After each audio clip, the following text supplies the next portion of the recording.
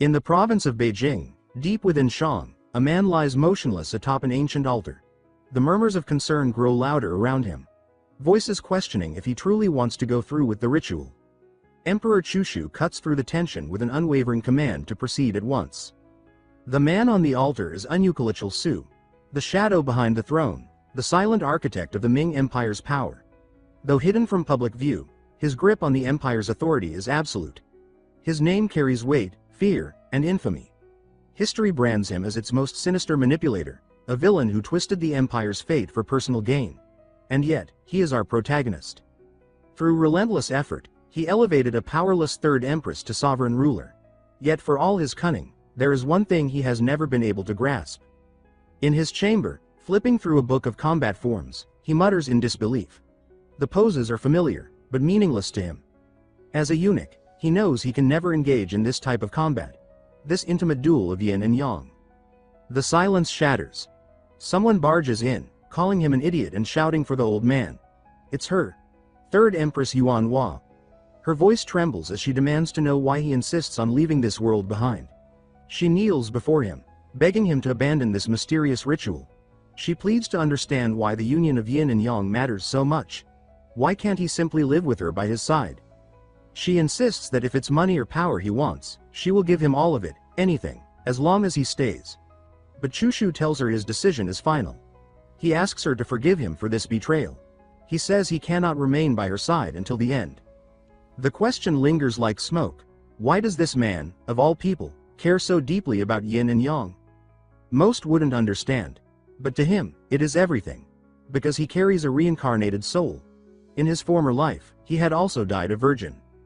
He's still a virgin now, over 50 years into this new life. A freak accident, the infamous reincarnation truck, killed him at 28. He was reborn into this martial world as a 12-year-old. It didn't take long for disaster to strike again. The moment he arrived, he was abducted by a madman. Not just any kidnapper, a butcher who castrated his captives to sell as eunuchs on the black market. Chushu spent decades trying to reverse what was done. He climbed to power with a single obsession: restore his manhood. He elevated a powerless princess to empress just to gain access to a legendary physician. He trained until his martial prowess reached transcendence. He became the strongest fighter in the imperial palace. And yet, when a kneeling man told him it was impossible to create something from nothing, Chushu understood. The man explained that only through rebirth could he regain what was lost. That day, Chushu realized. All the power, all the money, all the mastery, it meant nothing if he stayed a eunuch. That's when he decided to reincarnate. To start over. He longed for a new life, one where he could experience true combat, on and off the battlefield. He was born for close quarters fighting, and he refused to go on without it. As he prepares to depart, he orders the empress removed. She leaves in tears, devastated. She asks how he could choose to die so meaninglessly. She calls him father. He had raised her since childhood. To him, she was family, a daughter, or at most, a little sister. Her sobs nearly shatter his resolve. But the decision is sealed. She will have to grieve, as one does for a parent. A man in a turban approaches the altar with a warning. The reincarnation ritual, he says, is forbidden. Out of every 100 who try, 99 die. He asks Chushu if he truly wants to risk it. Chushu lowers his gaze and says that if this is how he must live, then he would rather die. He orders the ritual to begin. He has already conquered all there is to conquer. He's enjoyed every luxury strength can buy. Now, he seeks rebirth. For that, he's ready to gamble everything. As his body starts glowing pink, he glimpses a blurry old man calling to him from the void. Chushu opens his eyes slowly, disoriented, rising to his feet. The old man smiles and says he's glad to see the boy awake. Kyushu's heart drops. He knows that voice, that face. It's him. The cursed bastard who castrated him 50 years ago in the imperial palace. In his former life, Chushu had tried to hunt this monster down, only to learn he died at the hands of random bandits. But now, it's clear. This wasn't reincarnation. It was a regression. Time has rewound. He assumed he'd wake up in a new body. But as he checks down his pants, reality hits. The old man asks if he's injured. Chushu grins with a mad glint in his eye. He thanks the old man for saving him, then apologizes. As the old man offers herbs and healing, Cheolsu snaps his finger in one brutal motion and demands to know if he plans to kidnap him again. The man stares, confused, asking how Cheolsu knows about that. Cheolsu grabs his arm, twisting it without mercy. Though just a boy again, he remembers everything, every technique, every strike. The top martial artist of the imperial court doesn't need a grown man's body to kill. He locks the old man in a chokehold and mutters that, in his last life, he was disappointed to learn the man had died so easily. But this time, Cheolsu would be the one to end it. He squeezes. The man goes limp. The corpse collapses. Cheolsu spits on it. The journey has been long, he reflects, but he's finally reached this moment. Last time, power and wealth couldn't bring him joy, but this time he's different. Call it reincarnation or regression, he doesn't care. From now on, he will live for pleasure, you know the kind. And so begins the tale of the second eunuch, who took his manhood back. 2 months passed since Cheolsu strangled the cursed old man to death. Now, in biting cold, he walked across a narrow bridge, his breath fogging in the air. Snow whipped around him, but he pressed forward toward the province of Gamsik, each frozen step a reminder of his determination. He told himself that the suffering was nothing compared to the life he envisioned, one of ultimate pleasure. Despite his inexperience, he believed that pleasure was more than skin deep. If it were only physical, he said, he could easily throw money at the problem and arrange some cheap, private combat sessions. But he wanted more. He wanted genuine intimacy, emotional resonance, a deep connection with breathtaking women who could match him in both soul and body. The kind of love that left both sides breathless and fulfilled. Salivating at the thought, he declared that this was the ideal pursuit. Still, he knew desire alone wouldn't feed him or clothe him. Money and food were necessary. That's why he decided to step into the martial world not as a villain, but as a hero. He had once believed he'd reincarnate in the future, so he buried treasures with his corpse. That plan was useless now. Still, his advantage remained. He knew the next 50 years of history. With his unmatched martial skill, gaining fame and wealth would be easy. First, though, he needed to fix his old habit of laughing like a lunatic eunuch. He swore that from this point on, the legend of the future harem king, Lee Cheolsu, would begin. He pointed toward a large building and called out, asking if anyone was inside. From within, someone stirred at the sound of a child's voice and stepped out, bewildered that anyone could scale a mountain during a blizzard. Cheolsu took a deep breath and announced with resolve that he had lost his family to bandits and was seeking strength. He proclaimed that he wished to become a disciple of the joint clan. This sect, the Gongdong, was known for blending Confucianism, Buddhism, and Taoism to stand against the dark forces of Django. Outsiders, however, often labeled them as either a demonic cult or lowly bandits. An old man hurried toward him, scolding him harshly for climbing the mountain in winter. Cheolsu replied that joining the clan was all that mattered. The old man paused, asking to see his arms and hands. He pressed his fingers to the boy's wrist and noticed something remarkable. The natural energy in the boy's body was already expelling impurities. It meant Cheolsu had instinctively used the correct breathing technique to survive the climb. The old man praised him, remarking that this feat alone showed potential. He asked if Cheolsu had any martial background, or if his family had trained him. Cheolsu confirmed that they had, though he omitted the detail that he'd honed his craft over 5 decades in a former life. Introducing himself as Zhang Yang, the leader of the Gongdong sect, the old man explained that joining required several steps. However, given Cheolsu's latent talent, he said he'd make an exception. Cheolsu felt victorious. Things were going exactly as he planned. He had come to this place precisely because he knew the sect was teetering on the edge of collapse. That meant they'd accept almost anyone.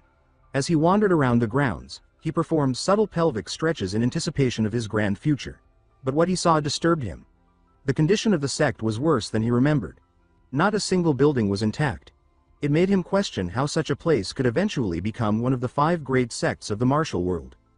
Zhang Yang mentioned that there was someone he needed to meet, the master of the disciples.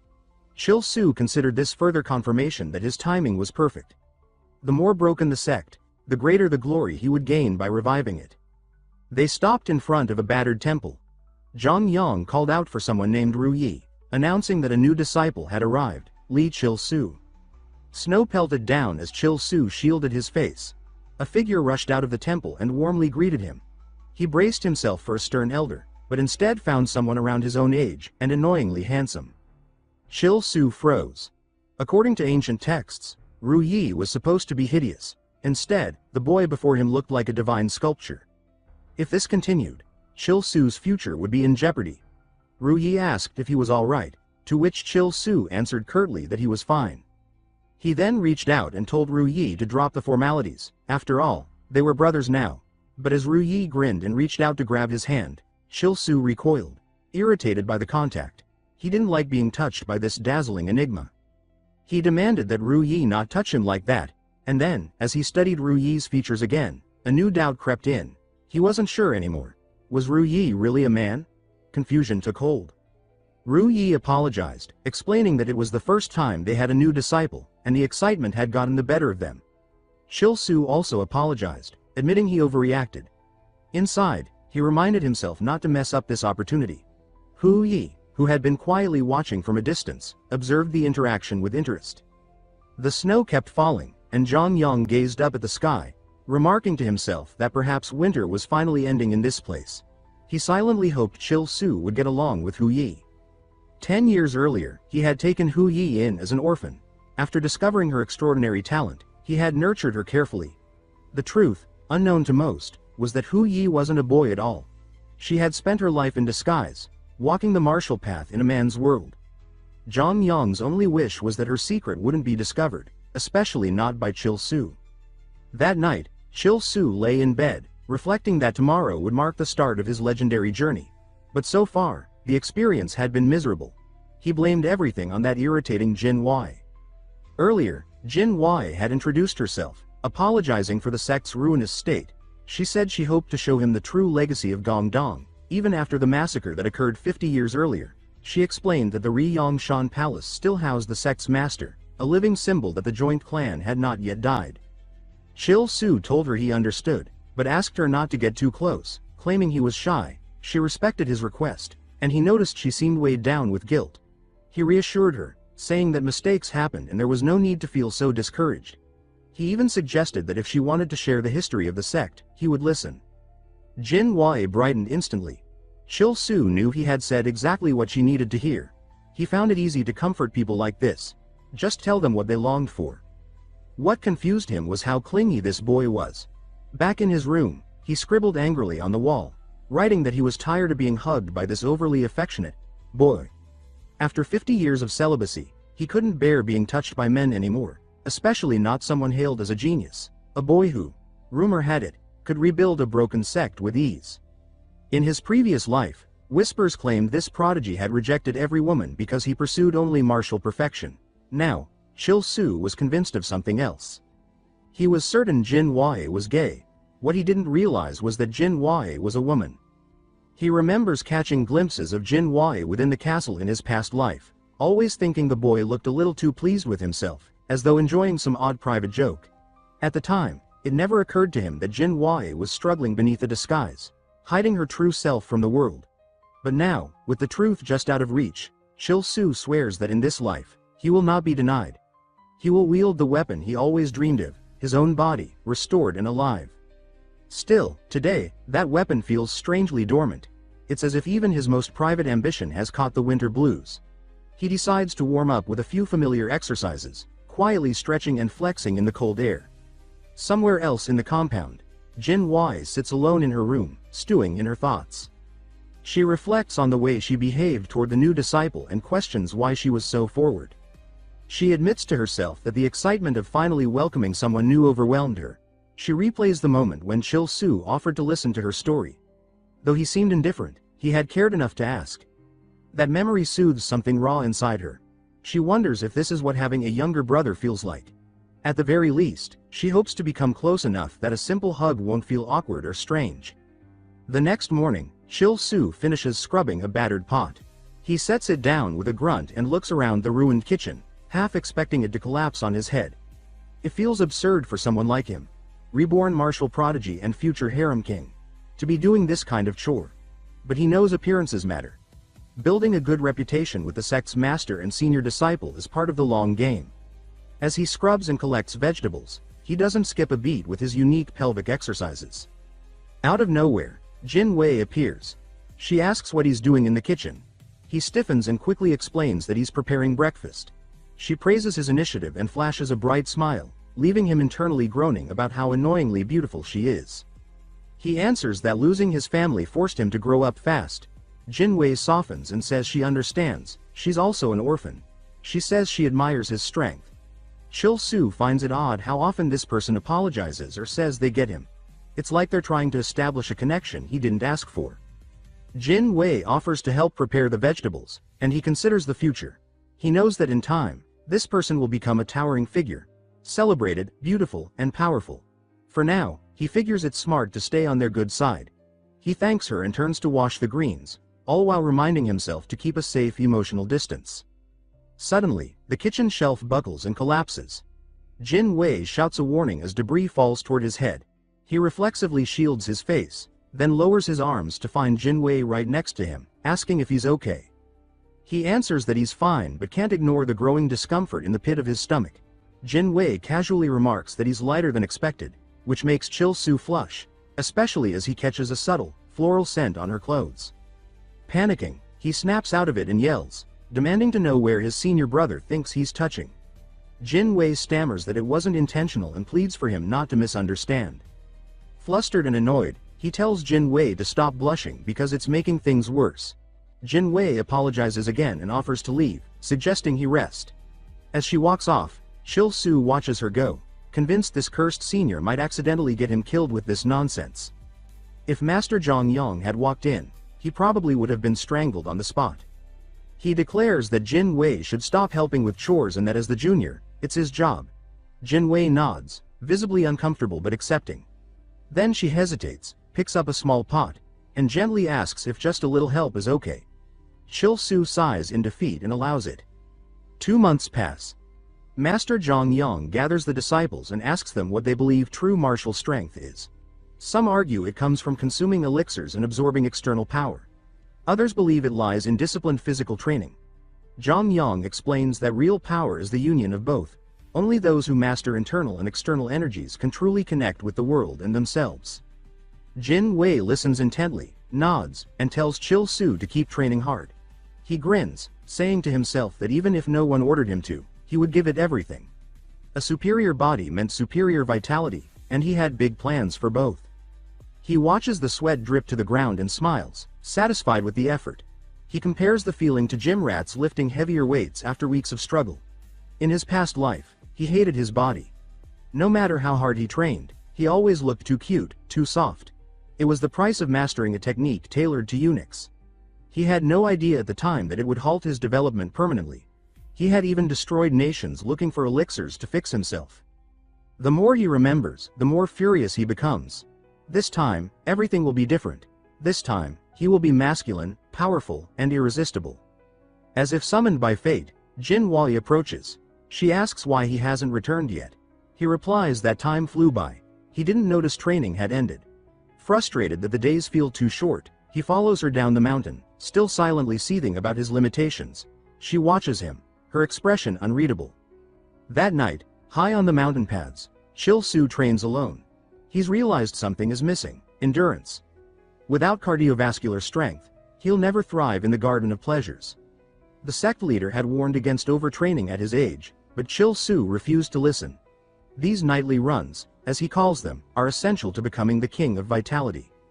From a distance, Jin Wei watches. When he finally notices her, he trips over a rock and tumbles downhill. Embarrassed and angry, he demands to know why she's spying on him. Jin Wei asks why he snuck away alone, reminding him that overexertion could hurt him. He curses his inability to detect her presence and worries she might report this to Master Zhang Yang. Still, he can't afford to abandon his training. Desperate, he shifts into performance mode. He apologizes dramatically, claiming he's weak, untalented, and forgetful. He says he trains harder because he's scared of falling behind and being left alone. Tears gather in his eyes as he begs not to be expelled. Jin Wei, shaken, rushes forward and hugs him tightly. She says she didn't know he was carrying so much pain. This was the opposite of what Cheolsu wanted. As he squirms, she tightens the hug, telling him not to cry. He is mortified. This was supposed to be a sacred milestone, his first real hug, meant for a beautiful woman, not a man in disguise. And yet, here he is, caught in an iron embrace. While Jin Wei smiles contentedly, he notices something soft pressing against his head. It's subtle, but undeniable. A memory floods in, of a young girl surrounded by dead animals, called a monster by villagers. She had glared back in defiance. Then Zhang Yian had appeared, offered her rice cakes, and told her they were both human, born under the same sky. He had knelt and asked her to come with him. Back in the present, Jin Wei tells Cheolsu not to worry. The master won't abandon him. Now that he's joined the sect, he's family, and family always stands together. Cheolsu pulls away, still stunned. For the first time, he feels a flicker of sympathy for Jin Wei. Despite all the rumors of greatness, all the brilliance, Jin Wei carried something else too. Gynecomastia. A condition some men had. A faint, almost invisible chest. That, he decides, must be what pressed against his head, nothing more. Feeling a wave of pity toward the confused soul, Cheolsu convinces himself that there's no doubt left. Jin Wei is a man.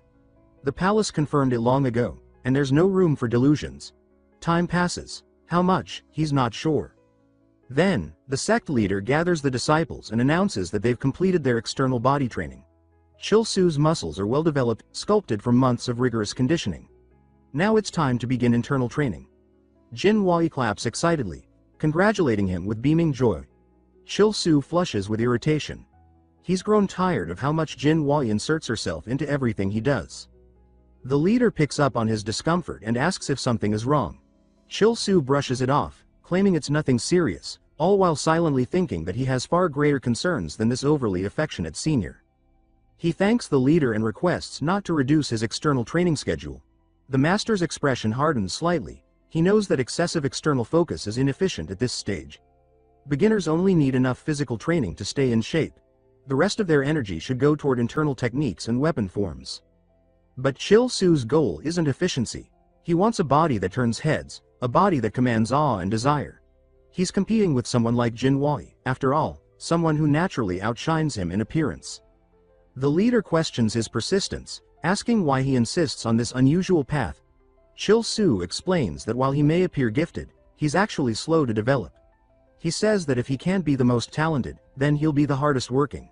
He wants to contribute more than anyone else to the sect's revival. He admits that the route he's chosen isn't optimal, but argues that even a small increase in strength can make a difference in battle. Two people may use the same technique, but the one with more raw power will win. He adds that with this strength, he'll be able to protect the sect, and eventually impress a remarkable woman drawn to his might. With a confident smile, he asks for permission to continue. The leader sees something in his eyes, determination that refuses to fade. He reflects on the sect's long decline and how many traditions were lost along the way. Perhaps this kind of stubborn resolve is what's needed to rebuild. He hands Cheolsu a scroll, stating that it contains the core formula for the Yang symbiote martial art. Cheolsu blinks, unsure if this means his request is approved. The leader elaborates, saying that the martial world is harsh to those without talent, but open to those with courage. He grants permission for Cheolsu to continue external training, on one condition. He must also master the technique within the scroll. Grinning, Cheolsu thanks him, eager to prove his worth. The leader then infuses energy into Cheolsu's body, instructing him to guide it according to the scroll's diagrams. The warmth of the Yang energy flows through him, unlike the cold, bitter currents of the eunuch techniques he once mastered. This is Yang Kai, pure, vital, and life-giving. The leader praises him for entering the realm of internal energy. Cheolsu places a hand on his chest, pride swelling. He's no longer just a eunuch who clawed his way to power. Now, he's someone reborn. A master in the making. Jin Wei watches with joy, clearly proud of his progress. That night, she approaches the leader and expresses her desire to join Cheolsu in external training. She explains that as the senior disciple, she wishes to lead by example, just as he does. The master, moved by her sincerity, agrees. Even if it doesn't produce results, he says, it will be a meaningful lesson. As he gazes out at the mountain sky, he feels a glimmer of hope. Perhaps the dreams of the sect's founder might still be realized. The next day, Cheolsu works through his drills. His fists crack through the air as his body begins to respond to the new energy. But something feels off. He still carries the remnants of old habits. His familiarity with the eunuch techniques distorts the sensations of the Yang energy. His thoughts drift back to the sect's emblem, a reversed Taiji symbol. It represents their ancient method, mastery of inverse yin-yang. He resolves to embrace this energy fully. Mastering the dual flow, he believes, is the key to achieving his ideal self. This form of cultivation, harboring both yin and yang, is seen by others as unnatural, even heretical. That's why many have labeled the sect as demonic. But they are not like the real demonic factions. They use their power to destroy evil, not spread it. He reminds himself not to be swayed by rumors. He's lucky to be here. Defeating true demonic sects will only elevate his status in the martial world. Suddenly, a knock at the door interrupts his thoughts. A boy stands there, crying and desperate. He begs for help, saying that his grandfather needs them. He pleads, claiming that if the sect truly stands for justice, someone must help the old man who has supported them for years. Jin Wei appears and asks what's going on. Cheolsu explains the situation. The boy says someone, or something, stole his grandfather's goats. The master isn't around, which leaves them unsure of what to do. The boy elaborates, saying the goats didn't vanish because of a thief. The tracks left behind and the damage to the area suggest something unnatural. He explains that his grandfather raised the goats to sell and donate the money to the sect. But now they're gone. The boy admits he can't offer payment but begs for help anyway. Cheolsu thinks it over. He reasons that anyone who climbs the mountain in winter deserves at least an answer. He agrees to investigate. At the base of Gongdong Mountain, the boy shows them the scene. Cheolsu inspects the tracks, long, sinuous, unmistakably serpentine. But the scale is wrong. This wasn't a snake. It was a monstrous one. He asks Jin Wei if any legends mention a giant serpent in these mountains. She says she's never heard of such a thing and insists that if it existed, their master would have dealt with it. Cheolsu knows better. Accumulated energy in Gongdong could mutate wildlife, creating new threats without warning. He also knows this is a rare opportunity. If he kills the beast, he can absorb a wealth of vital energy. He declares that he'll handle it himself. Jin Wei protests, saying they should inform the master. Cheolsu counters that stirring panic is unnecessary. Helping villagers is their duty. She concedes, and the boy brightens with hope. Cheolsu instructs her to guide the child back while they follow the creature's trail. Leaping through the forest, Cheolsu traces the path of destruction. Jin Wei follows, still questioning the wisdom of acting alone. Cheolsu assures her that helping people can't be wrong, even though his true motive lies in gaining power. Suddenly, the trail disappears. Perched on a branch, Cheolsu tells her to stay alert, but before he can finish his sentence, the giant snake lunges from above. It slams into his chest, launching him backward. Blood spills as he hits the ground. Jin Wei screams his name and rushes to his side. A voice, distant and prophetic, recalls an ancient tale, how a saint once got lost in Gongdong Mountain and uncovered sacred relics, techniques thought to be lost, and an elixir of legend. For a beast to become demonic, it must consume vast spiritual energy. This snake, it seems, was a product of such energy. Clutching his side, Cheolsu grits his teeth. He tells himself that if he survives this fight, he'll grow stronger, recover the sect's forgotten techniques, and finally break free of his past. Jin Wei draws her sword and charges. Her blade glances off the serpent's scales without effect. She's too inexperienced, and the creature's tail slams her aside. Cheolsu curses her mistake. She had panicked. Grabbing a branch, he leaps forward, driving it into the snake's eye. The beast recoils, writhing. But the venom already courses through his veins. Jin Wei staggers to her feet, asking if he's alright. He says they need to focus. They've fallen into the creature's trap. He asks if she noticed the toughness of its scales. She nods. It's like stone. The only way to kill it is by severing its head. But the creature moves too quickly for that. Cheolsu glances at Jin Wei, noting that she still has a long journey before reaching her true potential. The real concern, however, lies with him. Though his past life's mastery of martial arts remains intact, the venom spreading through his body has already weakened him. He knows he can't hold on much longer. If Jin Wei, still green and untested, were to be poisoned as well, their fate would be sealed. Determined to buy them both time, he tears off his belt and tells her to get ready. When the moment comes, she must release all her destructive yang energy in one strike. There won't be a second chance. Jin Wei hesitantly asks how he expects to accomplish anything in his current state. He tells her that hesitation has no place now. Demonic beasts, no matter how formidable, always have a weakness. He roars as he narrowly dodges the serpent's next strike. Then, with a burst of reckless speed, He loops his belt around the snake's neck and slides beneath its writhing body. At his signal, Jin Wei leaps high, her blade glowing with condensed yang energy. She brings it down in one clean slash, severing the creature's head from its body. The snake crashes to the ground, lifeless. Jin Wei lands, astonished. As she catches her breath, she remarks that the neck truly was its weak point. She's even more surprised by how Cheolsu had recognized it and directed her toward it so decisively. Then she sees him collapse. His body trembles violently. Heat radiates off him in waves as the venom spreads through his system. The legends were true. Jin Wei rushes to his side and cradles him. Cheolsu smiles faintly, thinking it's not as bad as it seems. He plans to circulate his energy, draw the venom inward, and slowly purge it. Looking into Jin Hui's panicked expression, he feels certain he'll recover, but she thinks differently. She blames herself for relying on him again, and, in a desperate attempt to save him, pulls him close and vows not to lose him. Laying him down, she leans forward without hesitation and presses her lips to his neck, drawing the poison out with her mouth. Cheolsu jolts awake, completely disoriented, feeling something soft against his skin. Realizing what's happening, he flails wildly and yells at her, demanding an explanation. Jin Wei quickly sits up, spitting out the venom, cheeks flushed with embarrassment. Cheolsu furiously calls her reckless. She brushes off his scolding and insists that she had to make sure he would be all right.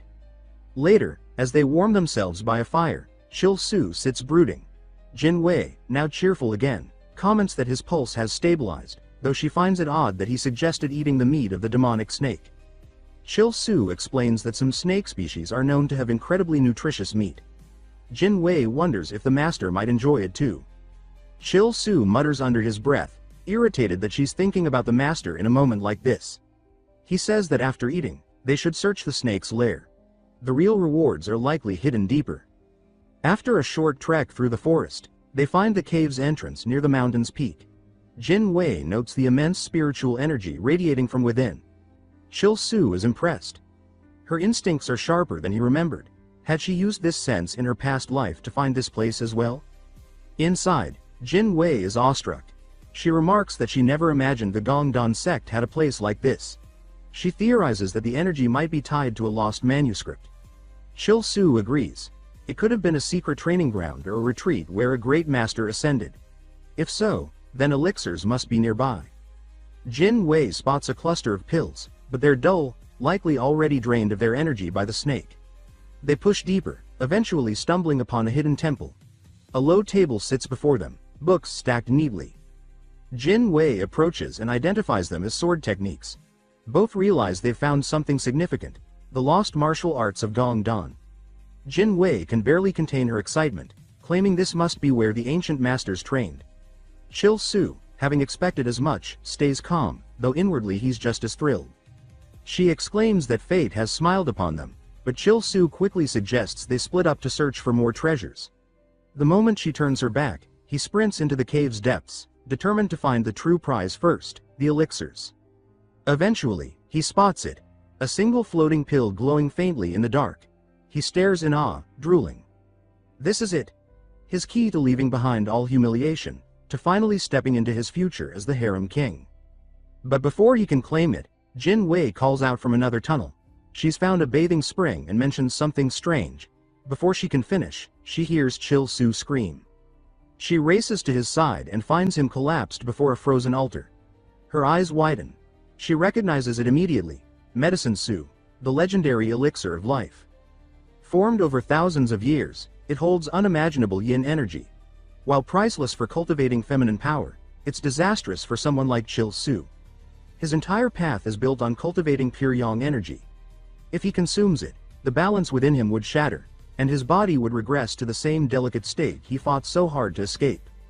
Tears run down his cheeks. Jin Wei asks why he's crying, and he responds that they're tears of joy. Smiling weakly, he insists she should take it. He explains that it can awaken unimaginable power and would benefit her far more than him. Jin Wei protests, saying that he found it, and therefore should be the one to use it. Cheolsu grits his teeth. The elixir is poison to him. But for her, it could be transformative. He argues that giving it to someone like him, who develops slowly, would be a waste. Split between two people, its effects would diminish. He pleads with her to take it and grow stronger, for herself and for the sect. Jin Wei, touched, argues that precisely because he lacks innate talent, he should take it. With this, he could finally reach her level. Cheolsu's patience thins. He can't understand why she's so stubbornly righteous, refusing to accept a gift. He knows he has to manipulate the situation. He gently takes her hand, lowers his voice, and asks if she could grant a humble request from her junior disciple. Jin Wei blushes, startled. Cheolsu continues, saying he offers the elixir not out of weakness, but out of deep admiration. Cornered by emotion, Jin Wei relents. She agrees, saying that if he insists, she will accept it. Cheolsu smirks internally. A few words of heartfelt respect were enough to break through her wall. Jin Wei reminds him to be careful when absorbing energy. She thanks him and sits beside the scrolls, flipping through them rapidly. Cheolsu watches in awe. She absorbs knowledge with shocking speed. Only someone with such a rare physique and mind could do that. Soon after, she declares that she's ready and walks toward the elixir. Holding it reverently, she reflects on Cheolsu's kindness. Out of respect for his choice, she vows to absorb its power completely. But as soon as she consumes it, a deep chill floods her body. Her heart feels encased in frost. Cheolsu asks what's wrong, but she collapses, overcome by the immense yin force surging through her veins. A violent gust of wind erupts from the cave. Cheolsu watches in alarm. Her body is freezing. This wasn't the result he expected. Inside her mind, Jin Wei drifts through a surreal dreamscape. She realizes she's entered a mental realm, the consequence of absorbing such a powerful elixir. A presence emerges, dark, swirling energy that takes form. She attempts to absorb it, but instead is hurled into a maelstrom of memories. She recalls a brutal moment from her childhood, a crow slaughtering smaller birds. Enraged, she had killed the predator. Yet the people who found her labeled her a monster. They judged her for defending life, not understanding her pain. Then, from the shadows, another figure steps forward, an ominous version of herself. This distorted reflection sneers, then attacks. Jin Wei braces herself, knowing that the greatest battle is no longer physical. Outside the cave, Cheolsu stands still as a silent storm rages before him. He watches the turbulent waves of energy spiraling from Jin Wei, a violent manifestation of the demon trapped within the elixir she consumed. He had believed her rare talent would let her conquer the internal battle alone, but now he sees how deeply he underestimated the price. Her body is locked in a trance, and her mind is under siege. Grumbling under his breath about how much he hates unnecessary physical contact, Cheolsu steps forward anyway. He places a steady hand on the back of her neck and pulls her into a stabilizing embrace. He channels his yang energy directly into her, hoping to create enough warmth and clarity to anchor her in the present. Inside her mental world, Jin Wei hears his voice cut through the chaos. He tells her to guide the foreign energy through her meridians, that if she allows the chaos to consume her, she'll lose herself completely.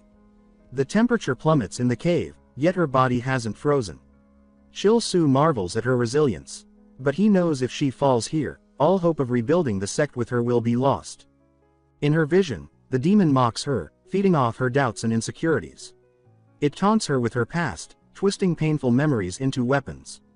In response, she grabs a nearby rock and strikes the creature, fleeing deeper into the storm of her mind. But she knows running won't be enough, it feeds on her fear. Cheolsu's voice returns, firm and unwavering. He urges her not to quit, telling her that pain is a signal, a passageway. The golden glow of his yang energy floods into her subconscious. It steadies her, grounding her. Despite the growing risk to himself, Cheolsu continues funneling energy into her, refusing to let her face the demon alone. The beast lunges again, but this time Jin Wei meets it with a thunderous punch. The impact sends it crashing back. She staggers, blood trickling from her lips, but she doesn't fall. She understands now. Cheolsu isn't just helping her digest the elixir. He's helping cleanse the demon itself from her mind. She mirrors his energy flow, sitting cross-legged and matching her breathing to his rhythm. Yet the demon reemerges from the rubble of her thoughts. It rises, screaming, refusing to vanish. Outside, Cheolsu senses the final wave coming. He fortifies her with thick shields of yang energy. He yells for her to end it. This is her chance.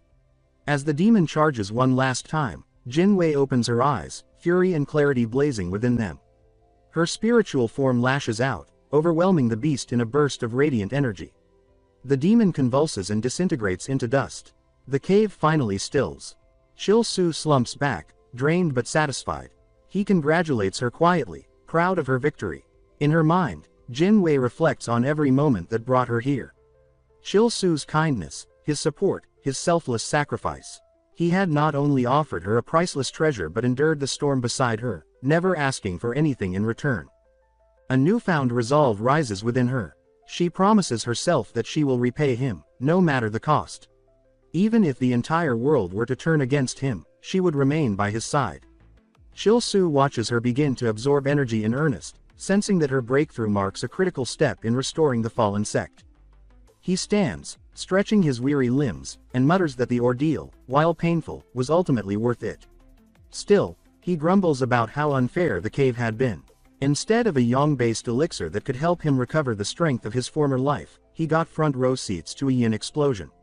Exactly what he didn't need. Scanning the cavern, he spots something, a faint red glimmer tucked behind a jagged rock. He approaches and uncovers a small crimson plant radiating pure yang energy. Not as rare as the elixir, but still potent. With no hesitation, he pops it into his mouth and begins cultivating on the spot. Rather than focusing the energy solely into his core, he lets it flow through his entire system. Muscles, bones, nerves, he feeds every cell, reinforcing his body. For the first time in years, he feels robust yang energy coursing through him, free from distortion. Though he hasn't matched Jinhui's leap in advancement, his body now brims with vitality and resistance. He smiles. He may not be ahead, but he's no longer stuck in his past. Later, he stretches and guesses Jin Wei has gone to bathe. This place, sacred to Gong Dan's lineage, surely has at least one bathing spring. Not far off, Jin Wei soaks in the warm waters, sighing at how rejuvenating it feels. From a distance, Cheolsu calls out, asking where she is. Jin Wei panics and tells him not to come closer. He stops, sitting by a rock and saying he'll wait. Jin Wei silently thanks him, heart pounding, knowing that had he taken one more step, he might have seen more than she could explain. As she relaxes, her thoughts drift. She thinks about how close Cheolsu came to discovering her secret. She's spent her life disguised as a man to avoid trouble, as her master once advised. But this moment, after what they've just endured, feels different. The way Cheolsu stood by her, gave so freely, and never hesitated to act. She can't help but wonder about the strange warmth blooming in her chest. She blushes, unsure of these new emotions. She imagines walking through a quiet garden with him, hand in hand, supporting him just as he did her. She jolts back to reality, scolding herself. Cheolsu is her junior disciple, nothing more. Her duty is to protect him and restore the sect, not to indulge in foolish fantasies. Outside, Cheolsu shifts uncomfortably. He mutters about how long it's taking. A man's bath shouldn't require so much time. Looking around, he marvels at the glittering walls of the cavern, pearls and mineral veins shimmering in soft light. This place, he realizes, holds the true wealth of Gondong. He recalls that in his past life, after the sect was wiped out, only one man survived, the swordsman John Young, who would later lead the sect. Though branded the Demon Slayer, the title was steeped in ridicule. Many believed he had fled while his comrades perished. The name, in truth, was a scar. Cheolsu clenches his fists. Recovering the lost martial texts here could change everything. This place was still intact now, but in his past life, it had already collapsed. That alone suggested that what destroyed it wasn't time or erosion. It was deliberate. Just then, Jin Wei emerges from the mist, radiating a soft glow, her aura steady and refined. She cheerfully tells him to go wash up. Cheolsu stares too long, then punches himself in the face, trying to snap out of it. In the bath, he growls at himself, slamming his fist into the water. Why is this guy getting more beautiful every day? It's driving him insane. When he returns, Jin Wei is already sorting through a pile of ancient books, organizing them by theme and technique. She explains that she's preparing the martial texts for study. Cheolsu's eyes light up as he flips through the ancient texts. These were foundational scrolls, rich with techniques, histories, and training philosophies vital to Gondong's revival. Yet, something was missing. He furrows his brow and turns to Jin Wei, asking if these 7 books were all she had found. She confirms, adding that none of them resemble the famed Demon Slayer technique. That leaves Cheolsu puzzled. In his past life, the legendary blade technique had originated from this very cave. Its absence suggests one thing. Mu Ju-che, the celestial sword lord who transcended mortality, hadn't recorded it in writing. This complicated things. If a technique of that caliber was hidden here, it had to be preserved differently, encoded in something that couldn't decay with time. Jin Wei suddenly gasps. She points ahead and shouts that she's found something. Without waiting, she bolts forward. Cheolsu follows closely behind. She stops at a stone wall, where deep, deliberate cuts mar the surface like ancient battle scars. Cheolsu examines the markings. The moment his fingers touch the stone, he senses a lingering current of energy. He declares that it's not merely decorative, it's mechanical, likely crafted over 3 centuries ago. He explains that it's designed to open only when struck with precise force and energy. Any misstep could bring the entire cave down. Jin Wei theorizes that without the authentic Demon Slayer technique, the structure is locked. Cheolsu agrees, but believes there's still a path forward.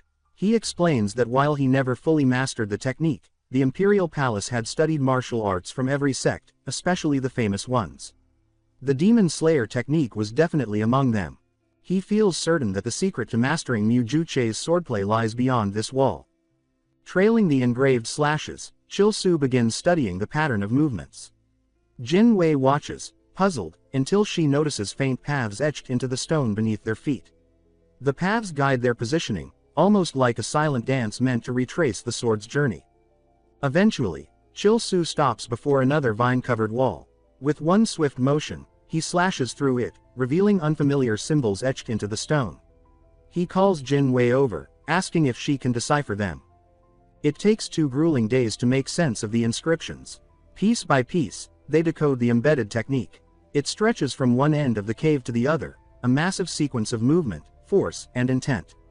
Using the martial tools they'd found earlier, and reverse engineering the sword marks, they correct each motion, refining it stroke by stroke. Jin Wei often asks if her form is correct. Cheolsu grumbles in response, adjusting her footing, redirecting her posture. He's annoyed, not by her incompetence, but by the nagging thought that his first teachings in this new life were meant for a soft-spoken, adoring beauty. Instead, he's stuck with Jin Wei, who outshines any woman he imagined in both grace and power. When hunger strikes, they chew on energy pills, refusing to stop. The excitement of unlocking the sect's lost legacy outweighs the fatigue. Finally, the day arrives. The technique is ready. Cheolsu, caught up in the moment, nearly embraces Jin Wei in celebration, but remembers just in time. Jin Wei steps forward, sword in hand, and asks if the final step is truly hers to take. Cheolsu nods. He reminds her that the master had once said the Demon Slayer technique requires a celestial foundation. She hesitates, admitting she isn't confident she meets that requirement. He reassures her. The structure has weakened over 300 years. He's already manipulated the flow of energy inside, easing the resistance and softening the seals. All that remains is her final strike. He reflects to himself that where he lacks yin energy, she overflows with it, and where she lacks yang, he fills the gap. Together, they're perfectly balanced, an unintentional harmony. Jin Wei exhales, tightening her grip. She leaps into the air, sword flashing, and sends a resounding strike into the wall. A shockwave echoes through the cavern, and the wall slowly creaks open. Jin Wei runs to him, overwhelmed. She asks how he knew it would work. Before he can answer, she bursts into excited praise, exclaiming that the lost techniques must lie beyond. She calls him a genius, smiling wide with gratitude. Cheolsu remains calm, reminding her that they haven't seen what's actually inside. It's too early to celebrate. They step into the darkness. Suddenly, Cheolsu stumbles, collapses, and everything fades. When he opens his eyes, he's chained to the ceiling.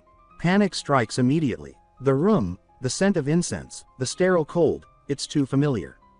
A man in glasses steps forward, asking if this is the child. An older man responds, confirming that this is the stray from Haidong City, one who will fetch a fine price at the palace. The bespectacled man turns to Cheolsu and casually greets him, telling him he's finally awake. Cheolsu's heart plunges. This was the day, the beginning of everything, the moment he lost his manhood and was sold into servitude. But this isn't real. He realizes he's trapped in an illusion, an advanced mental realm, a test left behind by Mu Ju-che. A sick final trial. Rage rises in his chest. He grits his teeth and swears he'll make that ancient bastard pay for dragging him back into this nightmare. A child's voice echoes nearby, claiming that life in the palace isn't so bad. He says a eunuch can still become powerful enough to change the world. Cheolsu's blood boils. In his past life, he had done exactly that. He had become the second most powerful man in the empire, second only to the empress, and yet, he lived hollow. That version of him, he now loathes.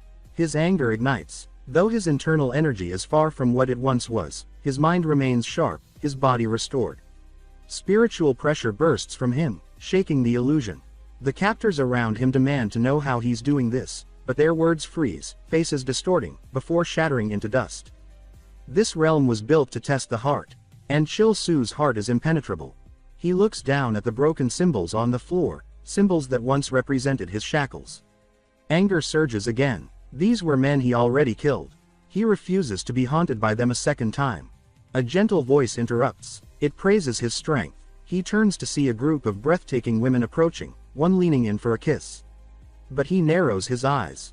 He's lived a lifetime dreaming of such illusions. That's all they are. He summons his ki and vaporizes them on the spot. Even with his desires, he won't be controlled by temptation. Not anymore. He knows he didn't survive to indulge fantasies, he survived because of his unshakable will. Then, the shadows shift. A tall figure steps forward, sword at his side, eyes glowing with celestial energy. Mu Ju Che, the celestial sword lord himself, stares down at him and finally speaks. He says that Cheolsu has exceeded every expectation. His voice carries the weight of centuries. Cheolsu opens his mouth to respond, but he doesn't even get the chance. A blade of lightning erupts from Mu Ju Cha's hand, cleaving through the air with terrifying speed. The ancient celestial sword lord declares that he wants to see if the boy can handle the real thing. Caught off guard by the sheer force and pressure, Cheolsu summons his energy, constructing hasty barriers as he twists and dodges across the cavern. But he's not fast enough. One strike lands cleanly across his abdomen, sending him flying back and slamming into the cave floor. The pain rattles his bones, and as he gasps for air, he realizes the truth with complete clarity. This isn't just some lingering illusion or guardian remnant. This is Mu Ju Cha, the man who single-handedly ended the demonic invasion 3 centuries ago. A living legend in the flesh. And he's now staring Cheolsu down like an enemy. Cheolsu scrambles up, shouting that he's not here to fight. He insists that Mu Ju Cha must recognize him, that he's not the enemy. But Mu Ju Cha cuts him off with biting sarcasm, asking if Cheolsu thinks he's a fool. He says the boy carries the mental poise of a grandmaster, yet lacks the martial refinement of even a first-tier cultivator. Worse, he says, is the aura of rebellion clinging to his skin, proof, in his eyes, that Cheolsu is an infiltrator from the blood demon cult. Cheolsu collapses under the pressure, unable to mount a defense. Another attack is already coming when he suddenly bows deeply, offering his name and title, Lee Cheolsu, disciple of the Gondong sect. Then, with deliberate reverence, he welcomes the celestial master as his ancestor. The energy shifts. The strike curves midair and narrowly misses. Then, in a startling twist, Mu Ju Cha begins to laugh. He says the boy is clever enough to use a sect-specific technique that only a true Gondong disciple would know. That move alone spared his life. He then introduces himself formally as the celestial swordmaster of 3 centuries past. He says it's rare to meet someone walking the path of reversal and immortality. Cheolsu responds coolly that time travel is no issue, as long as he remains a true disciple of the Gondong sect, the rest is irrelevant. Mu Ju Cha nods with partial agreement. He muses aloud about fighting fire with fire and suggests this boy may be the heavens' answer to future calamities. An anomaly to face another anomaly. Cheolsu, however, is completely lost in this cosmic reasoning. He hadn't come here to fulfill divine prophecy.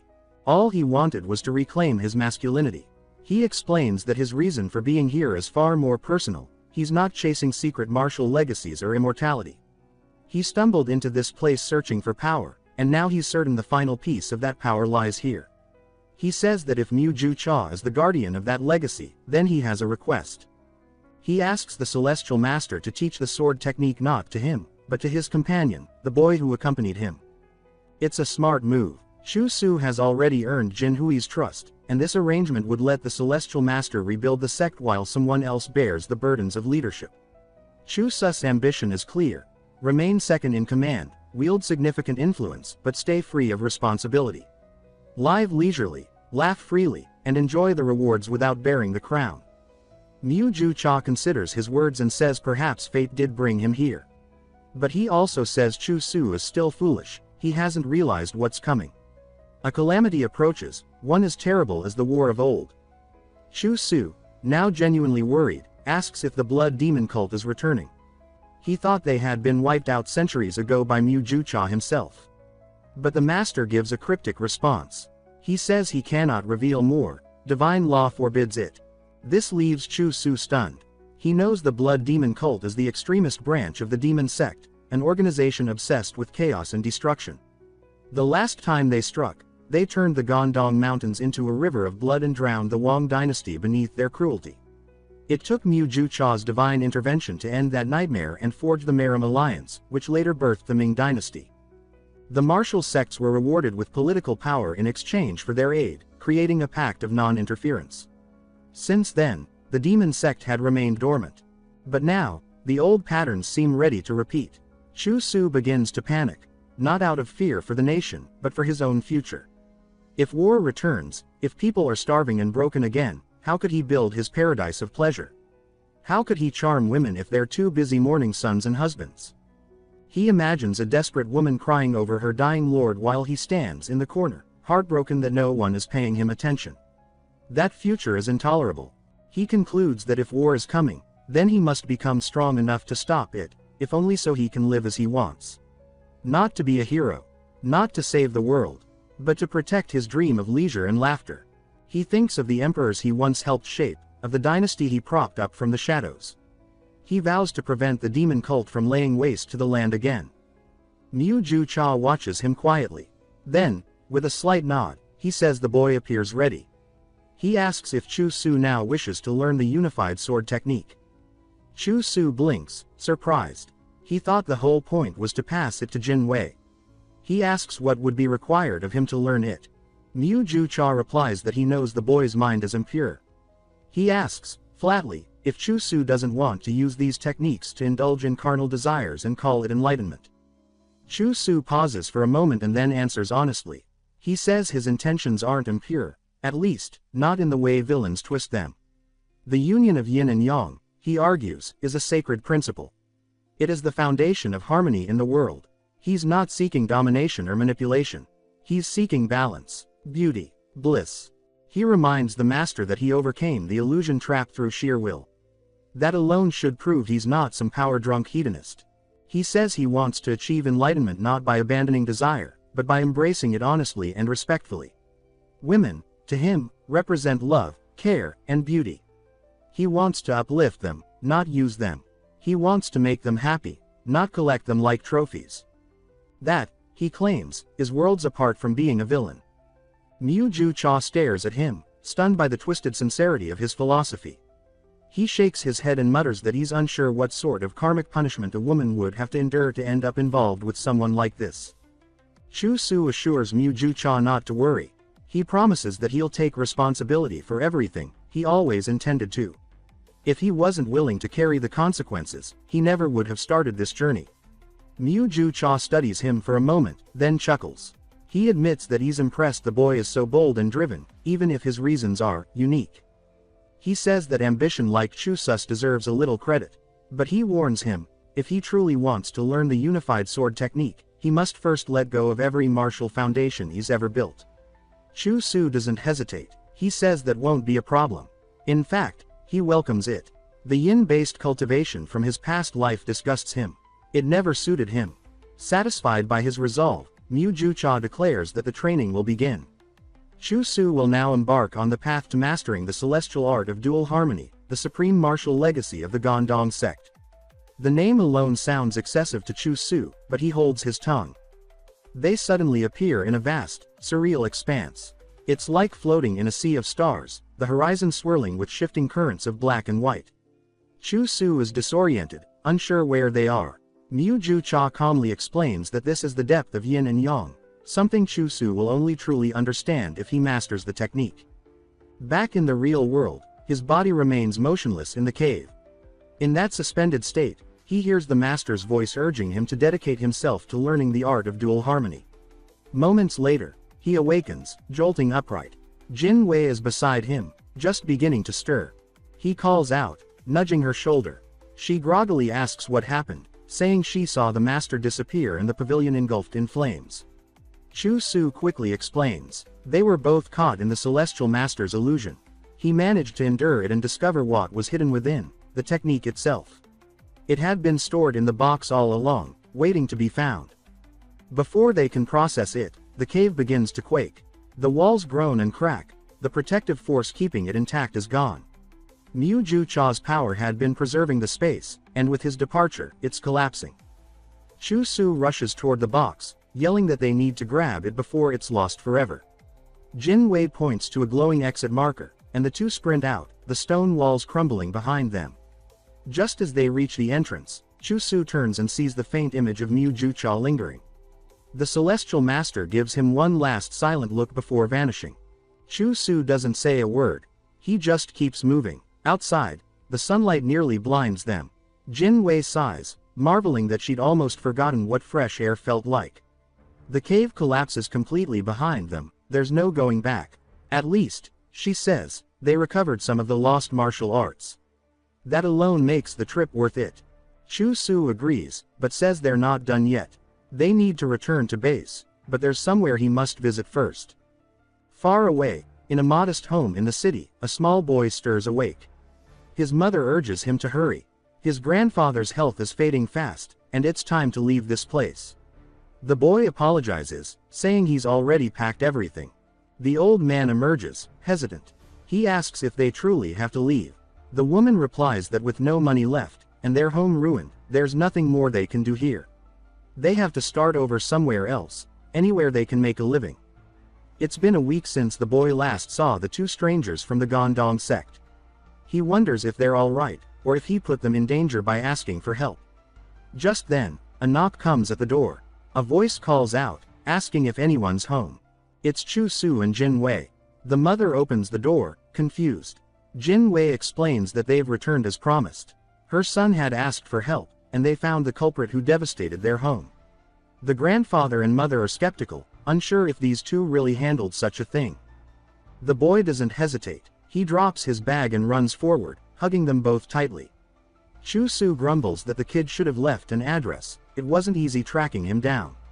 But he adds that thanks to the boy, they were able to slay the beast and prevent it from hurting anyone else.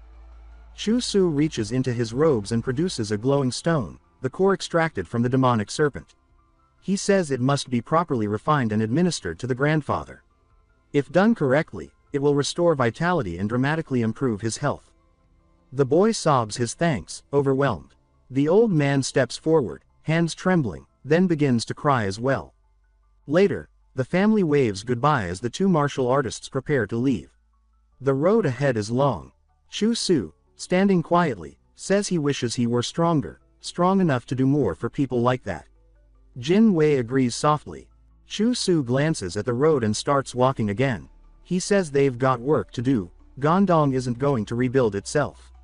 Jin Wei follows without a word. They walk together in silence, their hearts heavy with duty but lit with renewed purpose. The encounter with the boy had given them more than closure. It handed them responsibility. Cheolsu reflects on his past life. Back then, he never managed to awaken the divine fusion technique. The cave had already collapsed when he arrived. That meant someone else had entered it first, someone who retrieved the legacy and, perhaps, destroyed the evidence. If that person had ties to the Blood Demon sect, it made sense. They would want to erase Gondong's history, to ensure no one could challenge them. One thing was clear, something dark was already in motion. The question now was how to explain all of this to their master. As they climb the familiar stairs back to the sect, their master appears behind them. His voice cuts through the air, asking if it's really them. They turn slowly, awkward smiles plastered on their faces, asking how he's been. Without a word, the master storms forward and smacks both of them across the head. He demands to know where they've been, what they were thinking, and why they disappeared without permission. Later, after explanations are given and the truth laid bare, the master stands silent. Jin Wei confirms everything. Cheolsu adds that the luminous pearl was retrieved from the cave. The master opens one of the books they recovered. His hands begin to tremble. Tears fill his eyes. He declares that these are real. These are the lost techniques of their ancestors. He breaks down, overcome with emotion, saying that this must be the ancestors' blessing. For all they'd done wrong, they had still done something extraordinary. Despite the severity of their disobedience, he decides not to punish them. What they accomplished was too important. But he warns them, this kind of recklessness can't happen again. Finally, he pulls them both into a rough, proud hug and welcomes them home. Later, they're seen writing meticulously in the manuals. Jin Wei is assisting the master in organizing the recovered techniques. The leader remarks that the recovery of the luminous pearl is not just a symbolic triumph, it will be of great help in practical terms. At the very least, it means they won't go hungry for the time being, and they'll have the resources to begin stabilizing their sect. At this, Cheolsu raises a concern. He suggests that perhaps it's not wise to reveal their discovery to the public just yet. The leader raises an eyebrow and asks if Cheolsu means they shouldn't sell the pearl. Cheolsu confirms. He says that peace is more valuable than a bit of recognition. To him, the luminous pearl represents more than just rare material wealth. It's a beacon that could draw the wrong kind of attention. He reminds the leader that the reincarnation technique he used in his previous life was born from forbidden magic, an art tied directly to the demon sect. That same cursed legacy is likely related to the strange mark Mu Ju Cha saw on him. Cheolsu reflects on how he and the Empress had wiped out the demon cult in his previous life, believing they had truly ended it. Yet clearly, forces had remained hidden, even from them. If he, in all his past influence, never uncovered their full reach, then he knows they're still dangerous now. For that reason alone, he insists that their priority should be to grow stronger before the world takes notice of them. He turns to the master and states bluntly that rebuilding the sect has only just begun. Showing off treasures they can't yet defend will only invite ruin. The luminous pearl is far too valuable, and far too visible, to risk exposing. The leader takes a moment to consider his words. Then he nods in agreement. He says that Cheolsu is not wrong. In fact, it aligns with something he's been worried about himself. He mentions that the Shadow Society has been gaining power throughout Gansu province. Jin Wei appears confused at the name, unfamiliar with the group. The leader explains that it started as a lowly bandit network, but over time it gained momentum and influence. Now, it's far more than a criminal ring, it's an underground force spreading its reach rapidly. And in a province weakened by the decline of the Gongdong sect, it's becoming a legitimate threat. For now, the leader says, they'll keep the pearl hidden. No one outside the sect needs to know about it. Then, with a smile that breaks the heavy tension, he opens the door and tells them to follow him. After everything they've been through, it's time to eat. He leads them toward the Gongdong Inn. Cheolsu immediately perks up. That name sparks something in him. He knows the white lonely flower resides there. Finally, he thinks, he'll be able to meet Su Heron. But as they walk through the city, Cheolsu's excitement dampens. The streets are lined with the hungry and the desperate. Beggars lean against crumbling walls, and silence has replaced what should be a lively marketplace. He starts to doubt there could be any sort of inn operating here. The leader catches his look and explains the decay. He says this decline is the price of weakness. When the sect lost its prestige, so did the city. Gongdong once thrived, streets alive with traders, music, and wealth. But now, the shadows loom heavier every day. Still, the leader adds, one bright spot remains. The Gongdong Inn has never closed its doors. It's the heart of this place, and somehow, it endures. Cheolsu, now salivating, declares that as long as the inn stands, the world can burn. He praises the inn as a symbol of resilience, saying no other place carries the name of Gongdong with as much pride. The leader chuckles, grateful for his enthusiasm, and tells him to go inside. Inside, the mood is surprisingly warm. The streets outside may be quiet, but the inn hums with life. Patrons speak in low tones, and a gentle buzz of hope lingers in the air. Cheolsu is stunned. He didn't expect to feel this level of energy in a dying city. A man appears from behind the counter and greets the leader with a wide smile, saying it's been too long. He introduces himself as Shiwan Wang, owner of the inn. He guides them to a table and welcomes them like family. The leader comments that the place hasn't changed a bit. Shiwan laughs and says he's just being kind. Then he gestures toward Cheolsu and asks who the young man is. Cheolsu introduces himself proudly as a new disciple of Gongdong. Shiwan immediately praises him, saying he radiates strength and purpose. He declares with confidence that this boy will surely help bring Gongdong back to its former glory. Cheolsu thanks him but remains suspicious. The man seems too kind. Then he notices something. The entire room has quieted. People are staring at him, whispering about the arrival of Gongdong martial artists. Their eyes shine with admiration. Cheolsu is confused. He's not famous. Not yet. Why all the attention? Shiwan explains. These people aren't just customers, they're allies. Many of them oppose the rise of the Shadow Society. The inn has become a haven, a gathering point for those who still believe in Gongdong's return. These people see hope in the disciples of the sect. That's why they're watching him now, not out of curiosity, but out of belief. Suddenly, a man runs over, clutching a handful of coins. He offers them to the leader, begging him to accept them to aid in restoring the sect. The leader thanks him and assures everyone that with disciples like these, Gongdong will rise again. Cheolsu sits there, stunned by the wave of love and support. He didn't expect this, not here. Then the leader leans toward Shiwan and asks about his daughter. Shiwan says she's out on a mission but will return soon. He calls her Heron. At that moment, Cheolsu's heart skips a beat. This was the moment he had been waiting for. In his past life, Su Heron became one of the sect's greatest figures. Alongside Jin Wei, she led Gongdong's restoration, Jin Wei with her strength, and Heron with her mind. Her nickname, the Lonely Flower, suited her perfectly. Mysterious, elegant, and deadly, she was also known as the Ice Blade Princess. Her beauty was legendary. Even martial artists wrote her fan letters begging to be cut down by her sword. And now, Cheolsu, with his masculinity restored, couldn't miss the chance to meet her again. Just the thought sends his heart racing. The door creaks open. A flicker of white hair enters the room. His breath catches. Could it be? But no, it's a child. A little girl walks in, cheerful and innocent.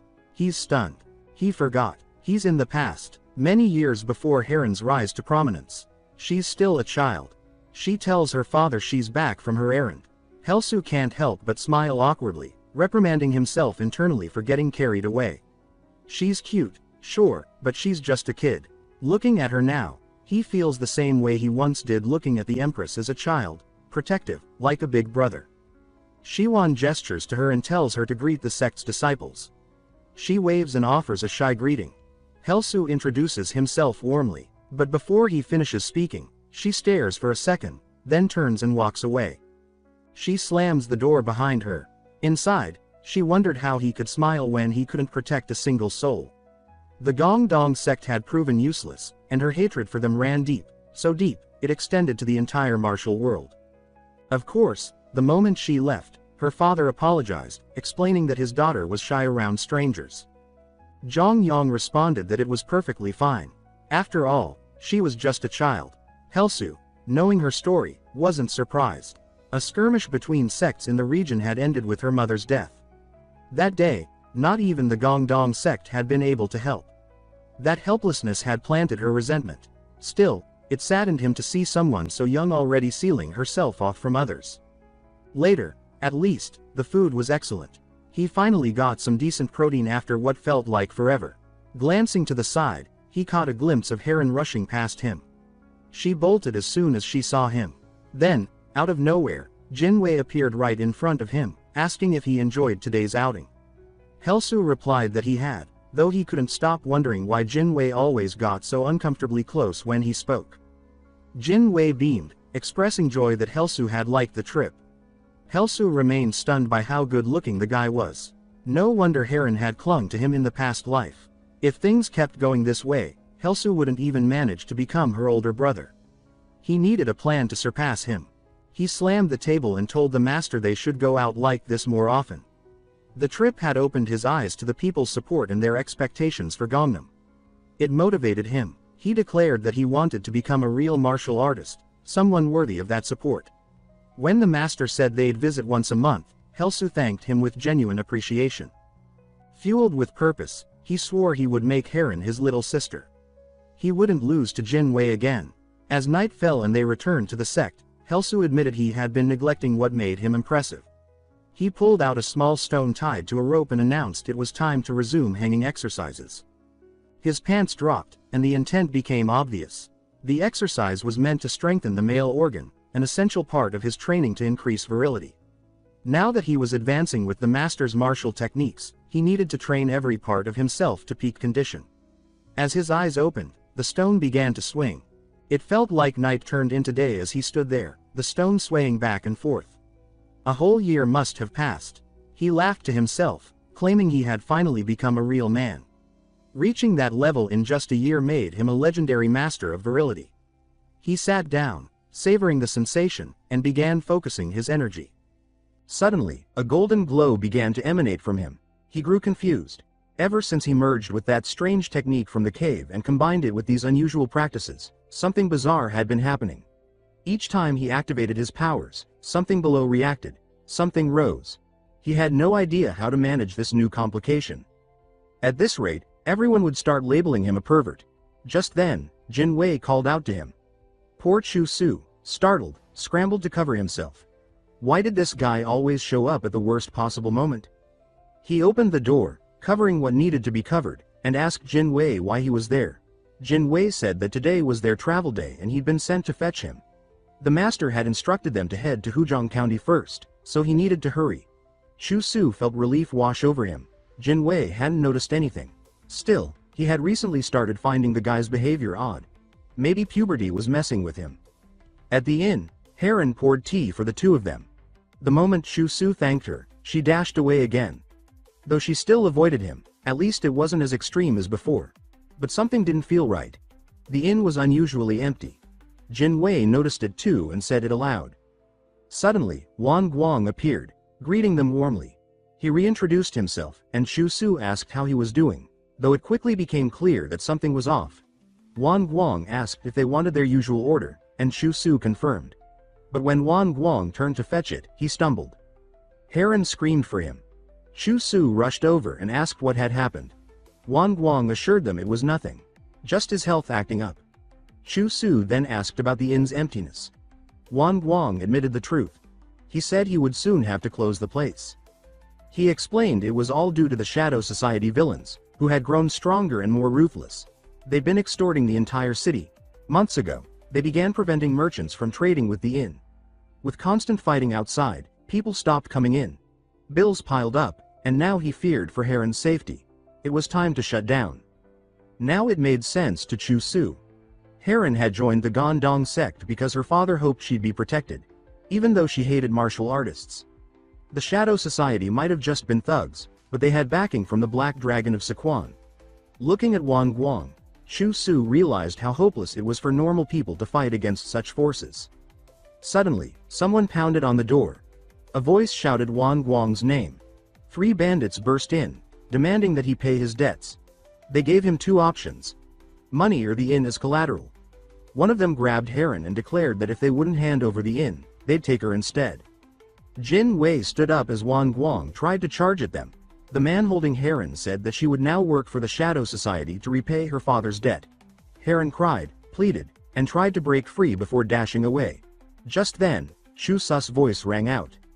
The man froze when a pair of chopsticks flew through the air and pierced his hand. Screaming, he dropped his weapon.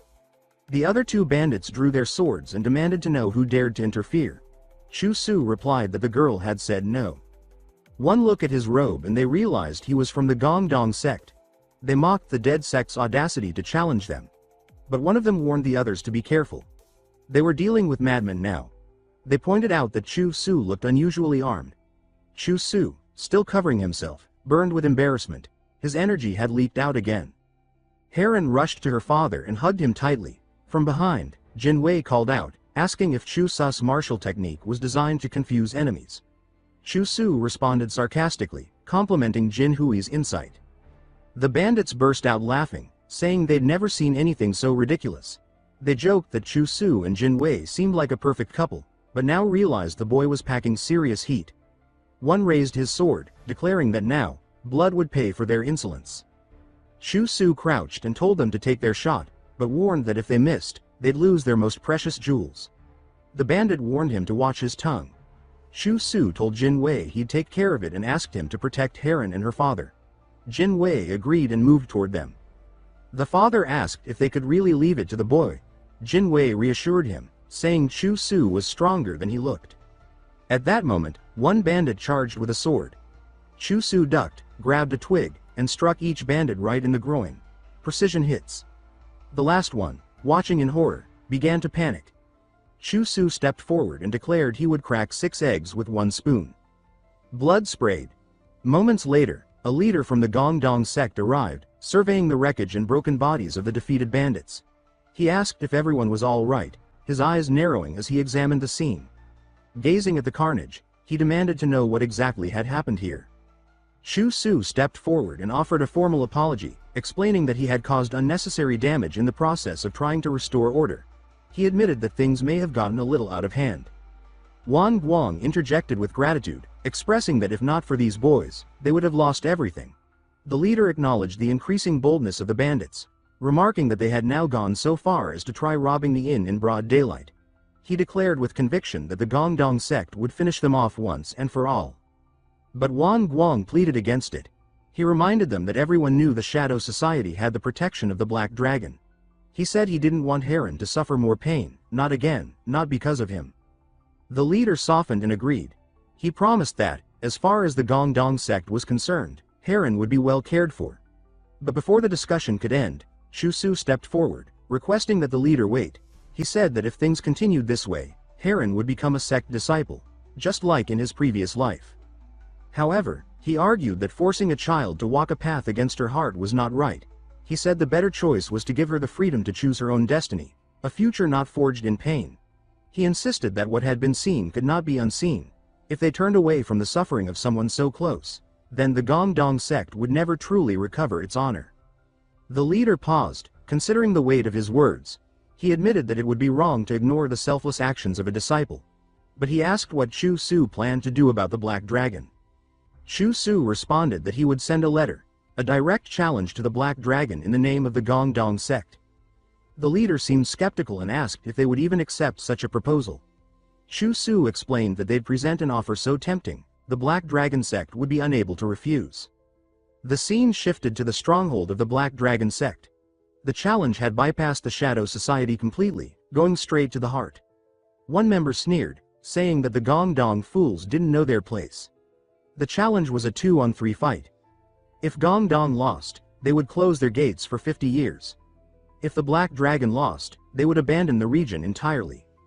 The Black Dragon sect's leader scoffed, saying the terms were too generous. It was obviously a trap. Yet he remained confident. After all, they had Wei Soyang, the Death Black Dragon. While he considered the challenge, someone interrupted. A stunning woman entered the room, her presence silencing everyone. She said there was no need for concern. Her name was Yu Yueryong. Known across the martial world as the Tiger of the Blade, Yu Yueryong announced that she would take care of the matter personally. She'd heard rumors. Talk of a Gongdong disciple who humiliated 3 Shadow Society members without drawing a blade. The weapon of choice had been a spoon. That rumor, of course, came from none other than Shu Su, who had been loudly repeating the story to anyone who would listen. He spoke with flair, boasting of how weak the Shadow Society truly was. According to him, if they were pathetic, then the Black Dragon sect had to be even worse. In a meeting room, one man apologized to Miss Yu for underestimating the threat. She placed a calming hand on his shoulder and told him not to worry, she would handle it. Then she asked for confirmation. Was the loudmouth's name Lee Cheolsu? Meanwhile, Shu Su was profiting handsomely from his tale. People recognized him as the righteous hero who stood against the Shadow Society. He already imagined the adoration of countless women who would swoon at his feet. In his head, they were already calling him a noble savior. Unaware of the storm approaching, Shu Su continued shadowboxing and loudly proclaimed that nothing charmed a woman more than a man fighting for justice. His energy surged, and once again, he had to cover himself. That particular problem just wouldn't resolve. But this time, he told himself, he had to stay sharp. He was dealing with villains. Even if he had offered them a fair duel, he knew something shady would happen. These people didn't play clean. As a martial artist, he knew they'd likely hired an assassin, masked and dangerous. Looking to the sky, he sighed and mused that evil people must suffer from an illness that made them die if they didn't cause trouble. That's when he noticed someone approaching. The assassin had arrived, and she was lethal. What caught his attention first was, naturally, the fact that she was a woman. In his past life, he had fought the Shadow Society 4 years from now. Not once had he encountered a woman among them. But this was different. His jaw dropped. She wasn't just a woman, she was flawless. Every curve, every move, seemed calculated to distract and destroy. She stopped directly in front of him and asked if he was Lee Cheolsu. Blushing, he confirmed it, declaring himself the hero everyone had heard about. She looked puzzled by his reaction.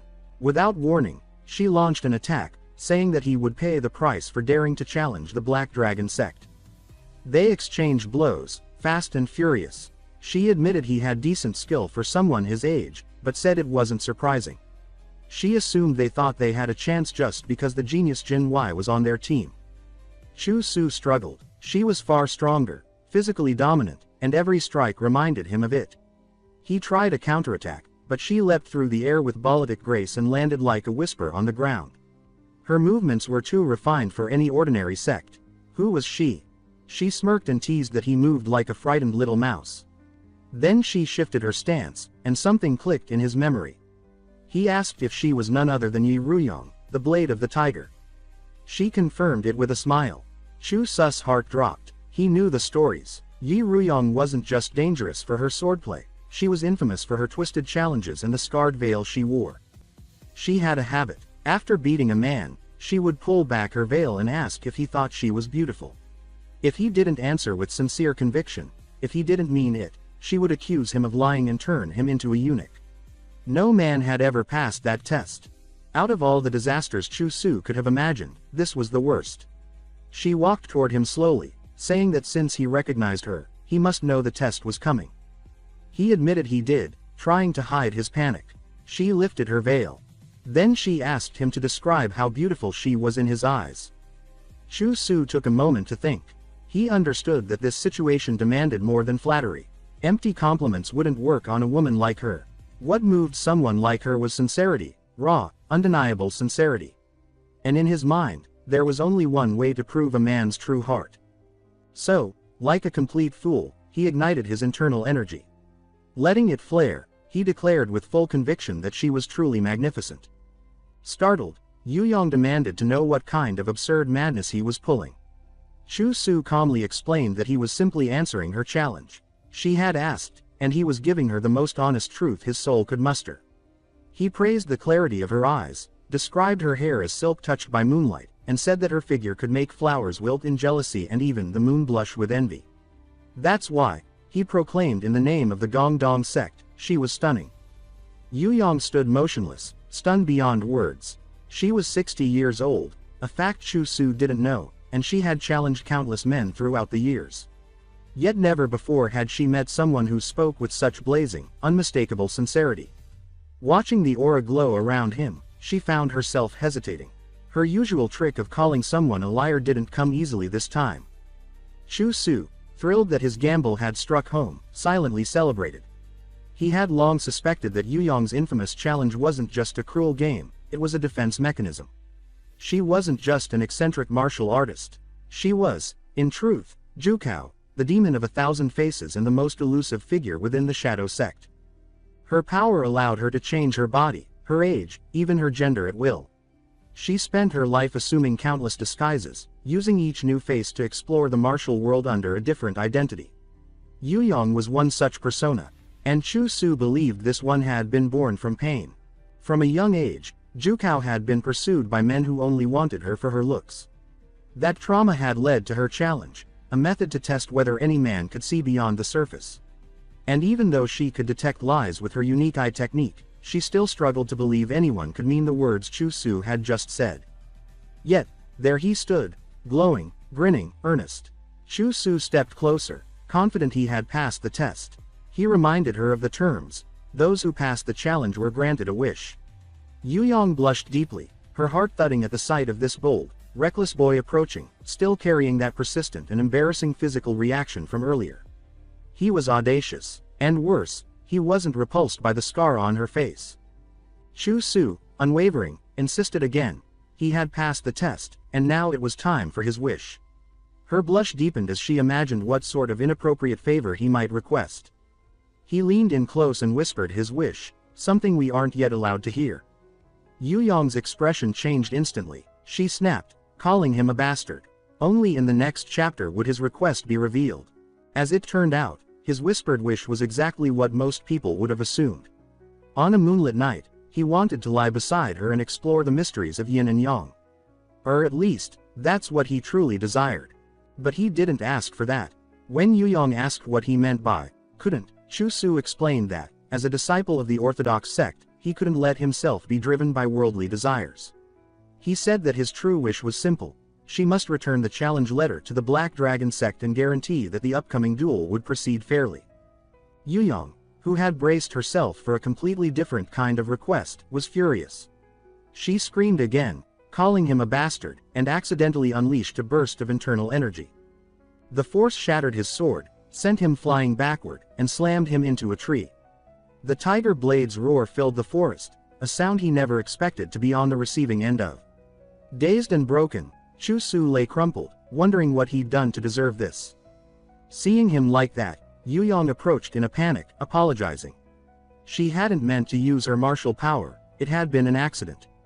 As he coughed up blood, Cheolsu realized she had dropped her disguise for just a moment and reacted as a true martial master. Her regret was clear: she hadn't wanted to hurt him. Taking advantage of the moment, Cheolsu played the wounded victim. He asked how someone could treat a younger disciple so cruelly, especially one who had just admired her beauty with such sincerity. When she acknowledged her mistake, he asked if she would still fulfill his wish. Flustered, she agreed. Victory! Cheolsu silently cheered that his strategy had worked. She placed a few recovery pills on the ground and turned to leave. Watching her climb a nearby tree, Cheolsu knew he'd walked away from the situation with more than he had bargained for. Then someone shouted his name. He scrambled to collect the pills and swore to keep everything that had just happened a secret from both Jinwei and the master. Meanwhile, Jinwei was racing through the forest, her heart pounding from the energy blast that had shaken the entire mountain. She feared the worst had happened to her junior. When she found him lying under the tree, she dropped to her knees and cradled him, asking if he was all right. Still groggy, Cheolsu claimed that masked attackers from the Shadow Society had ambushed him. He said the battle was quick but intense, and that he managed to protect the sect. Jinwei, now trembling with rage, cursed the Shadow Society and vowed never to forgive them for what they'd done. Cheolsu, thrilled with how everything was unfolding, thought to himself that this had been perfect. Now that Jinwei was furious, she would surely give her all in the duel.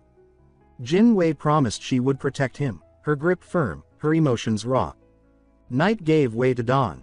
After resting and taking the pills, Cheolsu was feeling much better. Yan Zhong and Jinwei checked in on him. He, of course, exaggerated his weakness, claiming he had circulated his energy and was slowly recovering. The master, sensing his excitement, asked what kind of food he liked. It seemed Cheolsu still needed proper nutrients. That caught his attention. Food in the sect was always limited to plants. Jinwei leaned in close, offering to get him anything he wanted. Cheolsu said he'd love some braised pork belly. He also considered oysters but dismissed the idea, knowing they were too pricey. He then stood up and told her not to worry, she had already done enough. Sprinting through the forest, Jinwei felt a deep sense of guilt. She blamed herself for everything that had happened. She resolved to grow stronger, to become someone capable of protecting him. But every time she got close, her heart betrayed her. It beat faster, pulling her toward a role she wasn't ready to accept. It made her want to be more than just a martial artist, and that terrified her. That weakness had led to Cheolsu's injury. She had to let go of such emotions. She needed to be stronger, for the sect, for herself. Meanwhile, back at the table, Wang had already heard what had transpired. Embarrassed, Jinwei shyly asked if she could request some pork. He smiled and reassured her. Of course, he said, they'd never ignore someone who got hurt protecting them. She expressed her gratitude with a soft nod. Then, unexpectedly, Heron slammed the table and called out to her. Heron asked if she could take her with her to the main sect, confused. She asks why would Heron suddenly want to come along and that she could take care of her junior herself, so why go through the trouble? Heron, resolute, declared that as his future wife, it's only natural that she does this. This revelation shocked her tremendously as she asks what Haran means by future wife. Guang Yuan explained awkwardly that he'd told Haran she should definitely find someone like young Master Lee if she was looking for a husband. Just a few days ago, Guang Yuan had been drowning his sorrows in alcohol over the Shadow Society's attempt to seize the inn. At that moment, Haran appeared with a teacup. She asked her father whether he was all right, and whether, even if the Gongdong sect came to help, he was still very worried. Guang Yuan fell silent for a moment. If they lost the martial arts competition against the Black Dragon Gang, not only the inn and their family, but even the Gongdong sect would be implicated. Mentioning this made him smile abruptly and change the subject. He asked Haran what she thought of young Master Lee. Haran considered it thoughtfully and said that he was a good person, but Guang Yuan nodded in agreement. He added that young Master Lee had been very brave when he fought the Shadow Society. A man as outstanding as him was qualified to be his daughter's future husband. Hearing this made Haran blush.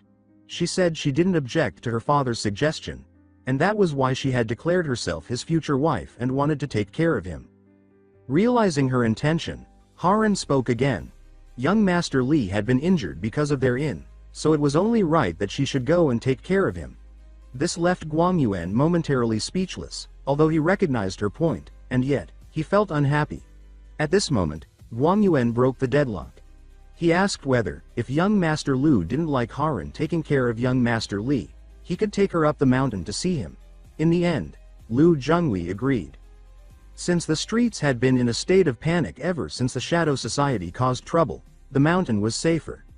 Meanwhile, Lee Cheolsu lay in bed, wondering why he was alone with Master at such a good time.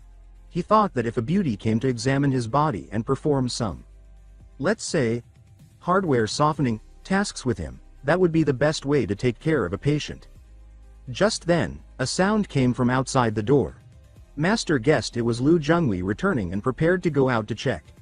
After being left alone in the room, Lee Cheolsu continued to practice Tai Gang Yun Dong. He had been doing this exercise for a while now. Seeing his erect manhood push up the quilt, he instantly recalled memories from his past life.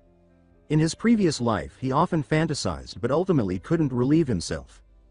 Thinking of this, an idea popped into his head. Why not take advantage of being alone now? Relieve himself in secret. However, just as he was cleaning up, Haran opened the door without a sound. She greeted him, saying it had been a long time since they'd seen each other, which threw Lee Cheolsu into emotional turmoil. But his mouth still managed to ask her why she was here. Haran explained that she was going to stay temporarily at Gongdong sect to take care of him. Then she took out a towel and was about to wipe his body. He immediately broke out in a cold sweat. Before he could agree, she lifted the quilt, and he shouted uncontrollably for her to stop, calling out, "Quick, quick, stop." At the same time, Yu Jinwei was cooking in the kitchen, but his face showed a hint of sadness. He thought it unfair that Haran could openly say she wanted to be his junior brother's wife. She was very beautiful and would only become more so with age. But he, Yu Jinwei, could only ever be a man. Since he couldn't like his junior brother as a woman, and yet the junior brother was his most important person, he decided he couldn't let him casually marry other women. Even Miss Haran would need to pass his verification. Just then, Haran entered with a dejected expression. She said that Lee Cheolsu had said men and women should not be intimate, and that he wouldn't let her wipe his body. She asked young Master Lu if he could help. Hearing this, Yu Jinhui's face brightened and he hardened. On the other side, Lee Cheolsu had just regained his senses as Yu Jinwei rushed in.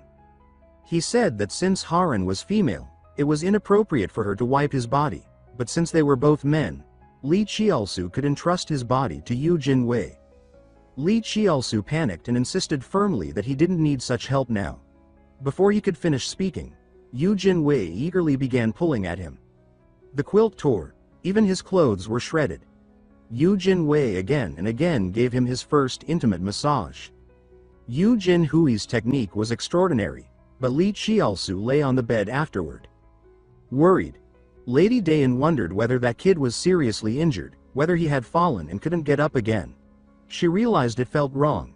As the #1 Xinjing master in Shipei, the reclusive, highly desired beauty of all men, why was she so concerned about an unknown junior from the Gongdong sect?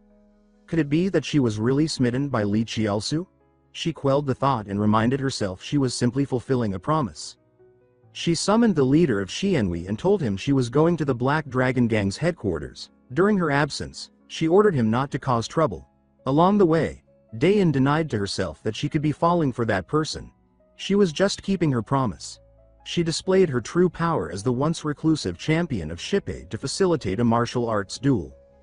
Just as Yu Jinwei finished giving Lee Cheolsu that body massage, he asked how Cheolsu felt.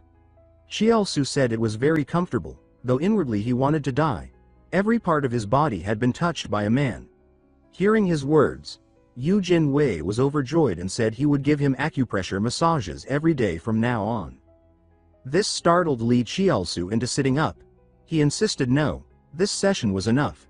But Yu Jinwei refused and promised he'd do anything if the junior brother could get well quickly. He cheerfully offered to get him some water to drink. Although Lee Cheolsu felt unhappy, he admitted that Yu Jinhui's massage had indeed improved his condition. His body felt significantly better. Still, being touched by senior brother every day was clearly unacceptable. They needed to quickly arrange the martial arts competition.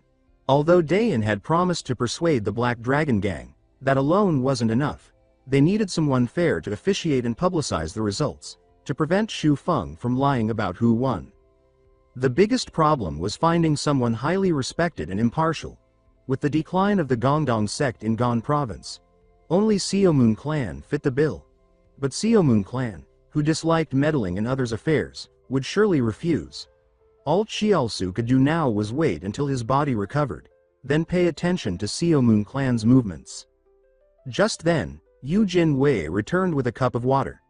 Lee Cheolsu asked him if he had nothing else to do. Yu Jinwei happily nodded. Then Cheolsu asked, if he took care of him, who would cook? When he learned from Yu Jinwei that it was Haran, he spat out the water he'd been about to drink. His pork was ruined. Haran couldn't cook at all. Scene change. Inside the Black Dragon Gang, Dayan tells the leader that the Gongdong sect wants to use Zhonghu custom to settle things with Xianhui. She told this to the Black Dragon Gang leader, Wei Tianming. Wei Tianming was displeased that for such a small matter, he'd been summoned alone. As he spoke, powerful internal energy erupted, transforming into a fierce-looking black dragon. Yet Dayan remained unmoved. Gathering all his internal energy into a scroll, Wei Tianming threw the scroll at Dayan, but Dayan easily unraveled it. Wei Tianming was astonished. He'd clearly added internal energy. Suddenly, Dayan tore off her disguise, revealing her true appearance.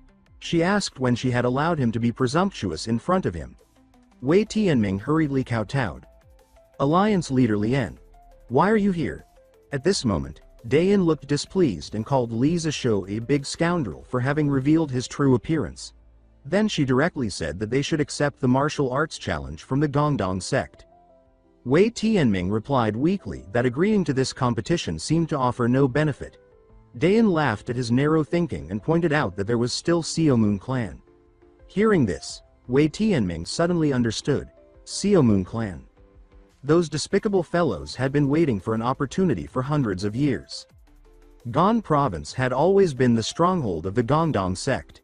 If the sect were to rise again, it would only be a matter of time before Xiaomun clan would be suppressed. That was why Xiaomun clan had consistently turned a blind eye to the affairs of Xianhui. The sudden decline of the Gongdong sect was something they welcomed. Once the righteous sect fell, they planned to use revenge as a justification to battle the Black Dragon Gang, securing their own status as the #1 sect in Gan province. At this point, Dayan interrupted the discussion, stating that if the Black Dragon Gang completely obliterated the Gongdong sect through the martial arts competition, then Xiaomun clan would lose any opportunity to intervene.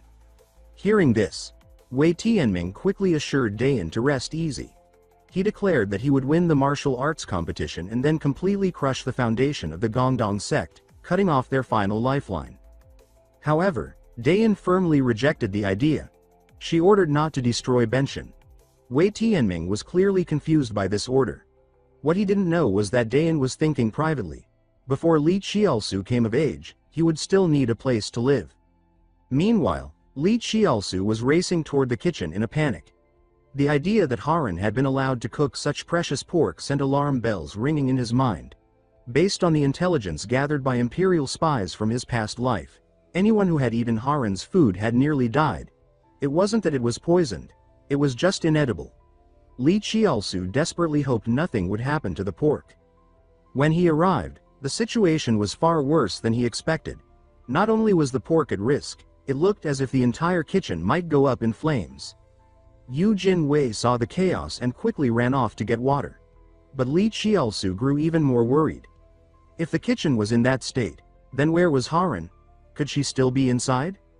Inside, Haran was in a panic. She just wanted to grill some meat for Lee Cheolsu but now risks burning the place down.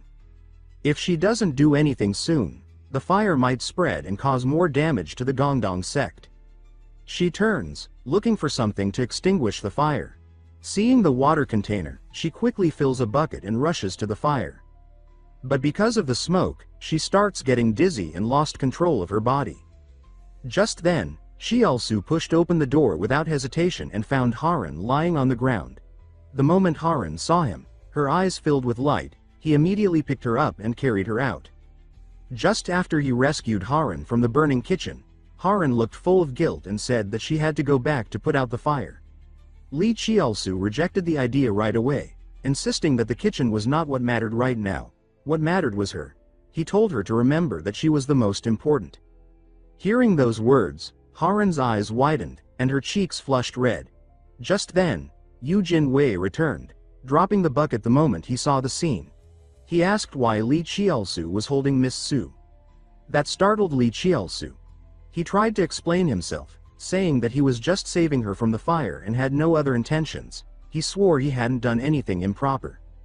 Seeing how eager Lee Cheolsu was to clarify their relationship, Yu Jinhui's face also turned downcast, leaving Lee Cheolsu even more confused. He wondered what had just happened.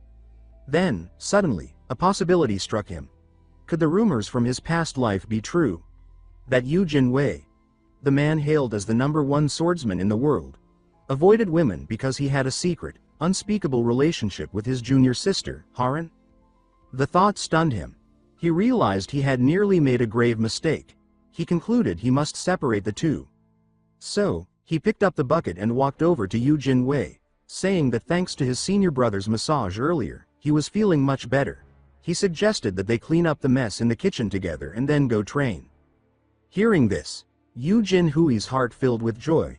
He asked excitedly whether that was really true. Seeing his senior brother so happy, Lee Cheolsu felt helpless. If he didn't want to lose to his handsome senior brother, he had no choice but to become an exceptional person himself. This martial arts competition would be the first time the world saw the reformed Gongdong sect, and he was determined to change everyone's perception of it. Scene change. Wei Tianming, the leader of the Black Dragon Gang, convened a meeting to discuss the martial arts competition ceremony. An elder brought up that the Gongdong sect had formally issued a martial arts challenge. He questioned why they should accept it. Another man with a long beard added that they should ignore it and ask the leader to give him the order so he could go and slice those arrogant challengers into pieces. Wei Tianming raised his hand to signal for silence.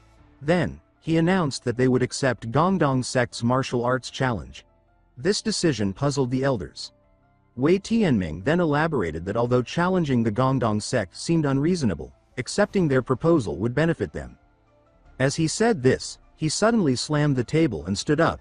He explained that if the Black Dragon Gang defeated Gongdong sect through proper, orthodox means, then even the Seomoon clan faction couldn't find any excuse to interfere in their affairs. The elders of the new overlord sect applauded and praised him, agreeing that he had made the right decision. Then someone asked who should be sent for the challenge. Wei Tianming paused for a moment to consider. He finally concluded that, since it was a battle among the rising stars, the young master should be the one to handle it. Scene changed to the Black Dragon Gang's training grounds. The young master of the Black Dragon Gang, Wei Soryun, stared straight ahead with a focused expression. Suddenly, several muscular fighters charged toward her with swords. With a single elegant thrust, Wei Soryun dispatched them all effortlessly. She scoffed and called them a bunch of idiots, questioning whether this was all they had to offer, even when using real swords. Just then, a subordinate ran over and reported that the sect leader had assigned Lee Soryan a task. Later that evening, Lee Cheolsu sat cross-legged in meditation outside the door. At that moment, Lee Soryan also arrived at the location as ordered. She looked around in disgust and complained aloud that it was pathetic to be sent to such a shabby, beggar-like sect. She demanded that he call the sect leader immediately. Hearing this, Lee Cheolsu slowly opened his eyes and thought, so she had finally arrived. The #1 rising star of the evil sect, Lee Soryan, was now here. Noticing she wasn't getting a response, Lee Soryan grew impatient. She asked once more what the delay was and told someone to quickly call out the sect leader. Perhaps it was because Lee Soryan had been the rising star of the evil sect since childhood that she carried herself with such arrogance. Rumors painted her as a tomboyish beauty, but Lee Cheolsu hadn't expected her to be so outright rude. With that thought in mind, he responded bluntly, saying that he wasn't willing to obey. Lee Soryan's expression turned furious. She demanded how he dared to defy her orders. At this, Lee Cheolsu gave her a knowing smile. Just as he had expected, someone with such pride couldn't handle being provoked. With that realization, he put on a smug look and mocked her, saying that a mere young gang leader daring to command the leader of a righteous sect was laughable. He questioned where she had found such courage. Then he told her that if she apologized now, he might consider going easy on her in the martial arts competition. Lee Soryan laughed loudly and said that the idea of Gongdong sect competing with the Black Dragon Gang was laughable. Hearing this, Lee Cheolsu's expression immediately went cold. He called her overconfident and proposed a bet on the martial arts competition. Lee Soryan replied by asking why she should make a bet. Lee Cheolsu smiled and asked if she was afraid. That remark only added fuel to her fury. Sensing the perfect moment, Lee Cheolsu pushed further. He said the Black Dragon Gang not daring to wager was no different from a group of limp earthworms. Then, he finally laid out his terms. If Gongdong sect lost, he would become her manservant. Lee Soryan, still brimming with anger, agreed on the spot without hesitation. She stated that although she wouldn't lose, if by some chance she did, she would call him brother for the rest of her life. Hearing that, Lee Cheolsu licked his lips with a devilish grin and thought to himself, from brother to dear, from dear to husband. Just thinking about it made him happy. Just as the argument with Lee Soryan ended, the sect master appeared. Having heard the commotion, the master came out and asked whether she was the person sent by the Black Dragon Gang to deliver the message. Upon seeing the elder, Lee Soryan immediately corrected her stance and formally introduced herself as the young master of the Black Dragon Gang, sent by the sect leader to deliver an official reply. This polite behavior shocked Lee Cheolsu. He hadn't expected the rude girl from earlier to suddenly act with such decorum. He began to wonder whether her earlier provocation had been deliberate. Meanwhile, the master slowly opened the sealed letter. The message declared that the martial arts competition would take place at noon, half a month from now, in Haiding County. In full view of the public. This announcement surprised the master. He asked if there were really no additional conditions and whether the Black Dragon Gang was truly willing to accept the challenge. Lee Soryan confirmed this and said that their sect would act as the Black Dragon Gang's impartial judge. She requested that Gongdong sect also find a neutral party to act as their own judge. The master fell silent for a moment before reassuring her. He said that their sect intended to invite Seomun clan to serve as the impartial judge. Before leaving, Lee Soryan once again asked that Gongdong sect secure confirmation from Seomun clan. As Lee Soryan turned to leave, she cast a sharp, cutting glance at Lee Cheolsu. Not to be outdone, Lee Cheolsu responded with a mocking grimace. The exchange left Lee Soryan blushing with a mix of shame and fury. After letting out an uncontrollable curse, Lee Soryan vanished on the spot. A moment later, Yu Jin-wei rushed out in a panic and asked the master what the commotion had been about. The master calmly explained that someone from the Black Dragon Gang had just left and instructed Yu Jin-wei to go deliver a letter to the Seomun clan as well. What none of them realized, however, was that the Seomun clan strongly disliked the idea of the martial arts competition. Sending such a kind and honest senior brother alone might result in him getting bullied. So Lee Cheolsu immediately proposed to accompany him on the trip. He said that since this was Yu Jin-hui's first time stepping into the world of Zhonghu, he as the junior brother, wanted to be by his side. Hearing this, Yu Jin-wei was visibly moved. He beamed with joy and said that his junior brother was truly thoughtful, then suddenly pulled him into an embrace and expressed his deep gratitude. The next morning, after packing their things, Lee Cheolsu sat by the door and couldn't help but feel a wave of anticipation. Lanzhou City, where the Xiaomoon clan resided, was the largest city in all of Gan province. And now, finally, he was taking his first step into the world of Zhonghu. Just then, Haran appeared with a concerned expression. She said she had heard that he was headed to Lanzhou, and mentioned she hadn't yet thanked him for what happened in the kitchen. She reminded him that this was already the second time he had saved her, and every time it was because of her own incompetence. She apologized, saying she always caused him trouble. Lee Cheolsu signaled to her not to feel guilty. He reminded her that during the time he had suffered internal injuries, it was her care that helped him recover. He added that Miss Su always worked very hard and that she shouldn't blame herself for being useless. As he spoke, he placed a hand gently on her head to comfort her and told her that if she truly wanted to change her fate, she should formally join the Gongdong sect. He encouraged her to learn martial arts and said that maybe she could one day become the #1 woman among women. He emphasized that to grow stronger, one must first value oneself. Haran nodded and said that although she had never thought about such things before, since young Master Lee had said it, she would remember it. Suddenly, a voice interrupted them. Yu Jin-wei called out and asked what his junior brother was doing, urging him to come out quickly. This abrupt interruption made Lee Cheolsu's heart skip a beat. He thought that Yu Jin-wei really had a talent for ruining the moment. Before their departure, the master gave them a final reminder, telling them to be extremely careful, since this was their first true journey into Zhonghu.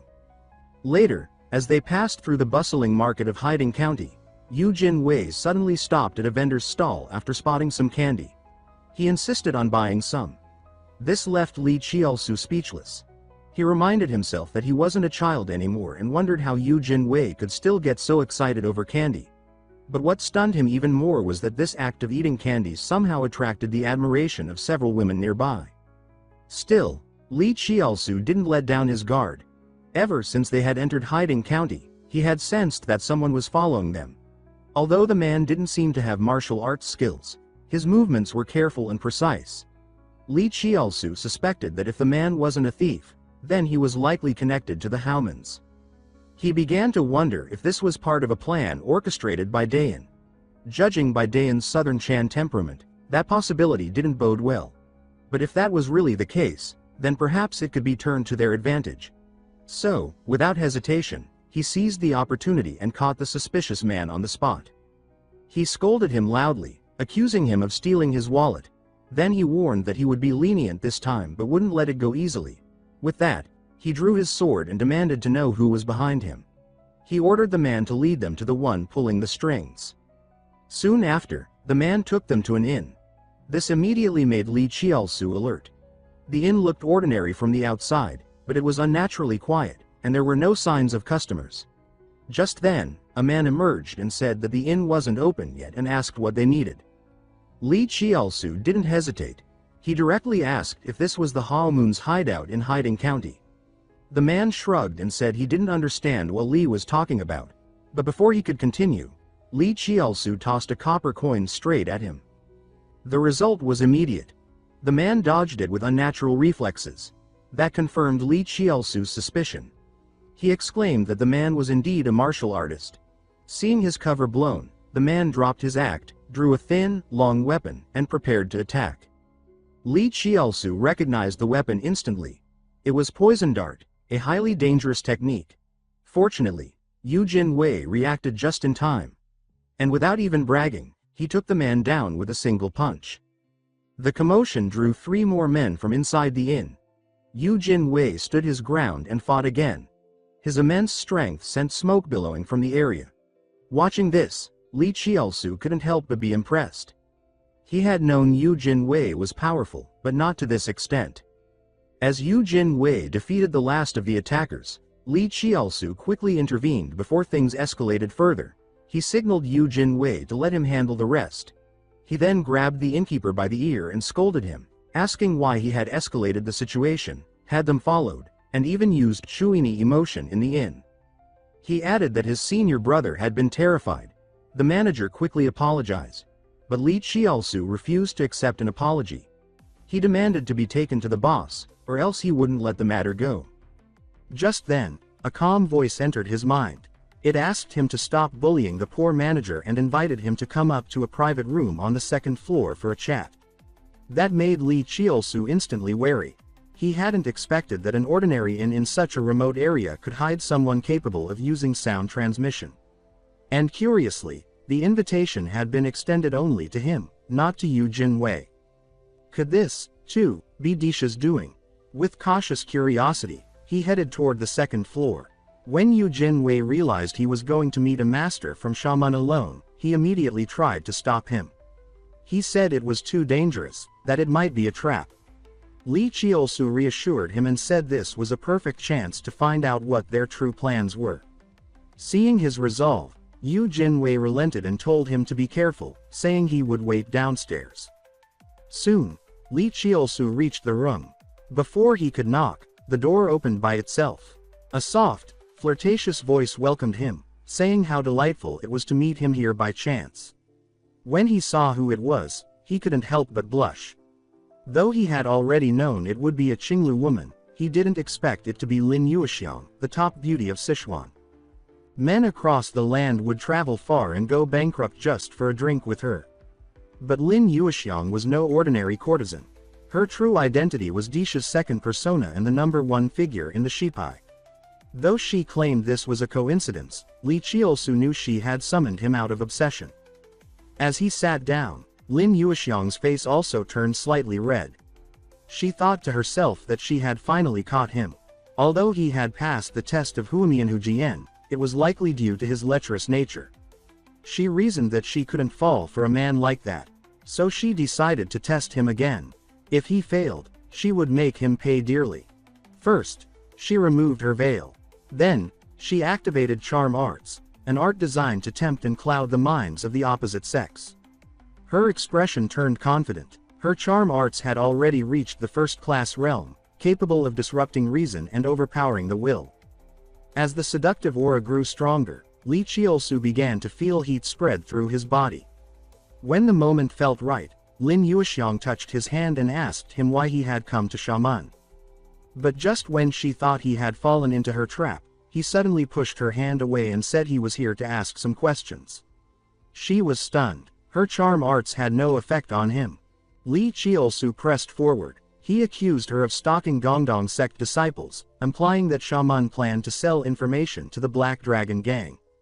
He said that if the Black Dragon Gang knew their whereabouts, they could send assassins to kill them and avoid the competition altogether, eliminating Gongdong sect in the process. Though he made the accusation, he knew the Black Dragon Gang wouldn't stoop so low. The truth didn't matter. What mattered was that she had shown weakness. He intended to crush her with it.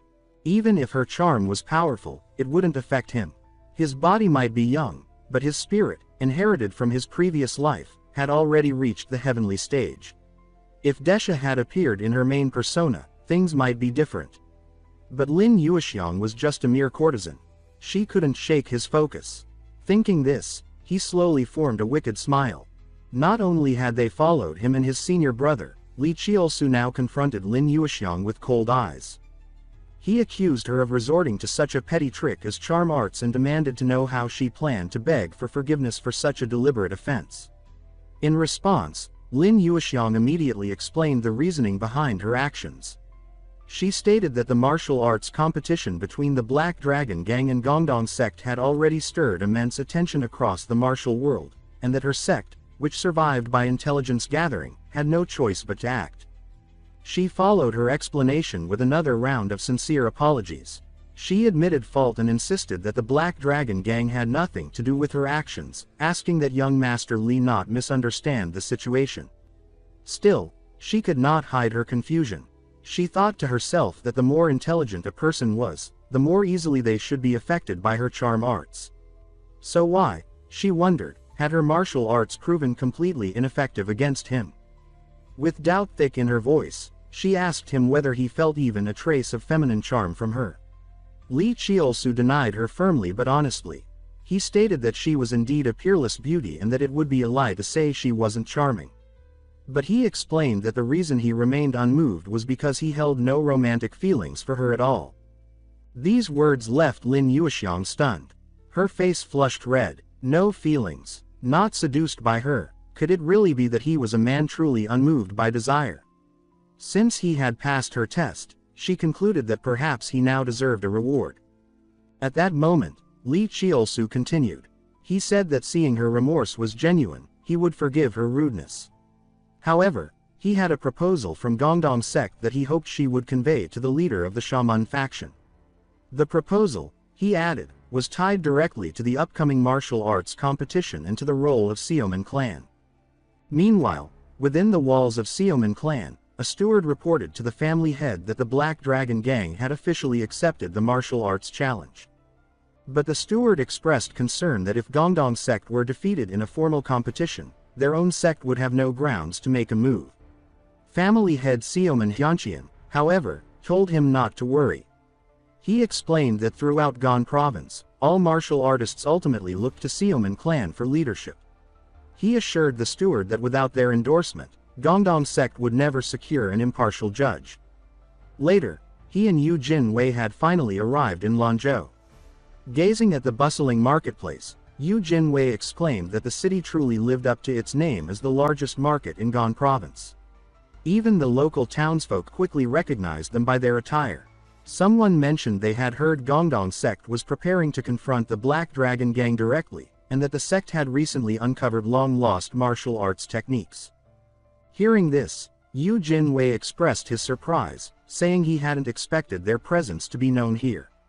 But Lee Cheolsu wasn't surprised.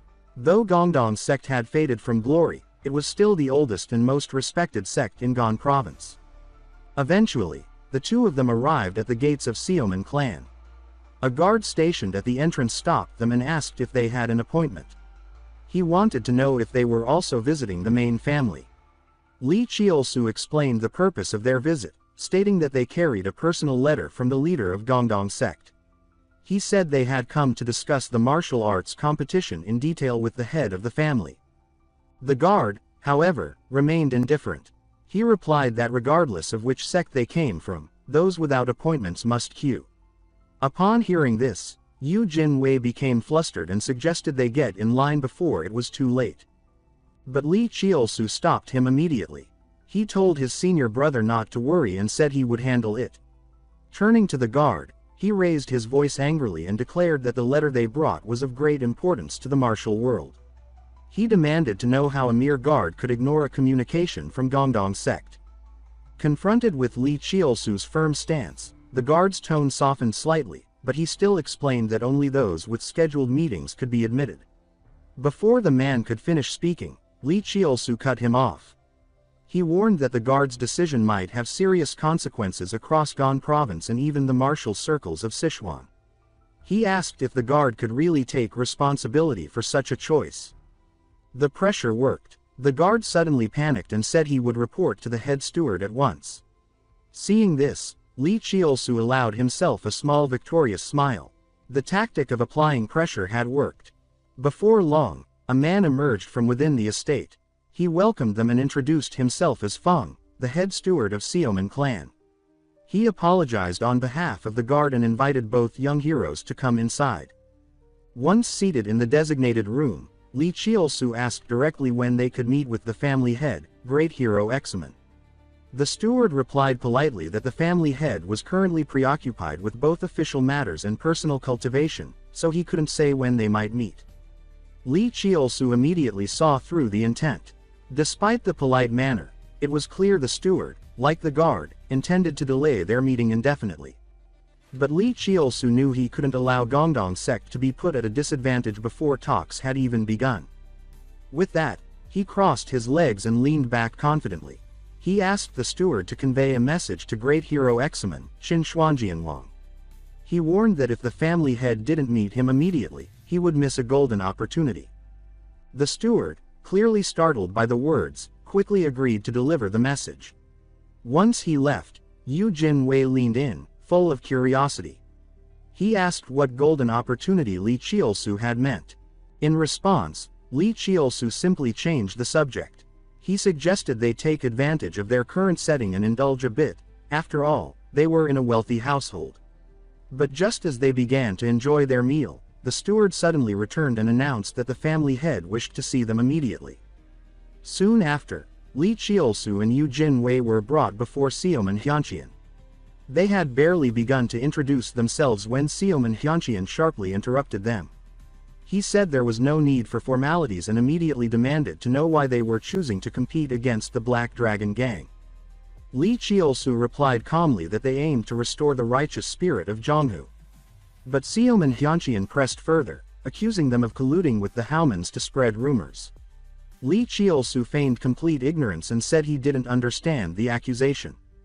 Seoman Hyuncheon, visibly angry, elaborated. He said that recently, strange rumors had been spreading at an alarming rate. The martial arts contest between Gongdong sect and the Black Dragon Gang was being framed as a clash between righteousness and evil, with the winner positioned to dominate all of Jonghu. He noted that letters had been sent to Zhu Pai, Yibeng, and Luduman Pai, inviting them to act as impartial judges. He asked whether all of this could really be a coincidence. Lee Cheolsu felt secretly satisfied. Dian had done a thorough and efficient job. His previous proposal to the Haomans had indeed been to ask them to spread rumors, to let the entire martial world know about the competition, and to ensure that letters reached the major sects to secure neutral judges. Lin Yuexiang also quickly understood his strategy. She said that Lee Cheolsu's intention was to amplify the situation to such a scale that Seoman clan would be forced to serve as an impartial judge. But she added that the Haomans never did business at a loss. Even if she agreed, the supreme sect leader might not. Lee Cheolsu had anticipated this. He calmly produced the promised payment and asked her to pass it along to the supreme sect leader. Lin Yuexiang's interest was clearly piqued. She commented that although the reward was small, a luminous night pearl of such purity was extremely rare. She agreed that the transaction was fair. The Seoman leader thought that Tangman, Qingcheng, and Amei had all agreed to act as impartial judges. As the top sect in Gan province, if Seoman clan refused, it would be a disgrace. Thus, Seoman clan could be pushed into a position where agreeing became inevitable. At that moment, the leader voiced his conclusion. He said that no one spread rumors better than the Haomans, and it was obvious to him who had stirred this fire. Through the swirl of rumors, Seoman Hyuncheon concluded that the only one truly benefiting from the chaos was the Gongdong sect. He speculated whether the sect had been colluding with the Haomans.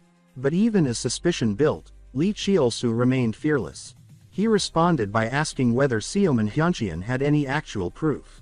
He said that without evidence, such accusations were nothing more than slander. Then, with a sly grin, he added inwardly that since Supreme Sect leader Dian had acted personally, it was only natural that no traces would be left behind.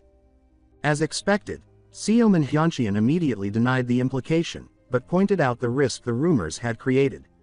He said it was now widely believed that the competition was a battle between righteous and evil sects. If Gongdong sect were to lose, the entire righteous faction would be thrown into turmoil. As he spoke, his right hand suddenly clenched into a fist. In the next moment, he slammed it down onto the table with explosive force. He then declared that if they wanted a martial arts competition, he would personally test whether Gongdong sect had what it took to challenge the Black Dragon Gang. As a senior figure in Jonghu, he said it was necessary to teach the younger generation a lesson, that there were always stronger people in higher mountains. Before he could process it, Seoman Hyuncheon, enraged by their earlier conversation, suddenly erupted with power. He said he would now test their strength himself. Known as a Huajing master, Seoman Hyuncheon had mastered Tiwang, Balagong, and Qin Chuan Wengjian techniques. Though he used only a tenth of his internal power, it felt to Lee Cheolsu like his body was being crushed beneath a massive press. Was he truly trying to kill them? While Lee Cheolsu struggled to understand his intent, Yu Jinwei managed to stand up, fighting against the pressure with everything he had. He firmly stated that even though Gongdong sect had declined, they had not lost their strength to resist evil or their courage to battle heretics. Witnessing this, Lee Cheolsu was stunned. His senior brother had withstood Seoman Hyuncheon's chi blast. A true genius indeed. Even Seoman Hyuncheon appeared momentarily impressed. He acknowledged the strength but asked if they really thought such ability was enough to earn his recognition. As he spoke, he brought down his left fist. A second wave of powerful chi crashed from above, shattering the ground beneath them. Lee Cheolsu could not help but curse him under his breath, wondering if the man truly meant to crush them both. The strength was overwhelming, far beyond what even Yu Jinwei could handle. As the pressure increased, Yu Jinwei quickly searched for a solution. He thought through various techniques: Shaoyang Shinfa, Sanyan Junwei, Miliu Songshugang, and finally Shungang. Seoman Hyuncheon shouted, asking where all their previous momentum had gone. He warned that if they kept standing there in a daze, they would soon be dead. But Yu Jinwei refused to be shaken. He believed there had to be a way. He recalled that the martial arts of Gongdong sect, when yin and yang were reversed, could produce a tremendous burst of power. He also knew that their arts weren't only strong and marvelous, they were inherently adaptable. Remembering a strange encounter in a cave, he considered that some Gongdong techniques resembled demonic arts, but their essence lay in reversing yin and yang. He understood then. The more one trained in Shungang, the more flexible and versatile it became. He realized that by combining the core principles of Hun Yuan with the explosive quality of Shungang and the stability of Miliu Songshugang, he could forge something new. So, gathering his chi, he formed a ball of energy and released it toward Seoman Hyuncheon. The pressure in the air dispersed instantly. Lee Cheolsu watched in awe. His senior brother had just created a martial art on the spot. Seoman Hyuncheon, too, was visibly shaken. He observed the flow of energy and muttered under his breath, wondering if this youth could truly possess the Tianwujidi. Then Yu Jinwei spoke, asking whether Seoman Hyuncheon still believed they were relying on nothing but brute courage. Still muttering, Seoman Hyuncheon acknowledged that the old fox had cleverly hidden a little tiger without revealing it.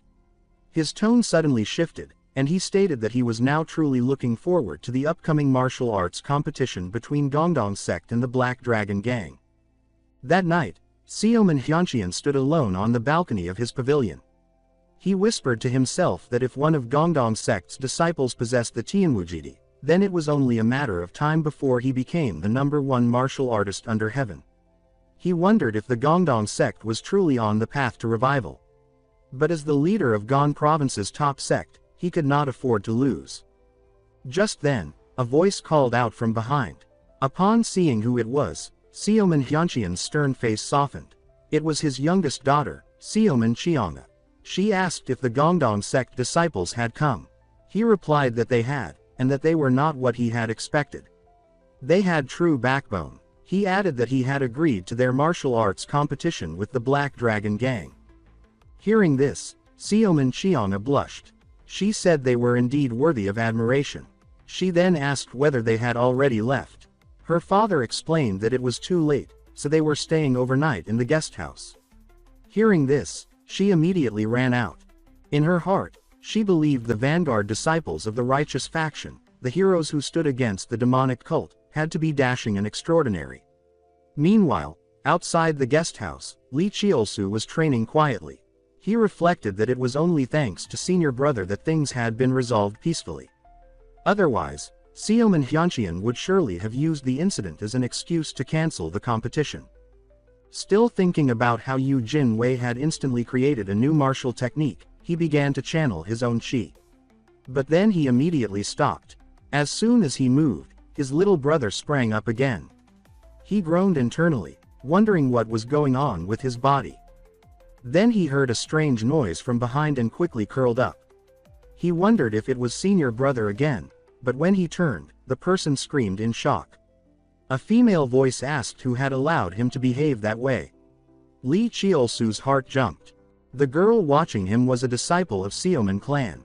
He recognized her instantly as Seoman Cheonga, the youngest daughter of Seoman Hyuncheon. Encountering her here, so late at night, was unexpected. Before Haran appeared, Seoman Cheonga had been widely known as the most beautiful girl in all of Gansu. She had admired Gongdong sect in secret and would eventually become an obsessive admirer of Yu Jinwei. When her love went unreciprocated, she turned emotionally extreme, becoming a dark, intense character. Right now, Xiaoman Qiana angrily accused Lee Cheolsu of practicing indecent techniques under the name of Gongdong sect. She said a disciple of such a righteous sect shouldn't do something so shameful. Lee Cheolsu immediately straightened up and demanded she retract her statement, but she continued scolding him. She shouted that he should first worry about hiding the shameful part of his body. As his chi calmed and his body relaxed, he began arguing. He said the rules of the martial world clearly prohibited spying on someone's training. Xiaoman Qiana fired back, calling him shameless and insisting that what she had seen was no cultivation. With a serious face, Lee Cheolsu argued that true masters trained both internally and externally, and that he was simply refining his external technique. But Xiaoman Qiana accused him of twisting logic. She said he had shown a woman something she never should have seen, and she vowed to hold him accountable. This pushed Lee Cheolsu to the edge. Like father, like daughter, he thought. He decided it was time to teach her a lesson. He suggested they resolve the matter the Zhonghu way, through martial competition. It was only right, he said, to determine responsibility through strength. Xiaoman Qiana immediately agreed, suddenly brimming with confidence. She asked if he was truly challenging Zhongfeng Xiaoman Qiana to a duel. He confirmed it, adding that he wanted the entire martial world to witness her rudeness.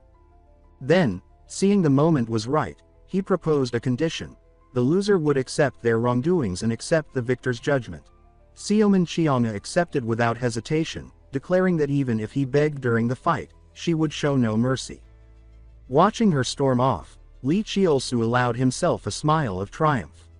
He thought this was the perfect chance to defeat her and bring glory to Gongdong sect. Even better, he might gain a proud and eye-catching maid. It was all coming together beautifully. Meanwhile, the scene shifted to Yu Jinwei, who was already on his way back to the sect. The visit to Xiaoman clan had gone well. Not only had they secured an impartial judge, but an official challenge with Xiaoman Qiana had been established. But just as Lee Cheolsu was immersed in his thoughts, Yu Jinwei leaned in and asked if he was smiling because something good had happened. Lee Cheolsu forced a grin and replied that thanks to his senior brother, they had indeed secured the impartial judge. And that, he said, was worth smiling about. Hearing this, Yu Jinhui's face lit up with unmistakable joy. He said that he was genuinely touched by the compliment, and thanked his junior brother for thinking so highly of him. Lee Cheolsu responded by saying that all of it was only possible because Yu Jinwei possessed the heavenly martial physique. He reminded him that he had even created a martial art on the spot. Yu Jinwei modestly replied that the technique had been derived from Hanyuan Yikigong. He said he had given it the name Hanyuangong, though it was still just a prototype. Then he asked Lee Cheolsu if he wanted to learn it, suggesting that even before mastering the complete Hanyuan Yikigong, this form could be quite useful. Seeing the surprised look on his face, Yu Jinwei continued. He said that since Lee Cheolsu was his only junior brother, he had even created a special mnemonic to make it easier to learn. With that, he began teaching seriously, going through the movements and energy flow with care. By his side, Lee Cheolsu watched closely and mimicked the techniques. In a short time, he was able to grasp the core principles. After successfully learning it, he expressed his sincere gratitude to Yu Jinwei. He noted that while Hanyuangong might not be as refined as its origin technique, it fit perfectly with Gongdong sect's swordsmanship. More importantly, as he thought about it, he turned his gaze toward his lower body. With this martial art, his little brother would no longer rise up at inconvenient times. He didn't understand the mechanics behind it, but it felt like a missing piece had been restored. Scene change. They finally returned to Gongdong sect. After delivering the good news, their master's face lit up with satisfaction. He said that seeing them complete their first Tianyu journey so successfully brought him great joy. He added that during their time away at Xiaoman clan, the sect had also received good news. As he spoke, he placed a stack of letters in front of them. He explained that for some reason, the martial arts competition between Gongdong sect and the Black Dragon gang had evolved into a symbolic clash between righteous and evil factions. Moreover, he said that Tangmen, Qingcheng, Amei, and even Hengshan sect had all agreed to serve as impartial judges. Hearing this, Lee Cheolsu was stunned. He acknowledged that it was logical for Tangman, Qingcheng, and Amei to agree, since they had always been opposed to the Black Dragon Gang. But Hengshan sect was a different story. They were the very sect that had replaced Gongdong sect among the 9 great sects. There should have been a lasting grudge. He wondered aloud if that meant Sword Empress Yin Shuilong would also attend. Upon receiving confirmation from his master, his face immediately shifted into a lecherous grin. He couldn't believe the opportunity had come so soon. Finally, he would meet his first official wife candidate.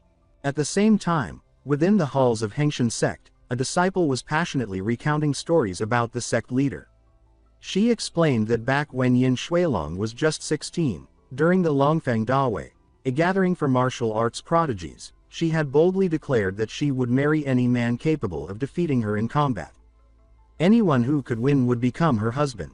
Hearing this, the other disciples were filled with admiration.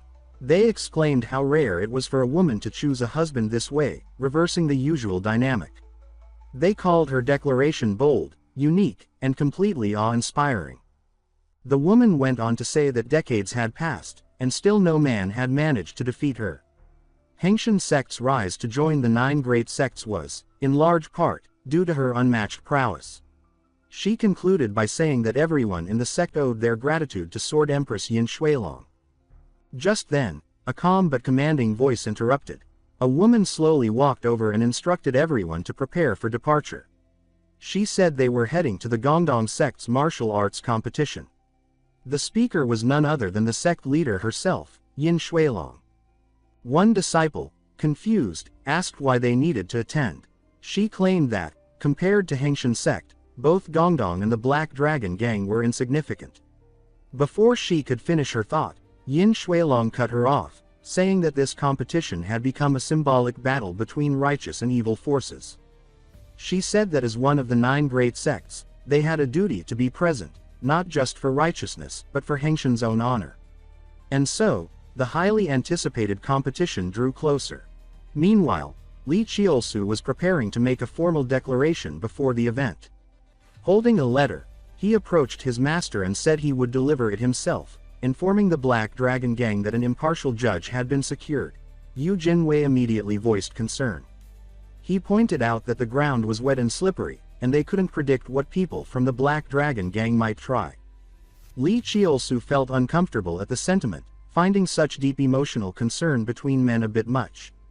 He forced a smile, slowly removed Yu Jinhui's hand from his arm, and reassured him. He said that the competition was too close now for the Black Dragon Gang to try anything reckless, even if they were demons or heretics. Hearing this, Yu Jinwei finally let out a breath of relief and reminded him to return quickly. Not long after descending the mountain, Lee Cheolsu revealed a sly grin. He thought to himself how fortunate it was that Yu Jinwei hadn't followed. Though he claimed to be delivering a letter, he had other plans. Scene change. Wei Sorian met him with a smirk and asked if he truly brought a letter from Gongdong sect. Lee Cheolsu confirmed it and said it was to inform them that an impartial judge had been secured. Wei Sorian hadn't expected a declining sect like Gongdong to secure so many judges. Her expression quickly shifted as she reminded him that he was about to become her servant and should start preparing. Lee Cheolsu, annoyed by her arrogance, shot back that she should be practicing how to call him brother, because Gongdong sect would definitely win. As he turned to leave, he gave her a playful wink and called her a cute little sister. Then he walked out, still feeling smug. He thought to himself how Wei Sorian had tried to act clever but ended up outplayed. Next came the real reason for his trip. He turned to a disciple nearby and said he wanted to meet their leader, claiming he needed to borrow money and had heard they were in the lending business. Soon after, his request reached the ears of Xie Inwei's leader, Wei Tianming, who was confused by the request. He asked why a disciple of Gongdong sect would come to borrow money. Lee Cheolsu responded by saying that businessmen shouldn't discriminate against customers. Wei Tianming laughed heartily and tossed him a cloth bag. He said it didn't matter to them, and handed over 50 taels of silver, though he warned that the monthly interest rate was 30%. Lee Cheolsu gritted his teeth but accepted the money anyway. He cursed silently, knowing the rate was basically daylight robbery, but he had already run the numbers. It was still worth it. Soon, he arrived at Konyulu, the headquarters of the Haomans, carrying the borrowed silver. Since the martial arts competition had been declared a righteous versus evil showdown, it was inevitable that a betting pool would be involved. His plan was simple: bet on Gongdong sect to win. With the odds stacked against them, the payout would easily cover the interest. He approached the front desk and asked for the manager to take him to the betting area. To his surprise, the manager told him a VIP room had been arranged again. He assumed it must be Lin Yuexiang who wanted to see him. But when he entered the room and saw the person inside, he froze in disbelief. Standing there was none other than Bai Mananduan, also known as Mei Jiliang, the sect leader of the Haomans. He was not only Xie Inhui's sole disciple but also infamously known throughout the world as the strongest gay man in the martial arts world. At this moment, Mei Jiliang was the first to speak. He said it was a pleasure to meet young hero Lee and asked what business had brought him to their sect. In response, Lee Cheolsu carefully handed over a cloth bag and explained that since the Haoman sect had opened a betting pool for the martial arts competition, he had come to place a wager. He asked about the current odds for Gongdong sect. Mei Jiliang opened the bag, counted the silver, and confirmed that there were 50 taels. He said that if Lee Cheolsu bet on Gongdong sect to win, the payout would be 20-1. Then, leaning in close to his ear, he added with a soft, deliberate tone that it would become 300 taels.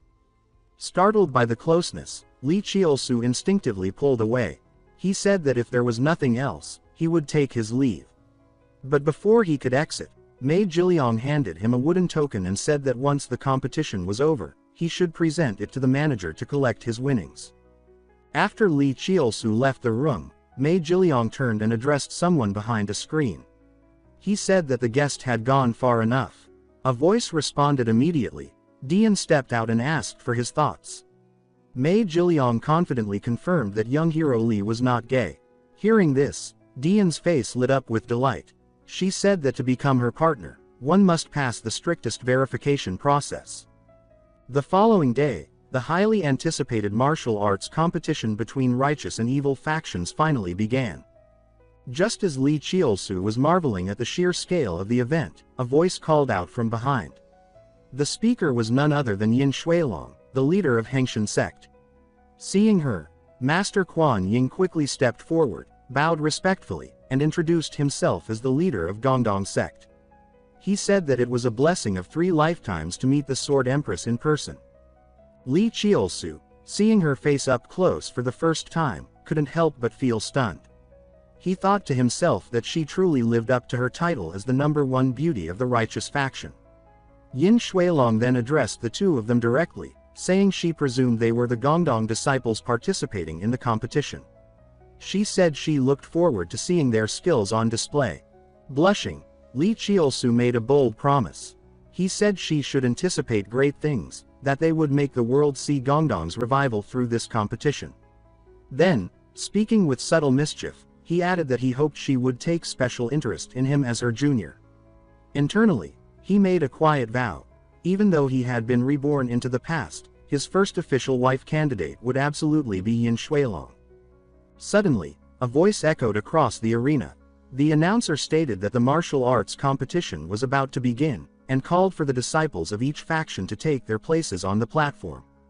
With calm resolve, Lee Cheolsu stepped forward. He told himself this was the first step. As a true Zhonghu hero, this moment would be his debut. And not just in martial arts. Thinking this, he turned to face Yin Shuilong and made a public declaration. With full volume, he announced that once he came of age, he would challenge her, defeat her, and become her husband. Gasps spread through the crowd. The entire audience was left speechless. Lee Cheolsu grinned with satisfaction. His operation, public confession, was a complete success. Though he had always been seen as an unremarkable disciple, he had just boldly challenged the Sword Empress of Hengshan sect. Many were shocked, but some recalled that Yin Shuilong herself had once said that she would marry the man who could defeat her. Still, the female disciples of Hengshan were furious. They said that for such a young brat to challenge the Sword Empress was pure arrogance. They declared that Yin Shuilong was a master-level elder, a pillar of the righteous path, and that such behavior was disrespectful to the entire sect. Lee Cheolsu quickly clarified that he was being completely serious. He said that although he expected opposition, he was ready for a legitimate martial arts duel. His words only made their expressions colder. One disciple stepped forward and said she would test his strength immediately. Lee Cheolsu was taken aback by how aggressive the reaction was. He hadn't expected her to escalate so fast. But before the situation worsened, Yin Shuilong raised her hand and told the disciple to step down. Then she turned her gaze to Lee Cheolsu, studying him quietly. She thought to herself that his challenge was reckless, but also full of youthful passion. It reminded her of her own declaration years ago at the Longfang Dawei. Although childish, in the context of Hengshan sect's current circumstances, it might even be an opportunity. With that thought, she made her decision. She declared that she accepted the challenge from Lee Cheolsu of Gongdong sect. The crowd instantly exploded. The Sword Empress of Hengshan had just agreed to a duel with a young upstart. Yin Shuilong added that any man from the righteous path could challenge her, and therefore she had no reason to refuse this one. However, she warned that if he was only toying with her, she would personally make him pay the price. Lee Cheolsu smiled and promised that he would give it his all. He said that he would now demonstrate his sincerity and prove to the world that he was worthy of becoming her husband. But standing across from him, the Black Dragon Gang disciple looked on with disdain. He sneered and said that just as the rumors claimed, Lee Cheolsu was nothing more than a reckless fool. He warned that he would teach him the cost of making a mockery of the platform. In reply, Lee Cheolsu raised a hand and made a vulgar international gesture. He said that if the opponent had any guts, he should bring it on. He declared he had no interest in wasting words on weaklings. Provoked, the Black Dragon Gang disciple attacked without hesitation. He called him rude and said he would now pay the price. But as the smoke cleared, the disciple stood frozen, staring at the sword held against his throat. He looked stunned. He couldn't believe he had lost so quickly. From the sidelines, Yin Shuilong observed the entire exchange with sharp eyes. She noted that the way Lee Cheolsu moved, fluid and evasive, was classic Gongdong light footwork, designed to counter heavy, straightforward strikes. When the referee raised Lee Cheolsu's hand, it marked his official victory in the first round. With a cheeky grin, he told his opponent to stop standing there like a fool. He said that since he was the weakest, he should hurry up and get off the stage. The defeated fighter clenched his fists in rage, but a large hand clamped down on his shoulder. A deeper voice said he should calm down and reminded him not to underestimate others. Lee Cheolsu blinked in surprise. Were they really blood brothers? The elder one was significantly more imposing. The older man introduced himself as Zhang Shuashan of the Black Dragon Gang. He said that anyone who insulted the Zhongshu brothers would pay dearly. With that, he launched a fierce strike. Lee Cheolsu barely dodged it and quickly judged the situation. This brother was on a whole different level. Footwork alone wouldn't be enough this time. He realized he would have to use a special technique.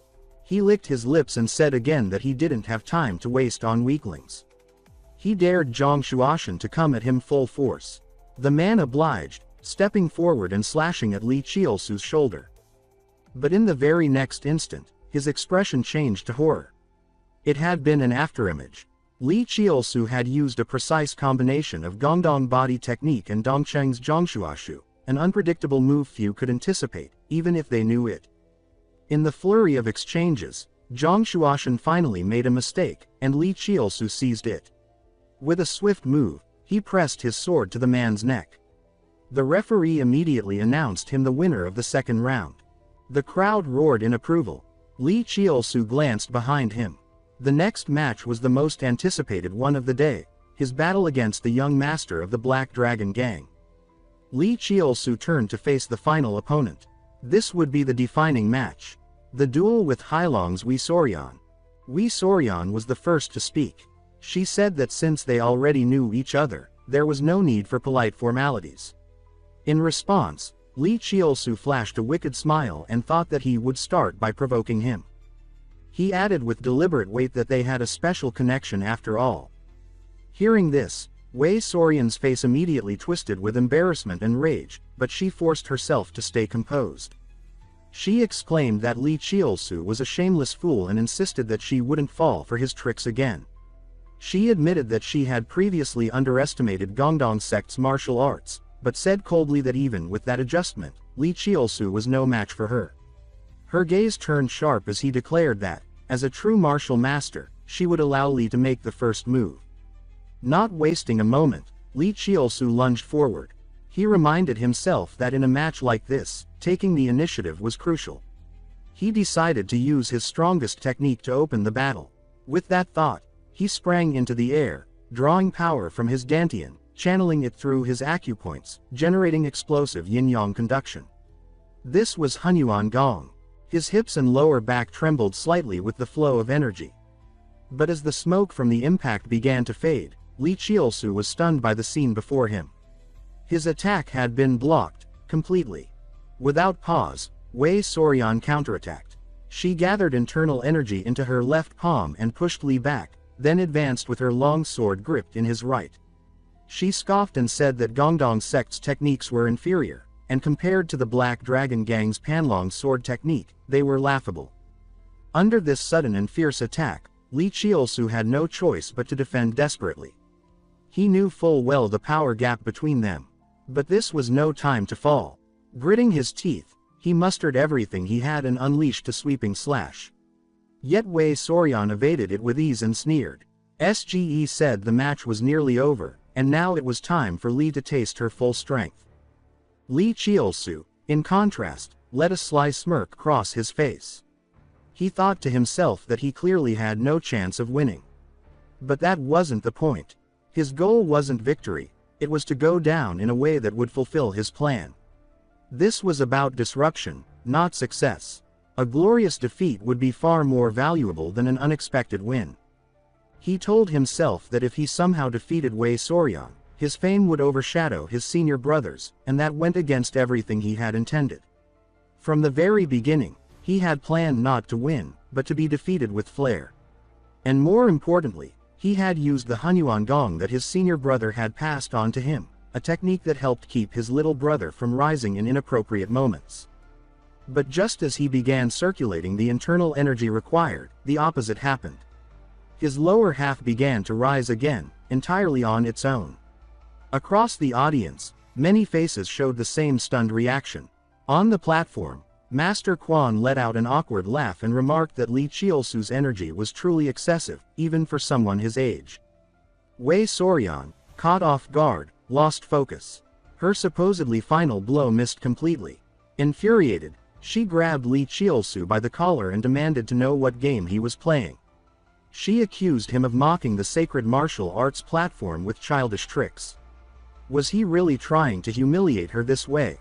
Just then, Yu Jinhui's voice rang out from the edge of the arena. He called for his junior brother to regain focus and shouted that he must not abandon Hunyuan Gong. He reminded him to guide his energy properly, it would help control the uncontrollable. Hearing this, Lee Cheolsu snapped out of his daze. He muttered that the match was not over yet. He then apologized sheepishly to Wei Sorian. As compensation, he offered a new proposal. They would settle the outcome with a single decisive move. Wei Sorian, filled with disdain, agreed immediately. She said there was no need to waste more energy on someone so beneath him. Lee Cheolsu, now regaining composure, thought that his internal energy had stabilized, but he still didn't know when it might spike again. So before he made a fool of himself once more, it would be best to lose as quickly as possible. With no more words exchanged, both fighters charged at each other simultaneously. As their powers clashed in a violent explosion, Master Quan watched from the sidelines and let out a sigh. He said that Lee Cheolsu's internal energy had grown impressively. Had it not been for the earlier disruption, he might have had a real chance against Wei Sorian. In the center of the arena, Lee Cheolsu collapsed to the ground as expected. The referee's voice followed swiftly. The winner of the third round was the Black Dragon Gang's Wei Sorian. Wei Sorian sneered as she looked down at her fallen opponent. She mocked Lee, saying that someone with such pitiful skills still dared to call himself an elder brother. But just as she finished the insult, her clothes suddenly tore open. Gasps rippled through the crowd. No one had expected such a dramatic ending. The final sword pressure had been that intense. Some spectators whispered that if Lee Cheolsu had been just a bit stronger, Wei Soryan might have lost an arm. Others, however, were more critical. They said that even in martial arts combat, what had happened was excessive. Not only had Lee risen again mid-fight, but now Wei Soryan had been publicly stripped of her dignity. Still, some voices in the crowd proposed a different view. They speculated that everything might have gone exactly as Lee Cheolsu had planned. He hadn't fought to win, but to shatter his opponent's composure. One onlooker pointed out that Gongdong sect still had one more contestant. Shameful as it was, if this chaotic display had disrupted the Black Dragon Gang's rhythm, then only Lee Cheolsu could have pulled it off. He might be shameless, but he was also clever. The eccentric hero of Gongdong sect had been born. Inside the arena, Yu Jinwei cradled Lee Cheolsu in his arms. He said that his junior brother had done enough, and now it was his turn to finish things. Wei Soryan, standing tall, removed her ruined upper garment and remarked that Lee's gaze had been surprisingly sharp. She said this was the match she had been most looking forward to.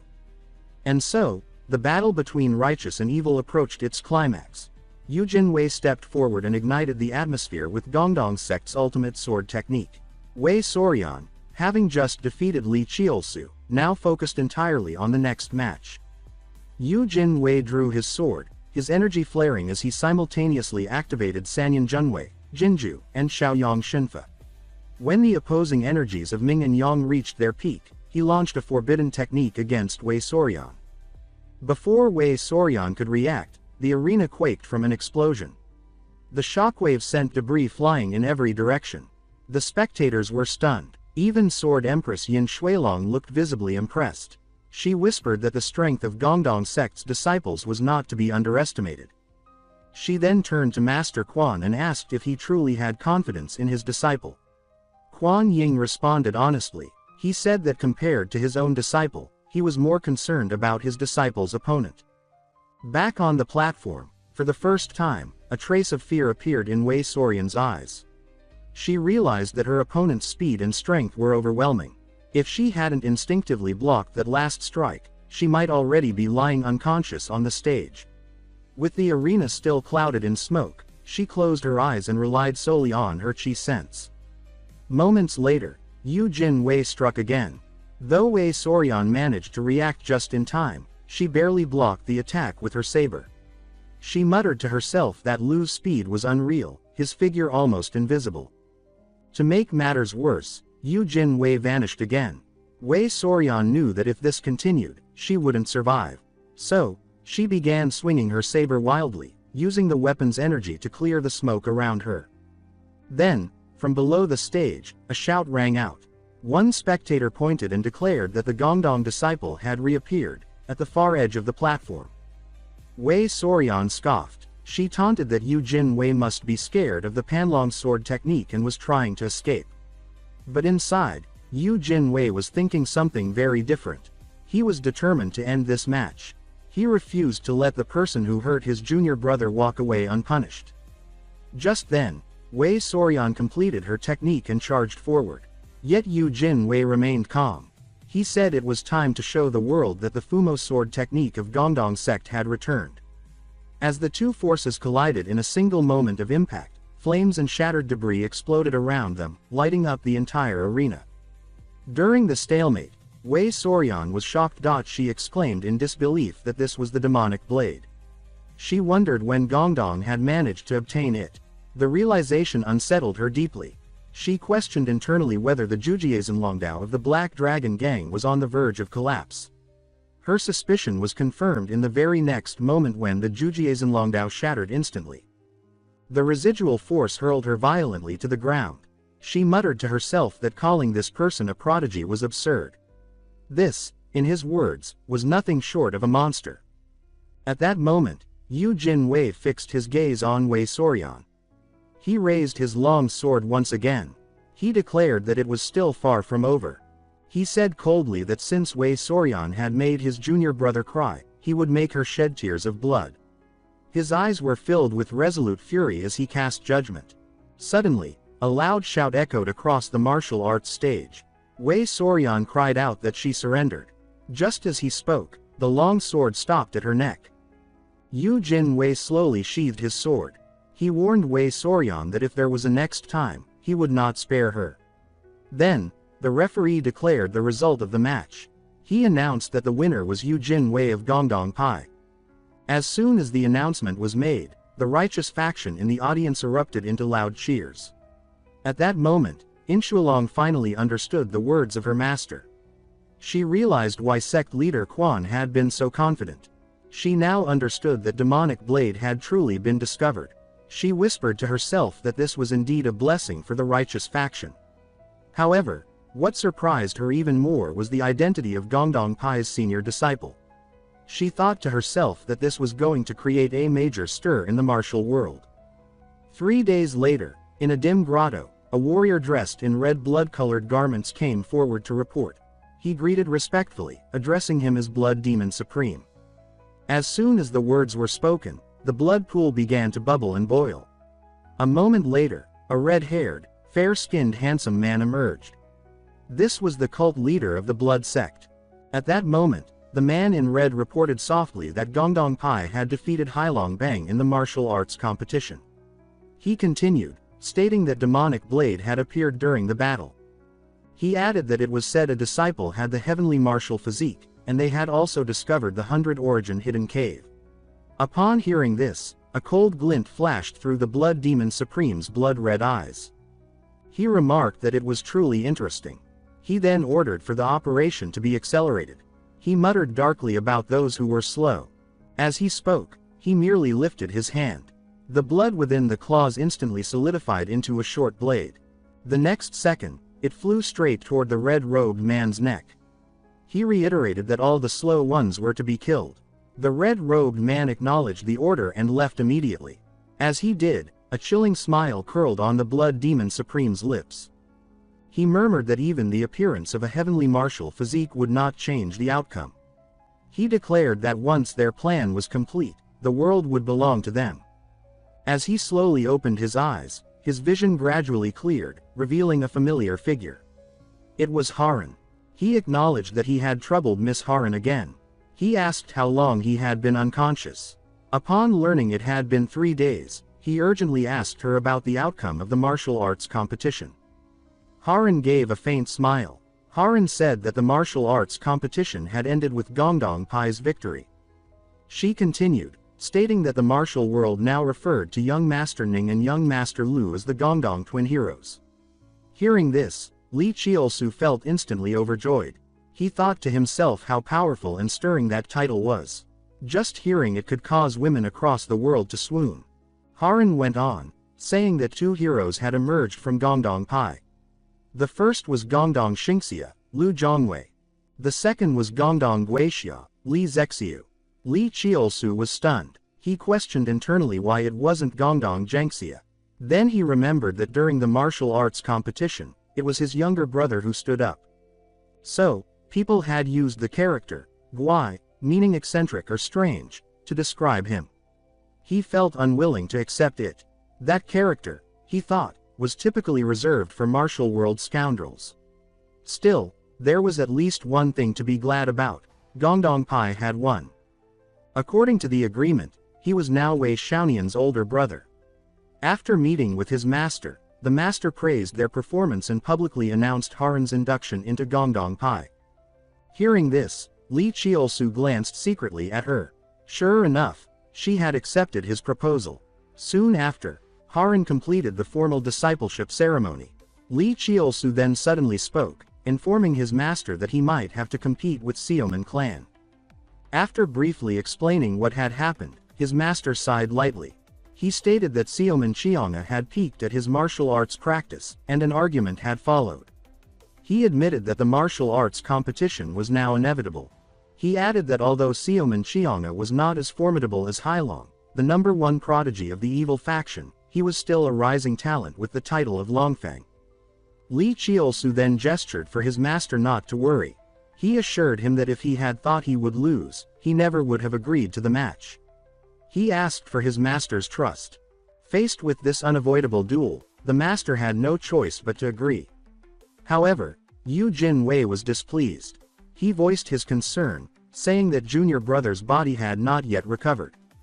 Lee Cheolsu smiled with practiced ease. He responded that it was all right and that he needed to stand on his own. He vowed that in this martial arts competition, he would prove that he was not a burden to the sect.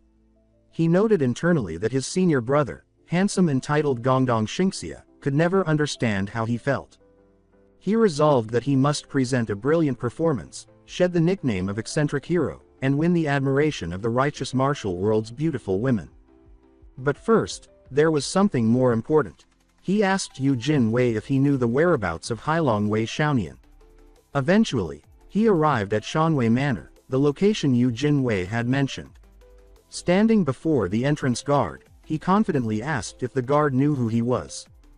Upon seeing his face clearly, the guard was utterly stunned. The guard exclaimed angrily that the twin-blade pervert had the audacity to show up there. Lee Cheolsu's face twisted at the mention of pervert. He asked if the guard was referring to him. The guard confirmed furiously. He said that during the martial arts competition, Lee Cheolsu had been utterly disrespectful to their young gang leader. He questioned whether someone like that could still be called an upright and honorable disciple of the righteous faction. Lee Cheolsu was instantly furious. He thought that being called eccentric hero was one thing, at least, hero was part of it. But, Sejian, or lewd sword, these bastards from the evil faction, he fumed, had gone too far giving such a suggestive nickname. Just as he was about to act, the voice of young Master Yuding came from inside the gate. Soon after meeting Wei Soryan, she spoke up first. She stated that according to the agreement, all the people from Shanwei had already been handed over to the authorities. She added that the silver Lee Cheolsu borrowed had also been waived. Then, with a cold tone, she asked what more Gongdong could possibly want. Hearing that, Lee Cheolsu's expression turned frosty.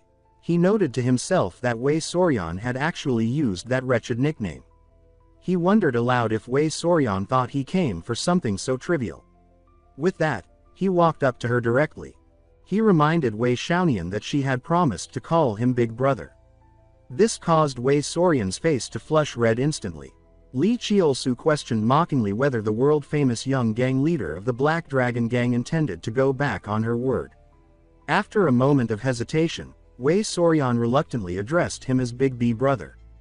But Lee Cheolsu deliberately pretended not to hear it. He demanded more loudly that he didn't hear it.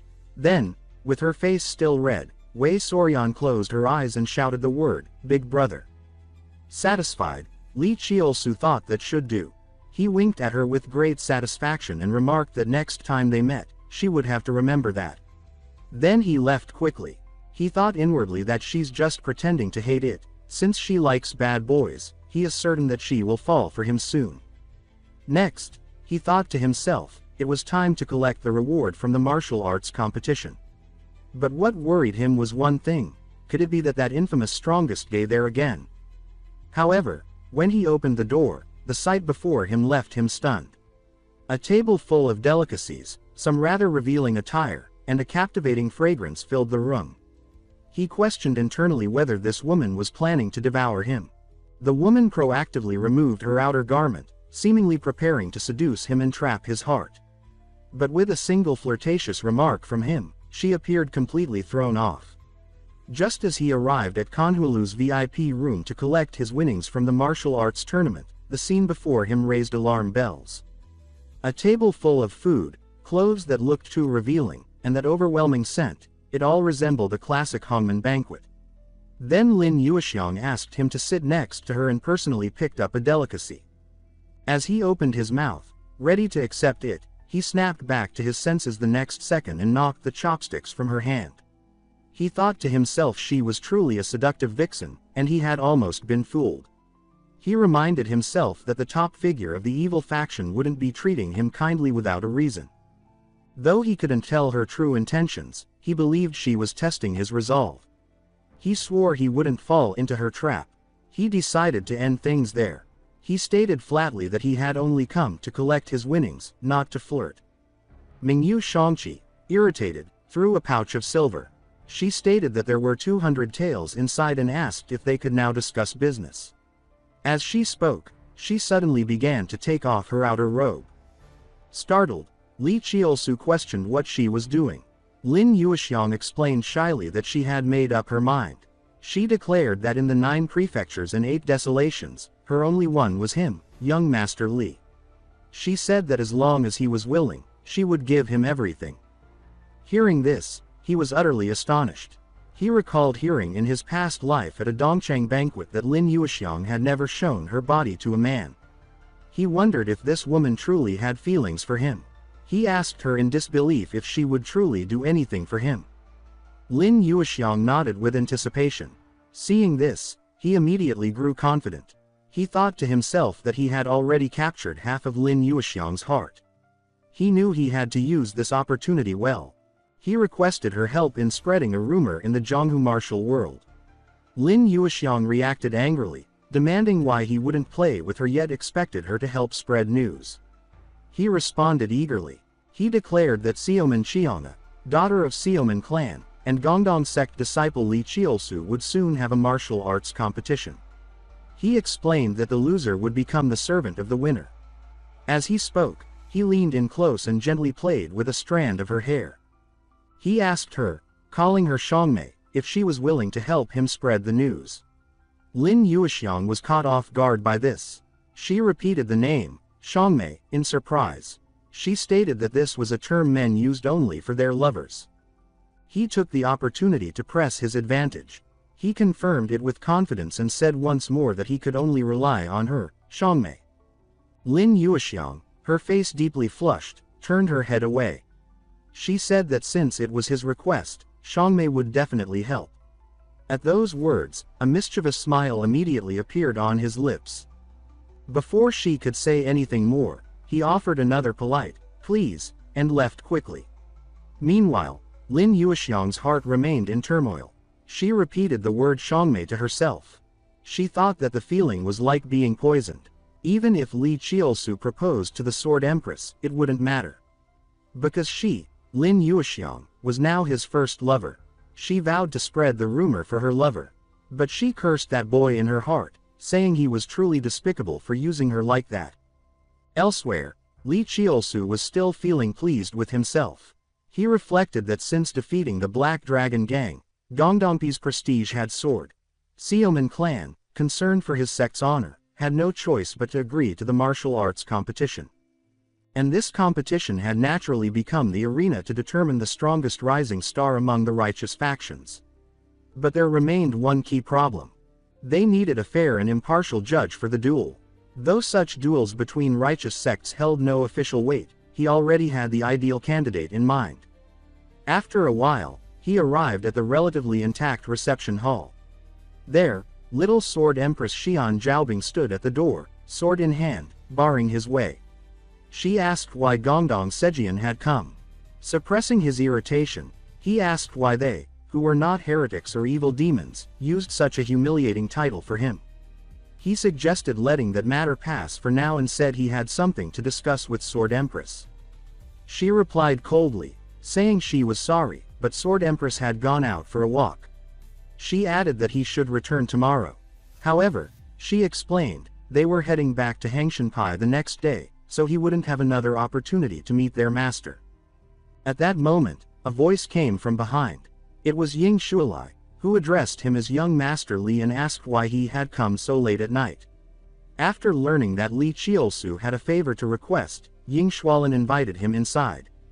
After some brief conversation, Lee Cheolsu got straight to the point. He said that he was about to compete with a rising talent from Xiaoman clan in a martial arts match and asked whether Sword Empress would be willing to act as the impartial judge. Ying Shuilai took a thoughtful sip of tea. She repeated that Lee Cheolsu wanted to compete with someone from Xiaoman clan and questioned why she should be the one to judge it. Lee Cheolsu quickly explained. He acknowledged that he could understand Sword Empress's hesitation. After all, he had once challenged Sword Empress publicly. But, he emphasized, when he said he wanted to become a man worthy of Sword Empress, he had spoken from the heart. He said this martial arts match was the first step in proving his sincerity. Then Ying Shuilai raised another concern. She asked whether there wasn't a long-standing feud between the Gongdong sect and Hangshanpai. She explained that Hengshenpai had taken advantage of Gongdong sect's decline to force their way into the 9 major sects and that others mocked them for being opportunistic. Hearing this, Lee Cheolsu felt a sinking certainty that the answer would be no.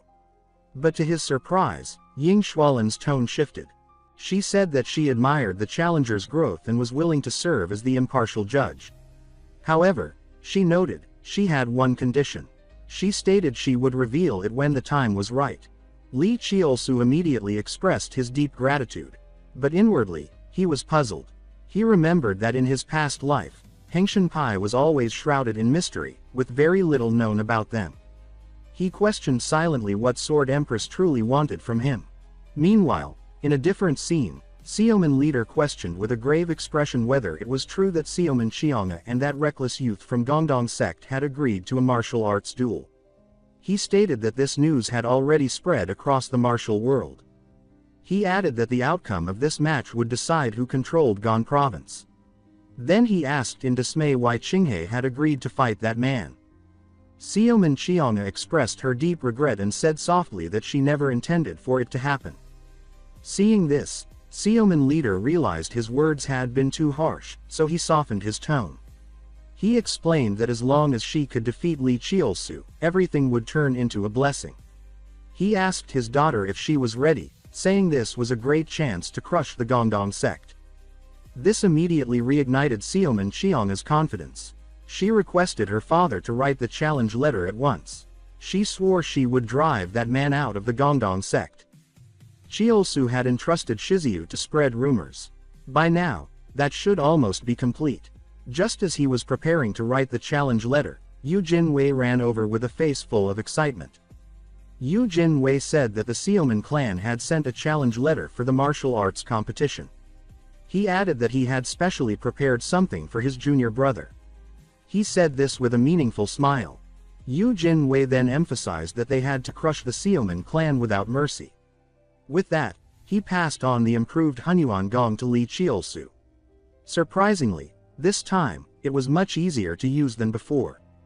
What Lee Cheolsu found hard to deal with, however, was how overly enthusiastic Yu Jinwei had become.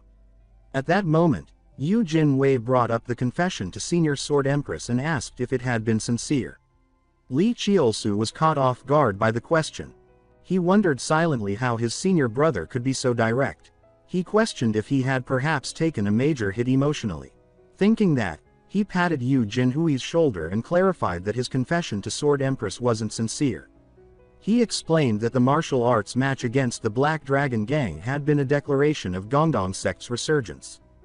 He stated they had needed something that left a powerful impression. Hearing this, Yu Jinhui's face lit up with admiration. He said that he hadn't expected such deep thinking from his junior brother. Lee Cheolsu offered verbal thanks for his understanding, but inside, he was thinking that his goal was to win the favor of the Tianwujidi. Still, Yu Jinhui's over-the-top joy was beyond anything he had expected. He questioned why this would make anyone so happy. A week later, after days of continuous practice, Hunyuan Gong became more refined. Yet what still caused him headaches was the damned Nilao Zhengsuaojing. To fully utilize Fumo Jinfa, one had to incorporate Nilao Zhengsuaojing. However, every time he attempted it, he ended up with an erection. He asked himself what he was going to do about it. He noted that the Xiaoman clan was taking this martial arts duel seriously. If he didn't prepare properly, he was certain to lose. So he concluded that no matter what, he had to master Nilao Zhengsuaojing. Just then, from the nearby bushes, came a rustling sound. Sword Empress Yin Xuelin appeared, walking slowly toward him. She commented that she hadn't expected to run into young Master Li while strolling through Gongdong sect. She asked why he was in such a remote area, suggesting he was practicing. Lee Cheolsu quickly covered himself and responded. He explained that quiet places made it easier to concentrate. Sword Empress then observed that he seemed tired and asked if it was due to weak inner cultivation. Lee Cheolsu replied that an important martial arts competition was coming up, making him anxious. After a moment's pause, Sword Empress remarked that meeting was fate and offered to lend a hand. She asked what he thought of the idea. For Lee Cheolsu, receiving guidance from a Sword Empress was an extraordinary honor. He quickly assumed a combat stance and unleashed a full-power attack. To his surprise, Sword Empress not only blocked it with ease, but also identified several flaws. She then told him it was his turn to defend. As soon as she said it, she launched a fierce attack. The intense offensive forced him into a purely defensive stance. Sword Empress pointed out that young Master Lee's Fumo Jinfa had a very weak defense. In the next instant, she slashed toward his chest. Her strike tore open his robe. Afterwards, Sword Empress highlighted the key problem. She explained that the way of yin and yang was the foundation of Gongdong sect. At its core was harmony between the two forces. But she said that young Master Lee's martial arts were heavily imbalanced. He was stunned upon hearing that and reflected deeply. He realized that in this life, his focus had solely been on training. His cultivation had leaned entirely toward yang energy. He wondered whether this imbalance was the root cause of his lack of progress. Sword Empress reminded him again that focusing on yin-yang harmony could be his breakthrough. Suddenly, it all made sense to him. Because he had once been a eunuch, he had subconsciously rejected yin energy. That rejection had broken the balance of yin and yang and caused his erections. Only through balance could Hanyuan Gong and Nilao Zhengsuaojing coexist. He began by using Hanyuan Gong to increase his internal energy, then integrated it with Nilao Zhengsuaojing. Finally, he used Fumo Jinfa against Sword Empress. In his past life, this was the path of Fumo. Sword Empress blocked the strike with satisfaction and praised him. He hadn't expected to unleash Sword Kai, and more importantly, this time his body stayed calm. He realized he had stepped into the first-rate realm. Elated and exhausted, his body went limp. Seeing this, Sword Empress supported him in her arms. Still, a smile tugged at the corners of his mouth. He thought again that tonight's moon was truly big and round. Later, lying in his room, he kept thinking about last night, the encounter with Sword Empress, their moonlit sparring, his breakthrough to the first-rate realm, and their unexpected closeness. Just thinking about it made his heart race. Suddenly, Haran burst into the room. She said she had heard many rumors about him in the marketplace. She said that people were calling him a two-timer. It turned out she had been buying fruit when she overheard gossip about the martial arts competition between Xiaoman clan and Gongdong sect. The rumor was that Zhanfeng Xiaoman Qianga and Lee Cheolsu had been secretly in love.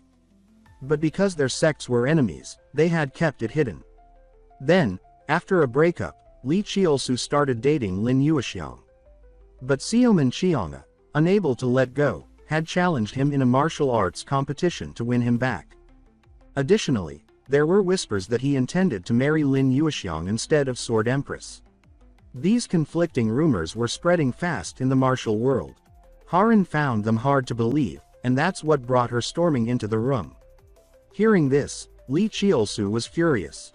He questioned how such ridiculous rumors could exist. Later, his master also approached him to ask what was going on. He warned that with the competition tomorrow, such rumors, true or false, would hurt him even if he won. Lee Cheolsu clenched his fists and denied everything on the spot. But in his heart, he knew only Zishao could have spread those stories. He believed her goal was to publicly claim him as her lover. With tears in his eyes, he told his master a revised version of events. He claimed that during the righteous versus evil battle with the Black Dragon Gang, to meet with the impartial judge unnoticed, he had sought help from a Howman. He concluded that the evil faction, bitter from defeat, had resorted to rumors. His master rubbed his head in disbelief, saying that even for the evil faction, such tactics were shameless. Lee Cheolsu reassured his master not to worry and vowed to clear his name. He then went to the tavern to verify things himself. But what infuriated him more was that people were treating the rumors as post-meal entertainment. Some even joked about his physical attributes. As he stood there, fuming but observing the scene, a voice caught his attention. Someone said that everyone knew it was Lin Yuexiang who started the rumor.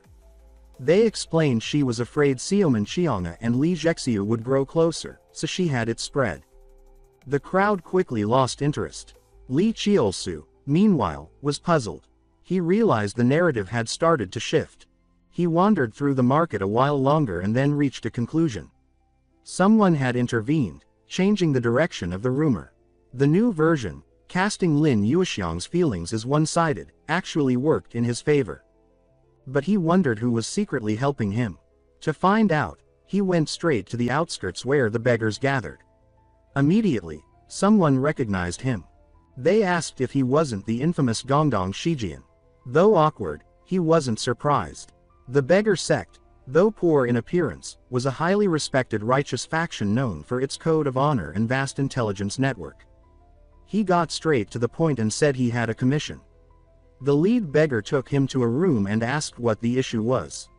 Lee Cheolsu took out a money pouch and made a request.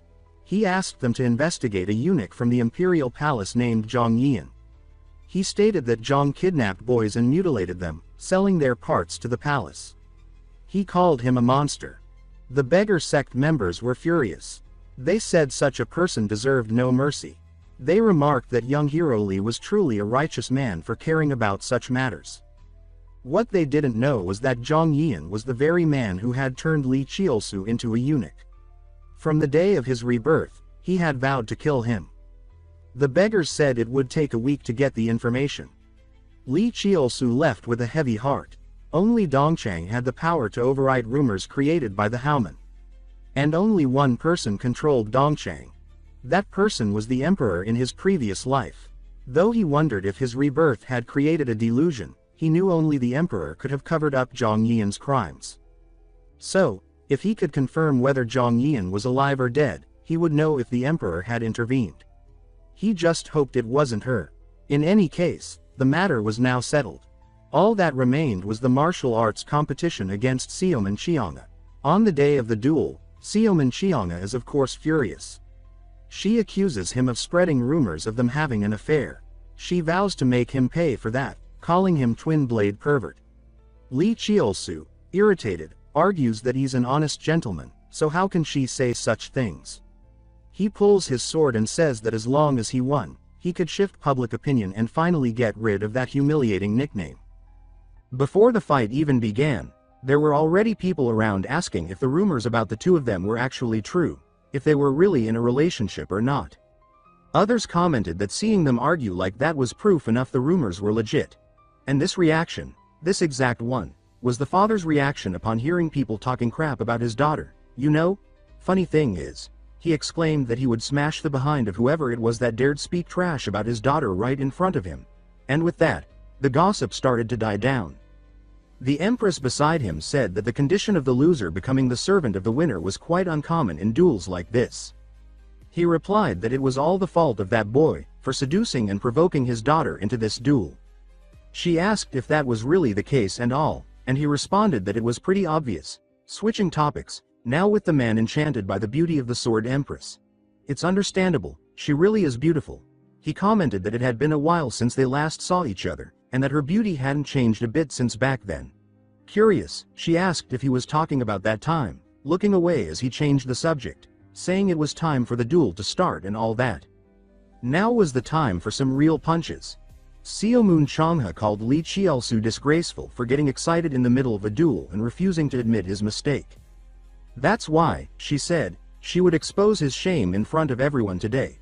She released all her energy, telling him to get ready.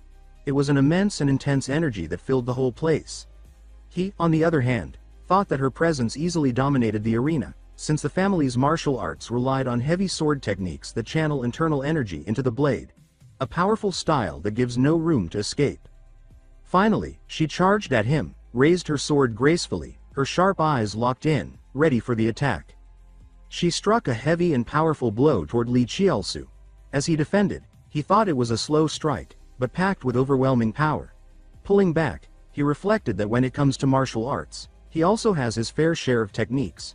From a short distance, Xiaomun Changhe asked if he had used the essence of the extreme demon subduing sword to neutralize the impact of her strike, acknowledging that he was indeed talented for pulling that off. Once again, she came at him, telling him to try blocking her next move too. Again, he defended, but to his surprise, wondered if that had been a feint. Suddenly, she grabbed him and landed a huge knee right in his face. In some way, he managed to block it. Honestly, he thought that the sect's sword style burned the enemy with pressure before delivering a single decisive blow. while the Gong Dong sect's sword focused on integrating attack and defense with an emphasis on powerful strikes. That's why, he thought, the two styles are incompatible, and that's why he intends to end this duel quickly, without getting tired. And so, the intense duel unfolded. Now it was Cheolsu who was putting on the pressure. His eyes were locked on her, following every one of her moves, surprising her with how his aura had shifted. Suddenly, Cheolsu launched an energy attack, and the blast caused a huge explosion in the arena. Changhe Jinwei was over there in the stands, all happy, thinking that Lee Cheolsu was amazing for holding his own. Just cheering him on. Meanwhile, on Changhe's side, she stood untouched, successfully defending against his attacks. Cheolsu asked how she had defended against that, and full of chuckles, she admitted that it hadn't been easy, but it still wasn't enough to bring her down. She raised her sword and asked what he was planning now, then rushed at him again, landing another heavy blow. Laughing, she asked if he was just going to keep defending. He already knew it wouldn't be easy, but she was even stronger than he had expected. He asked himself what he needed to do to turn the tables. Suddenly, something came to his mind. He remembered the Empress and the concept of yin-yang balance. Breathing in and calming himself, he wondered if he shouldn't just make things unpredictable. That's when Changhe shouted that she wouldn't allow it and charged at him, slamming the ground with full force. Surprised, she asked where he had gone. Well, with a martial art he specialized in during his time as an eunuch, Shadow Swan Steps has a great advantage in exploiting openings and launching surprise attacks. Even now, in his current state, he can use that martial art to momentarily fool Changhe's senses. Changhe, who's at the peak of the first line realm. By using one of the secrets of the martial arts from his past life, he recognized that Changhe was a strong opponent. Repositioning, he thought he needed to mix the essence of the demon subduing sword with the shadow steps. He charged at her, knowing his power might be reduced, but determined to destroy everything with one unpredictable blow. Seeing his movements, she focused, thinking it was obvious and that she only needed to defend that one attack, and it would be easy. Suddenly, he shifted his position, changing the trajectory of his sword. That move caught her completely off guard, and before she could react, she was struck hard by Lee Cheolsu. Her father, from the stands, was shouting at the top of his lungs, and Lee Cheolsu, having finished his attack, made her sword fall to the ground. And finally, right there in front of him, she gave in as well. With that, the victory of the Gong Dong sect was announced. The audience looked confused, which also left Lee Cheolsu puzzled, wondering what was up with this strange atmosphere. Looking back, they questioned whether Changhe had been seriously hurt or something, and Changhe was standing there, completely red, wondering what was wrong with her clothes, because they were literally tearing apart bit by bit. Seeing that, Lee Cheolsu started wondering what the hell was going on, asking himself why her clothes were ripping like that, thinking maybe it was because she hadn't managed to defend against his last attack. Poor thing, she started screaming as loud as she could, completely embarrassed, calling Lee Cheolsu indecent, saying it was such a perverted technique. People in the stands were saying it was no wonder he was called the weird hero of the Gong Dong sect, that clearly, he only thought with his little brother. Nervous, he tried explaining that it wasn't on purpose or anything, but she didn't want to hear it, no way. Her eyes were tearing up, and she called him a pervert. He quickly took off his shirt and handed it to her, telling her to cover herself. Embarrassed, he apologized, thinking this only happened because of the shadow steps, which had spread the energy of the blow and ended up destroying all her clothes. Since he didn't want a fatal strike, he held back, now in tears, clearly furious, because this wasn't the outcome he wanted at all.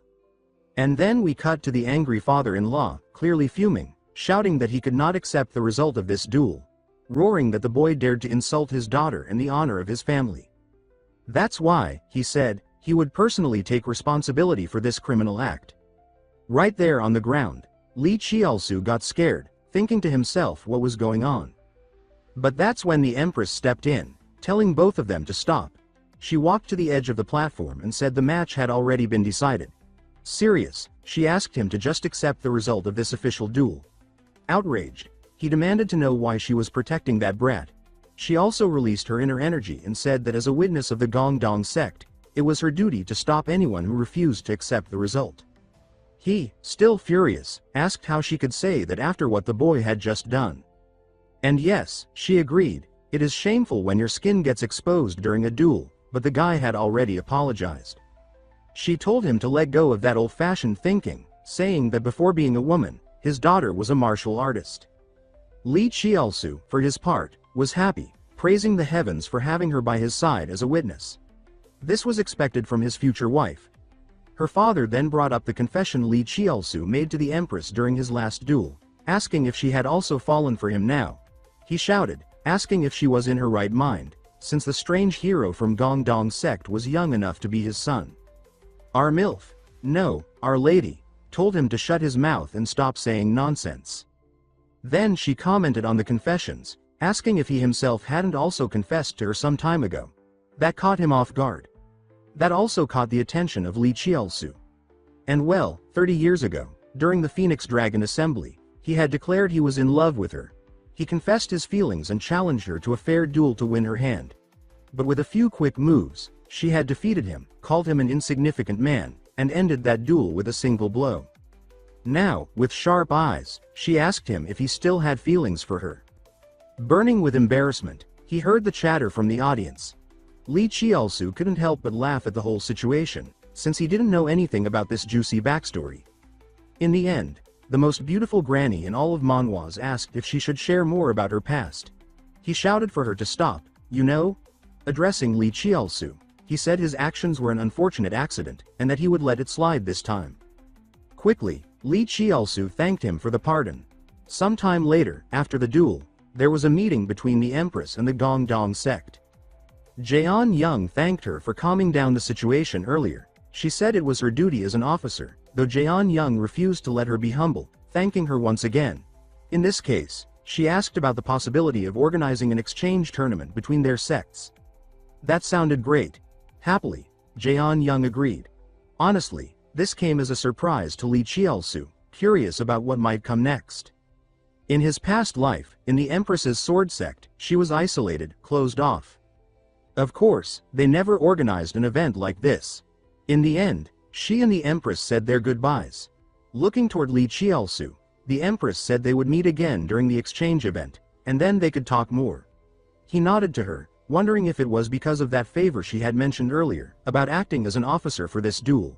Watching her walk away, he set those doubts aside, thinking he'd figure it all out during the exchange anyway. Either way, happy, he figured it was time to go claim his rewards for this duel. That said, we cut to the Seomoon sect, with Changha now being the servant of Lee Cheolsu. Her brother told her not to worry, and that if anything happened, she should contact the main family immediately. Finally, he addressed Lee Cheolsu, cursed him out with every name in the book, and said that if he ever made their girl cry, he himself would make the guy cry blood. That was the stance Lee Cheolsu had to deal with. In the end, he shouted. Lee Cheolsu shouted back. He got called a pervert, but he won the argument. Yeah, no comebacks to that. Changha, now baffled, asked how things ended up like this. In the end, he called for her attention, telling her to hurry up because they were heading to the Gongdong sect. Somewhere else, Changha walked a bit behind, clearly reluctant, totally embarrassed, because she had ended up becoming the servant of the biggest pervert of all time. Finally, they arrived at their sect. He said they had something to discuss. That caught her by surprise. She wondered what was coming. Her mind already dirty, she asked herself what was going to happen at this hour. Just the two of them. This could only mean one thing. My God, he's going to pull her into his arms and tease her in every way possible. Then take her lips for himself. Then humiliate her in every possible way. And there's even a certain place. Thinking all this would happen, you feel me? Lee Cheolsu looked at her and said that this place would work. That already had her thinking. Thinking those things, you know. If those wrong things were about to happen, she'd draw her sword right then and there. Lee Cheolsu, completely chill, said that this was a perfect place to give out his orders. And so, to her disappointment, he told her to go to Wajan County, Ganharu, and collect the winnings from the bets on the duel. Anxious, she asked if that was all, if he wasn't planning to do this and that, with her in that dark and secluded spot, which was perfect for the arts of seduction. But no, looking totally blank, Lee Cheolsu asked what the hell she was imagining with that filthy mind of hers.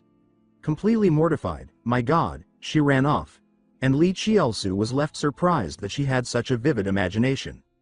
In the end, something popped into his head, reminding him of our beloved girl Chisha Yu. He wondered if the girl had been spreading rumors around, and of course, seeing her happy about his victory, she said that this was exactly what she expected from her man. That's what she called him. Lee Cheolsu burned with rage, saying that he wouldn't keep getting dragged into her little tricks anymore. The next day, Changha told herself she never imagined she'd end up as the errand girl of a scumbag. She cursed Lee Cheolsu, calling him the worst of the worst, the ultimate worst. That's when someone caught her attention, asking what brought her here. A bit red-faced, she answered that she came on behalf of Lee Cheolsu to collect his winnings from the duel bet. The guy asked why he didn't come himself, which made her even more annoyed. Eventually, he pointed to the second floor of the building and said there was a VIP room where she could go and get the prize. The words, VIP room, caught her attention. She wondered what that meant, remembering Lee Cheolsu saying that when she got here, they would show her a VIP room, and that she shouldn't be surprised, just grab the money. Surprised, she thought to herself that his words were true after all, even though, there was really no reason for him to lie about that, right? Upstairs on the second floor, our lil lady introduced herself as the boss of the whole place, acting as professionally as possible and asking Changha to sit. This time, Changha was red-faced because of all that beauty. Yep, the nun was really something. It wasn't for nothing that she was called the most gorgeous hostess in all of Sichuan. And in the middle of it all, there was that classic female rivalry kicking in. She thought to herself this was the skank who fought her man and tried to make him her servant. And yeah, that rivalry was felt. The poor girl sat there not understanding a thing. After a slight greeting, the hostess commented that she heard Changha came to collect the winnings. But then asked if there wasn't anything else she wanted to say. Puffing her chest, she asked if Lee Cheolsu hadn't sent any other message. No words, no letter, nothing. Those words left Changha speechless, seeing the hostess act like that about Lee Cheolsu. She wondered if those rumors about the two of them being lovers were actually true. Hesitant, she replied that actually, there was something Lee Cheolsu wanted her to say. And that hit the hostess hard, caught her off guard, made her sweat. Changha said that Lee Cheolsu was very disappointed in her, for spreading false rumors. Poor Nung instantly got worried, asking what she meant by that. Then came the memory. When meeting the hostess, Changha was supposed to tell her that he hated her more than anything else in this world, because he only liked honest people. Mouth wide open, she thought the hostess would be seriously shaken by that. And shaken wasn't even the right word. With tears in her eyes, she asked Changha if he really said that. Changha, clearly uneasy, confirmed it, saying that was all he had to say. In the end, the hostess placed the bet money on the table and asked her to take it. As she was leaving, she tried to cheer her up, seeing the girl was crushed, saying she would talk about her with Lee Cheolsu when she got back. Then she left. The hostess was confused, unable to believe this was actually happening, especially since not long ago he and Lee Cheolsu had called her my love. Poor thing, completely fooled. She imagined the possibility that he might never speak to her again because of the lies she herself made up, just to spice up the rumors. Desperate, she screamed no, no, no, no, this couldn't happen. If she couldn't see him anymore, her heart would stop. Until now, she had thought it was all just a joke. But by the way Changha reacted, it seemed like he was really upset, so she knew she had to do something to fix this. Back with Changha, she thought it was strange. How could such a fine woman with a tiny waist be so into a jerk like Lee Cheolsu? But then something hit her. Mana Eugene Wei, Little Haran, Master Carvala, even the Sword Empress, all of them were friendly and seemed to like him. Confused, she started to question why everyone liked such a shameless pervert so much. Suddenly, she hesitated for some reason, her face turned completely red. She started thinking that maybe all the bad things she'd heard about Lee Cheolsu had just been misunderstandings. She thought maybe he really was the one who defeated the Black Dragon Gang to protect his sect, who challenged the Empress of the Sword to restore the honor of the Gongdong sect, who fought against the powerful Xiaomun family. Lost in thought, she realized these were the actions of a true hero of the Murim world. And maybe, just maybe, that hero from the Gongdong sect she had always dreamed about wasn't anyone else but our Lee Cheolsu. That's when someone called her attention. It was the man himself, Lee Cheolsu, saying his servant had returned. And that's when all the magic of Lee Cheolsu vanished. In the end, she handed over the money. He thanked her. But despite everything, she still couldn't help but think, maybe. Because even now, there was a tiny possibility he was really the one she had dreamed about. That thought caught her off guard. Blushing like mad, she apologized to him, saying she was really sorry for what happened. Lee Cheolsu, totally confused, wondered what the hell she was talking about. Meanwhile, she took off running, embarrassed by the whole situation, calling him an idiot, a fool, a scumbag. She cursed him with every word she had. And Lee Cheolsu, standing there, wondered what kind of wild delusions she was having. But that wasn't important now. What mattered was the money in his hands. But before he could feel the joy of that sweet cash, someone arrived at the sect, yelling if anyone was around. It was hostess Nung. She had come to make a generous donation. She walked up to Jaeon Young and asked him to accept her offering. That made him feel a bit awkward since the sect didn't really need such a big donation. Lee Cheolsu walked over, asking what this was all about. Nung said she had heard the sect was suffering because of the scandal she caused with those rumors. And besides the donation, this was also an apology. She asked for a moment alone with Lee Cheolsu, which caught him off guard. Jaeon Young thanked her and, seeing how persistent she was, said he would accept. And there was the face of someone realizing what he had done. He just wanted to mess around a bit with her, with Nung, playing a few games. But she had taken it all way too seriously. Sometime later, Changha asked Eugene Wei what was going on. Eugene Wei answered that she had no idea. How could a total bombshell, among bombshells, feel this way? She said she was worried about what the other girl might want with their boy, and Changha asked what the point was of even staying around then, saying that she had just come up with a great idea. Elsewhere, beside Lee Cheolsu and Nung, who, poor thing, was sobbing hard, she apologized between hiccups, saying she didn't even have the words to express herself. That left him confused, wondering how things ended up like this. That's when Nung spoke from the bottom of her heart, saying that she did what she did because she liked him very much. Her words caught him off guard, thinking that they sounded genuine, and her reaction surprised him.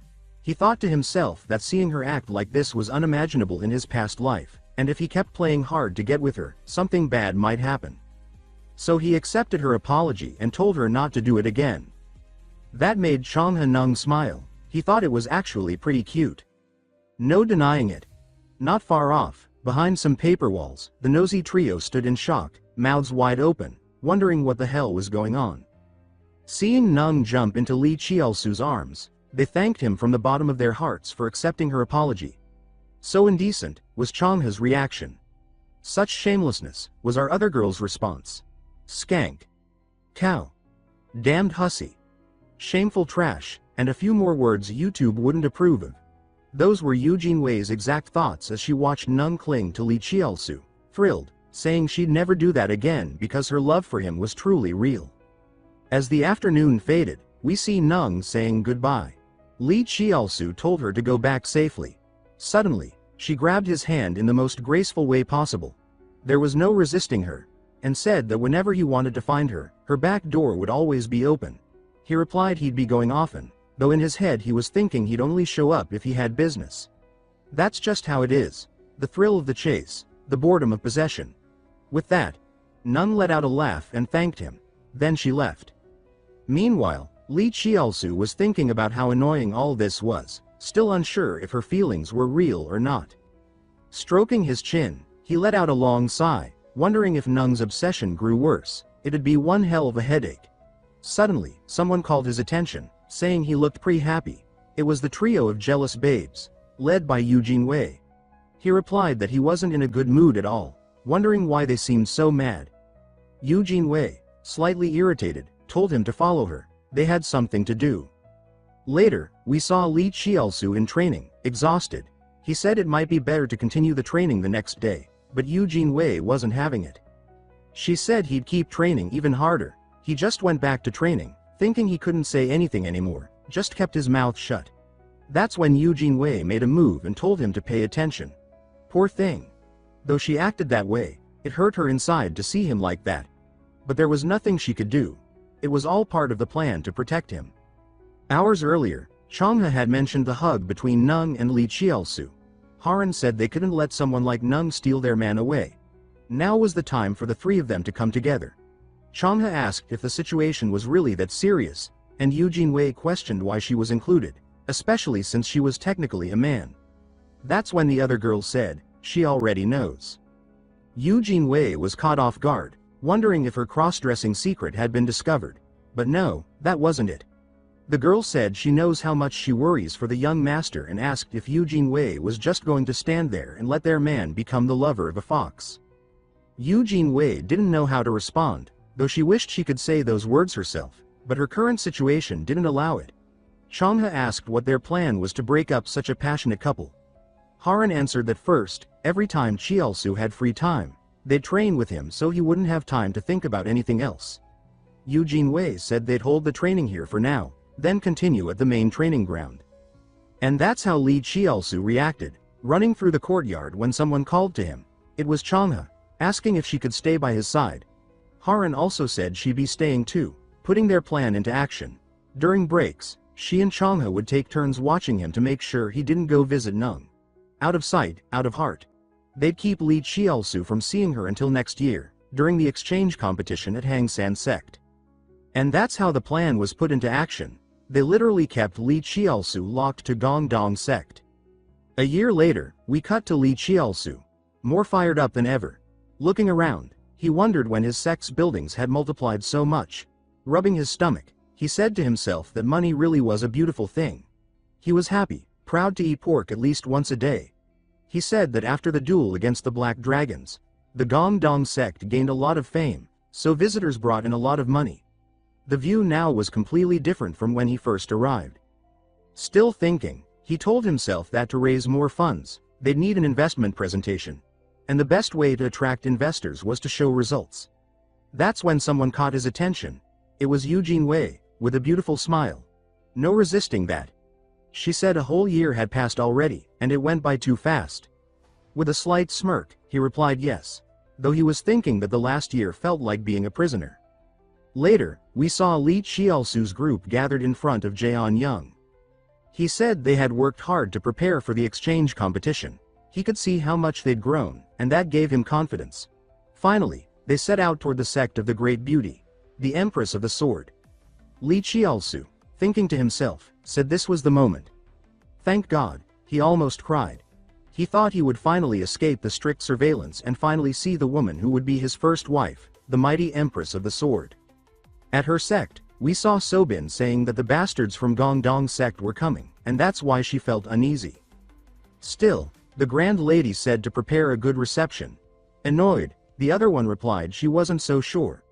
Looking at her, they said her sect was strong enough even without some exchange tournament, asking if this event was really necessary.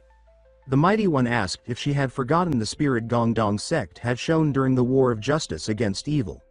That spirit would be useful for their sect too.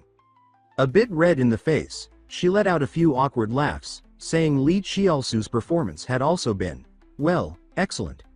The subordinate replied with a simple, understood, and asked for further instructions. Outside, we saw her fuming, irritated, thinking about that slight smirk the Empress gave when talking about the bold actions of Lee Cheolsu. She said it couldn't possibly be what she was thinking. Approaching all the disciples of her sect, she asked if they were all gathered. Puffing her chest, she shouted to deliver her orders. Everyone got excited to hear the words of the great Empress of the Sword. That's when the subordinate said that the Grand Lady had prepared the competition with the Gongdong Sect. She asked everyone if they knew what that meant. They all listened closely. With her eyes burning, she shouted that for the shameless guy, Lee Cheolsu, and his gang of a sect who dared act arrogant toward the Empress, they had a duty to teach them all a lesson. Everyone agreed, shouting that it was exactly that the arrogant punk had to be defeated. Raising their fists, they shouted as disciples of the sect, as sisters of the great Empress of the Sword. In unison, they repeated her words. The subordinate, radiating no-nonsense energy, screamed that they would reveal the true nature of the shameless, scheming rogue called Lee Cheolsu. In a mountainous place, we saw our squad. Eugene Wei didn't stop commenting on how many mountains and cliffs there were. Cheolsu said it really was a famous mountain, worthy of being called the northern peak of the Central Plains. That's when a group arrived. A messenger from the Empress's sect, who asked them to follow her, as she would be their guide. Jeon Young thanked her for the courtesy. Lee Cheolsu was full of cheeky chuckles. He said he indeed always wanted to go to the female sword sect even in his previous life. That sect had once been a gathering of a group of powerful female martial artists who gathered to protect a temple of Buddhist nuns.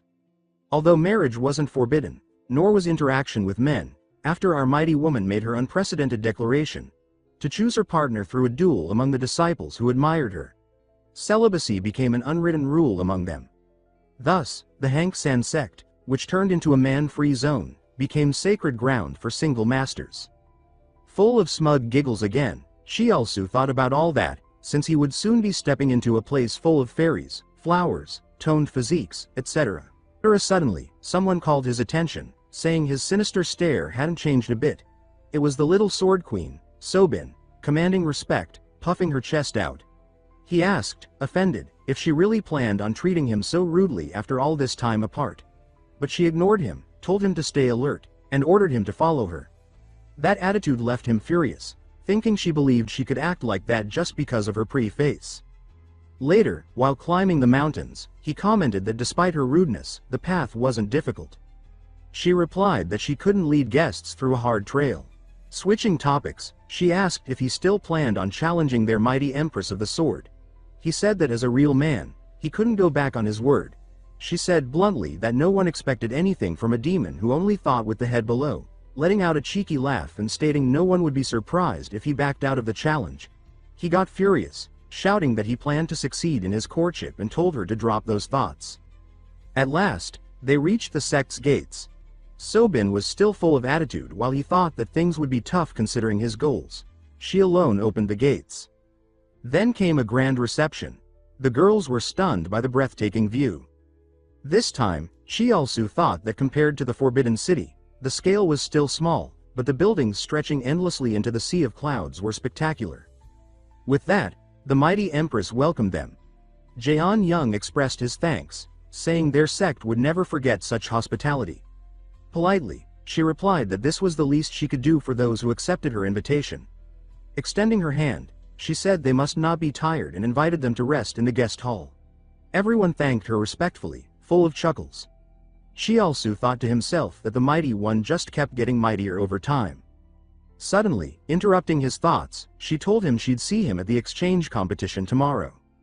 He replied simply, thinking things were getting interesting. Later, walking through the sect after stuffing his face, he looked at the full moon and wondered if it was time. He told himself that the Empress's telepathic message earlier had been unexpected. She had asked if he could come to the pavilion under the next moonlight. Feeling cocky, he thought it was like going on a date, and that got him all giddy. Already at the pavilion, something caught his attention, silver hair glowing in the moonlight as the breeze lifted it. It was her, the one who carried the title that had to be carried, the mightiest of the mighty. No doubt now who the author's favorite was. Same for him. He thought it was amazing to see her beauty shine in that moonlight. Looking in his direction, she said she needed to say some delicate things, which was why she had summoned him like that. As she approached, she said there was a favor she needed, but first, something else had to be addressed. With a serious look, she explained that her sect was in grave danger. As he already knew, the disciples admired her deeply, but over the years, that admiration had turned into obsessive fanaticism. They declared celibacy in her name, cut all ties with the outside world, and even began holding secret rituals to worship her. Surprised, he asked if they were worshipping her like a religion, saying that wasn't good, though she did seem like a goddess. She said if this were exposed, the sect could be labeled a secret cult.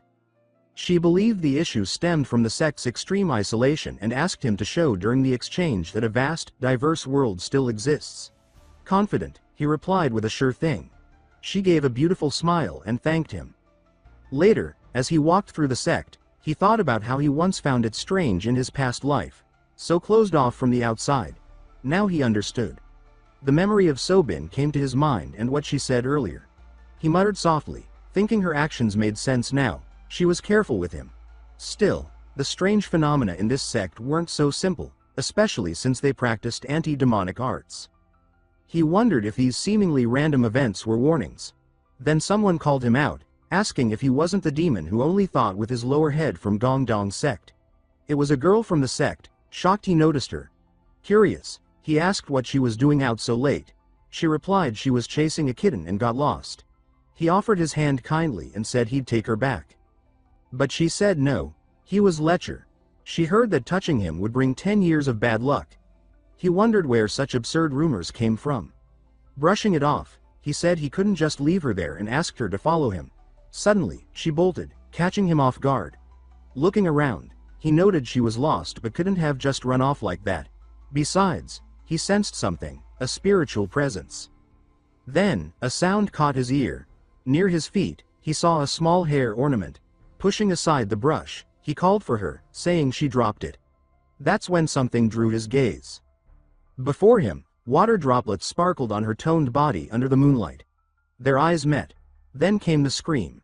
She started shouting all kinds of insults at him, saying he really was a demon who only thought with his lower head, and that this was unforgivable. Shocked, he covered his face and yelled it was all a misunderstanding. He had no idea Sobin was there. Just then, other disciples appeared, rushing to her. Furious, she called him a pervert for spying. Then someone stepped in, telling him to stop being ridiculous. It was Changha Sobin, asking if she hadn't caught him, would he have kept watching her body? He apologized again, saying it wasn't like that, but she didn't want to hear it. She said apologies wouldn't fix anything. Pointing at him, she told him to take responsibility, leave the sect, and not join the exchange. He tried saying it was a mistake, that he was following a child. The disciples told him to shut it. There was no child there, and they weren't buying such a lame excuse. That's when something clicked in his mind. Thinking about it now, everything seemed off. Looking at the disciples approaching, he thought that when Sobin screamed, they showed up almost like they were waiting for it. Looking at Sobin, he thought she was demanding he leave the sect like it had all been planned. Putting the pieces together, he got irritated, wondering if they really thought he was that stupid. Sobin shouted again, demanding he take responsibility and go, but he refused. Surprised, she asked what he meant. He smirked slightly, saying she never planned on believing him anyway. Crossing his arms, he said they now had no choice but to settle this the Murim way. The next day, furious, Jaeon Young asked what he had done, if he was really spying on young Empress Sobin during her bath. Smacked upside the head a few times, he said no, that's not what happened. He saw her by accident, it wasn't intentional. Jaeon Young believed him, but said this exchange was meant to build friendship between the sects, and now it was a disaster. Nervous, Cheolsu thought it was totally unfair, but there was nothing more he could say. That's when the Mighty One arrived and took everyone's attention. She walked up to Jaeon Young and said she heard about last night's unpleasant incident. He apologized immediately. But she said there was no need, her face was solemn. She said the truth of what happened was still unclear. She thought to herself that she wanted to believe in Sobin from the bottom of her heart. Still, she also knew about the obsessive impulses among her disciples. Sad to doubt them, but just as Cheolsu had said, there might be another reason this whole mess happened. After those thoughts, she spoke to Lee Cheolsu, suggesting they settle things the Murim way. She asked if they could have a duel before the exchange competition to resolve the matter once and for all. Jaeon Young agreed with her. This time, Lee Cheolsu thanked her sincerely for giving him this opportunity. Hours later, in the arena, the father of Changha, you remember him, commented that it was strange for the Hangsan sect to host such an event. A small monk beside him said it wasn't a big deal, just normal for righteous sects to bond. Either way, the father said that Lee Cheolsu always stirred up trouble wherever he went, and this time, he was about to duel as the opening act of the exchange competition. The great master from the Shaolin Temple, Wangguk, said that Lee Cheolsu was just at that lovely age of falling in love. That said, we cut to Sobin standing before Lee Cheolsu. He raised his sword and said that if he lost this duel, he'd leave the sect, but if he won, she'd help him prove his innocence. She raised her sword back and simply replied that it was all fine by her. Charging straight at him, she shouted that if she could expel him, any conditions would do. A brief exchange of swords began. He had expected that level of strength from her. Still, he had trained tirelessly this past year. Striking back, he pushed her away and quickly dashed toward her again. Another honest clash of blades followed. Wangguk commented that his skills were impressive, while Xiaomu noted that he clearly trained hard this last year. This time, Lee Cheolsu expanded all his energy, thinking this still wasn't everything he had. He lunged at Sobin with fierce intensity, wearing a focused expression. It worked well, and Sobin thought his movements were hard to predict. Yu Jinwei and Changhe were both surprised by his performance, commenting that he had improved a lot. Lee Cheolsu kept up the pressure on Sobin, asking where all that confidence of hers had gone. Laughing, he said that if she gave up now, he'd even accept her apology. That only made Sobin more furious. She told him to shut up and stop talking nonsense. Pushing him back with her sword, Lee Cheolsu was stunned, realizing her attack had gotten stronger. He wondered if she'd been hiding that power all this time. Sobin shouted that the Empress of the Sword was a flower too unreachable for someone like him to desire, and that she had to win this duel. She rushed toward him with everything she had, locking blades with him at full force. Watching her movements, he was surprised, asking himself if that was the supreme technique of the Hang San sect, the sword of the feminine style. But her moves were flashy and slow. He dodged all her strikes and thought maybe that was why they were so easy to avoid. Panting with fatigue, Sobin called him a bastard, and Lee Cheolsu called her attention. He said that in battle, you lose the moment you lose focus. Raising his sword, he expanded his inner energy and said this ends now. Charging at her at full speed, his attack exploded with immense energy. And there she was, partly supported on one knee, her expression visible in the aftermath. Finally, Lee Cheolsu stood as the winner, and it was announced. Changhe shouted aloud saying he had won. It was a victory worthy of a hero of the Murim world. Yu Jinwei shared in her joy.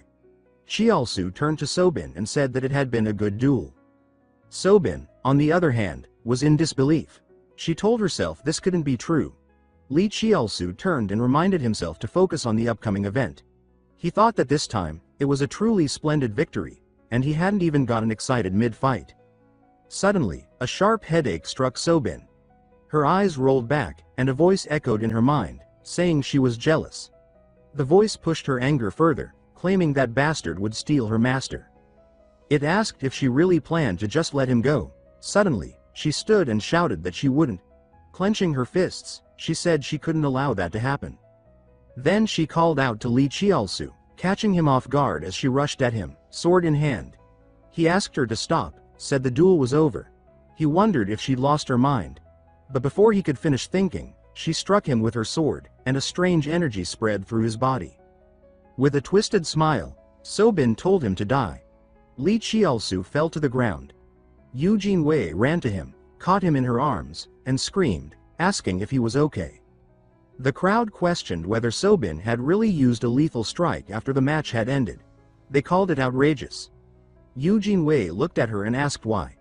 Sobin, now with a wicked look on her face, said that anyone who insulted the Empress of the Sword must die, no matter who they were. All the disciples shouted in agreement, saying the young Empress of the Sword had done the right thing. Sobin's fury grew strangely stronger. She declared that she'd finish off Lee Cheolsu right here and now. But Yu Jinwei, while releasing her energy, said that if Sobin attacked again, she'd have no choice but to take her life. Then, something unexpected happened. Sobin was struck from behind. It was the Mighty One, who quickly rendered her unconscious. With a serious look on her face, the Empress turned toward the scene. Her disciples asked why she had done that. This was their best chance to eliminate that bastard. Enraged, she screamed for them all to shut up. After a few words, she approached Yu Jinwei and asked if Lee Cheolsu was okay. Yu Jinwei held her back and told her not to come closer. That reaction shocked the Empress. She said she was only concerned, but Yu Jinwei didn't want to hear it. She replied that she couldn't let the Hang San sect anywhere near him. Suddenly, someone else spoke up, saying this had turned into a mess. It was none other than our man of the hour, Wang Guken, walking toward them. He said that using a lethal technique during a duel was a serious matter.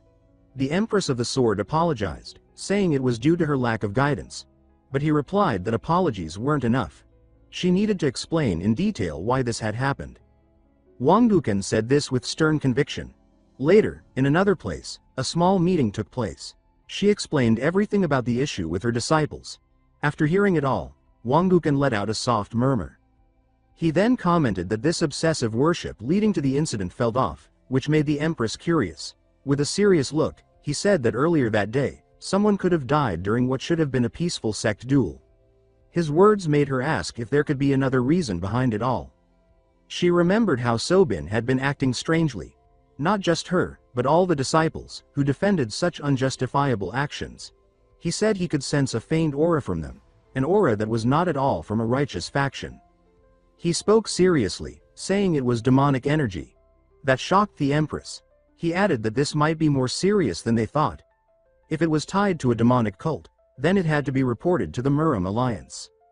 If that happened, he asked if she knew what kind of punishment her sect would face. With a melancholic voice, the Empress said that her sect might even be forced to shut its doors. That possibility hit hard. Sounding cold, Wang Gukan thought that would be worse than closing the sect under the Alliance's orders, because then, shame would follow her sect for all eternity.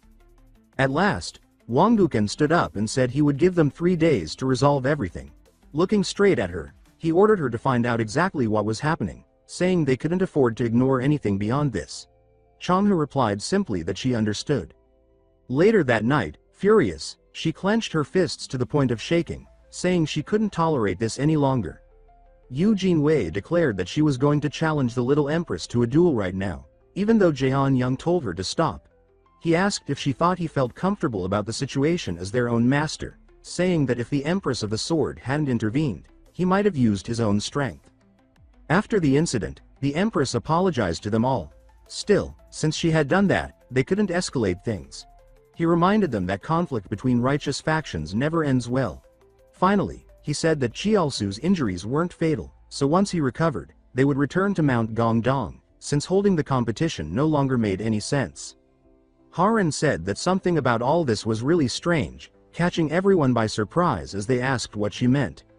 She said that both the little Empress Sobin and her disciples were acting odd, and with a serious look, she asked if the great Empress of the Sword would really teach her disciples to behave like that. Deep in thought, Jian Yang said it truly didn't make sense, prompting Haran to suggest maybe some unknown issue had arisen among the disciples. Jian Yang said that theory seemed to fit, as someone watched from afar.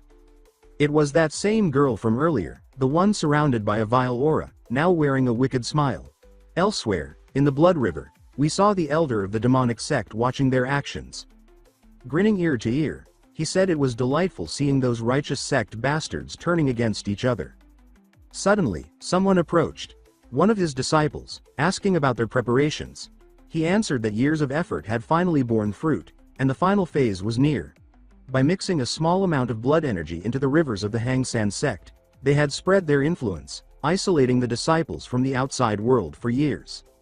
The disciples of Hangsan, including little Empress Sobin, were now addicted to blood energy and were moving according to the will of the blood cult leader. There would be no issues in continuing operations. The elder warned not to lower their guard, not until the end. He said the Empress of the Sword would never realize what she was up against. His disciple commented that the situation involving Gongdong sect had been unexpected, but thanks to the plan, everything improved. By manipulating Hang San's disciples and magnifying their resentment toward Gongdong, they provoked Sobin into using a deadly technique during a duel. He said this incident would confirm the sect's decline. For the righteous faction, avoiding closure would be tough, and if everything continued as planned. Clenching his fists, the blood cult leader shouted that this was only the beginning. The blood river boiled as he glared forward, screaming that the righteous sects would destroy themselves from within. The next day, the master said it might be best to cancel the competition. Though aware of the weight of the matter, she asked if he could reconsider. Jian Yang replied that the mere fact they weren't making a public scandal was something she should already be grateful for. She replied that she knew, but the truth behind the incident hadn't fully come to light, which made him curious. She said seriously that she didn't want to believe it, but maybe another organization's power was at work in her sect. Her words caught Jian Yang by surprise, who asked if that could really be. She answered firmly that there was a chance the demonic faction, or worse, the blood cult, was involved. Elsewhere, inside a cave, a group of disciples were whispering that Sobin had done a great job, that she could have taken down that bastard if the Empress hadn't stepped in. Still, they were relieved Gongdong sect would be leaving soon. Then someone approached them, saying she was thirsty. It was Sobin, the little Empress of the Sword. The disciples rushed to ask if she was okay. She said she was, and asked if there was water in the cave. A cup was handed to her, and she drank it, water tainted by the blood cult. After drinking, the demonic energy around her intensified. She said she felt much better now, asking what was going on. They replied that, unfortunately, Cheolsu, injuries weren't serious. With a smug grin, they said Gong Dong sect had chosen to treat the incident as a reason to cancel the exchange and return home. Surprised, she asked if they were really leaving. They confirmed it, but her smile turned sinister as she asked where exactly all the Gong Dong sect members were. Meanwhile, Haran was beside Cheolsu, tending to him. She couldn't stop worrying, noticing how much he was sweating, saddened to see someone so bright look so pale. After receiving so much help from him, she now felt ashamed of her own helplessness, remembering every good moment they had shared. She said to herself that she wouldn't just stand around. This time, it was her turn to return the favor. With resolve, she thought that she'd discover the real reason behind his attack. After some thought, she went to a river. She had come to wash her clothes. Suddenly, something caught her attention. She asked herself if someone was about to appear. Something about that riverbank felt suspicious. The Hang San disciples kept disappearing, always following that river path. No matter the time, sometimes alone, sometimes in groups, they walked that way. Looking toward it, she thought that if it was a secret route used by Hang San, it was worth investigating. Suddenly, she saw one of the disciples walking nearby. Hiding in the trees, she told herself this was her chance. The path was long and rough, and she thought she'd been following the girl for a while now, wondering where they were going. As she followed carefully, a blur passed by her. It was a fox, making her wonder where it came from. But she refocused on the disciple, only to realize she had vanished. She told herself she'd lost her. Then someone called her attention, asking what she had lost. Swallowing hard, she wondered when this person had gotten behind her. She hadn't sensed anything. Suddenly, she was attacked and collapsed unconscious. The attacker was none other than the little Empress of the Sword herself, wearing a faintly wicked smile. In the end, the sound of a body being dragged echoed through the forest. A light rain began to fall. Back near Cheolsu, slowly waking up, he asked himself if this was still the Hang San sect. As he stood, a sharp stomach pain hit him. Then he remembered what happened during the duel with Sobin, wondering if she had actually struck him with a fatal blow. Looking around, he asked himself where everyone had gone. Then a noise outside drew his attention. Outside, he saw the disciples running frantically, shouting that they needed to find the little Empress of the Sword. Changhe ran over, and he asked what was going on. She replied that Haran had vanished. That caught him off guard. Then she added that the little Empress had also disappeared, so Hang San sect was now searching for both. He was baffled that both had simply vanished. Recalling the duel and the strange blow, he realized something was definitely off with Sobin. He thought maybe Haran had been hurt too, and for that reason, he had to find her fast. Then, that small girl from before caught his attention. Looking at her face, he told himself it was the child who had lured him to the river where Sobin was bathing. Seeing her sneaking through the forest, he thought that if he followed her, he might find Haran's whereabouts. And so, with that in mind, he took off running. Deep in the woods, he wondered where she'd gone. Looking around, he feared he'd lost her again. But thinking it over, it was hard to believe a child could move so quickly. And for her age, hiding her spiritual presence was impressive. He told himself not to trust his spiritual senses and to find even the faintest trace. Then, a movement in a nearby bush caught his attention. It was that same girl from before. Cheolsu smiled, thinking he had found her. He approached and told her to stop. But she ran off. He chased after her, and when he thought he had her, she turned and said he couldn't catch her. Desperate, he asked what the hell she was talking about. Then, the girl leapt off a cliff. He reacted instantly, diving after her and grabbing her arms. The fall was painful. They crashed into a tree. Quickly, he grabbed a branch and sighed with relief, telling himself she was alive. Later, after building a small fire to warm up in the rain, he was caught off guard when the girl said she didn't remember anything that had just happened. Nervously, she said it was true. Desperate, she said she was sure she'd been napping, and suddenly she was here. Cheolsu asked what happened that day by the river. Confused, she said this was the first time she was seeing the demon who only thought with his lower head from Gong Dong sect. She didn't seem to be lying. Surprised, he thought she truly had no memory. Pulling out something from his clothes, he revealed a hairpin. The girl gasped, saying it was one of hers. He told her it was proof they had met before. He asked if she had been hit or could recall anything. Anything would help. But she was still uneasy, saying she'd been told not to speak with him. He explained that one of his sect's disciples had gone missing that night, his precious younger sister. He said anything she could tell him would help. Uneasy, the girl replied that it was actually part of a secret event held among Hang San sect's disciples. All of them gathered inside a certain cave in the mountain, worshipping the Empress of the Sword while drinking a certain red-colored water. Strangely, drinking that water not only gave them pride as disciples, but also a strong sense of reverence for the Empress, which seemed like a good thing. But from a certain point on, if they stopped drinking that water, an unbearable thirst consumed them. To quench that thirst, they began to drink more and more of the red water, and in recent days, their consciousness would simply shut off, just like it did today. Already within the cave, the little girl admitted that there were things she couldn't remember anymore. Cheolsu asked if that was the place where they usually gathered, and the girl confirmed it, pointing toward a river and saying that's where the red water flowed. Hearing that, he walked over to the river and lightly touched it. He was immediately caught off guard, thinking that he remembered seeing this type of energy in his past life. When he once requested the great dharma of reincarnation from the descendants of the blood cult, they had been using this same red water. They asked him to drink it, saying it would strengthen the bond of the spell. This was the same energy he now felt flowing from that water. A realization struck him, recalling how even small amounts, consumed over time, could lead to addiction, just like what was happening to this very girl. And in more severe cases, it was even possible for their bodies to be completely taken over by the bastards of the blood cult. He thought that was seriously bad news. It meant the demonic claws of the blood cult were already gripping the sect of the great Empress of the Sword. In his previous life, a brutal slaughter occurred within this very sect, known as the annihilation of the righteous faction. The cause of that conflict was the secret cave of the Empress of the Sword, where Hang San's ultimate technique had been hidden.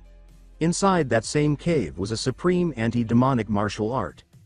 Once the rumor spread that such a treasure existed inside the cave, the battle among martial artists escalated rapidly. In the chaos, the anti-demonic art was lost. So, in the end, the ones who benefited the most were the bastards of the blood cult. He thought seriously that in his past life, everything that happened had been orchestrated by the blood cult, and now, if the goal remained the same, they would surely try to intensify the conflict among the disciples of the Hang San sect. Looking toward the forest, he felt a growing concern. This could mean that the next targets were going to be disciples of the Gongdong sect. Elsewhere, we saw Changhe Yujingwei thinking to herself that she hadn't been able to do anything all this time. She thought she had to find Haran, no matter what. Suddenly, something caught her attention. A mysterious figure appeared, asking what a member of the Gongdong sect was doing there. With a cold aura, Yujingwei thought she'd never felt such a chilling energy before. It sent shivers through her entire body.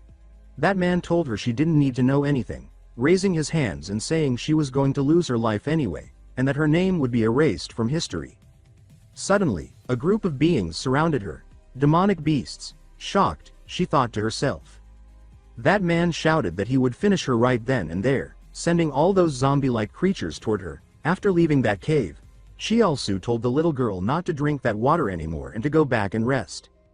The girl answered with a big smile, saying she now realized he was a good person, not like the rumors, and that she would tell her sisters. He replied that was great and asked if they could stop spreading those rumors about him, too. With that, they said their goodbyes, and he told her he would find a solution for the red water. Minutes later, near a stream, he said to himself that he now understood Subin's extreme behavior, still stunned that the Hang San sect was being manipulated by the blood cult bastards. Deep in thought, he said that to find Haran, he would need to understand the cult's plan, and his only clue right now was Subin's disappearance. The body of the little Empress of the Sword had been overtaken by the blood cult members, and it would be really helpful if Changhe knew what the blood cult was planning to do now that they controlled her. Then something occurred to him. To unlock the sealed path at the entrance of the Empress's secret cave, the Moon Maiden sword technique was needed. That technique was a martial art passed only to the sect leader and the top disciples of Hang San. And if the bastard from the blood cult had taken over Subin's body, then entering the secret cave of the Empress made perfect sense. Thinking to himself, he concluded that those bastards were setting up a major clash among righteous factions, just like what happened in his past life. And with those thoughts in mind, he went to a certain place, the entrance to that cave. Jaw dropped. He told himself this was insane, because the cave had already been opened. In his past life, it was only discovered and opened 8 years later. As he touched the cut carved into the stone, he couldn't help but think the intruder hadn't been gone for long. That's when someone arrived, asking if it was him. Curious, they asked what he was doing there. She approached and asked if he was okay. He replied that he was. Curious as well, he asked what had brought her there. The question left her a bit uneasy. She said the atmosphere within her sect was deeply unsettling now. For that reason, she had gone to the reception hall worried about his safety. But when she got to his room, she discovered he was no longer there. Blushing slightly, she admitted she had traced his aura and followed it to this place. He felt a warmth from that, secretly happy to hear it, thinking she had been worried about him. Changing the subject, she then asked what this cave was. Scratching his head, he struggled to answer.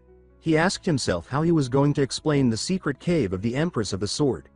Still, running into her here and now might have actually been a stroke of luck. Inside that very secret cave, not only was the little Empress of the Sword present, but also the corrupted followers of the blood cult. Nervously, he thought to himself that even for him, handling this alone might be too much. In addition, Lee Cheolsu so deeply needed the help of their revered Sword Empress. But the problem was he had to invent a plausible excuse that would explain how he learned all this, while hiding the fact that he had reincarnated. Catching her attention, Sword Empress asked if this cave was the secret Hang San sanctum, and to her surprise he affirmed that yes, it was.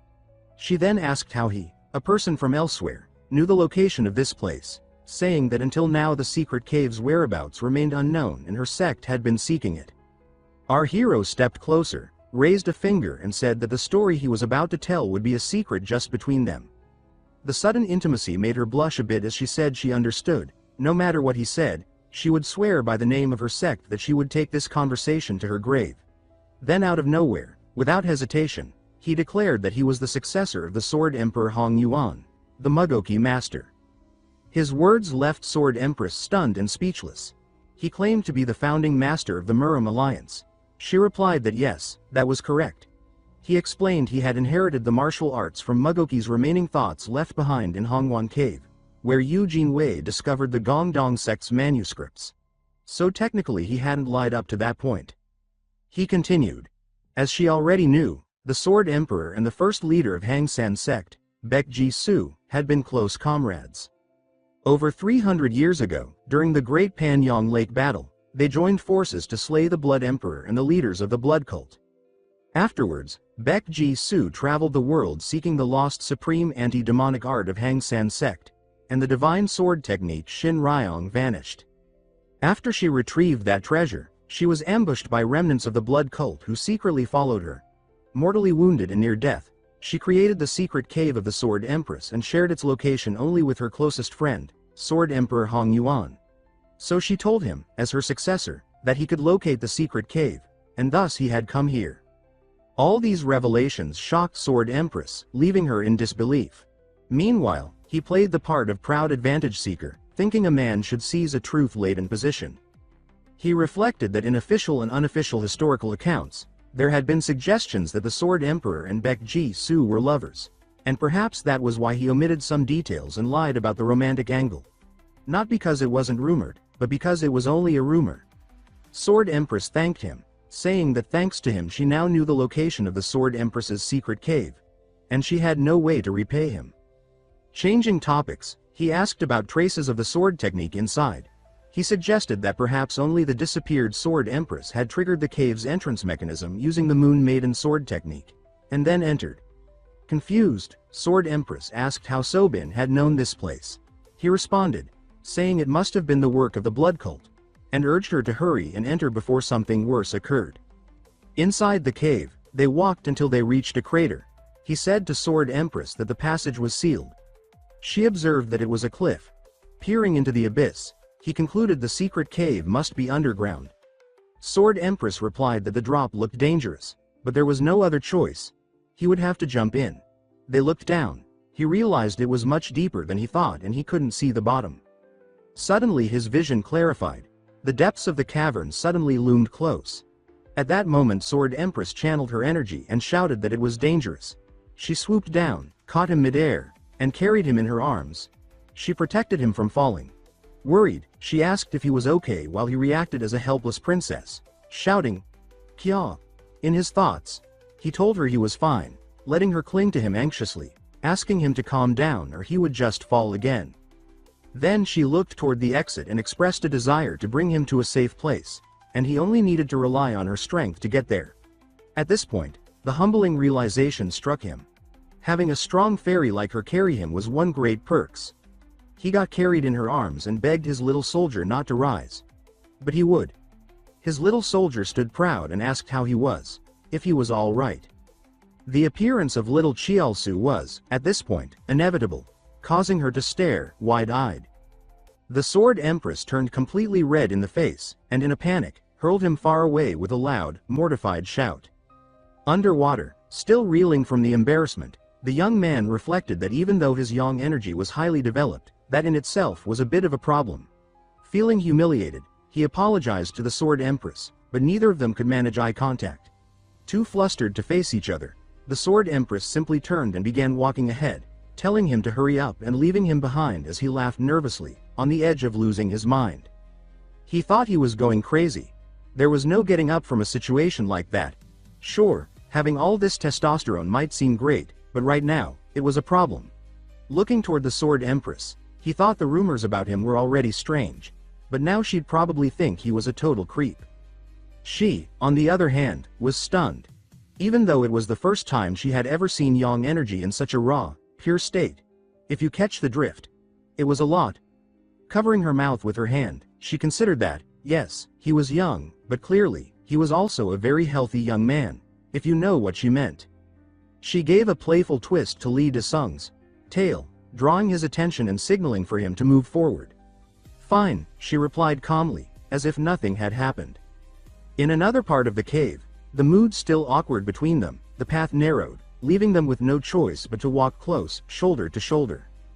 Blushing, he kept thinking she had always been beautiful, but now, the image of the Sword Empress soaked and dripping wouldn't leave his mind. It was driving him insane. The Sword Empress snapped him out of it, saying there was a problem up ahead. She pointed to a bridge that once connected to the far side of the cave. She explained that it had been cut, and they couldn't move forward that way anymore.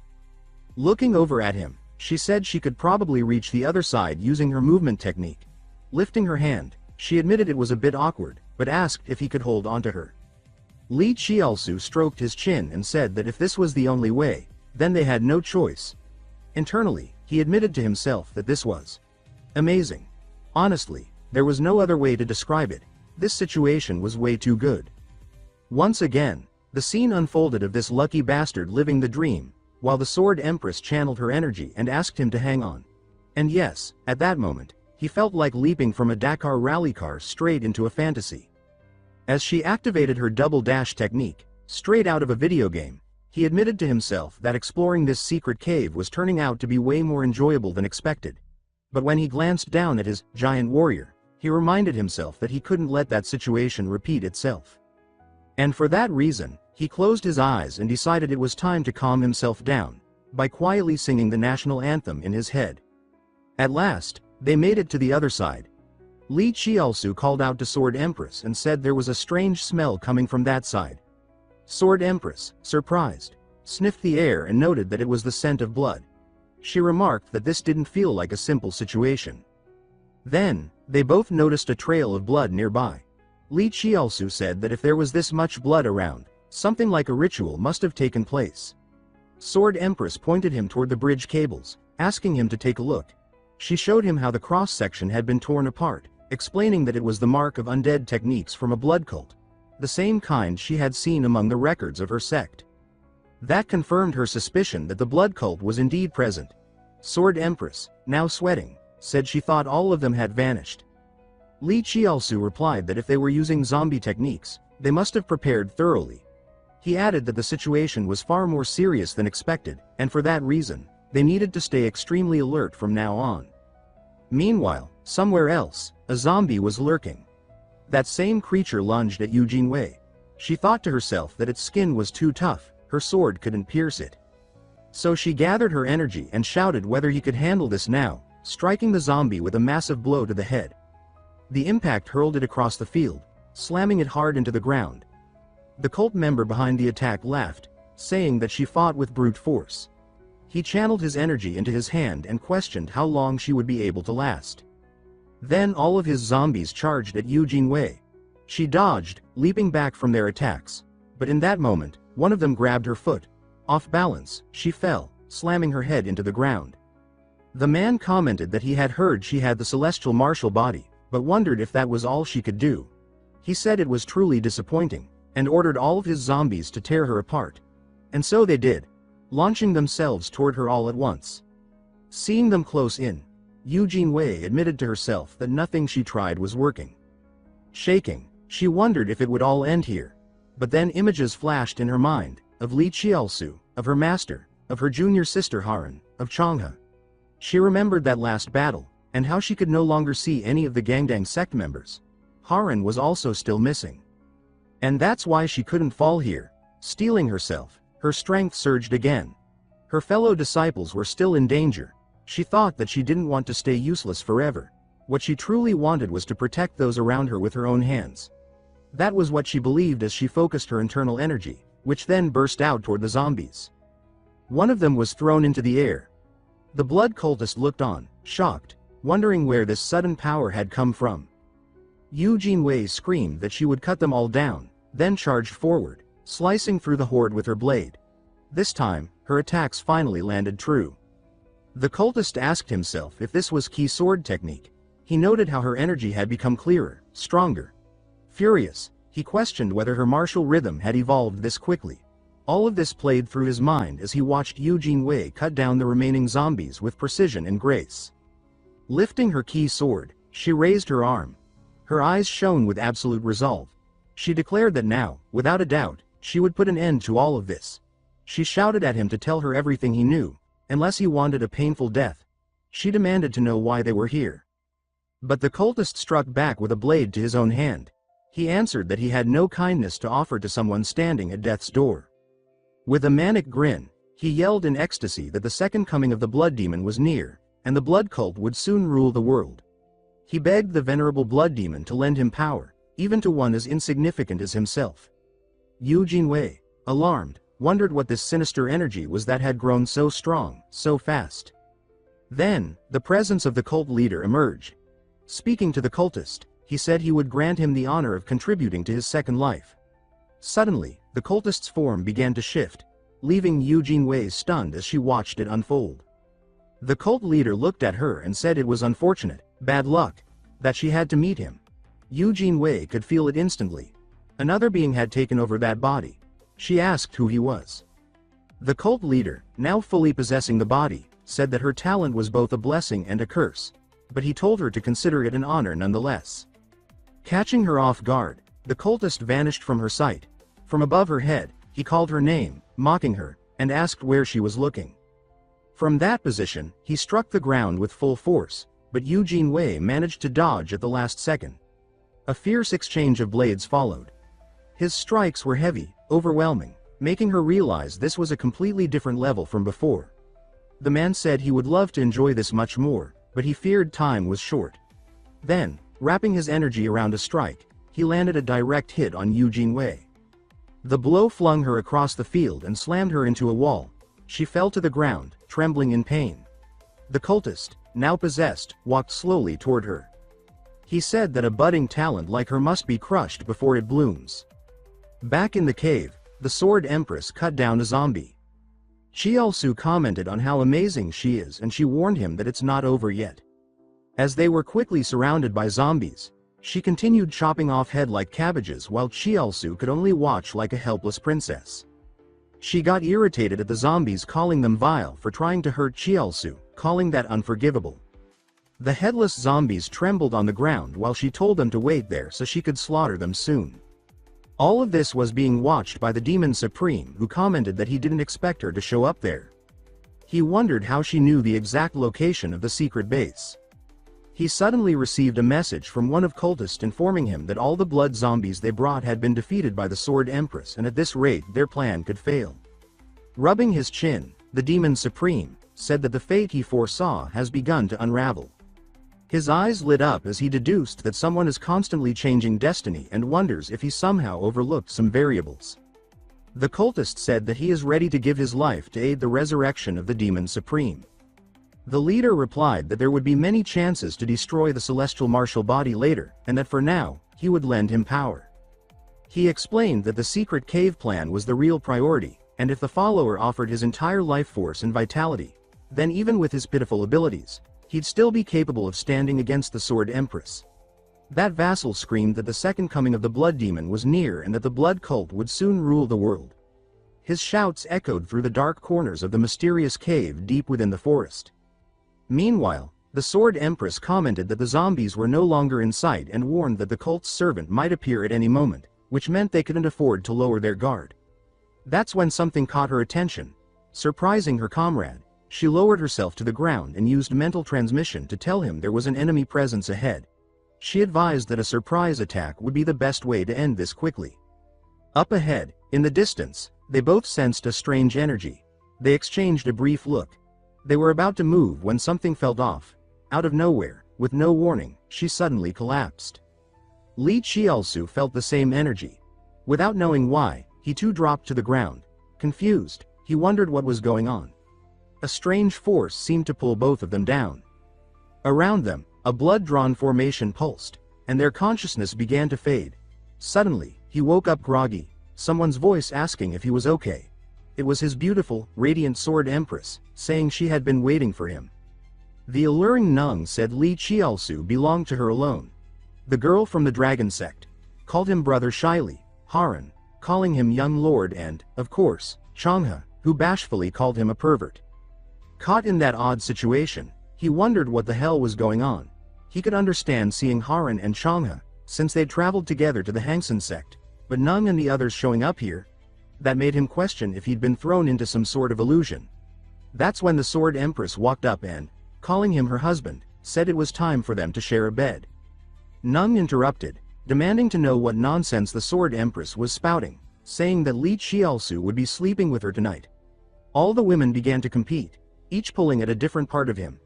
Irritated, he gave each one a quick smack on the head and asked what the hell they were doing. They all blushed from embarrassment over their behavior, which struck directly at the weakness of any man.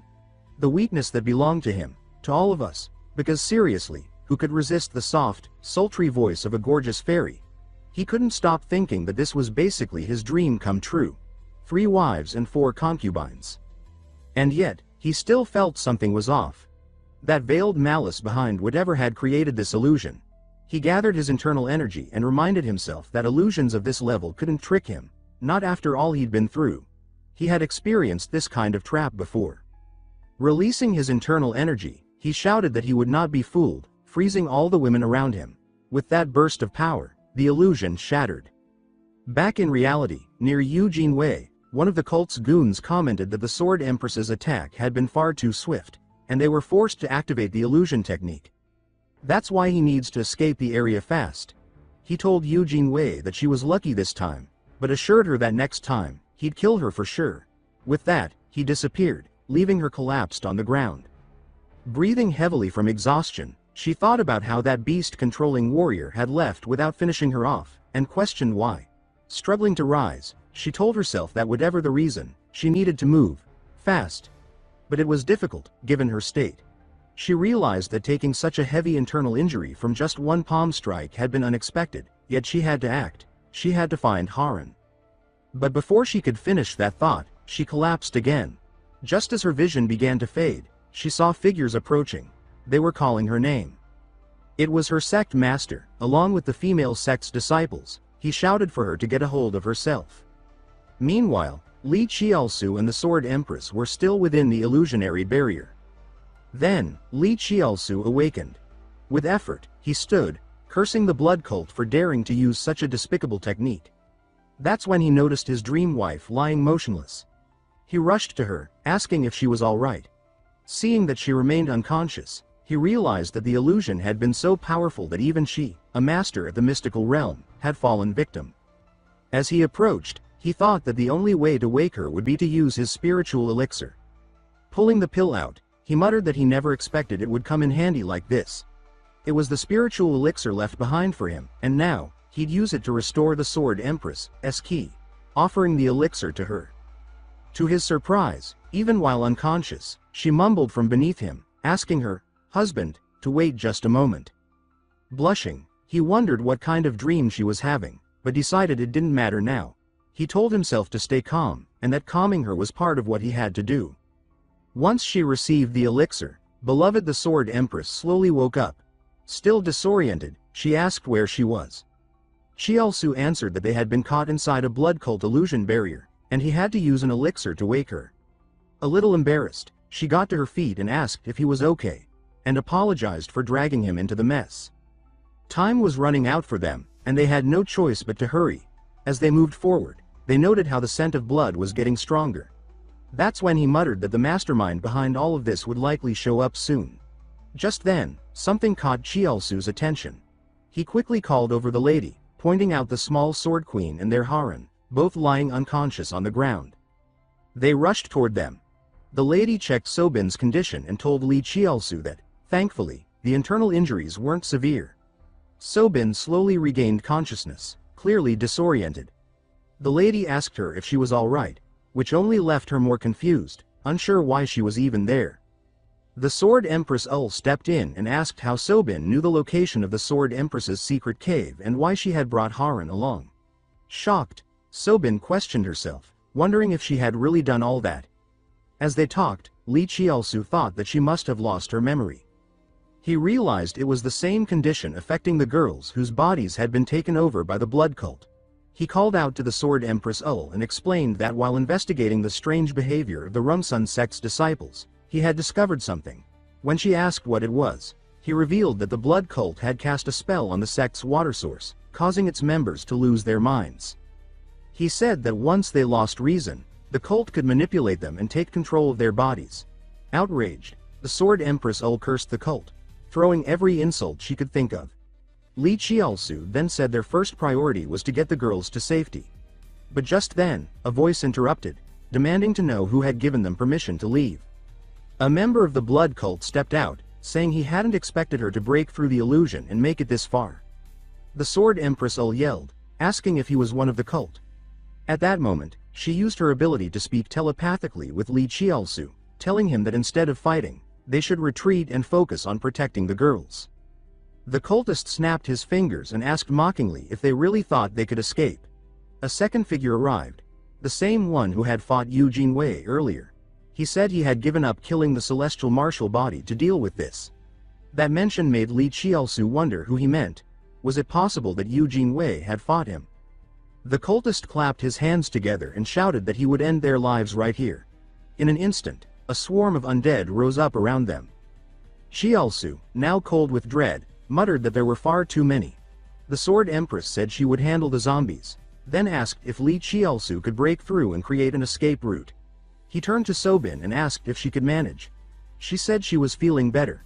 Handing Haran over to her, he explained that he'd draw the zombies' attention and she should use the opening to flee.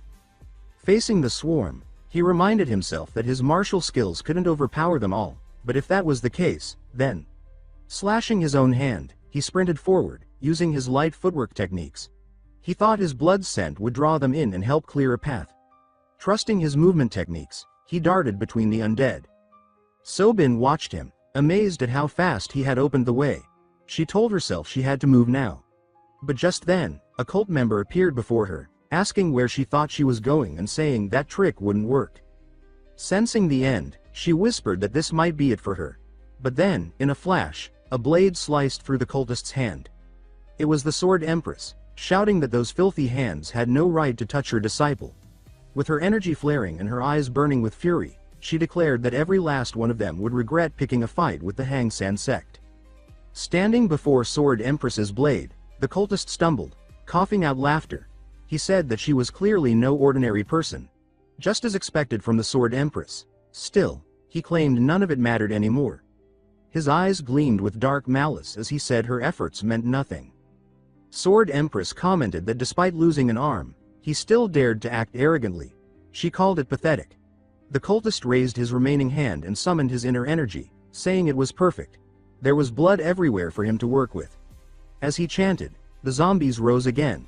He pointed at Sword Empress and roared that the real battle started now. She told herself these demonic beasts were incredibly stubborn, but that didn't matter. She leapt forward, blade drawn, shouting that she would wipe out every last one of them. Her comrade watched and thought she was immensely strong. Her sword technique was razor sharp. He smiled to himself, confident that with her power, she could easily deal with these cult members. He called out, asking her to conserve her strength, and bait all the zombies into one focused strike. And just like that, he used his own blood to draw all the undead toward him.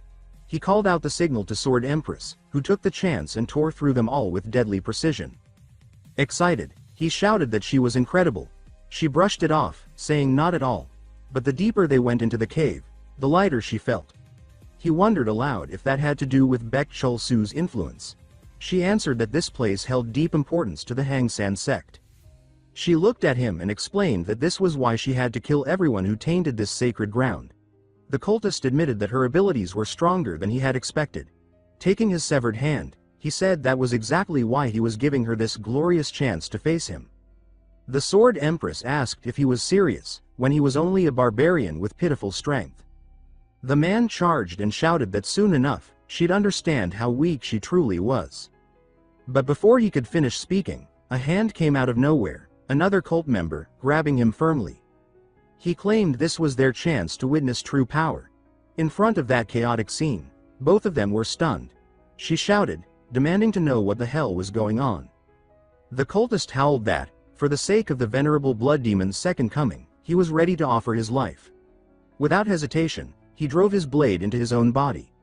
Cheolsu, trembling and drenched in cold sweat, asked aloud if he had just taken his own life. Then the bald one began screaming in ecstasy, saying he was honored beyond words. His eyes burned with high-level bloody energy. He declared he too would gladly sacrifice himself. And that's when the signs of the transformation started. His legs thickened, horns burst from his skull, and claws grew from his fingers, and just like that, he became that thing. Sword Empress commented that his body became grotesque. Lee Cheolsu answered grimly, saying it was a spell that defied heaven itself. The transformed creature let out a monstrous laugh. Cheolsu warned the Sword Empress to be careful, saying this one was nothing like the others. She acknowledged that. Raising her sword, she said she was ready. She leapt from her position, channeling her internal energy into her blade, and launched herself at the monster. But before she could land a hit, the creature leapt off the ground, shaking the battlefield. He taunted her, saying it wasn't a bad move, and then in a blur appeared behind her, declaring that if she wanted to challenge him, she should show what she was really made of. He struck the earth with another heavy blow as she dodged, leaping backward to create space. Then, unexpectedly, her outfit started to tear. She questioned whether it happened from making contact with him. Another barrage of strikes came her way, forcing her to dodge again and again. The monster mocked her, asking if she planned to do nothing but evade. His next attack landed near her feet, destroying her balance. She fell hard to the ground. Before she could recover, the creature loomed over her, stating that the Hang San sect would be annihilated that very day. But suddenly, someone shouted for the Sword Empress. The monster looked up and spotted a falling stalactite, crashing directly onto his head. It was the work of Cheolsu, who admitted his martial techniques weren't enough to handle this thing. He said he had no choice but to use the terrain to his advantage. The monster let out a furious roar that shook the cavern. Seizing the moment, the Sword Empress raised her sword and landed a clean, direct strike on the creature. Seeing this brought joy to the boy's face, until something else grabbed his attention. The monster had blocked the Sword Empress's strike with ease. He sneered, admitting that the move was decent, but not enough. Lee Cheolsu was chilled. If a sneak attack from the Sword Empress, a master of the mystical realm, failed, then things were worse than they'd feared. The creature retaliated with full force, striking the Sword Empress. She was thrown to the ground, and he marched toward her, demanding to know how she had discovered the location of the secret cave. He said he was very curious about that. His gaze shifted to the boy, wondering if this was the unforeseen variable. Lee Cheolsu asked himself the same. Could this monster really see through everything? Raising his hand, the beast shouted that he'd take the boy's life first. But the boy dodged. He crashed to the ground, groaning, struggling to rise. Before he could react again, The monster charged at him. Sword Empress, summoning her last strength, dashed to intercept. She cried out his name as she threw herself in front of the blow. The full force of the attack hit her, and she collapsed into his arms. He called to her in a panic, seeing her slipping into unconsciousness. He could feel her body going cold. He thought her wounds were worsening. The martial arts technique used by the monster was corrupting her blood, rotting it from within. The monster looked down at Sword Empress with contempt, calling her pathetic for shielding a mere subordinate. Cheolsu begged her not to move. Her wounds were too severe. But she told him not to worry. She said she was controlling her ki around the damaged area to contain it, to prevent it from spreading. She then asked him to go and bring reinforcements, saying she would buy him the time he needed. The monster laughed hysterically, mocking them as lovers, watching her struggle just to stay on her feet. Lee Cheolsu clenched his fists, thinking that things couldn't go on like this. He was desperate. He told himself he had to find another way. The monster told them not to worry, because all of them would die here anyway. That's when something caught his attention. Looking at the cultist's hand, Cheolsu remembered, before that creature transformed, it looked like he had been sacrificed by someone. He recalled the exact moment everything had gone wrong. He suddenly realized someone was channeling power into that monster, most likely through the hand which was acting as a conduit. That's why he broke into a sprint. Worried, she asked him what he was doing. He replied that an idea had just come to him. He asked her to hold off the monster and not let it get close to him. The creature, enraged, charged at full speed. It shouted that it wouldn't let him act freely. But that's when the fierce and stunning Sword Empress stepped between them, declaring that she would be the one to fight him. Cheolsu thought that if they could sever the monster's connection to the spell, Sword Empress might be able to handle it. Clutching the hand, he figured there was no other way. The spell's control was difficult to block, and for no visible reason, Cheolsu collapsed to the ground. Sword Empress, alarmed, called out to him. But there was no time to pause. The clash with the monster was intensifying.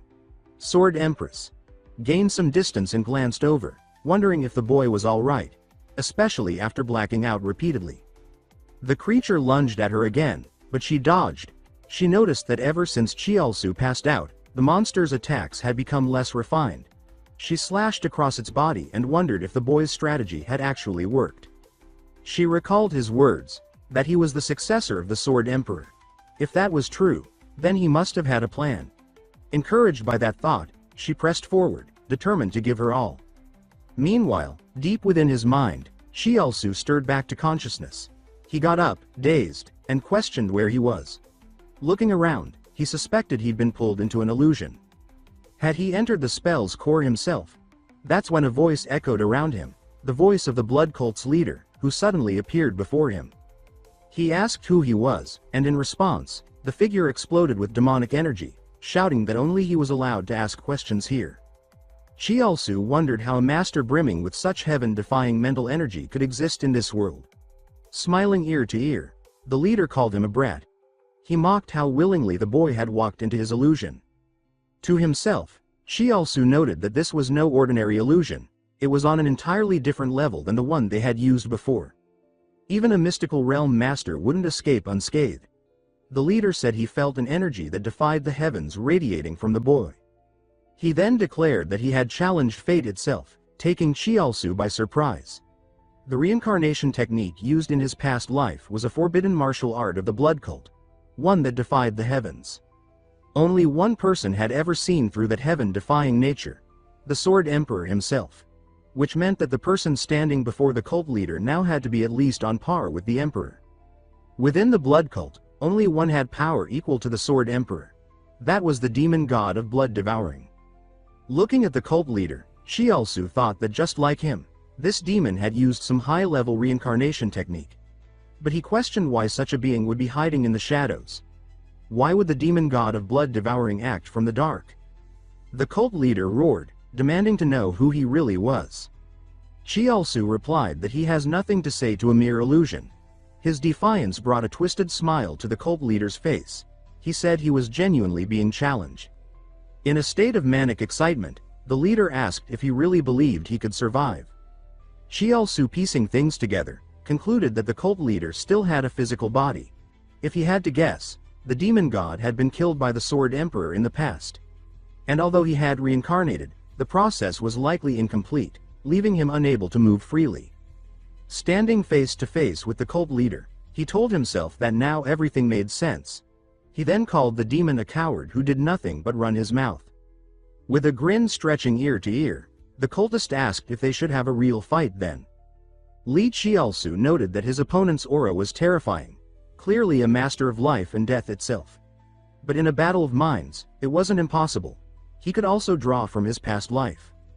Catching the cultist off guard, Lee Cheolsu's hair began to grow. His usual form faded away. In its place stood the greatest master of the imperial palace, the flamboyant and deadly eunuch, Lee Cheolsu.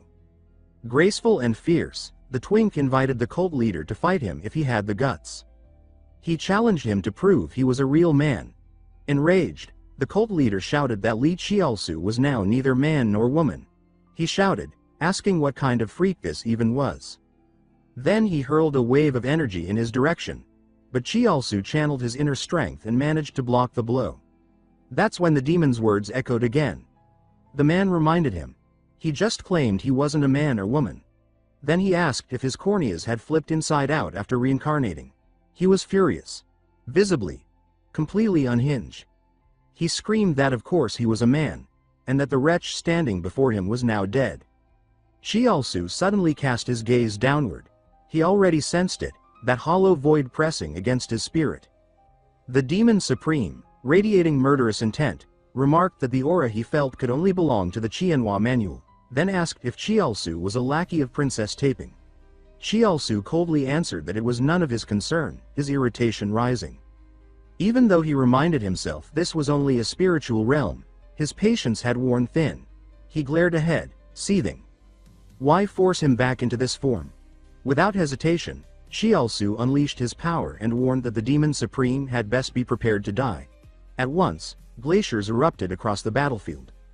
The demon supreme widened his eyes in disbelief, stunned that such sorcery, reserved for masters of the mystic realm, could be wielded so freely. Cheolsu ground his teeth and muttered that he would annihilate this filthy blood sect scum. Excitement surged through the demon supreme as he exclaimed that Cheolsu was no ordinary foe and declared that they should settle life and death in one decisive battle. He charged forward with vicious speed. Their clash shook the void. The demon supreme struck violently while remarking in astonishment that a master of such caliber had hidden within the palace without his knowledge. He admitted the surprise, but boasted that Cheolsu's strength was still insufficient. With a single blow, he sent Cheolsu flying backward. Cheolsu crashed hard, coughing repeatedly and thinking bitterly that just one strike had left his insides rotting. Truly, this enemy was worthy of the title blood-eating demon. The demon supreme sneered and asked if this was Cheolsu's full power. Cheolsu clenched his jaw, calculating rapidly. In this spiritual realm he could release his pre-sword strength without limit, yet his opponent, merely an incomplete form born of sorcery, still wielded terrifying might.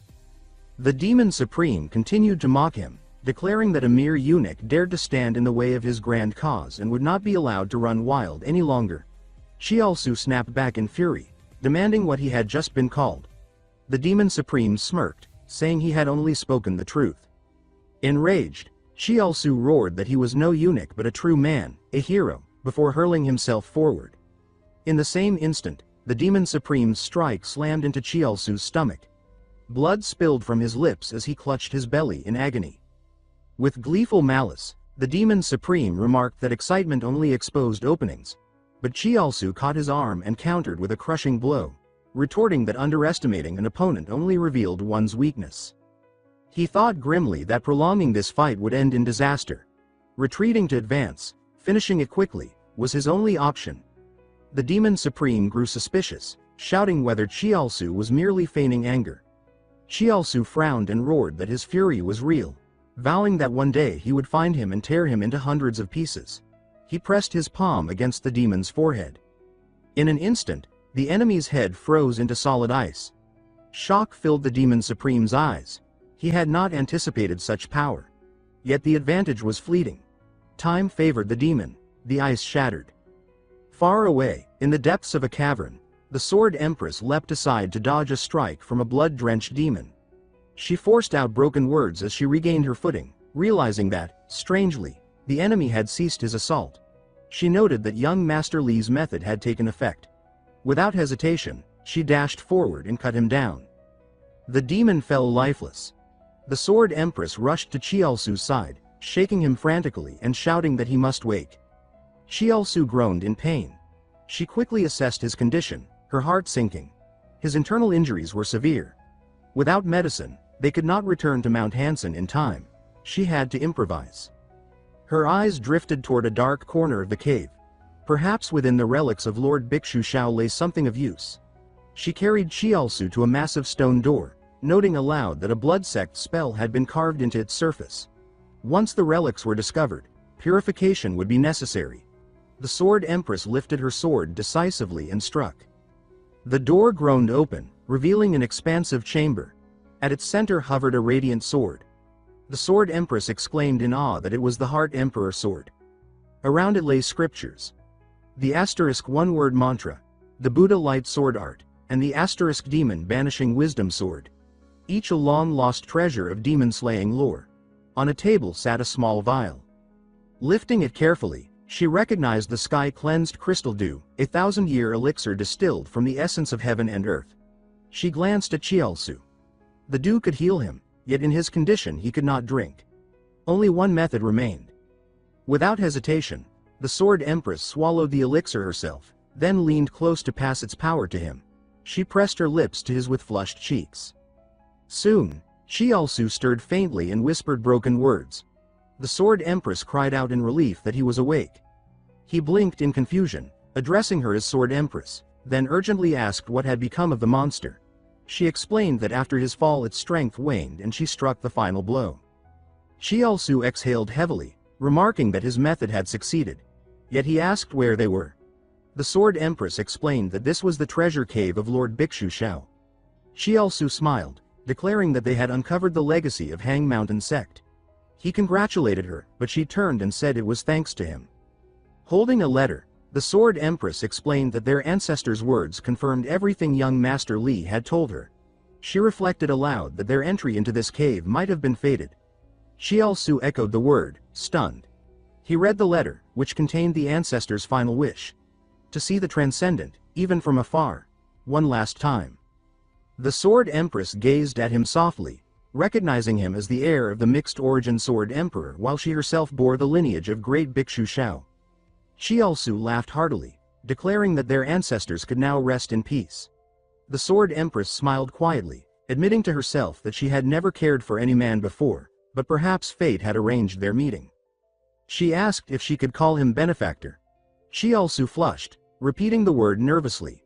Her cheeks also reddened as she explained that thanks to him, the sect's wish had been fulfilled, and that she would not hesitate even to give him the rare spirit stone elixir. He protested in shock that such a treasure, left for future generations, was far too valuable. But she countered firmly, saying that without him the blood sect would have stolen it long ago. Only if he accepted it would her heart be at ease. Reaching for the Sword Empress declared it was time to purge the remnants of the blood sect. Cheolsu exclaimed that she had already mastered the demon-resisting supreme art. She confirmed that while he slept she had read the secret manual and gained its essence. She admitted that the sect had been deceived, nearly losing its ancestral cave, but vowed the Hang Mountain sect would forever remember how Gong Dong had stood with them in hardship. She slashed fiercely with her sword. Energy roared outward, purifying the crimson taint of blood chi. The treasure cave of the Sword Queen was cleansed. Watching, Cheolsu finally understood. The blood sect feared this supreme art untouched by corruption. As they moved forward, a voice called out, addressing the Sword Empress as Sword Queen. Disciples rushed in, asking anxiously if she was unharmed. She raised her hand calmly, assuring them she was fine. A maiden pointed to two figures resting nearby and reported that the little Sword Queen and Lady Zio had been safely tended. Cheolsu supported Zio Haran by the shoulder, asking gently if his junior sister was all right. The Sword Empress approached Sobin and called her name with hesitation. Tears streamed down Sobin's face as she confessed that she felt utterly ashamed for being used by the blood sect, unable to lift her head before young Master and the Gong Dong brothers. She begged for forgiveness. Cheolsu placed a hand lightly on her shoulder, lifting her up. He told her softly that her apology was enough, that he knew she had not acted by choice, and that they were all safe now. His face bore cuts and bruises, yet his words shone like light. Truly, he showed the heart of a man who overlooked the small mistakes of others. Sobin stared at Cheolsu blankly, her heart softening with each word he spoke. She felt that as long as he remained safe, nothing else mattered. Afterward, the Sword Empress issued a command to her, instructing her to take Lady Xiao back for treatment and await further orders. Sobin answered immediately that she would obey. At that moment, a loud shout broke through the air, making Cheolsu turn his head. Yu Jinhui rushed forward and embraced him tightly, asking with anxious urgency if his junior brother was unharmed. Cheolsu leaned back slightly in discomfort and answered awkwardly that he was fine. Inwardly, he muttered to himself that there was no need for so much worry, though he admitted reluctantly that he was beginning to grow accustomed to such manly embraces. When Yu Jinhui released him, he pressed again, asking whether Cheolsu was truly unharmed. His aura glowed so radiantly that Cheolsu thought it painful to the eyes, reflecting that the dazzling presence of such a handsome man was something he was still unprepared for. Catching sight of the bandages around Yu Jinhui's head, Cheolsu asked with concern why his senior brother was injured.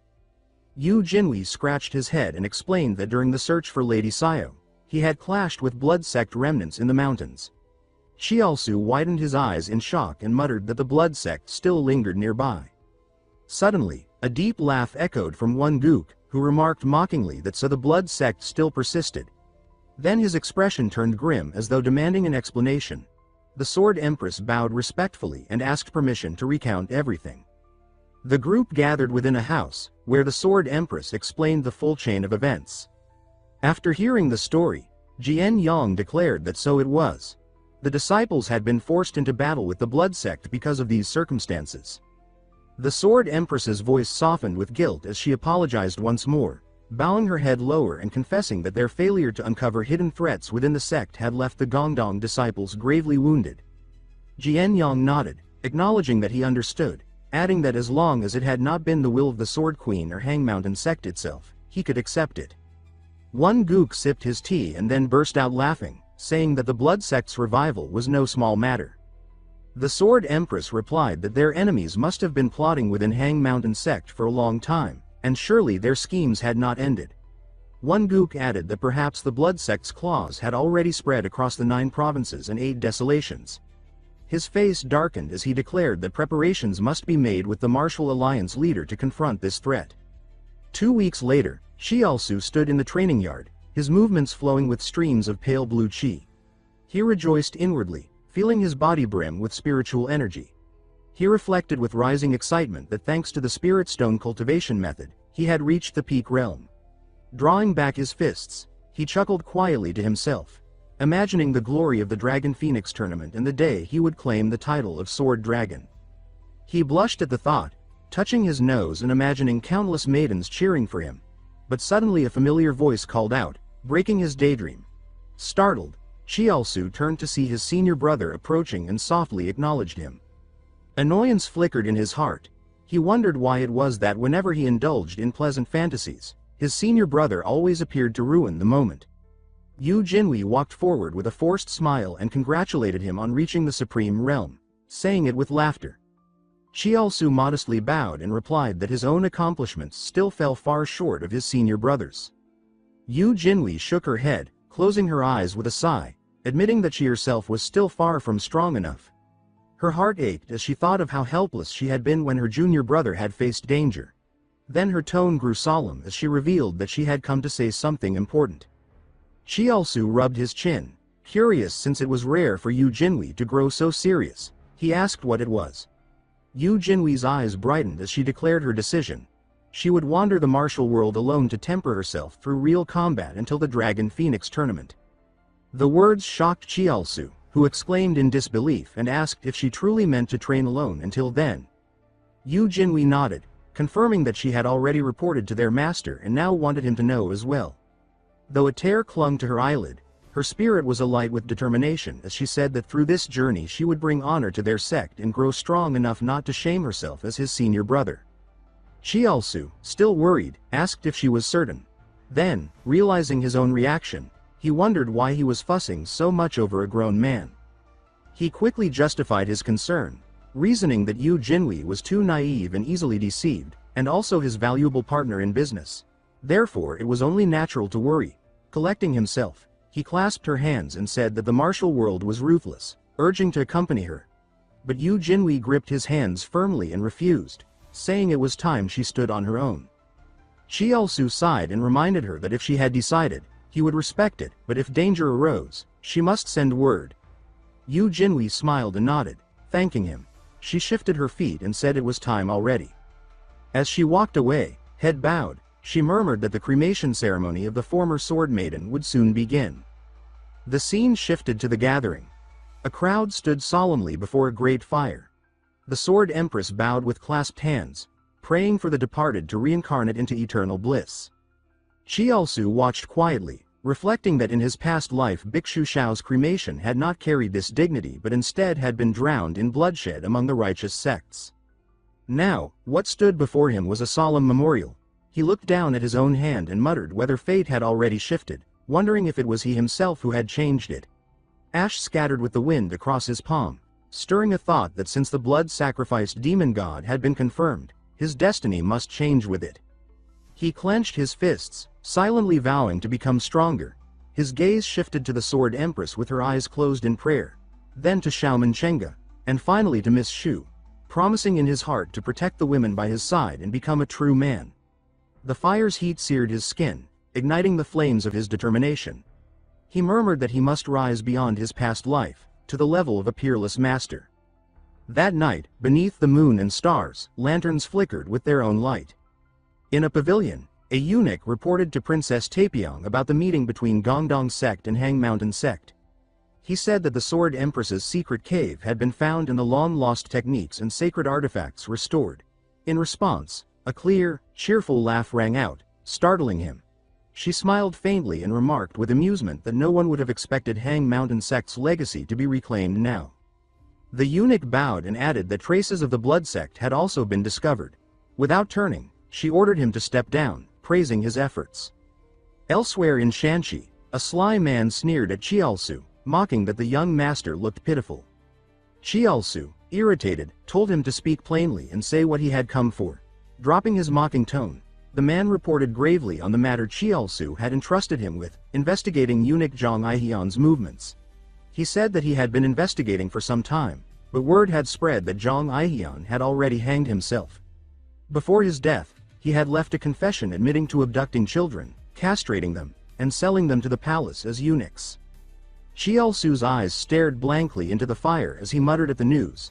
Then his expression hardened. For he knew there was only one other person, besides himself, who truly understood Zhang Aihian. In his heart, Cheolsu was certain. Just like him, the Empress had returned, Princess Taepyeong. Rain hammered the forest as a man crawled through the mud, begging for help.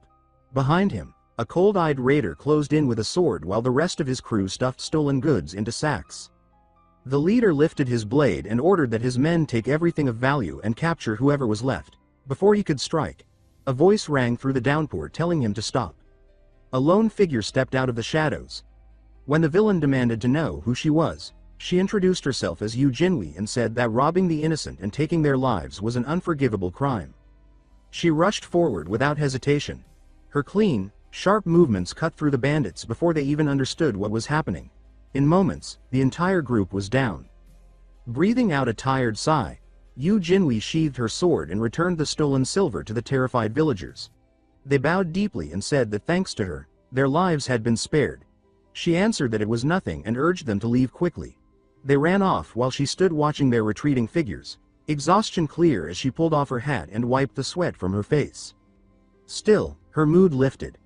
Doing something right always steadied her heart. Thinking of her junior brother, she wondered aloud whether he was still doing well these days. The scene shifted to Hua County after a martial exchange with the joint mountain sect. A year has passed. In a tavern, two locals talked. One mentioned that the young master had appeared like a brilliant light, and both pictured Yu Jinhui's junior brother. Another explained excitedly that he had reclaimed the lost sword manual of the Gogong sect, and together with Yu Zhenjia had crushed the Black Dragon Gang. He had even forced the Seo clan to bow and later saved the joint mountain sect from disaster. The man opposite widened his eyes and said that he had heard people call him the twin-blade flash sword. A man in a purple robe nodded with pride and said that thanks to the young master, Hua County had been reborn. Those around them agreed with quiet admiration. Footsteps sounded as someone entered. Seo Wan Guang looked up to see his daughter, Seo Ha Rin, returning to the inn.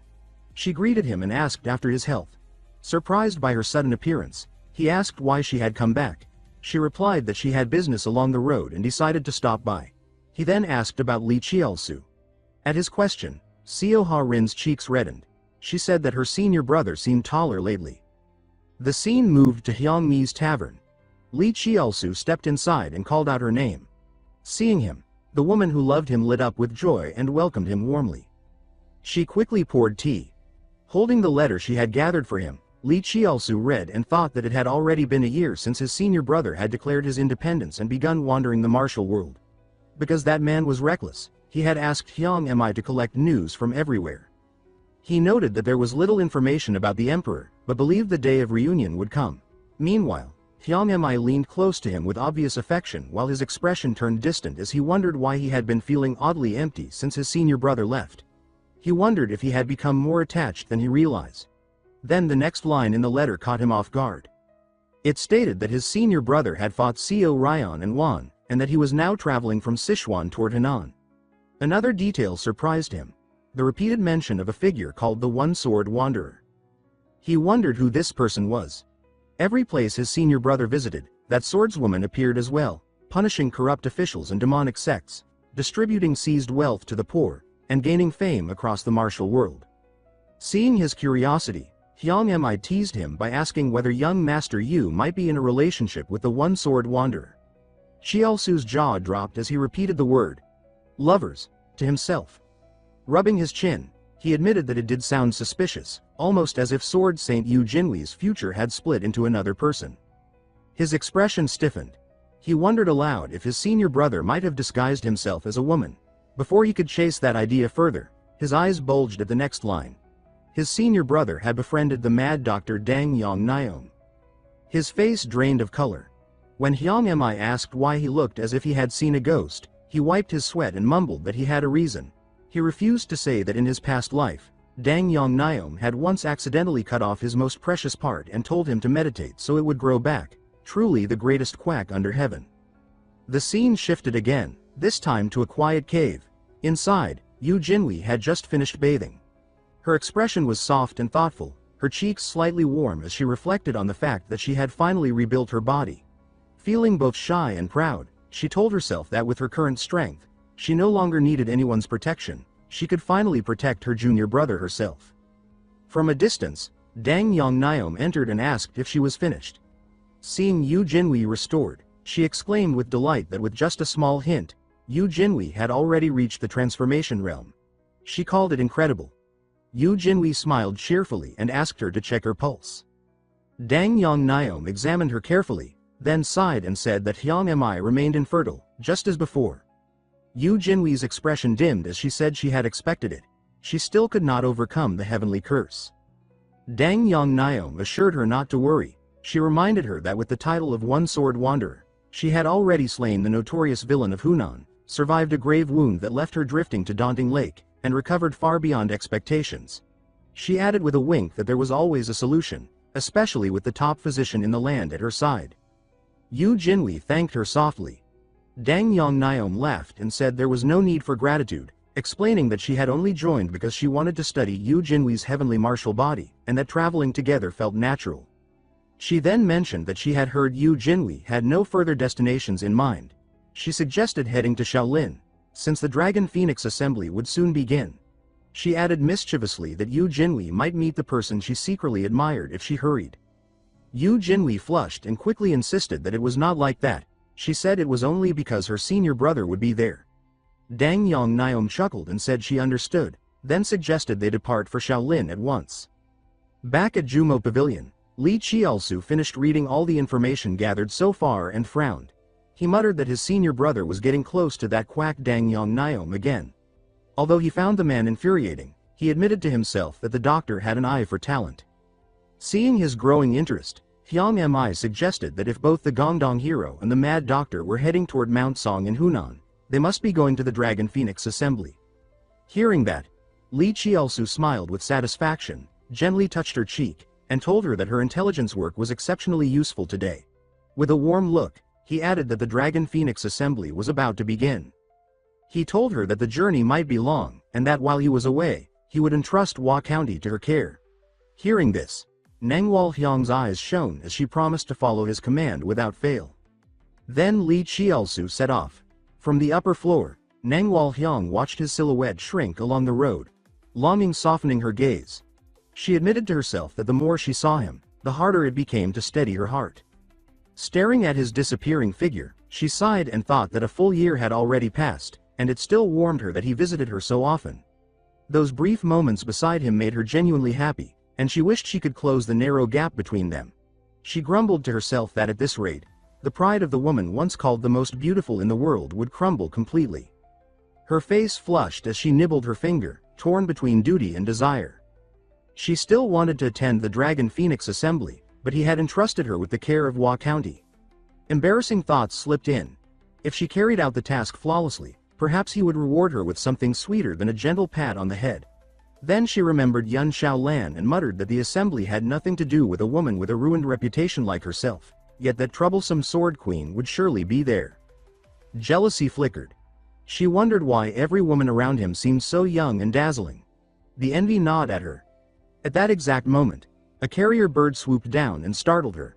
She removed the letter from its leg, muttering that Haiyu Gate was already sending its regular report. Something inside the message caught her eye. After reading it, she smiled slyly and murmured that the timing was perfect, as if heaven itself had just handed her an opportunity. The scene shifted to the Gongdong sect, where Jian Yang was lecturing his disciples. He reminded them that the Dragon Phoenix Assembly was for the sect's disciples alone, a chance to prepare for the day they would walk the martial world independently. He urged them to treat the journey as a rehearsal and to move with caution. Lee Cheolsu, Xiaoman Chenga, and Xiao Ha Rin answered as one that they understood and were ready to depart. Shaolin Temple, pillar of the righteous path, home of the greatest monks of the age, opened its gates wide to travelers from every direction. The mountain now swelled with guests gathering for the assembly. Xiaoman Chenga looked around and exclaimed that there were far more people than she expected. Lee Cheolsu agreed, thinking that the energy and excitement made the event feel like a true festival of youth. Suddenly a shout rose from the crowd, calling attention to him as the so-called Gongdong eccentric hero. Another voice eagerly searched for him.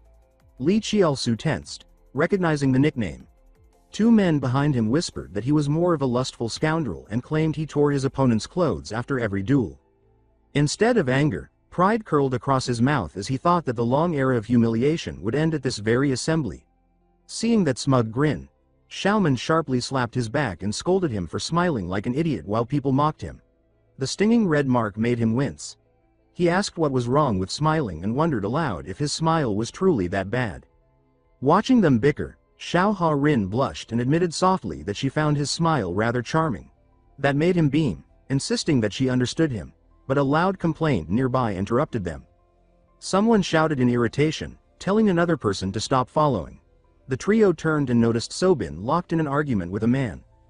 The suitor clung to her hand, insisting that she join him for a meal. He claimed that he, Namgung Cheng, had admired her for so long. Lee Cheolsu recognized him immediately as the shameless young master of the Namgung clan, a notorious flirt in both this life and the last. Sobin shook off his hand sharply and said she'd had enough. When she spotted Cheolsu, relief washed over her, and she declared to Namgung Cheng that she had urgent matters to attend. She marched toward Cheolsu and, without warning, threw herself into his arms.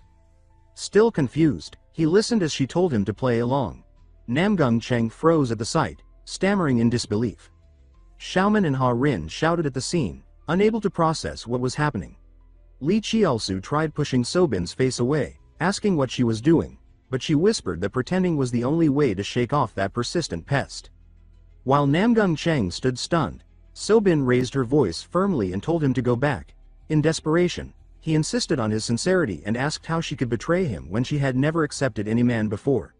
Annoyed, she snapped back, demanding to know what gave him the right to decide that. He fell silent under the blow.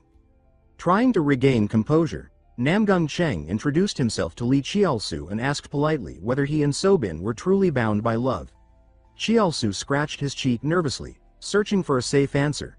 He reasoned that from Sobin's perspective, rejecting someone of Namgung Cheng's status outright was troublesome, but indulging him was equally pointless. He waved his hand and explained that Sobin had misunderstood. There was nothing serious between them. Namgung Cheng brightened instantly and asked if Cheolsu would then step aside so he could continue pursuing her. But Cheolsu calmly shut him down, saying that as long as he carried such arrogance, he would never win her affection. He told him he should stop here. Namgung Cheng shouted in frustration, demanding to know why. Behind Cheolsu, Sobin stepped in and said that compared to him, she far preferred her benefactor, young master Lee Cheolsu. Namgung Cheng tried to argue, pointing out that Cheolsu himself claimed it was a misunderstanding, so why interfere? Cheolsu answered that the man was making her uncomfortable, and he refused to simply watch. The argument had now drawn a crowd. Namgung Cheng stroked his chin and said he finally understood, then smirked with challenge. He declared that he wanted a duel at the banquet before the Dragon Phoenix assembly to prove his devotion. Cheolsu rubbed his chin, thinking that it was perfect. He needed a chance to cleanse himself of the cursed nickname of perverted Kirin. He grinned darkly, inwardly calling Namgung Cheng a dead man for offering such a convenient opportunity. He accepted the challenge on the spot. Sobin looked startled by his quick agreement. Cheolsu added that if he won, Namgung Cheng must swear never to bother her again. Namgung Cheng agreed with arrogant confidence, promising to meet him at the banquet before walking away. Sobin's cheeks warmed as she bowed shyly, thanking him. Just then, a familiar voice clicked its tongue and praised Cheolsu's bold display. Yu Jinhui and Dang Yongyang appeared, leaving him momentarily stunned. After taking in the situation, Yu Jinhui frowned and asked why he had agreed to duel someone over a young lady, wanting to know what was going on. Dang Yongyang crossed her arms and teased that it had been ages since they met and that he certainly knew how to make an entrance. Cheolsu, confused by her casual tone, wondered why someone already at the age of heavenly destiny still called him Junior. Seeing everyone's uncertainty, Yu Jinhui introduced Dang Yongyang as the #1 physician under heaven and explained that she had been her companion during her travels. Cheolsu bowed respectfully, greeting her with proper courtesy while wondering privately why the elder sister of Dang Qin, the Tang clan's leader, was sticking so closely to his senior. Amused by his politeness, Dang Yongyang urged him to clarify the situation before rumors spread. Cheolsu immediately shifted into his innocent mode and pointed at Sobin, explaining that she and Namgung Cheng had a dispute, and he had simply been dragged into it against his will. Hearing her junior's explanation, Yu Jinhui softened, her cheeks warming as she said she understood. Without warning, she rushed in and wrapped her arms around him, saying she had missed him dearly. Startled, Lee Cheolsu managed a stiff reply, admitting he had missed her as well.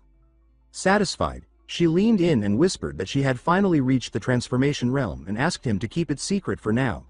Her words stunned him. He thought that reaching such a realm at 17 was faster than even Sword Saint Yu Jinhui in his previous life. They talked for a moment longer. Yu Jinhui said she had refined several of the sect's techniques over the past year and promised to teach him once they returned to the inn. Lee Cheolsu congratulated her sincerely. At that moment, the Sword Empress appeared, calling out brightly and drawing every eye. She looked shy as she turned to Cheolsu and said it had been a while, addressing him as her benefactor. Sobin immediately ran to her master's side, and Dang Yongyang shifted her gaze toward the Sword Empress with interest. Recognizing Dang Yongyang, the Sword Empress greeted her happily and asked why she was there. Dang Yongyang frowned and asked sharply who allowed her to call her sister. She insisted she was not related to the Sword Queen. She then turned to Yu Jinhui, almost tattling. Yu Jinhui scratched her head awkwardly, unsure how to respond.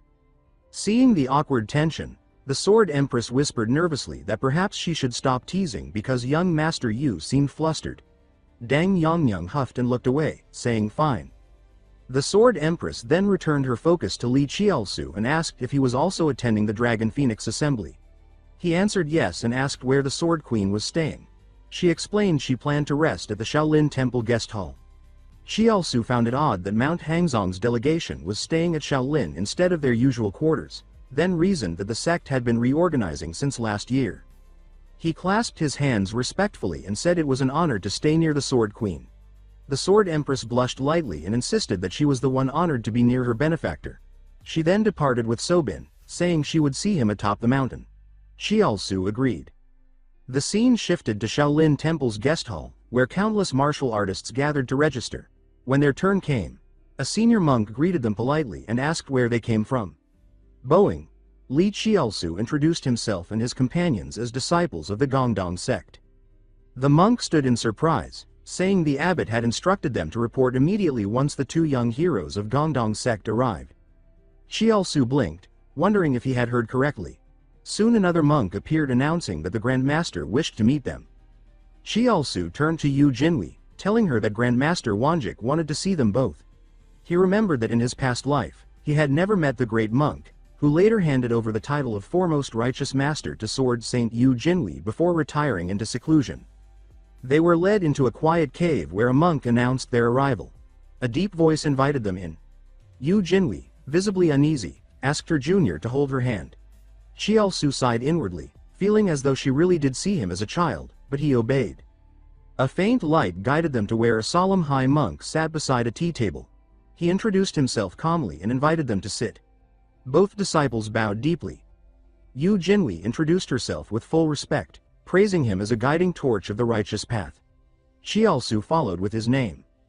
The monk chuckled gently and said such grand titles meant little to him. He urged them to sit. As he poured tea, he explained that he had grown and picked the leaves himself and hoped the taste suited them. Yu Jinhui asked why he had summoned them. The monk replied that he wished to repay a debt owed to the Gongdong sect from 10 years ago. He then placed an old, worn book on the table. Yu Jinhui lifted it with shock. It was the primordial Wanchi manual, though only half remained. Grandmaster Wanjik explained that when he reached the Gongdong sect a decade earlier, the demonic cult had already slaughtered everyone and plundered everything, leaving only this manual behind as if heaven had intervened. As Cheolsu looked at the scripture, he recalled that before the death of Bixian, the master of the current sect leader, a pact had been made with Grandmaster Wanjik. The manual would be kept safe by him until the sect regained its strength. Wanjik continued, saying he now believed the sect was strong enough to reclaim the art. He wished to return what he had safeguarded and finally settle the debt that had weighed on him. Yu Jinhui bowed deeply in gratitude. Cheolsu silently celebrated. Even if only half the manual remained, he believed his senior would fully restore it. Then he wondered why he himself had been summoned as well, if the matter concerned the sect alone. Once the formalities were done, Wanjik politely asked Yu Jinhui to step outside, saying he had private matters to discuss with Cheolsu. She looked confused at the request. The monk reassured her, saying it concerned the Sword Queen and that he merely wished to exchange a few words with the young master. Still uneasy, she agreed and stepped out, but sent Cheolsu a discreet voice transmission telling him to call her instantly if anything happened. Cheolsu sighed but found her concerns strangely comforting. Once she was gone, Wanjik spoke. He said the Sword Queen had told him that Cheolsu helped purge the blood cult from the Hangsheng sect. Cheolsu's expression stiffened. He forced a humble response, saying he had only lent minor help. The Grand Master lowered his teacup with a soft laugh and asked what Cheolsu's true identity was. The question struck him like lightning. Wanjik added that through his heaven-earth perception, he could see clearly that an aura defying the heavens clung to Cheolsu's very soul. He closed his eyes, voice resonant, and urged him to speak honestly. Then Grandmaster Wanjik opened his eyes, his gaze sharp as a blade, and asked once more who he truly was. He added that the Heaven and Earth Society was an esoteric group of masters unconcerned with righteousness or wickedness. They hide in the shadows of the Zhonghu and rise only when the blood cult threatens the world. Lee Cheolsu understood why the monk was wary. He himself carried an aura that defied heaven, and Wanjik was not only the Orthodox world's foremost master but also the hidden leader of the Heaven and Earth Society. With that in mind, Cheolsu finally answered aloud, saying he was the successor of the Heaven-merging Sword Emperor. Wanjik frowned at that, repeating the title with disbelief and accusing him of arrogance for looking down on an old monk while carrying such an anti-heaven aura. Cheolsu's heart jolted. He realized with dread that he might have stepped into Vashui Vichung, the monk's mental world. Thanks to Wanchuk's heaven-piercing perception, he had peered into Cheolsu's past life and dragged him into a realm where thoughts themselves could be destroyed. Cheolsu muttered inwardly that he had not expected to witness this dangerous spiritual technique here. Wanchuk examined him gravely and said he now understood. Cheolsu truly possessed a power that defied the heavens. Something in Cheolsu hardened. He thought that the monk had forced this out of him, and that such insolence could not be forgiven. He unleashed the freezing heart technique and struck out. Wanchik snorted and raised a hand, dismissing the attack as mere trickery. He countered with the divine finger sound, a legendary Buddhist art. Cheolsu felt tension race down his spine. He realized this monk had reached a realm even higher than his own had been in his previous lifetime, one of the 9-stage unified platforms. He had no choice but to retaliate. He struck again with Yin Ice Annihilation. Wanchuk's roar met the attack head-on. The two forces collided and burst apart, the shockwave throwing Cheolsu across the mental plane. Blood dripped from his hand as he cursed, lamenting that he hadn't even experienced proper worldly pleasures yet before dealing with this stubborn monk. Wanchik pressed him again, demanding he reveal his true identity. Another attack flew toward him. Cheolsu gritted his teeth, knowing his soul would shatter at this rate. He had to do something. In that moment, fragments of an ancient mantra surfaced, the one hidden inside him since the Emperor's blessing. He realized it belonged to the Hanyuan Vyu Wadao, the supreme art of the heaven-merging Sword Emperor. The world shifted. The Sword Emperor's image appeared before him, telling him that now he finally understood. Even Wanchik recoiled in shock at the apparition. A brilliant golden radiance surged forth as the Emperor stepped ahead of Cheolsu to block the incoming strike. He taunted him lightly, then urged him to watch closely. Two streams of yin-yang energy burst out, clashing with Wanchuk's force. The resulting backlash forced both Cheolsu and the monk to spit blood. Only then did Wanchik concede. He said the claim was true. Cheolsu really was the Sword Emperor's successor. Ashamed, he admitted he had been rude and offered an apology. Cheolsu answered coldly, asking whether the monk thought such a simple apology could settle things. Wanchik scratched his cheek awkwardly, realizing he needed to offer compensation. He suggested a great pill and 3 minor pills. Cheolsu evaluated the offer. A great pill was a peerless treasure that fortified vitality, and minor pills each restored inner strength. Valuable, but not enough. The resentment that Wanchuk's suspicion had stirred in him weighed heavily.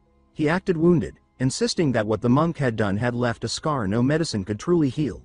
He even lamented dramatically that such emotional trauma could disrupt his inner force and harm his future cultivation. Wanchik listened to this shameless plea with a blank expression, covered in metaphorical spittle, then sighed that he genuinely pitied him. He asked what more Cheolsu wanted. Cheolsu demanded another great pill and a formal alliance between Shaolin and the Gongdong sect. Wanchik paused, contemplating the request. Inside, Cheolsu smirked. If Shaolin, the pinnacle of the orthodox world, formed an alliance with Gongdong, his sect's reputation would rise beyond reproach. After a moment, Wanchik agreed, but he added that the anti-heaven aura within Cheolsu still unsettled him. Cheolsu sat and explained calmly that the Sword Emperor had once told him a truth within the mental realm. To destroy the anti-heaven calamity, one had to confront it with paradox. Wanchuk's expression grew solemn as he listened. He lowered his head, pressed his palms together, and murmured Buddha's name before declaring that since Lee Cheolsu had been personally chosen by the heaven-merging Sword Emperor and had glimpsed the ultimate void path, he would no longer question his past. He then asked how much Cheolsu knew about the blood cult. Cheolsu answered seriously, explaining that the sect was led by the ancient monster Hyatt, a demonic tyrant who slaughtered innocents in pursuit of ascension and domination. He added that the cultists were fanatics who valued no life but their masters. Wanchik confirmed this. He explained that Hyatt had lived for over a millennium and used the anti-heaven art to reincarnate repeatedly, trying to outrun his fate. But even if someone could evade destiny, heaven's punishment always followed. Each rebirth eroded his soul until all humanity was lost. Eventually Hyatt realized that if he conquered the world and stole heaven's mandate, he might escape the curse forever. Thus, to stop him and end the cycle of anti-heaven rebirths, the Heaven and Earth Society had formed in the shadows.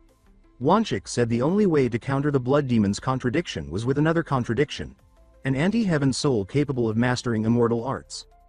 Only someone who could carry both within one body could accomplish this, and he said that person was Cheolsu. The revelation struck Cheolsu deeply. He had understood the concept before but never truly accepted it.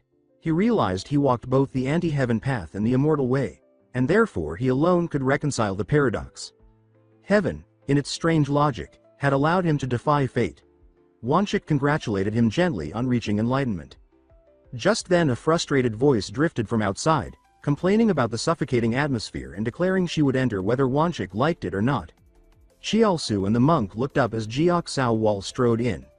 Cheolsu was bewildered. He hadn't expected her here. Not long ago, at Guanhua Pavilion, Jiok Sao Wal had rejoiced after receiving a summons from the Hao clan. She'd muttered that it had been ages since the Heaven and Earth Society last called her, and she took it as a sign of luck, eager to attend the Long Phoenix branch meeting. Now she appeared before them, as impatient as ever. Wanchik teasingly remarked on her personality, while she snapped that monks were simply slow. Cheolsu recalled that the society did not distinguish orthodox from unorthodox. Anyone capable could join. That explained her presence. However, his own goal remained unchanged. Protect his emperor and realm, cut down the blood demon himself, and eventually live as a hero with glory. And a romantic entourage fit for his ambitions. If the Heaven and Earth Society could be used along the way, all the better. Jiok Sao Wal then asked Wanchik how Cheolsu's test had gone. Cheolsu inwardly scoffed at her attempt to hide her secondary identity. Wanchik poured tea and announced that Cheolsu had passed. Jiok Sao Wal doubted it and demanded to know how. Wanchik simply said the details were a secret he had sworn to carry to his grave, which only irritated her further. She said she did not trust Cheolsu yet and would conduct her own test. Cheolsu replied casually, mentioning an elder sister he knew, sword successor Yan Yir Yang, and asked if Jiok Sao Wal knew her. She flushed instantly and claimed ignorance.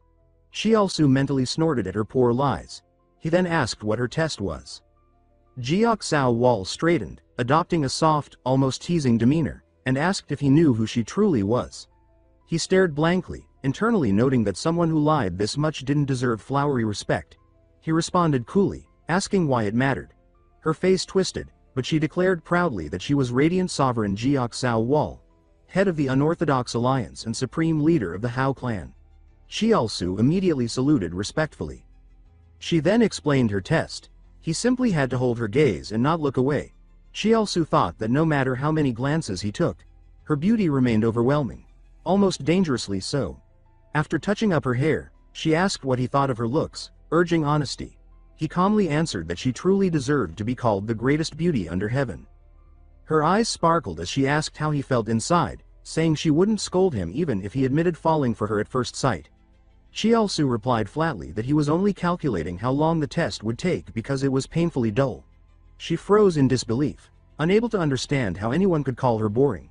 He kept a bored expression and asked whether he was required to swoon just to satisfy her ego. She stood there stunned. Wanchik finally announced the time was up and asked for the result. Jiok Sao Wal grudgingly declared that he had passed. Wanchik proceeded to state that the human order seat of the society would be filled. With the Heavenly and Earth Order Masters already recognizing him, Cheolsu was now officially part of the Heaven and Earth Society. Cheolsu expressed his thanks. Inwardly he noted that the titles were clearly divided into Heaven, Earth, and Human. So the human seat likely belonged to the unorthodox side. Wanchik then placed several items onto the table and handed Cheolsu one last object. Cheolsu picked it up, puzzled to be given a whistle. Wanchik explained that it was a token proving membership. At the crowded Long Phoenix gathering, if he found himself in danger or surrounded by suspicious individuals, he was to break it. Cheolsu accepted and put it away. As he rose to leave, Jiok Sao Wal sulked silently, still wounded by his blunt words. Wanchik tried to soothe her, remarking that he had never seen her so unsettled. She threw back her tea in one gulp, insisting a monk could never understand her difficulties. Wanchik pondered quietly as the tension settled around them. Even Jiok Sao Wal, long hailed as the unorthodox world's second greatest beauty, had lost her composure. Wanchik found himself wondering what on earth had happened between the young hero and that formidable woman. Jiok Sao Wal was a top master, someone of near Xuanzhong rank, a woman who had carried the title of unmatched beauty for over 40 years and who claimed to see straight through men's desires. Yet in front of Lee Cheolsu, she had been shaken. Amused, Wanchik remarked that perhaps she was fascinated simply because he was the first to pass her test. Jiok Sao Wal slammed the table in outrage, shouting that she'd never be interested in a hypocritical orthodox brat. The teaware shattered, but Wanchik remained unbothered. He advised her to be honest with herself so events could unfold naturally. She snapped that she was leaving and stormed out, muttering curses. Outside, she fumed that Lee Cheolsu should be grateful she hadn't punished him personally. She repeated his insult. boring, with disbelief, yet admitted he was different from other men. She complained that he made her feel emotions she didn't understand. She resolved that since she had seen his face, she wouldn't let fate waste her time. Inside the cave, Wonjik watched her go, strangely moved. He wondered aloud if that might truly be love. Then he reminded himself that an important guest was arriving. A royal carriage approached. The embroidery made it unmistakable, someone from the imperial clan. Princess Yuanhua descended with a bright smile, asking if the old monk was still well. Outside, Yu Jinhui spotted Lee Cheolsu and hurried toward him, saying she had worried because he'd been gone so long. She asked if anything had happened. Cheolsu replied that thanks to Master Wonjuk's guidance, he had gained new insight. She pulled him into a warm hug and celebrated that his realm had deepened. Her scent brushed against him, and for a moment he felt disoriented. Then he pushed her away quickly, scolding himself, reminding himself that externally she was male and he needed to stay alert.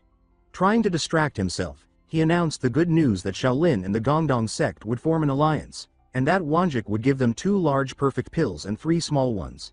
Yu Jinhui's face lit up. She admitted she had been afraid he might be punished. He assured her it was only a misunderstanding. She grabbed his hand and pulled him along, saying it was getting late and they should head back. They walked hand in hand through the crowded temple grounds. Suddenly, a voice slipped into Cheolsu's ear, calling for the young hero of the Gongdong sect. He recognized it as the soundless transmission used by the Eastern Workshop. The voice added that Her Highness the Princess wished to see him at the Great Hero Hall. Cheolsu sighed inwardly. Royal visits to temples were ordinary. Perhaps the workshop simply wanted to summon him. Yu Jinhui noticed his hesitation and asked what was wrong. Cheolsu said he had left something at the Dama cave and told her to return first. She wanted to follow, but he refused and disappeared into the crowd. At the Great Hero Hall, he paused at the doors, heart stirring. Behind them waited someone dear to this body. He remembered childhood, shared meals, shared struggles. Even when his body had lacked male attributes, she had treated him as family. It was the first time he had known true belonging, something he never had in his modern world life. A gentle voice called from inside, inviting him in. He stepped through the doorway and knelt, introducing himself formally. Princess Yuanhua turned, recognized him instantly, and rushed into his arms. She said she had missed him terribly. He embraced her in return, half teasing, half sincere. As they spoke, he thought privately that the rumors Nangwal Hyong spread must have been silenced by the emperor. Yuanhua confirmed that she had handled them to ease his burden. She asked if his life with the Gongdong sect was stable, if his restored male body had regained strength, and, embarrassingly, whether he had enjoyed the pleasures he once longed for. Cheolsu answered that he had not. She was surprised and asked why. He replied gently that he was not of age and that true closeness required more than physical impulse. It demanded 2 souls in harmony. Yuanhua's eyes widened with sudden understanding, repeating the idea of souls blending. Cheolsu then asked why she had undergone the Great Rebirth rite. She explained that after he disappeared, she waited decades for him to return. Then one day calamity struck. The heavens fell, the earth split, and countless died. When she realized the world was ending and there was nothing she could do, she performed the rite out of desperation to meet him again. She insisted such devastation must never occur again. Cheolsu held her to comfort her. She trembled with joy in his arms, saying she missed the way he held her, and that he had always been her lord, sometimes like a parent, sometimes like a senior brother, sometimes like a master. She confessed inwardly that she loved him deeply but said aloud that her current body was still too young to express everything. Her strange behavior made him ask what she was trying to say. She quickly denied having anything to confess, secretly vowing to grow into a stunning beauty one day and declare openly that she loved him more than anyone and would never leave him, not even in death. They eventually stepped outside. She said she would stay at Shaolin until the Long Phoenix Sub-Association concluded and might enter the main rounds. Cheolsu agreed, adding that he too would participate and would train harder to win for her sake. The princess silently repeated his intention to dedicate victory to her and felt warmth bloom inside. Before leaving, she handed him a gift, the core pill of the 10,000-year fire vase. Cheolsu was startled by how valuable it was. She laughed brightly and said she eagerly awaited his performance. At dawn, Yun Xiaolan appeared in the square, causing a stir. People whispered excitedly as the famed swordswoman passed. Yun Xiaolan glanced around, thinking longingly of Master Yun, wishing she could see him again. Just one more glimpse, but he is nowhere to be seen. A sudden voice rang in her head like a love-sick maiden, longing to see him, which caused her to pause walking beside her. Sobin sensed something off and asked if she was all right. Yun Xiaolan jolted, pretending nothing was wrong, and hurried toward the lodging hall.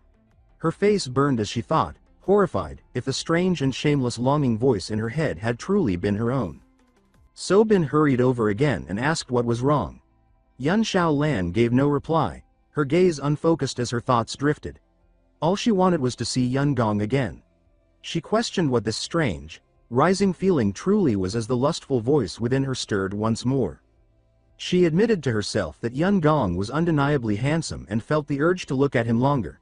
She tried to steady her mind, reminding herself to remain rational and dignified as a sect master. Yet the memory of his growth from a boyish youth into a refined young man with a noble bearing continued to unsettle her.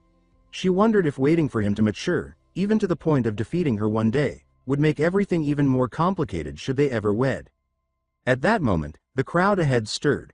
Someone announced the arrival of Nangwal Hyang. It seemed she had come to watch the Long Phoenix Grand Tournament. As she approached, Sobin questioned her identity. Nangwal Hyang smiled brightly and exclaimed that she was fortunate to encounter the Sword Empress, Yun Xiaolan, in person. Yun Xiaolan bristled inwardly, irritated by the courtesan who always lingered around Lord Yun. She found Nangwal Hyang's beauty and youthful charm especially grating.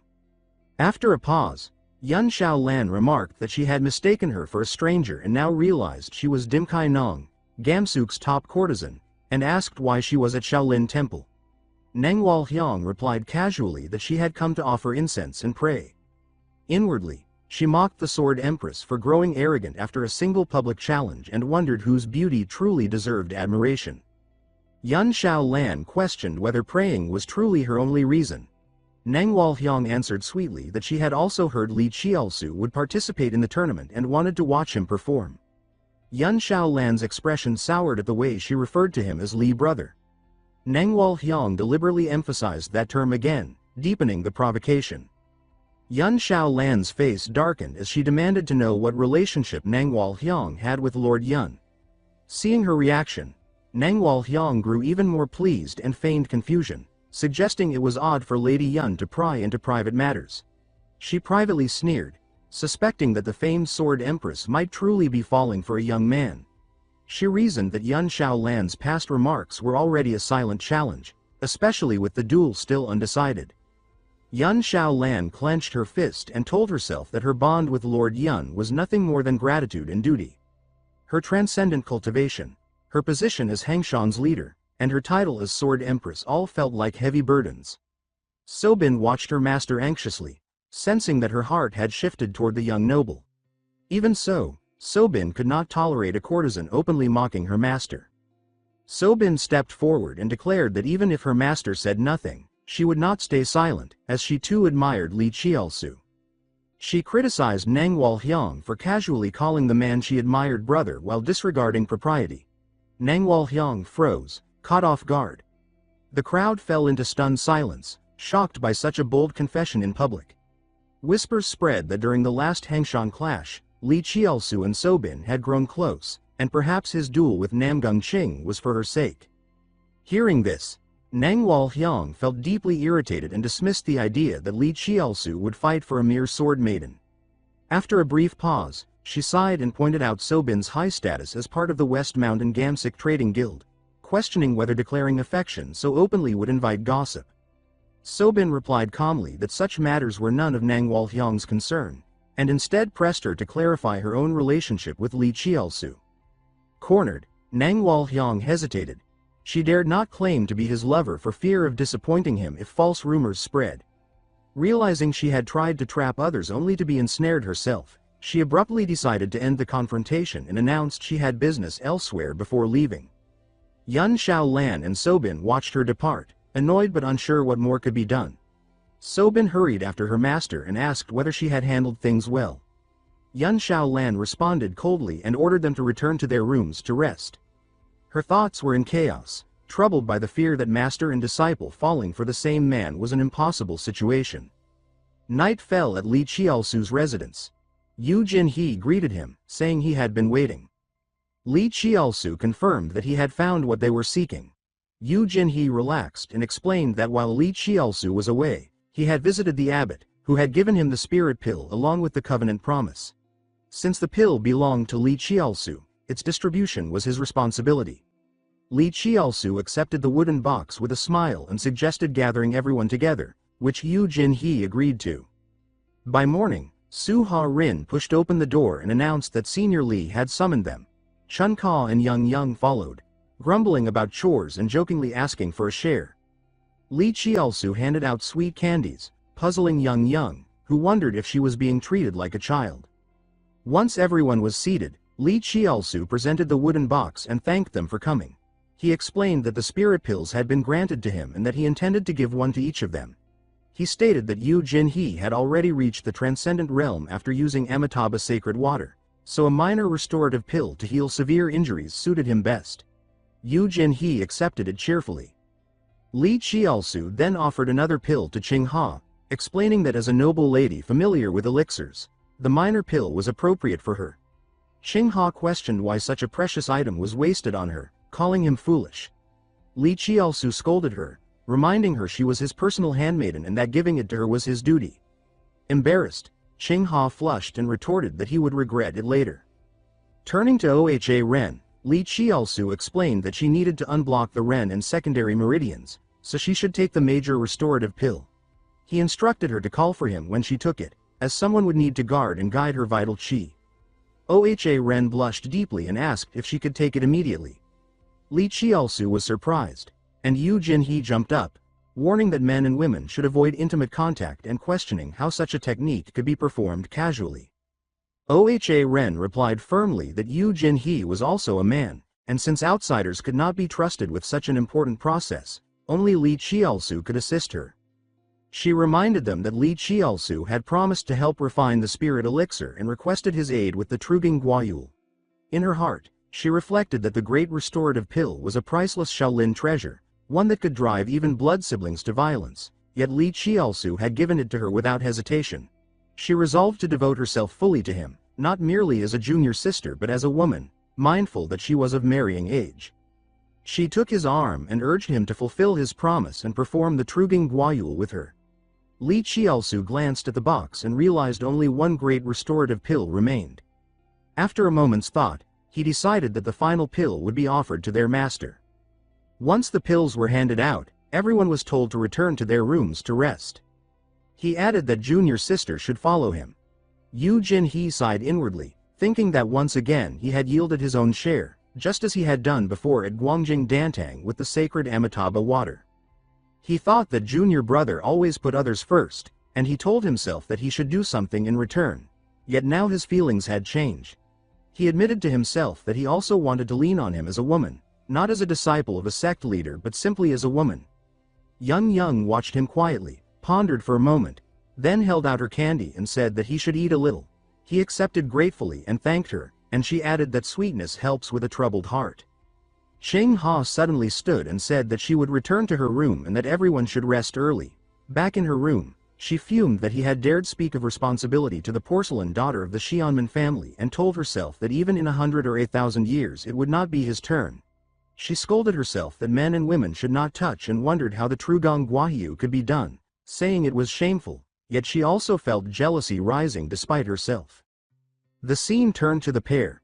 Lee Cheolsu entered the training chamber as Shu Ha Rin said that this was the room and that Shaolin had been very thoughtful to lend it. She took out the pill and said that she only needed to take the great restorative pill and lie down. He scratched his face and said that she should think again, that he only needed to guide her vital energy without fully performing Trugong Guayu. She gave no answer, swallowed the pill, and said that he should begin. She began undressing. His face burned as he covered it, startled, realizing the rumors about her beauty were not exaggerated. She asked if she looked terrible, and he hurriedly denied it in embarrassment, saying that she looked beautiful. She sat and said that she begged him to perform the Trugong Guayu. He agreed in thought, deciding that since she was resolute he would go along with it. He reflected that the method was essentially meridian massage with internal energy transmission, a therapeutic qigong requiring direct contact at key acupoints. He thought that a lecherous man would abuse such a chance, but he reminded himself that true mastery meant setting aside desire, focusing entirely on treatment and the woman's well-being. With that in mind, he positioned himself over her and said he would begin, stirring his energy. She let out soft sounds from discomfort as she felt a powerful current through her body. He warned seriously that he would guide her vital force while channeling the pill's energy into blocked meridians and told her to endure using the Tam-M True method. He increased the pressure. She was overwhelmed, saying that he was too strong, but he urged her to hold on a little longer. The energy built, the channels strained, and then at last they opened. She suddenly sat up, sweating, confused about what was happening to her body. He explained that her Ren vessel had cleared and impurities were being expelled and said he would wipe her down. She asked if it was finished. He said that it was not and that the remaining energy still had to be absorbed, then gently pressed her back down and told her to endure a little more. After some time, the process ended. She dressed again, and he said they should leave and that he would walk her back. He added that he had only wiped her briefly and that she should wash thoroughly when she returned. She held his arm, thinking that he had now seen her as a grown woman and wondered if he would start seeing her that way. She reminded herself that he had once said her fate rested in her own hands and told herself that her fate was him. The scene shifted to Nenghuil Huang. She walked alone, replaying the clash with the two sword queens and seething. She thought that those women had humiliated her more than at any time in her 62 years and vowed that the one who would win Lee Cheolsu's heart would be her. She thought that he had dared injure the pride of the world's greatest beauty and declared that for that insult she would hunt him down without fail. She believed no one could evade the detection of Jiak Sawal, foremost villainess of the sects. As Lee Cheolsu and Shu Rin walked, a voice called him brother. Nenghuil Huang hurried up with feigned surprise, saying that she was happy to meet him there. She acted so naturally that no one could suspect her intentions. Shu Rin asked who she was, confused. Lee Cheolsu was also puzzled, wondering why she had appeared and whether something about his trial still needed to be verified, surprised that Jiak Sawal would even appear under a false identity. He greeted her, saying he had not expected to meet again, and she replied brightly that she had come to offer incense and pray for his luck. He introduced Shu Rin as his cherished junior sister from Guangdong. Shu Rin responded politely, saying that it was nice to meet her. Nenghuil Huang introduced herself as commonly called Yam, while in her thoughts she repeated that she was famed as the world's #1 beauty and the true legend of the Zhonghu. Yet she stared at Shu Rin, realizing with shock that this newcomer with average skill had a fuller figure than her own despite being 40 years younger. She told herself she had always believed age was just a number and had lived by that motto, but now the sight of those youthful curves pierced her pride. For the first time in her life, she felt a bitter sense of inferiority. Shu Rin noticed Nenghuil Huang fall silent and tightened her hold on Lee Cheolsu's arm. She says that she has long heard of Miss Neng and says that people say Miss Neng likes her senior brother. At that, Nenghuil Huang's face darkened, irritation flaring. She thought that the girl was reckless and says to herself that this is Shaolin, the pillar of the orthodox sects, and even she as the famed beauty must restrain herself. She then smiled coldly and says that she did not expect such a young girl to act so boldly, pressing against a man's arm in broad daylight in Shaolin's courtyard. Shu Rin answered without concern, smiling, and says that whatever affection exists between senior and junior is none of Miss Neng's business. Anger surged through Nenghuil Huang. She thought that the girl was rude toward an elder but also that arguing further would only cost her face. She recognized in Shu Rin the same unshakable gaze she had seen in the Dharma cave and told herself that, no matter how striking the girl looked, she was still only a passing role. Lee Cheolsu finally stepped in, saying that they should stop and that his intention had been to let them meet, not quarrel. He felt weary inside, thinking that he only wanted to return to his room and absorb the 10,000-year fire chalice. He thought that, no matter how gently Jiak Sawal pretended to act, her nature would not change. He then says that though he would like to sit and talk with Miss Neng after so long, he is busy and cannot keep her company. Nenghuil Huang looked genuinely wounded and asks why. Lee Cheolsu answered gravely, asking why she had come to Shaolin and says that she had promised to guard Weijiang Prefecture and that he had not expected her promise to be so light. She froze. He thought back to the favor he had asked before the Dragon Phoenix gathering, asking her to watch over the Guangdong sect's gate. He felt that while the evil sect co-leader Jiak Sawal might appear anywhere, Nenghuil Huang should not be here. and that despite their closeness she still did not trust him. Nang Huil Wang's eyes filled as she tried to speak, but before she could, he turned and says that he believes she has her own reasons and tells his junior sister they are leaving. She watched his back recede and sobbed, asking how he could treat her like that. He escorted Shuha Rin back to her room, then returned to his own. Closing his door, he stilled his senses, ensuring no one was nearby. At last the time to absorb the 10,000-year fire chalice had come. He placed it in his mouth, and fierce energy surged through him. He thought that he could feel extreme yang blazing, the realm of patriarchs and leaders capable of ruling territories, and that mastering this power was now effortless. When it was done, clarity returned, and a sharp smile formed as he thought that this was true peak vigor and that in Gokai land his enemy would surely die tomorrow. At the same time in Danyang County, in the Moyang household, a woman with a pipe sat by the window and sighed that the Dragon Phoenix banquet would open the next day.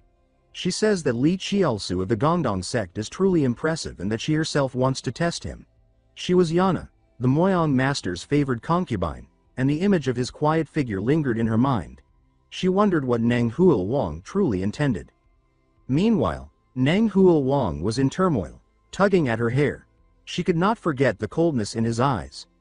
Her mind was blank as she recalled why she had gone to the monk earlier to ask for temporary refuge in the temple. At that time, Master Mu Jiok had said that the Buddha's house shows compassion without discrimination and that she could stay until her heart settled, leaving the rest to fate. He had also said he would pray so her wish might be fulfilled. Back in the present, she slammed her cup on the table, feeling humiliated, blaming everything on Lee Cheolsu. She remembered him asking why she had abandoned Hoden County after promising to protect it and thinking that he believed her promise meant nothing. The more she remembered, the more wronged she felt, telling herself that she had agreed because of him. She also thought bitterly that someone of her stature should not be tending to small matters, and yet she could not ignore them either. She could not reveal that she had sent the white-faced Yin Lord in her place, because admitting that would expose that she and Joksa Wall were the same person. She feared that if he discovered her identity now, he would ask why she had deceived him and that he might never forgive her. She told herself that now was not the moment. First she must win his heart completely, make him unable to live without her, and only then explain everything. Her expression hardened as she decided that until then she would continue as Nang Huil Wang and capture his heart. Elsewhere, someone reported to young Master Lee that at the Dragon Phoenix banquet that day he would duel the Jade Killen. Zhang He said that since the invitation had been accepted, defeat was unacceptable. Chaozu replied lightly. Horan said that he felt sorry for his junior sister, saying the invitation had originally been for senior brother Lei and Miss Shaman and that the other attendant should have been senior brother Yu instead. Senior brother Yu thanked her quietly. Chaozu clapped and says that they should be off and first go meet Miss Tian. On the bustling market street of Dangfang County, Sobin waited nervously, wondering why he was so late. She thought that even though Chaozu owed much to him, she still felt awkward facing him, and that Namgung Sheng was the greater nuisance. She thought that just hearing his name gave Miss Tian a headache, since he always pestered her without shame. She told herself that, if only to end his pursuit, she must act as if she had already given her heart to young Master Lee. At that moment, she saw him arrive with his companions, and, flustered, she thought that he looked unusually striking that day. Lee Cheolsu smoothed his hair and apologized for arriving late, smiling warmly. His refined appearance made Miss Tian blush at once. Sobin hurriedly steadied herself, scolding her wandering thoughts and forcing a composed expression. She says that he was indeed late and urges everyone to head to the banquet without delay. Lee Cheolsu then introduced Yu Jin-hee as his senior brother. Sobin nodded in understanding and formally greeted Yu Jin-hee, saying it was an honor to meet him again. Yu Jin-hee returned the courtesy, saying the honor was mutual, though inwardly she felt displeased. She believed the woman clearly had no real affection for Lee Cheolsu yet pretended otherwise, which she found distasteful. She reflected sadly that until she resolved her infertility, she could never stand beside him as an equal woman. Though she knew she had no right to interfere, as his senior brother she still resented anyone who deceived him. Sensing the tension, Sheng He quickly urged everyone to stop lingering in the street and move along.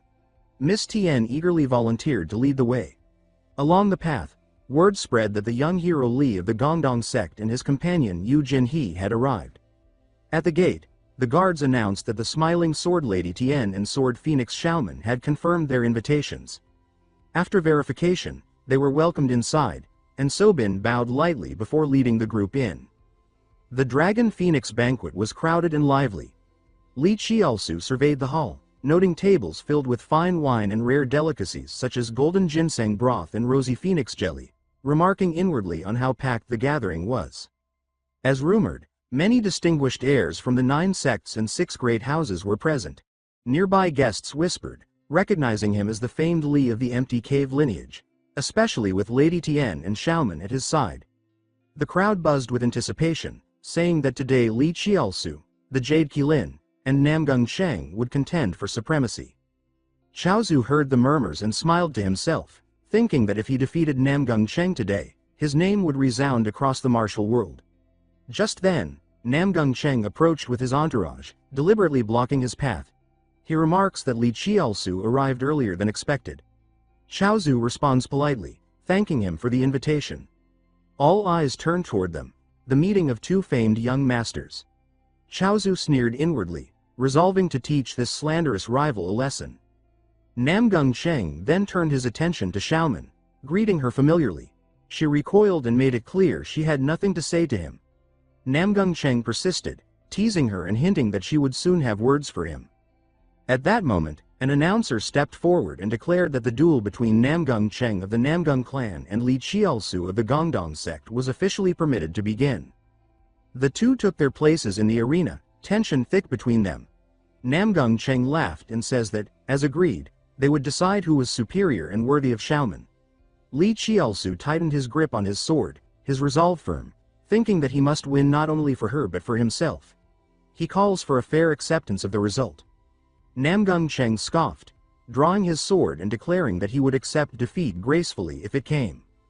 Lee Cheolsu announces that he would let his sword speak and that he would not rely on Gongdong sword techniques to shatter Namgung Sheng's style. This stung Namgung Sheng's pride, and he demanded to see whether Gongdong's reputation was deserved. With that, Lee Cheolsu lunged forward. Namgung Sheng surged to meet him, and their blades collided with a loud clang, igniting the battle. The crowd erupted, following every exchange. After a fierce flurry, both retreated. Namgung Sheng frowned, sensing something amiss. The technique felt lighter and stranger than the empty cave methods he knew. Lee Cheolsu attacked again with a sharp, ruthless slash that forced Namgung Sheng back, his body trembling from the impact. Namgung Sheng, shaken, questioned whether Lee Cheolsu had used his full strength. Lee Cheolsu answered ambiguously, further enraging him. Realizing he was being underestimated, Namgung Sheng's killing intent flared. Lee Cheolsu inwardly mocked him, thinking that his opponent was finally growing restless. Namgung Sheng unleashed the endless sky sword, sending a streak of blue sword chi tearing through the air. Lee Cheolsu remained calm, recognizing the move's power. He knew that unleashing his full strength would easily crush Namgung Sheng, but he could not reveal his true realm. With chaos already brewing in the Central Plains, he decided to win using only pinnacle-level skill and Gongdong techniques. He charged forward head-on. The swords collided again with explosive force, shockwaves rippling outward. Namgung Sheng was stunned that his ultimate art had been countered so cleanly. He realized Lee Cheolsu had been probing him all along. Both fighters surged forward, exchanging rapid strikes. Namgung Sheng struggled to keep up, teeth clenched as he endured the relentless assault. Overwhelmed, Namgung Sheng was driven back, stabbing his sword into the ground to steady himself.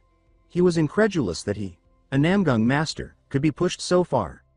Doubt crept in as he wondered if his opponent was hiding a higher realm. Refusing to yield, he launched himself forward again. The clash resumed with unbroken ferocity. Sparks flew, steel rang, and suddenly a thin cut appeared on Namgung Sheng's cheek. He froze, finally understanding that Lee Cheolsu's cultivation far exceeded his own and that he had yet to reveal his full strength. Cornered, Namgung Sheng abandoned restraint, pouring everything into his attacks, his pride as a genius refusing defeat. Lee Cheolsu felt heat surge through his arm and knew the moment of decision had arrived. Namgung Sheng raised his sword, gathering vast sword chi for a finishing strike. The crowd trembled as they recognized the king's sword form, one of the greatest techniques under heaven. Clearing his mind of all distractions, Namgung Cheng focused solely on the life and death battle before him, determined to decide everything with this final blow. Seeing his opponent finally go all out, Lee Cheolsu sneered inwardly and wondered if Namgung Cheng had lost his reason. He felt fortunate for having absorbed the 10,000-year transforming fire core pill, which had hardened his body to an extraordinary degree. He decided to stop defending altogether. The countermeasure was ready, and he intended to turn a single spark into a storm. He surged forward, sword blazing, determined to end the duel. A roar rang out as Namgung Cheng's side shouted that a Namgung sword might fail but could never be broken. Lee Cheolsu ignored it completely. He shouted back, questioning who truly deserved to be called a brother, and swung his blade without hesitation. In that instant, a memory surfaced. He recalled how his senior brother, Yu Jin-hee, had once said he would show him a martial art he had personally refined. While restoring the primordial unified chi technique, his senior brother had fused it with a move derived from the demon's abducting sword art. When they reunited after a long separation, Lee Cheolsu had been stunned to learn that this had evolved into a brand new school of swordsmanship, the supreme art of the Kangdong sect, known as the Nine Purging Demon Sword, created by a once-in-a-millennium genius. Lee Cheolsu released that technique in full. Waves of jade-green sword chi burst forth, completely overwhelming the long-haired swordsman. He leapt into the air and directed the razor-sharp energies into a sword array that sealed the arena, boxing Namgung Cheng into a corner. From the perspective of the onlookers, the entire stage seemed submerged beneath Lee Cheolsu's sword chi, leaving no path of escape. Namgung Cheng froze in shock, unable to comprehend what he was seeing. He had never encountered a sword style like this and panicked inwardly, realizing that the intelligence he relied on was completely wrong.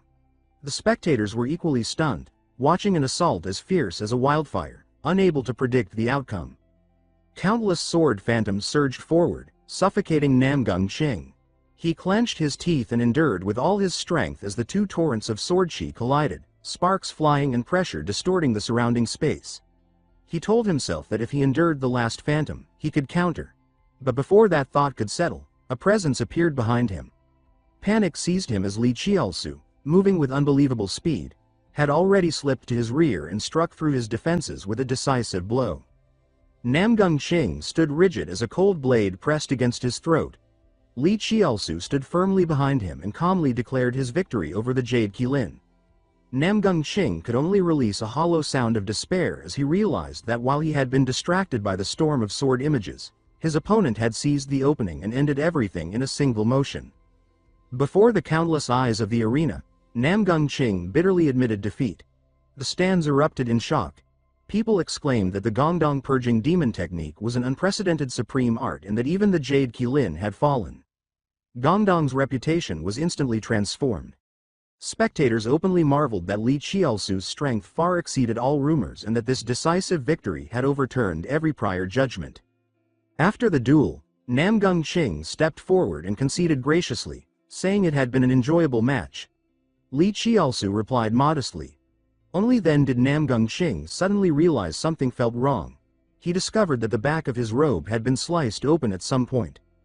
A startled cry escaped him as he realized his trousers had slipped completely down, exposing what should never be seen. Lee Cheolsu stood frozen in disbelief, caught in a moment of sheer slapstick embarrassment. The scene shocked everyone, especially the women, who stared in disbelief. Qinghua reacted with anger and mortification, shouting that Lee Cheolsu's bad habit had resurfaced yet again. The crowd exploded into chatter, joking that Lord Namgung had been stripped in public and wondering whether the Gongdong Odd Hero's strange hobby extended to both men and women. Lee Cheolsu broke into a cold sweat, cursing inwardly at the fresh misunderstanding. To salvage the situation, Namgung Cheng quickly addressed the crowd, explaining that his clothing mishap was merely an accident that could happen to anyone through carelessness and asking that no one make more of it. He laughed loudly, declaring that he did not consider torn garments an insult and proudly displayed his magnanimity. He then grasped Lee Cheolsu's hand, openly conceding and announcing that he would never pursue Miss Sobin again. Raising Lee Cheolsu's hand high, he proclaimed that the lady's heart belonged to him. The sudden gesture stunned Lee Cheolsu. The crowd gasped in admiration, praising Namgung Cheng for his chivalry and grace in defeat. Applause thundered through the arena as people applauded his sportsmanlike spirit. Namgung Ching thanked Lee Cheolsu for the opportunity to experience Gongdong swordsmanship. Lee Cheolsu replied sincerely, saying it had been a great duel. When Lee Cheolsu returned to his table, Yu Jinhee and the other seniors congratulated him. Yu Jinhee smiled and remarked that his troublesome habit truly could not be cured. Lee Cheolsu looked irritated and muttered that he had no idea how to explain himself. Meanwhile, Ching Ha leaned toward Sobin and quietly remarked that Lee Cheolsu had kept his promise to her. Seeing Sobin's troubled expression, Lee Cheolsu asked why she seemed unhappy after his effort. Sobin stepped closer, her face filled with embarrassment and concern, and said that he did not need to go so far and that she was truly fine. Lee Cheolsu was stunned, not understanding her mixed gratitude and guilt. Sobin then confessed bashfully that she had used him to escape an awkward situation and asked why he had still done so much for her. Lee Cheolsu smiled gently and explained that he had acted simply because she said she disliked Namgung Ching. His straightforward sincerity made Sobin's heart skip. He scratched his head and added casually that a real man helping a beauty in trouble was only natural and not worth overthinking. Overwhelmed, Sobin stood abruptly, saying she needed some air. She bowed once more in thanks and hurried away. Lee Cheolsu watched her leave, utterly confused. Cheolsu sighed and told Ching Ha and Miss Xiaoman to follow Sobin and see what was wrong. Ching Ha immediately chased after her, not forgetting to scold Lee Cheolsu affectionately for being an idiot. Yu Jinhee then teased Lee Cheolsu, noting that women's hearts were truly difficult to understand. At that moment, a long-haired man stepped forward and congratulated Lee Cheolsu on his victory, addressing him by name as the Gongdong Rogue. Hearing his real name spoken aloud made Lee Cheolsu pause in surprise. He turned and asked who the man was.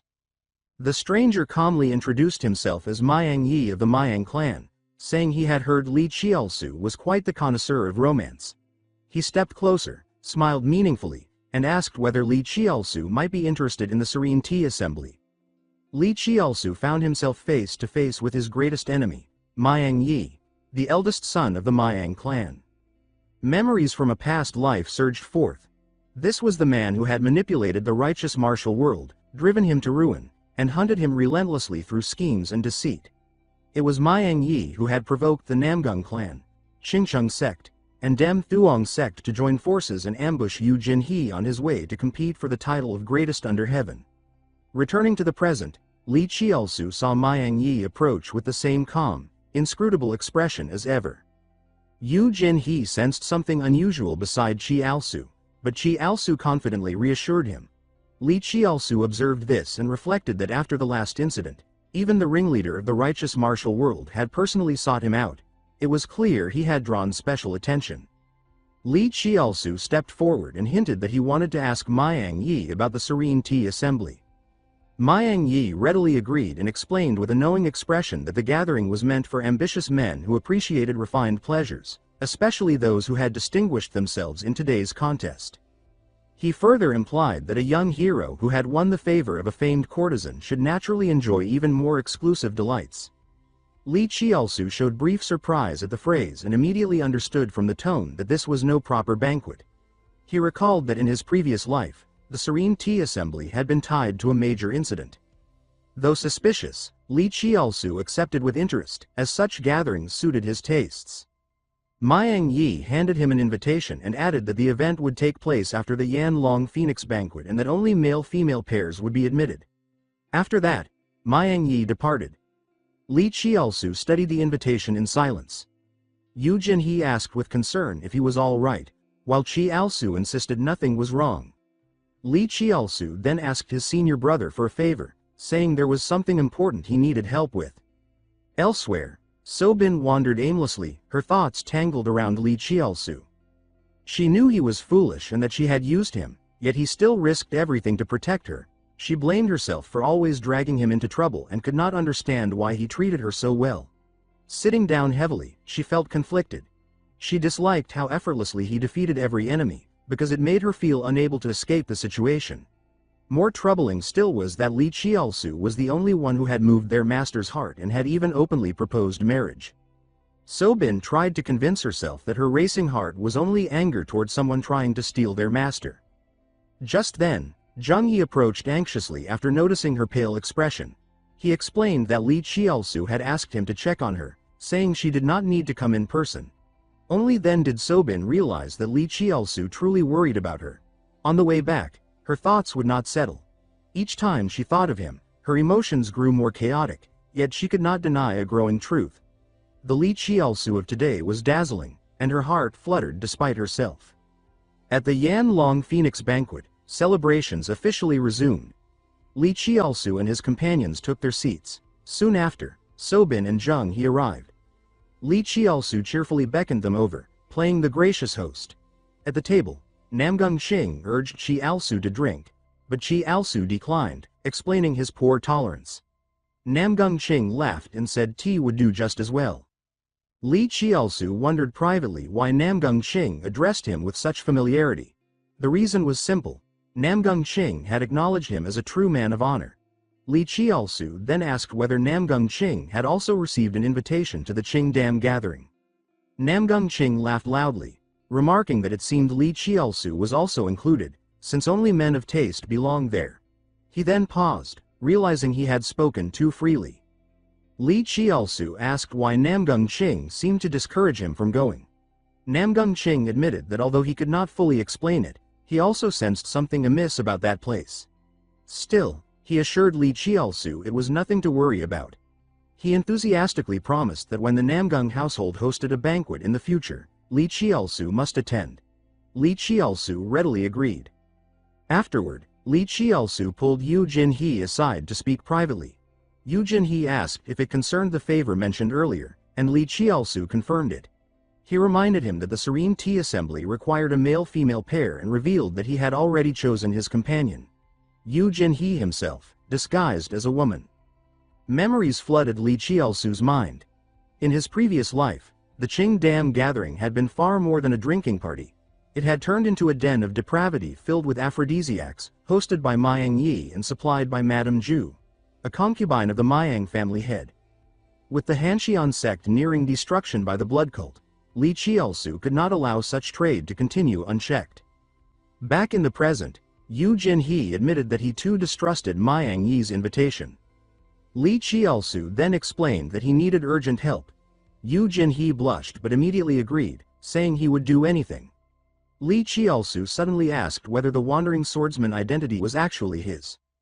Yu Jinhee was shocked and flushed deeply, fearing his disguise had been exposed. Lee Cheolsu explained calmly that after his senior began traveling alone, he had quietly investigated out of concern. Lee Cheolsu pointed out that Yu Jinhee had deliberately hidden his whereabouts and disguised himself as a woman. Yu Jinhee admitted this, saying he had followed his junior's advice and created that false identity. Lee Cheolsu praised him and said this made matters much easier. He explained that the Serene Tea Assembly was full of shady dealings and that refusing an invitation would be rude. He said he could not bring his junior sister, nor trouble outsiders like Miss Zimin or Senior Duong. He stated sincerely that aside from his senior brother, there was no one else he trusted. Those words stunned Yu Jinhee. His heart raced as he thought that his junior truly needed him. He recalled that he had created the false identity partly for safety, but also for a selfish reason: to one day walk proudly beside his junior as a woman. He then agreed firmly, saying that if it was his junior's request, he would do it. Elsewhere, Qing Ha asked in surprise after hearing that Lee Cheolsu would return later. Lee Cheolsu instructed everyone to head back to the inn first and announced that he had received an invitation to the Serene Tea Assembly. Before leaving, he reminded Sobin to be careful on her way back. Sobin replied awkwardly that they no longer needed to pretend to be lovers. Lee Cheolsu turned and left, and the girls watched him go, silently wishing him well. Yu Jinhee observed from afar, thinking the time for preparation was shorter than expected. As night fell, lanterns lit the streets, heralding a lively festival evening. Lee Cheolsu waited alone, muttering that his senior brother was late, though he reasoned that preparing a disguise would take time. Suddenly, hurried footsteps echoed over the cobblestones, drawing closer as the surrounding crowd stirred. A shout rose from the crowd as someone pointed ahead and says that it is the One-Sword Wanderer. Hearing the name, Lee Cheolsu turned, startled. A graceful figure in women's dress ran toward him, bright and lively, calling him junior brother. It was Yu Jin-hee in the guise of the one-sword wanderer. Smiling shyly, she asks if she is late.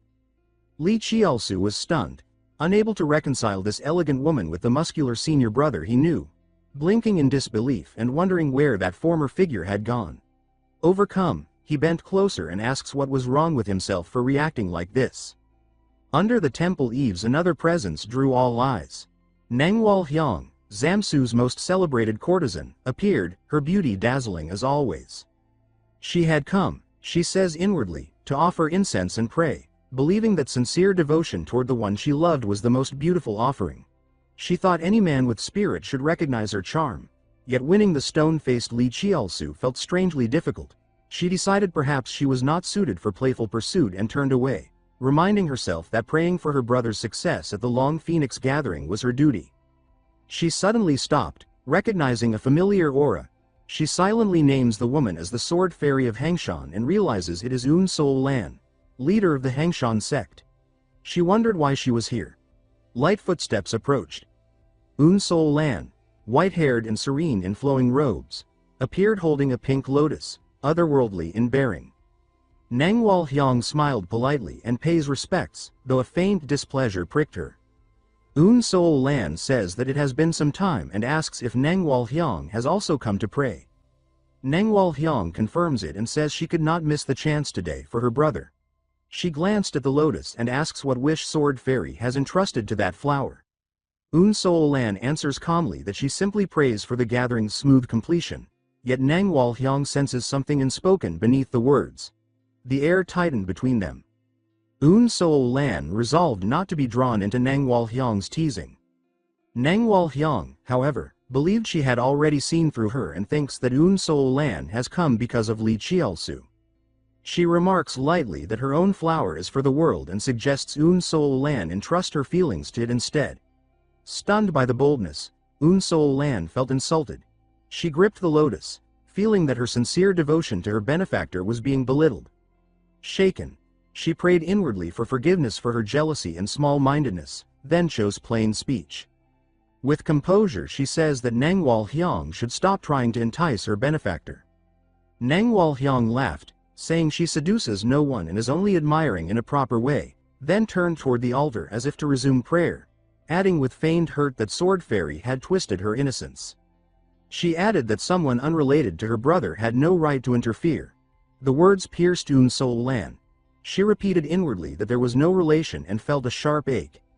Nangwal Hyang pressed on, asking what their relationship truly was and implying that the famed Sword Fairy of the orthodox path might harbor feelings for a man 30 years younger. She turned away with a victorious smile, certain she had struck the deepest nerve. Un Sol Lan stood stunned, the hidden truth laid bare. Nangwal Hyang continued that in the orthodox world reputation meant life itself, so even a renowned sword fairy could not admit affection for a much younger junior. Un Sol Lan felt a pang of envy at Nangwal Hyang's youth and freedom, able to pursue love openly while she could not. A memory surfaced. A child's voice calling Sword Fairy and Lee Cheolsu's bright gaze when he had said he would challenge her once grown. She remembered asking shyly to call him benefactor and felt that sweetness warm her. Returning to herself, Un Sol Lan thanked Nangwal Hyang for the concern and states firmly that whatever her feelings, the fact remained that her benefactor once challenged her. She adds that she will always accept that challenge. She placed the lotus into the vase with steady hands, her heart clear, and then departed. Nangwal Hyang watched her leave, emotions tangled. In the vase the two flowers stood together. Nangwal Hyang muttered that there was supposedly no deceit and snorted softly, unconvinced. On her way back, Nangwal Hyang's words echoed in Un Sol Lan's mind, especially the question about loving someone 30 years younger. Un Sol Lan sighed and admits to herself that perhaps she can no longer deny it. Meanwhile, in Tangfu County, another scene unfolded. Madame Zhu, concubine of the Miang household head, held a small vial, her eyes gleaming with calculation. Hearing the door, she turned provocatively and asks if the eldest young master had arrived. Myongju confirmed it. She asks whether the invitation had been delivered to the Gongdong rogue as instructed and, on hearing it had, drew the subordinate closer with pleased reward and orders him to bring Lee Cheolsu to her. He obeyed eagerly. Alone, she savored her plan. Imagining turning a man like him into her plaything and believing her beauty had already carried her far, she decided she had not yet played enough. Night brightened Tangfu's streets. Blue-haired Yu Jinhee hurried toward Lee Cheolsu, apologizing breathlessly for the delay. He laughed that he had not waited long and says he had been distracted by the night market. She sighed in relief and smiled. Seeing her smile, Lee Cheolsu flushed and told himself to calm down. She asks with concern if he is all right. He waved it off and says they should hurry to the Serene Tea Assembly. She agreed gladly, and together they walked hand in hand. They arrived before a lavish hall. A host greeted them warmly and invites young hero Lee inside, introducing himself as Myung Yi. Lee Cheolsu introduced his companion as the One-Sword Wanderer. The attendant praised her beauty, then asked them to leave their weapons, explaining that arms were not permitted. Sharing a glance, they sensed risk but complied to avoid suspicion, placing their swords in the box. Inside, decadent revelry spread before them. Laughter and intimate scenes between men and women filled the hall. Seeing this for the first time, Yu Jinhee flushed, dazed that people could behave so boldly. She glanced at Lee Cheolsu and saw his expression turn serious, eyes scanning the room. He thought her unease might simply be inexperience, but another concern tugged at him. With a sharp sense for scents, he detected something beneath the perfumes. An acrid undertone that did not belong. They moved deeper in, cautious. Lee Cheolsu soon recognized the smell as an aphrodisiac herb. He understood then that the true revel had only just begun. Ho Huang Tower rose in the night like a jeweled relic, bright with lantern light yet heavy with hidden secrets. The wooden floor groaned as Cheolsu and Jinhui stepped inside. Though he had prepared himself, he still felt stunned by the lavish interior. Jinhui stayed tense at his side, worry plain on her face. She tightened her grip on his hand and tells him that she will protect her junior brother. He responds with playful confidence and says that it is unclear who will end up protecting whom, which leaves her flustered. Myung Yi, acting as the tower's manager, comes forward with a wide smile and welcomes them. He asks how they like the place and boasts that he has prepared beautiful companions and fine wine. He adds with vulgar pride that both women and concubine maids are ready to entertain if needed. Cheolsu keeps his disgust hidden and says that he only wants to know where Madame Ju is. Myung Yi explains that she is waiting on the top floor and gestures for them to follow. While they walk, Cheolsu quietly tells Jinhui that when he gives the signal, she must use her full strength to subdue Madame Ju at once. His thoughts drift to memories from his past life. He recalls that early records of the Thandam society were almost erased. Later, it became known that its leader Myang Ye used corrupt medicines to control and exploit women. His bribery and indulgence were exposed many times, showing his uncontrolled appetites. Back then, Cheolsu only cared about learning the man's weakness, but now he suspects a deeper link to the blood cult. He remembers that the cult specialized in body-enhancing drugs that increased endurance and escapability, products that could fund an entire organization. That makes this tower a likely partner. He reasons that if Madame Ju manipulated Myang Yi under the cult's influence, then pushing him to strike the left general's residence and harm Cheolsu's senior brother would fit the pattern. Records described Madame Ju as knowing martial arts only for defense, but Cheolsu believes that if she truly serves the blood cult, she must be hiding her real skill. The guide stops and announces their arrival. Myang Yi points ahead, tells them to enjoy themselves and leaves. They enter a silent corridor where a thick fragrance grows stronger with every step. Cheolsu feels heat rising in his body and covers his nose. Lantern light spills across the hall in a strange, shimmering glow. A woman inside calls out in welcome and says that honored guests have arrived. Madame Ju sits waiting with calm poise. She recognizes Jinhui as the One-Sword Wanderer and identifies Cheolsu as the young recluse knight. He studies her and notes that her plain appearance differs from his expectations. She prepares tea, but a dense pale, purple liquid pours from the pot, not normal tea. She invites them to sit and explains that she prepared tea instead of alcohol because she heard he is abstaining. She encourages him to drink. Cheolsu examines the cup. The surface looks clear, but the residue at the bottom resembles aphrodisiac sediment, not tea leaves. He realizes the trap is complex. Neutralizing such a drug would normally require a special antidote or balancing techniques. He knows such methods from his past service, but Jinhui does not, since he cannot refuse without raising suspicion.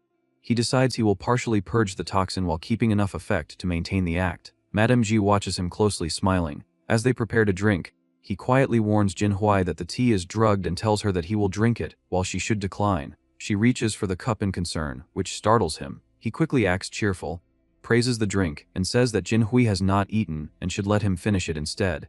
Madame Ji observes them sharply and remarks that they look well matched. He answers with polite thanks and drinks. She continues testing him and says that rumors describe him as a former rival for the title of greatest rake, adding that such a man cannot lack companions. After finishing the cup, he sets it down hard. A violent wave of nausea hits him, stronger than any normal aphrodisiac. Madame Ju explains that indulgence marks both the beginning and end of a rake's path. A purple aura begins to leak from her body as she drops her polite mask. She suggests that the three of them should share pleasure together.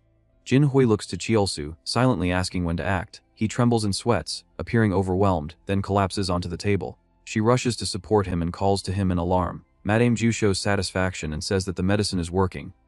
Cheolsu struggles to speak and asks what she mixed into the tea. She turns away and says with pride that she could not choose just one drug, so she added every kind she had. She explains that the water came from the northern cavern spring and claims its power is immense. Both realize the danger. They understand that the spring water was once tainted with blood qi before the mountain purge. Cheolsu concludes that the society's followers went mad from a blend of aphrodisiac and corrupted blood energy. This is not a simple stimulant but a demonic compound. He forces himself upright and mocks her, saying that it is fortunate the sword sect purified the springs in time or the central plains would have fallen into chaos.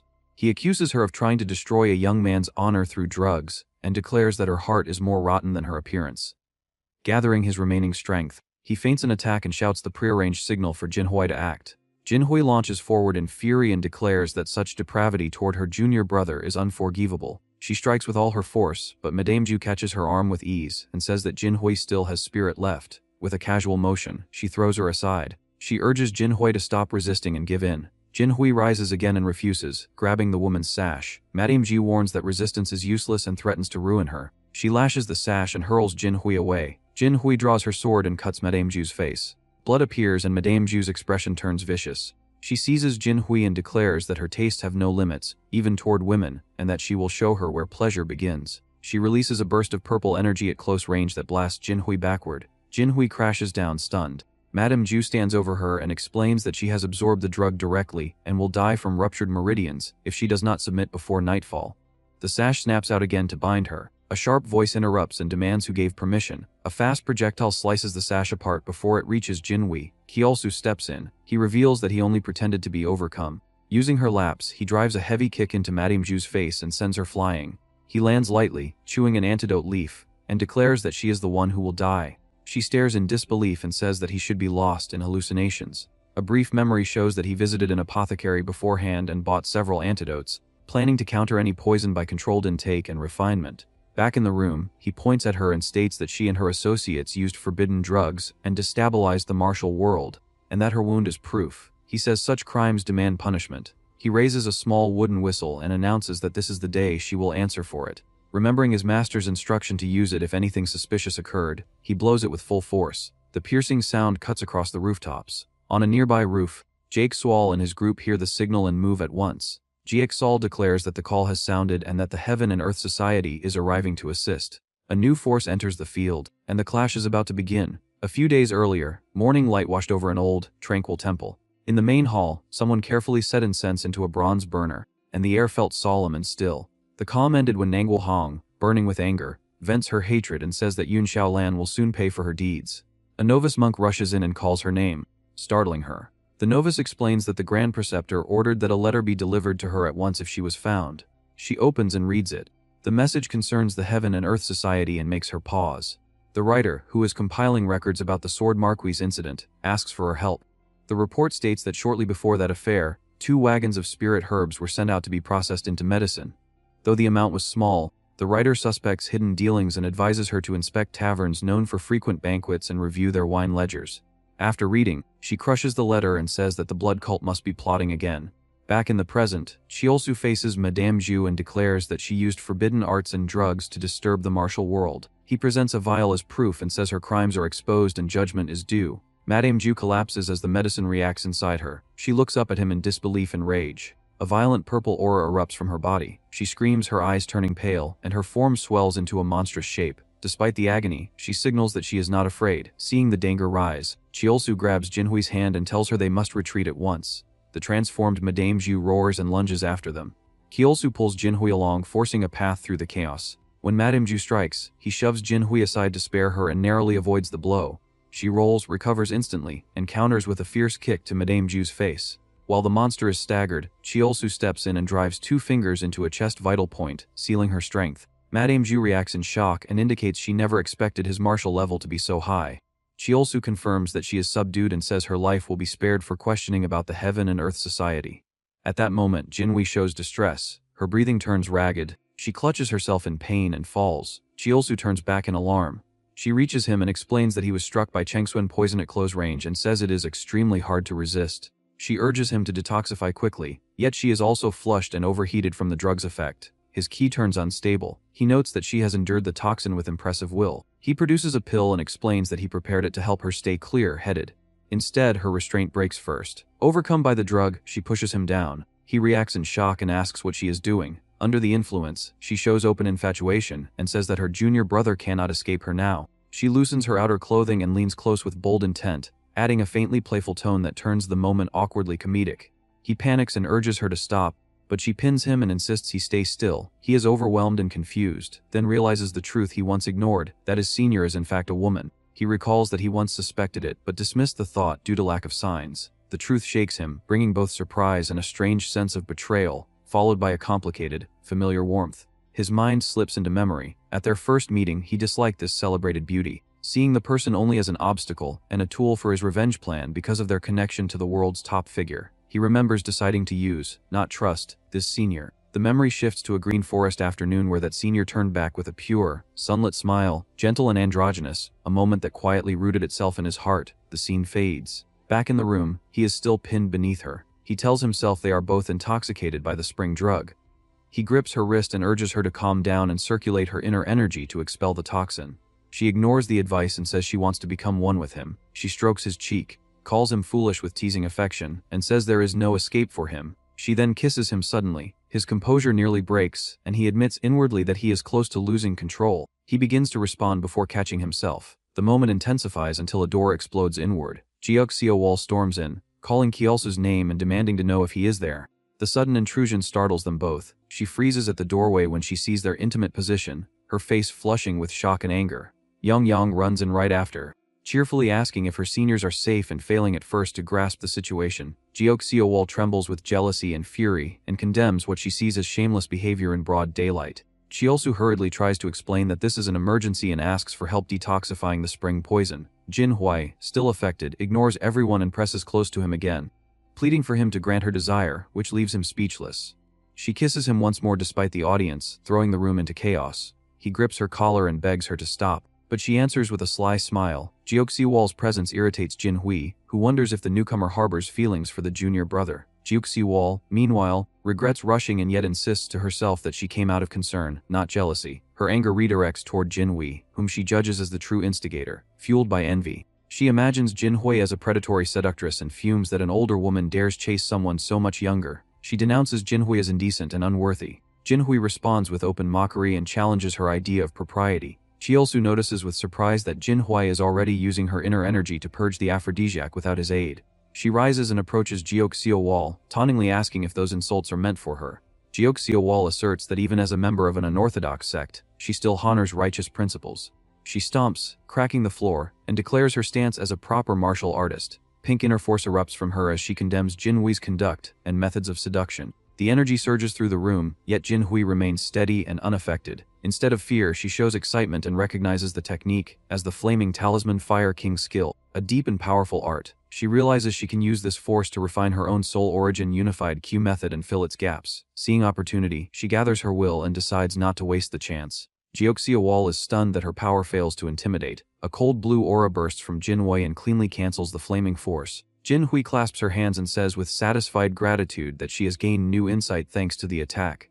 Jiuk Seo-wol understands that her technique was copied and feels shaken. She admits inwardly that Jinhui's level has reached that of an absolute master, a rare talent beyond normal limits, and worries how far that growth may yet go. Jiuk Seo-wol questions Yu Jinhui instead of lecturing her. She reasons that a Hyo realm expert should be over 30 and says it is improper for someone of that level to behave so boldly with a young man like Lee Cheolsu. Yu Jinhui laughs and says that assumption is wrong and that she is nowhere near 30. Jiuk Seo-wol is stunned and shows open disbelief, saying no one should reach that realm at such a young age and accusing her of lying. Yu Jinhui stays calm and tells her to confirm it with Yang, who knows her history. Pressured, Jeokseowal turns and asks for verification. Yang confirms that Yu Jinhui spoke truthfully and says she reached the higher realm long ago. Jeokseowal falls silent. Her pride takes a heavy blow. She reflects that she is famed as the foremost beauty and leader of the unorthodox Ha-O sect, yet now feels overshadowed by a younger woman. She recalls her harsh climb from nothing to power and status, and admits inwardly that age alone cannot close the gap in talent. Yu Jinhui then introduces herself formally as a disciple of the Gongdung sect and declares that Lee Cheolsu promised to take her as his life partner. Jeokseowal erupts in anger and says Yu Jinhui has no right to claim such a title. Caught between them, Lee Cheolsu feels overwhelmed. He thinks that the earlier stage provocation went too far and regrets telling Yu Jinhui to push the claim. He steps in and says that personal disputes should wait because the crisis comes first. Yang points out the core problem and says a tightly guarded place should not have banned aphrodisiacs circulating. She proposes seizing all drugs as evidence and reporting to martial authorities. Lee Cheolsu is surprised and realizes she is acting on behalf of the Heaven-Earth Society. He recalls that this group usually avoids cooperation except against the blood cult and notes how unusual this joint action is. Jeokseowal still burns over the life-partner claim and wants clarity. Lee Cheolsu apologizes gently and says the misunderstanding came from the drug's influence and reckless words. He asks her to forgive the shock. His calm tone softens her mood, and she says she will overlook it this time. He then asks Yang to detain Madame Qi and collect proof. Jeokseowal orders her people to assist. Lee Cheolsu looks at Madame Qi and says that from lust drugs to love incense, many demonic substances were used here. Yang says she did not expect Madame Qi to be tied to the blood cult. Madame Qi panics and insists she only arranged banquets. Yang rejects the excuse and strikes with silver needles, locking pressure points. Madame Qi screams as purple demonic chi bursts out and her body withers into a grotesque form. Yang points to her altered eyes and says they match the blood technique of the Mountain Blood sect, asking how she can still deny it. Madame Qi gives up denial and argues that she merely gave willing guests pleasure. She rants that so-called righteous men are hypocrites full of desire. Lee Cheolsu counters that mutual affection between men and women is natural, but schemes that twist it into pure lust are the real crime. He crushes the aphrodisiac vial and says pleasure without sincerity has no worth, and that her fall today is deserved. Afterward, he asks Yang how the case will be handled. She explains that once evidence goes to the Martial Alliance, the Moyam noble house will be watched, the conspirators jailed, and any confirmed blood cult links shared with the Heaven-Earth Society. Participants in the brothel feast will lose their lung-fying assembly qualifications. Lee Cheolsu quietly feels satisfied that several rivals are removed, making victory more likely. The narration notes that both orthodox and unorthodox paths contain good and evil alike. Elsewhere under a hazy moon, a red-cloaked figure sits and says Madame Qi has failed and the plan to corrupt young hairs through lust has collapsed. The figure considers a harsher new scheme for the demon cult and vows the next move will succeed. On a frozen peak, an ancient complex stands in the snow. A hidden observer notes that Gong Deng's recovery has improved since abandoning the demon sword technique. In a grand palace, the heavenly demon sits in thought. He wonders if Mount Hang can be saved and focuses on Lejan Hayoi, chief disciple of the Empty Movement sect and bearer of the heavenly martial body. He says that restoring the demon sword technique without that person would be nearly impossible. His subordinate Lu Deba kneels below, confused and afraid. The heavenly demon toys with a slip of paper and wonders if someone with that body type can finally relieve his boredom. Hearing his master show interest terrifies Lu Deba, who remembers that the heavenly demon defeated the previous ruler and reached the supreme demonic throne alone, breaking into the mysterious realm at 30. Lu Deba trembles at the thought that such a being is now intrigued by a newcomer.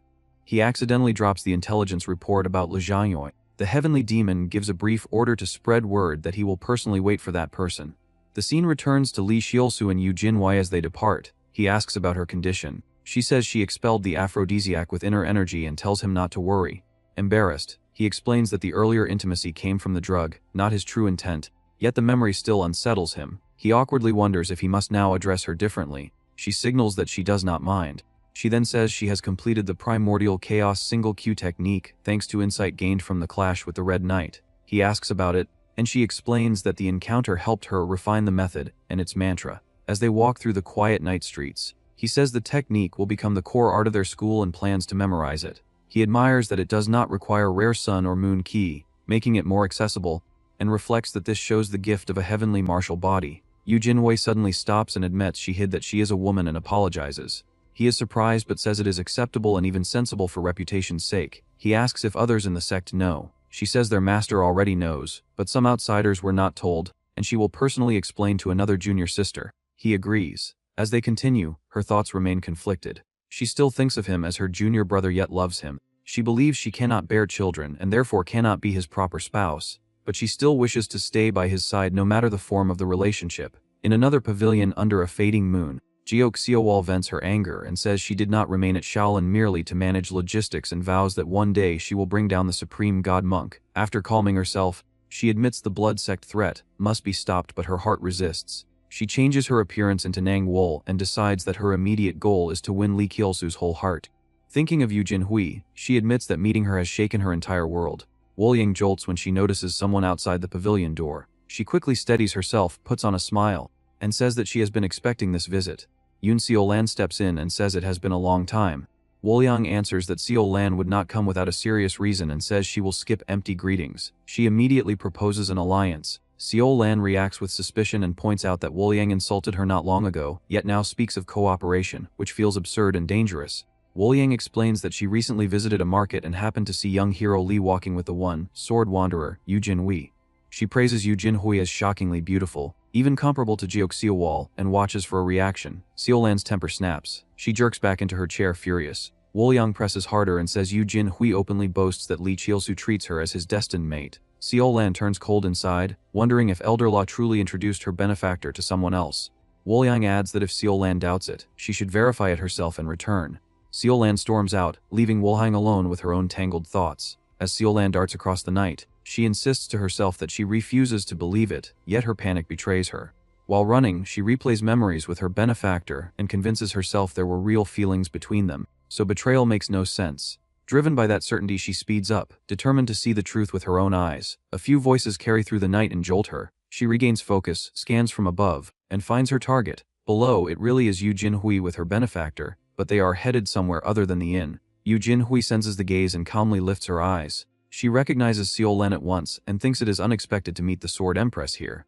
Seo-lan realizes she has been spotted and feels a flash of shock. She also recognizes that Yu Jinhui is not merely a famous prodigy, but a true transformation realm expert. Through voice transmission, Seo-lan informs Yu Jinhui that she will accept the role of guest disciple at Gongding sect, following young Master Lu's arrangement. Even as she delivers the message, Seo-lan feels ashamed and angry, thinking it shameless that a master of that level would hide her age and cling to the benefactor. Yu Jinhui answers through the same method, as if she has heard the thought itself. She says she is not faking her age and claims she is only a maiden who has just reached 30. She then needles Seo-lan by implying that one does not need such status to become Master Lu's spouse. Seo-lan goes silent, stunned by the deeper implication. She cannot accept that Yu Jinhui reached the transformation realm before 20. Jealousy surges as she watches this young woman openly hover around the man Seo-lan considers hers. In the courtyard, Yu Jinhui and Cheolsu stop at a gate. Yu Jinhui looks up toward the roof and says she looks forward to their next meeting, addressing Seo-lan by her Sword Empress title. Then she leaves with Cheolsu. Seo-lan remains frozen above, finally understanding why Wolyang offered an alliance. The scene returns to the earlier pavilion. Wolyang sits sipping tea as if everything unfolded exactly as expected. Seo-lan returns soon after with hard resolve. Wolyang pours tea with a calm smile and asks whether Seo-lan has seen enough. Seo-lan answers without hesitation and says she accepts the proposal. Far away, Cheolsu and Yu Jinhui walk on. Yu Jinhui smiles softly, privately satisfied, thinking that she has won and that everything unfolded according to her plan. Cheolsu notices her expression and asks what amuses her. She only gives a knowing smile and says others will be shocked. Under starlight, she presses a hand to her chest and vows that she will protect her junior brother, and that she alone will do it. At midnight, on a pavilion roof, Cheolsu tells Yu Jinhui to wait there. He goes to a junior sister's room and knocks. Harin opens the door, her platinum hair catching the dim light. He apologizes for disturbing her so late and explains he must deliver urgent news on behalf of the second senior brother. Harin shyly says it is fine and admits she could not sleep anyway. As they walk, Cheolsu tells her there was trouble at the banquet, but that the second senior brother resolved it cleanly. He gestures ahead and tells her to look. Harin follows his hand and freezes when she sees Yu Jinhui waiting in the distance. Under moonlight, Yu Jinhui's long blue hair and unmistakably feminine features are visible. Yu Jinhui asks, with bashful restraint, whether Harin can recognize her now. Harin is struck speechless, unable to believe that the Yu senior brother she has known is a woman. Yu Jinhui bows, revealing bandaged legs, and explains she disguised herself as a man to help revive the sect. She apologizes for hiding the truth. Harin finally understands, realizing that Yu senior brother's obsession and strange behavior toward Lee senior brother came from this secret. Though flustered, she thinks that perhaps this clears up what never made sense, and she recognizes how heavy a burden Yu senior brother carried alone for so long. Yu Jinhui says she revealed the secret because she trusts Harin. Harin smiles warmly and says that Yu senior brother will always be Yu senior brother to her, and that there is no need for guilt. Yu Jinhui's eyes fill with tears. She hugs Harin tightly, releasing days of strain. In her arms, Harin thinks that a terrifying rival has appeared, yet they are still family, and she will not surrender her feelings. She also realizes that, in an odd way, both she and Yu senior brother now stand as Lee senior brother's partners. The next day, a large arena swells with noise as an important event draws crowds. Fighters whisper that most Orthodox heirs were eliminated due to the spring medicine scandal. Because of that purge, Lee Cheolsu of Gongdong sect advances without fighting the preliminaries and enters the main rounds directly. A huge man with a long blade slung over his shoulder strides in laughing, introduces himself as Bai Yu Chan of the Habubai family and asks for guidance. The crowd buzzes over the size difference. Some scoff that the thin Gongdong hero looks exhausted and could never withstand the Blade King. When someone calls him skin and bones, Cheolsu shows irritation. He removes his outer robe and reveals a lean, rock-hard physique that contradicts the insult. He introduces himself as Lee Cheolsu of Gongdong sect, steady and confident. A spectator still sneers that such a frame will fold in one strike. Cheolsu's frown deepens. Bai Yu Chan acts smug and says that no refinement or charm can compare to the body he was born with. Just before the bout begins, an announcement rings out that the princess has arrived. The stands erupt. Many assume her presence proves Cheolsu's fame. The princess enters in noble yellow robes and takes her seat. Blade Emperor Yam Dunning, leader of the martial world, rises to greet her and notes the royal family's attention. The princess answers with practiced grace and says the royal house cares for the people. On the arena floor, Cheolsu notices her and vows inwardly to fight his best for his lord. The princess returns a confident smile as if acknowledging his gaze. He takes it as encouragement. Her appearance lifts his spirit, and he resolves to win and prove he has grown. The match begins. Bai Yu Chan charges first, leaps, and brings his great blade down in a thunderous strike that throws off a shockwave. Cheolsu slips aside and lands behind him. He smirks and says he only draws his sword for those who can recognize its worth, implying Bai Yu Chan is not worthy. The arrogance enrages Bai Yu Chan and stuns the audience, who believe refusing a sword against a supreme blade user is courting defeat. In the stands, Jung Hee covers her mouth, anxious and confused by Cheolsu's provocation. Jin Hui sits beside her and reassures her that the junior has the ability to win. Xiaolan, however, looks thrilled, understanding the message behind Cheolsu's words and silently admiring how fearless he is. Above them, the princess watches and thinks about the women connected to her lord. She considers Yu Jinhui the most outstanding among them, and notes how different Yu Jinhui's temperament is from the previous life. She remembers that after her lord died in that past, the martial world fell into chaos and Yu Jinhui used both the eastern and western workshops to reach her. The princess recalls that version of Yu Jinhui as cold and almost inhuman, kneeling alone like a monster who did not understand hearts. She believes that without sect master Jianyang's upbringing, Yu Jinhui might have become a slaughtering star. Returning her focus to the arena, she decides the greatest variable in this life is Lee Cheolsu. She also realizes that in the previous life there was no one sword wanderer, and that it was her lord who turned the sword saint into a woman in this life. She sets the thoughts aside and chooses to watch her lord's display. On the arena, Cheolsu settles into his stance and heat seems to radiate from him. Bai Yu Chan roars, furious that Cheolsu dares face the Habubai blade arts barehanded. He gathers inner power and launches again, unleashing a fierce technique, the Five Tigers Breaking Gate blade. It slashes closing around Cheolsu like steel jaws. Cheolsu stays calm. He thrusts out a hand and stops the blade with a scorching palm. Bai Yu Chan is horrified, unable to grasp how a single hand can halt his weapon. Cheolsu thinks that this is the palm art he cultivated for years, meant to open doors like a signature. Bai Yu Chan, panicking, wonders if it is the legendary empty, hand-seizing, white technique. Cheolsu uses the opening, spins in, and strikes before Bai Yu Chan can reset. Bai Yu Chan cries out and stumbles. He tries to attack again, but Cheolsu leaps away and dodges with smooth, effortless footwork. Then Cheolsu drives a heavy kick into Bai Yu Chan's face. Bai Yu Chan flies and crashes onto the platform. He lets out a weak sound and loses consciousness. The stands erupt. No one expected such a clean win through barehanded skills and precise finger methods. Cheers thunder as it becomes clear Cheolsu advances straight to the finals. As the noise swells, another figure steps onto the arena. A youthful hero in pink praises Cheolsu's skill, introduces himself as Qian Bai Tian of Manhwa, and humbly mentions his nickname Sword Dragon. From the ground, Bai Yu Chan finally understands what Cheolsu meant about worthiness and admits the duel was truly something to witness. Qian Bai Tian clasps his hands and formally asks that in the final, young master Li draw his sword and display it. Cheolsu smiles at his coming opponent, draws his blade, and says Qian Bai Tian's fame has traveled far. He adds that today will be the last time that name stands above his. With blazing eyes and a confident grin, he accepts the challenge and declares that from this day forward, he will become the Sword Dragon. The arena was thick with tension, and everyone could feel that this would be no easy fight. Beneath the stands, Yu Jinhui called for her junior to stay calm while worrying that something about the match was wrong. Her thoughts drifted to an earlier encounter. Before the duel, Chen Baitian had stopped her while she hid beneath a conical hat. He had recognized her at once as the famous Gongdong sword hero, seized the chance, and challenged her with open arrogance, hoping to test her skill and shake her reputation. At that moment, she had finally understood why her junior had once urged her to travel under a false name. Trouble truly did come on its own. Back in the arena, the crowd loudly cheered for Lee Cheolsu. Many believed he would defeat the sword dragon without much delay. When the match began, Lee Cheolsu and Chen Baitian faced each other in deadly silence. Lee Cheolsu studied him calmly. In truth, he knew this man from a past life. Back then, Chen Baitian had been Huaishan's brightest genius, a future pillar of the righteous sects, and someone expected to revive the martial world. But because he had never matched the level of his senior, he had grown resentful of Yu Jinhui, fallen into the hands of the demonic cult in the Ninth Madam, and eventually betrayed his own sect. Lee Cheolsu still remembered the sight of him walking away from the corpses of former comrades. Later, Chen Baitian had destroyed his cultivation, gone mad, and spent the rest of his life in remorse. Looking at him now, Lee Cheolsu wondered whether this fate could still be changed. Just as Nam Gungqing's had been, Chen Baitian then acknowledged Lee Cheolsu's talent, noting that he had advanced through earlier matches with only fists, feet, and finger techniques. He also recalled that Lee Cheolsu's senior, young Hero Yu, had once defeated him with ease. Lee Cheolsu answered modestly that he was still far below his senior. Chen Baitian drew his sword and asked whether his swordsmanship was worthy of Gongdong's teachings. Lee Cheolsu replied that it was. He then drew his own blade and prepared himself. Chen Baitian declared that, after losing to Yu Jinhui, he had devoted himself completely to Huashan's swordsmanship, and he meant to show Lee Cheolsu its depth. Then he attacked. He opened with Huashan's ultimate illusion sword, a style that blended false and real strikes so perfectly that few could tell the difference. But Lee Cheolsu had seen too much in his former life to be deceived.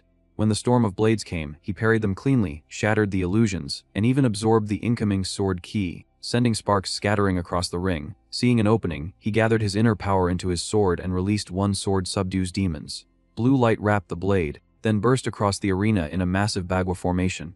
The force stunned the audience into silence. Yet Chen Baitian stepped out of the attack alive. He immediately recognized the move as the final technique of the lost subduing demon's sword art. Still, the blast had stripped his clothes to dust, and he barely managed to cover himself. The crowd exploded in laughter and jeers, mocking Lee Cheolsu as the Gongdong odd hero for turning a serious duel into something indecent. Lee Cheolsu was embarrassed, but Chen Baitian only laughed harder. Instead of shame, he felt exhilaration. He urged Lee Cheolsu to press harder, as if the madness of the fight delighted him. At that moment, Lee Cheolsu realized that the so-called sword dragon was less a noble dragon than a lunatic. Chen Baitian's past seemed to rise before him. Once hailed as a once-in-a-thousand-years genius, he had lived with pride until Yu Jinhui defeated him in a single bout. That first loss had changed everything. From then on, he gave up drink, women, pleasure, and status. He refused invitations, cast aside vanity, and trained with obsessive focus for only one purpose: to overcome that sword. Now, facing Yu Jinhui's junior, he felt he had finally met a true rival. Even his ruined clothes did not matter. To him, throwing off such burdens felt like reaching a purer state of the sword path. With that warped clarity, he attacked again. Red sword ki flared, and plum blossoms burst around him as he formed plum blossom meteor flow. His power rose sharply. Lee Cheolsu could feel that Chen Baitian had condensed a sword core and broken through into a higher realm. One mistake now would lead to instant demonic deviation. Driven back by the savage assault, Lee Cheolsu realized he had no choice. To end the fight, he would have to use his final trump card, Shame-Splitting Bone Sever. The two rushed at each other together. There was no testing left, only killing intent. Their swords crashed again and again, each collision throwing off sparks and shrill bursts of sound. Chen Baitian's sword core was so sharp that it tore not only cloth but flesh. Before long, Lee Cheolsu's clothes were shredded as well, leaving him as exposed as his opponent. The crowd erupted once more and denounced the match as shameless. Lee Cheolsu grimly decided that if he had to suffer humiliation, he would rather be a victor mocked as a deviant than a loser remembered for nothing. He forced all his remaining cultivation into motion, even at the risk of overloading his body. A purple light flashed in his eyes. From the stands, Yu Jinhui realized that her junior was combining special techniques to push his yin-yang dual ki far beyond its usual limit. Then Lee Cheolsu unleashed Sword Steel. A massive wave of purple-black sword ki tore across the ring with crushing force. Chen Baitian was horrified. He tried to defend, but the attack overwhelmed him completely. A violent explosion shattered the arena floor. When the dust settled, the scene was wrecked and silent. Chen Baitian had been blasted from the ring and lay motionless outside it. Lee Cheolsu remained standing alone. His friends burst into celebration, shouting his name. The crowd stared in disbelief. The young hero Lee had truly used Sword Steel, and the rumors about the Gongdong sword hero siblings suddenly seemed real. Yu Jinhui hurried to his side, worried for her junior's condition. She praised his effort, removed her cloak, and covered him at once. Lee Cheolsu thanked her awkwardly. Around them, people began discussing his new title. Since he had won the championship, many said Gongding Odd Hero no longer suited him. Someone proposed Strange Dragon instead, a name that matched his bizarre fighting style all too well. Lee Cheolsu froze in disbelief.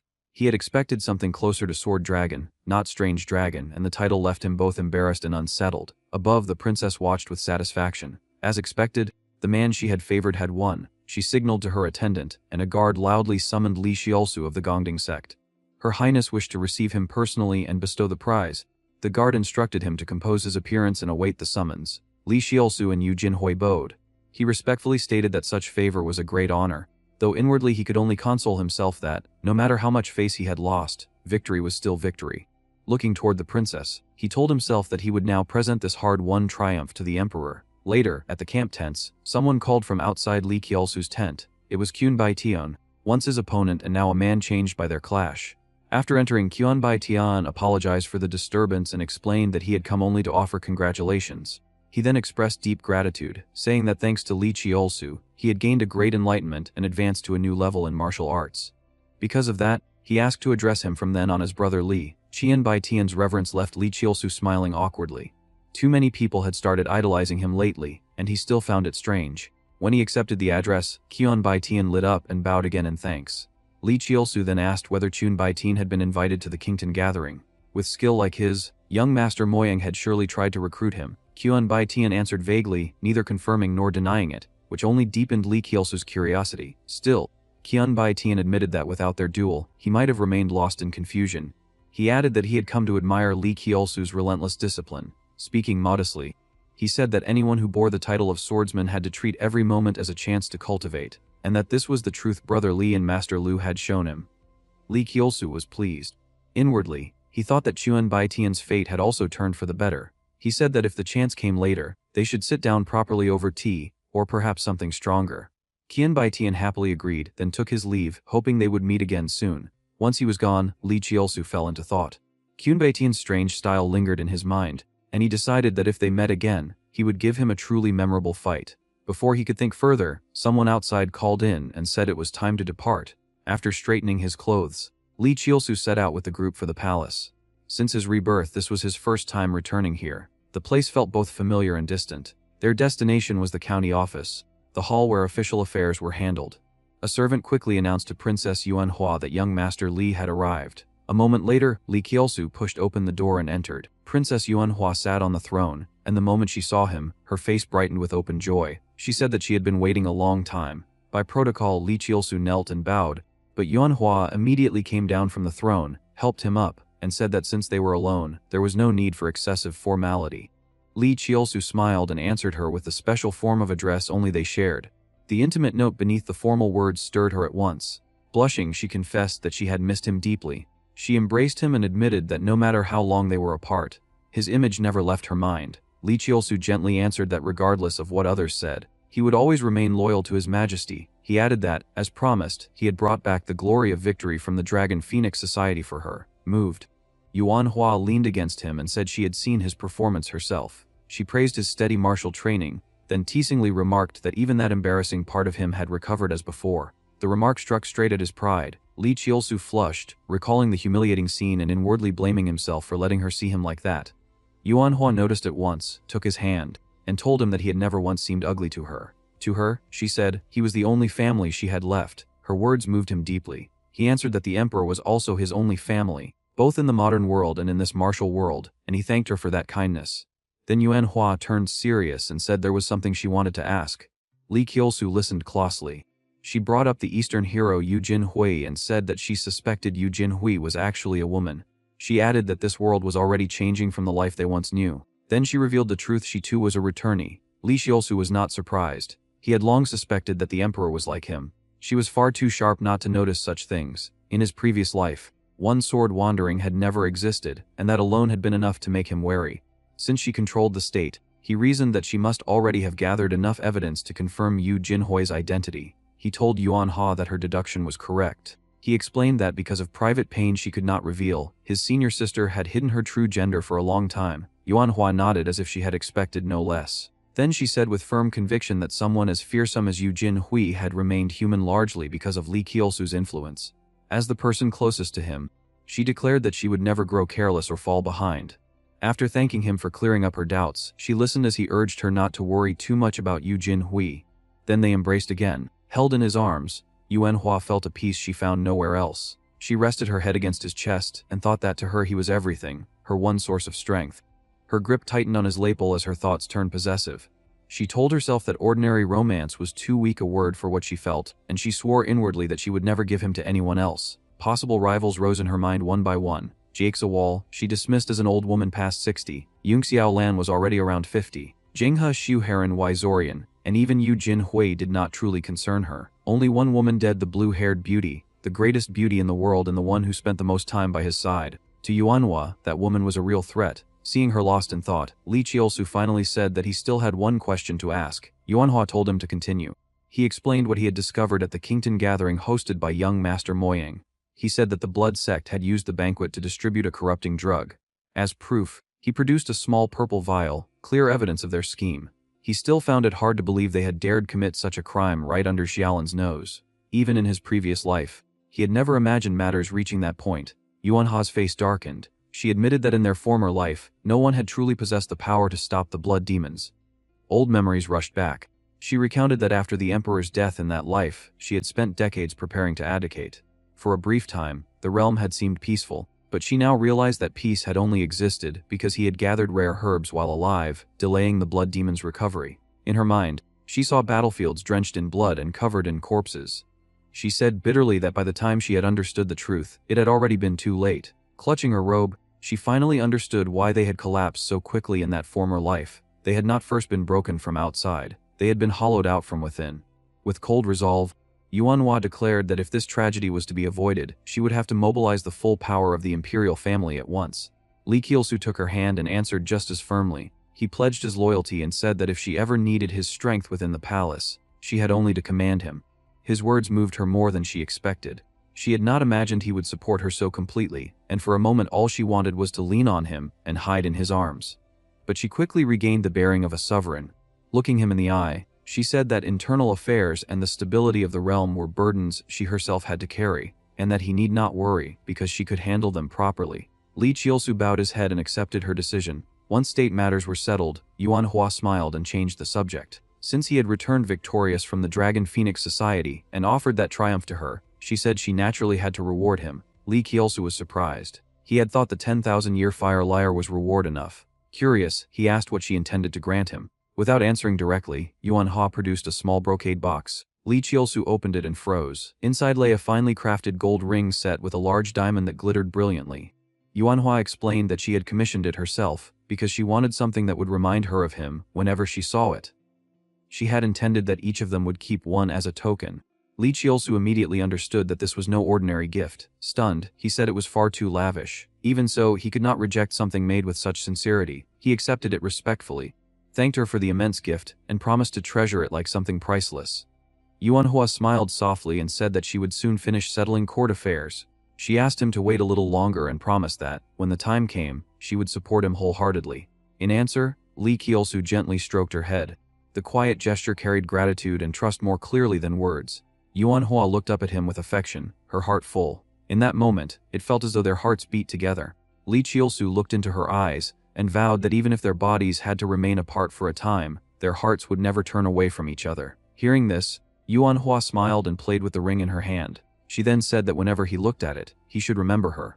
His gaze grew distant as old memories returned. The past unfolded before him, peaceful days beside Yuanhua.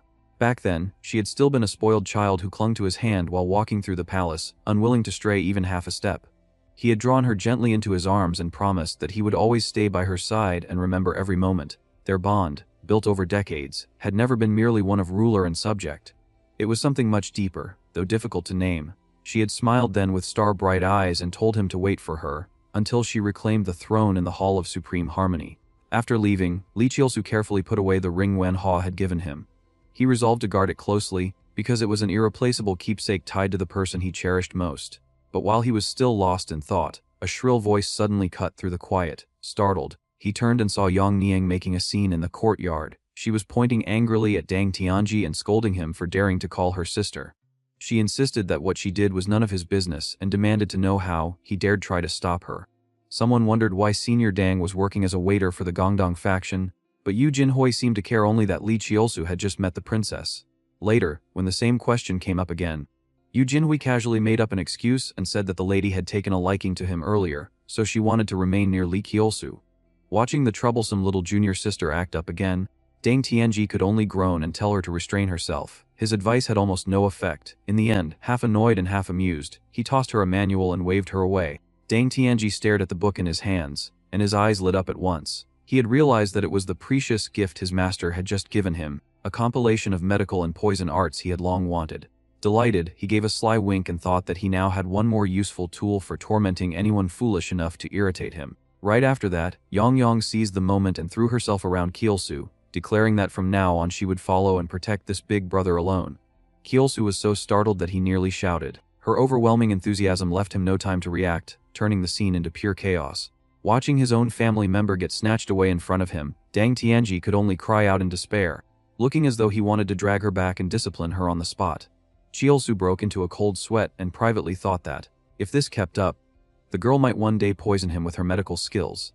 Dang Tianji soon recovered his seriousness and formally introduced himself as the head of the poison sect, a notorious figure in the martial world known as the Soul Toxin.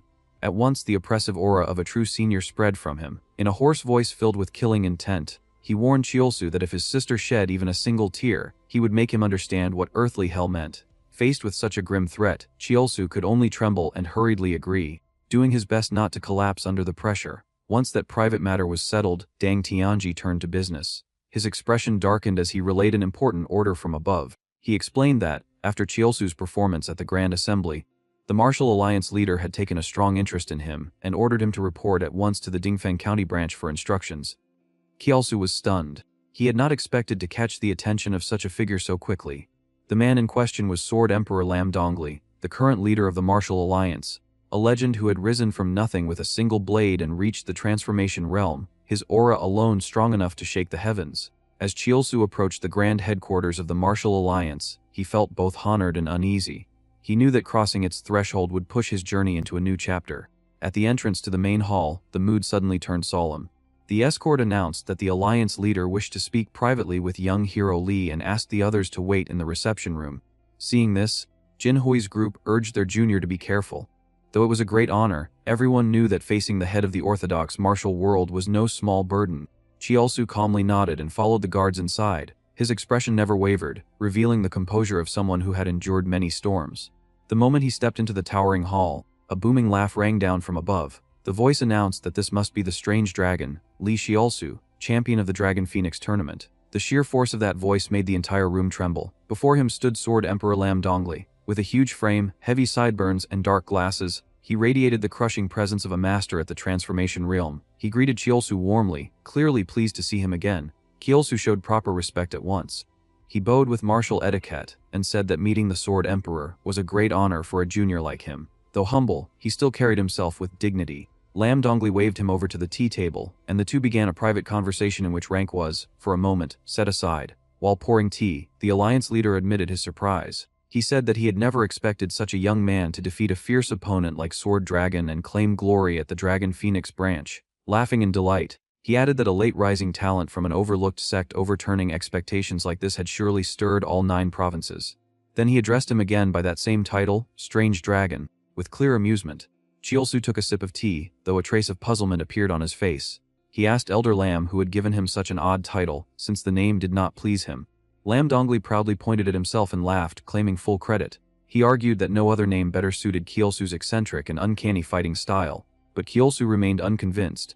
Looking him straight in the eye, he stated that Sword Dragon would be more fitting. He wanted a title tied to the weapon he trusted most. With calm conviction, he made clear that regardless of what others called him, he had always been a true swordsman at heart, someone who used the sword to decide fate and protect what mattered. Lam Dongli fell silent for a moment. Behind the dark glasses, his gaze sharpened as he reassessed the young man who dared oppose his judgment so directly. Then he burst out laughing again and generously admitted that the young hero spoke with reason. He said that if the champion wanted to change his epithet, he would not refuse. Cheolsu allowed himself a faint smile, relieved that the elder had taken no offense. Still, he knew such agreement would not come without a price. As expected, Lam Dongli's expression hardened. He laid down one condition. If Cheolsu wanted the title Sword Dragon, he would have to withstand a full power strike from him. If he succeeded, the name would officially be his. Without hesitation, Cheolsu rose, clasped his hands, and bowed. He formally accepted the challenge, not only for the sake of the title, but to prove his strength before the mightiest of men. Lam Dongli laughed and told him not to be too tense. Then he brought out a small wooden box and said that before they began, he would first grant him a reward. When the lid opened, a black elixir shone inside with a strange radiance. Cheolsu recognized it instantly as the Great Pill, a rare miraculous medicine said to increase inner power and heal severe wounds. Knowing how valuable it was, he thought that he did not need it now, but keeping it for a life or death crisis would be wise. After presenting the reward, the Alliance leader rose to his feet, his aura swelling sharply. He announced that the first prize had been given, and now it was time for the second. The two moved behind the tower to an ancient, solemn arena. It had not been used in ages and seemed built to witness historic moments. Carrying his enormous blade, Lam Dongli led the way and remarked that only a few people were ever granted the honor of using this place, a subtle sign of the respect he held for Cheolsu. Soon the two faced each other in the windswept arena. Everything fell silent except for the wind moving through the mountain crevices. Lam Dongli then repeated the promise. He said that if Cheolsu could block one strike from him, he would personally change his title from Strange Hero to Sword Dragon.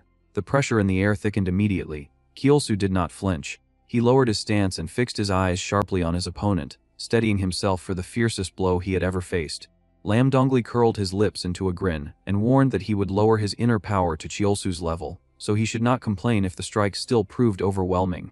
Excitement flashed behind his shades. With a roar, he swung his blade in a great arc that tore through the air. The attack descended with immense force, and the arena trembled under the pressure. The contrast between them was stark. On one side stood a towering giant, and on the other a young man facing death with iron resolve. Cheolsu was astonished by the subtlety of the elder's blade art. It was so deceptive that he could not tell which motions were feints and which carried the true killing force. One misstep would cost him his life. Even so, his gaze only deepened. He told himself that his own conviction ran just as deep. In that life and death instant, he summoned everything he had, searching for the single opening within that perfect strike. The scream of splitting wind filled the arena. Blade light swallowed Cheolsu's smaller figure and created a breathtaking scene. He tightened his grip and concentrated all his inner power into one point. He did not retreat. Instead, he poured every ounce of strength into resisting the crushing pressure from above. The collision came with a violent explosion of energy. Sword and blade met in a burst of sparks. The ground cracked beneath them, and bolts of inner power shot in all directions, throwing the arena into chaos. Dust and smoke spread wide, and the shockwave reached even the distant mountains, leaving deep fissures across the stone floor. When the dust finally settled, the two figures emerged. Lam Dongli stood motionless, his face showing both surprise and admiration. He could hardly believe what he was seeing. Cheolsu was still standing. His clothes were torn, blood stained the corner of his mouth, and the sword in his hands trembled from the impact. Yet his eyes still burned with pride. Though badly injured, he had endured the impossible and proven that the title he sought was not an empty wish. Lam Dongli slowly sheathed his blade and spoke with open awe. He revealed that even the former Sword Dragon Yu had failed to withstand that strike, yet this young eunuch had managed to block it. In his eyes, that was truly formidable power. Cheolsu exhaled, wiped the blood from his lips, and thought that a title like Sword Dragon could only be earned through a life and death trial. Lam Dongli's hearty laughter broke the tension at once. The Alliance leader formally congratulated young hero Lee on becoming the new Sword Dragon, then joked that Jade Dragon had not been a bad name either. Cheolsu saluted and sincerely thanked him for both the recognition and the costly lesson. Mutual respect had now formed between the elder master and the young swordsman. Lam Dongli added with a chuckle that he could grant the title officially, but whether Zhang would truly use it was another matter. Cheolsu could only stare at the sly old man in disbelief. Then Lam Dongli's face turned serious. He handed over a secret letter and said that there was intelligence Cheolsu should see. Cheolsu read it carefully, and his expression quickly hardened. The demonic cult had sent a war letter.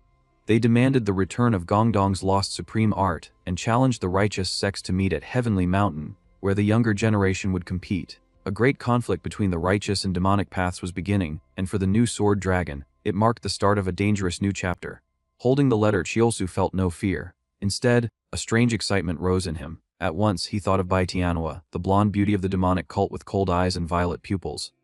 He realized that the time to meet Bai Tianhua again had come. As he and Lam Dongli discussed the matter, Cheolsu reflected that the loss of Gongdong's manual was no surprise. The Great Demon War 50 years earlier had begun with the destruction of Gongdong itself. Memories of his previous life resurfaced. He remembered Yu Jinhui facing the heavenly demon, pouring out all her strength to reclaim the Gongdong manual and becoming a legend in the process.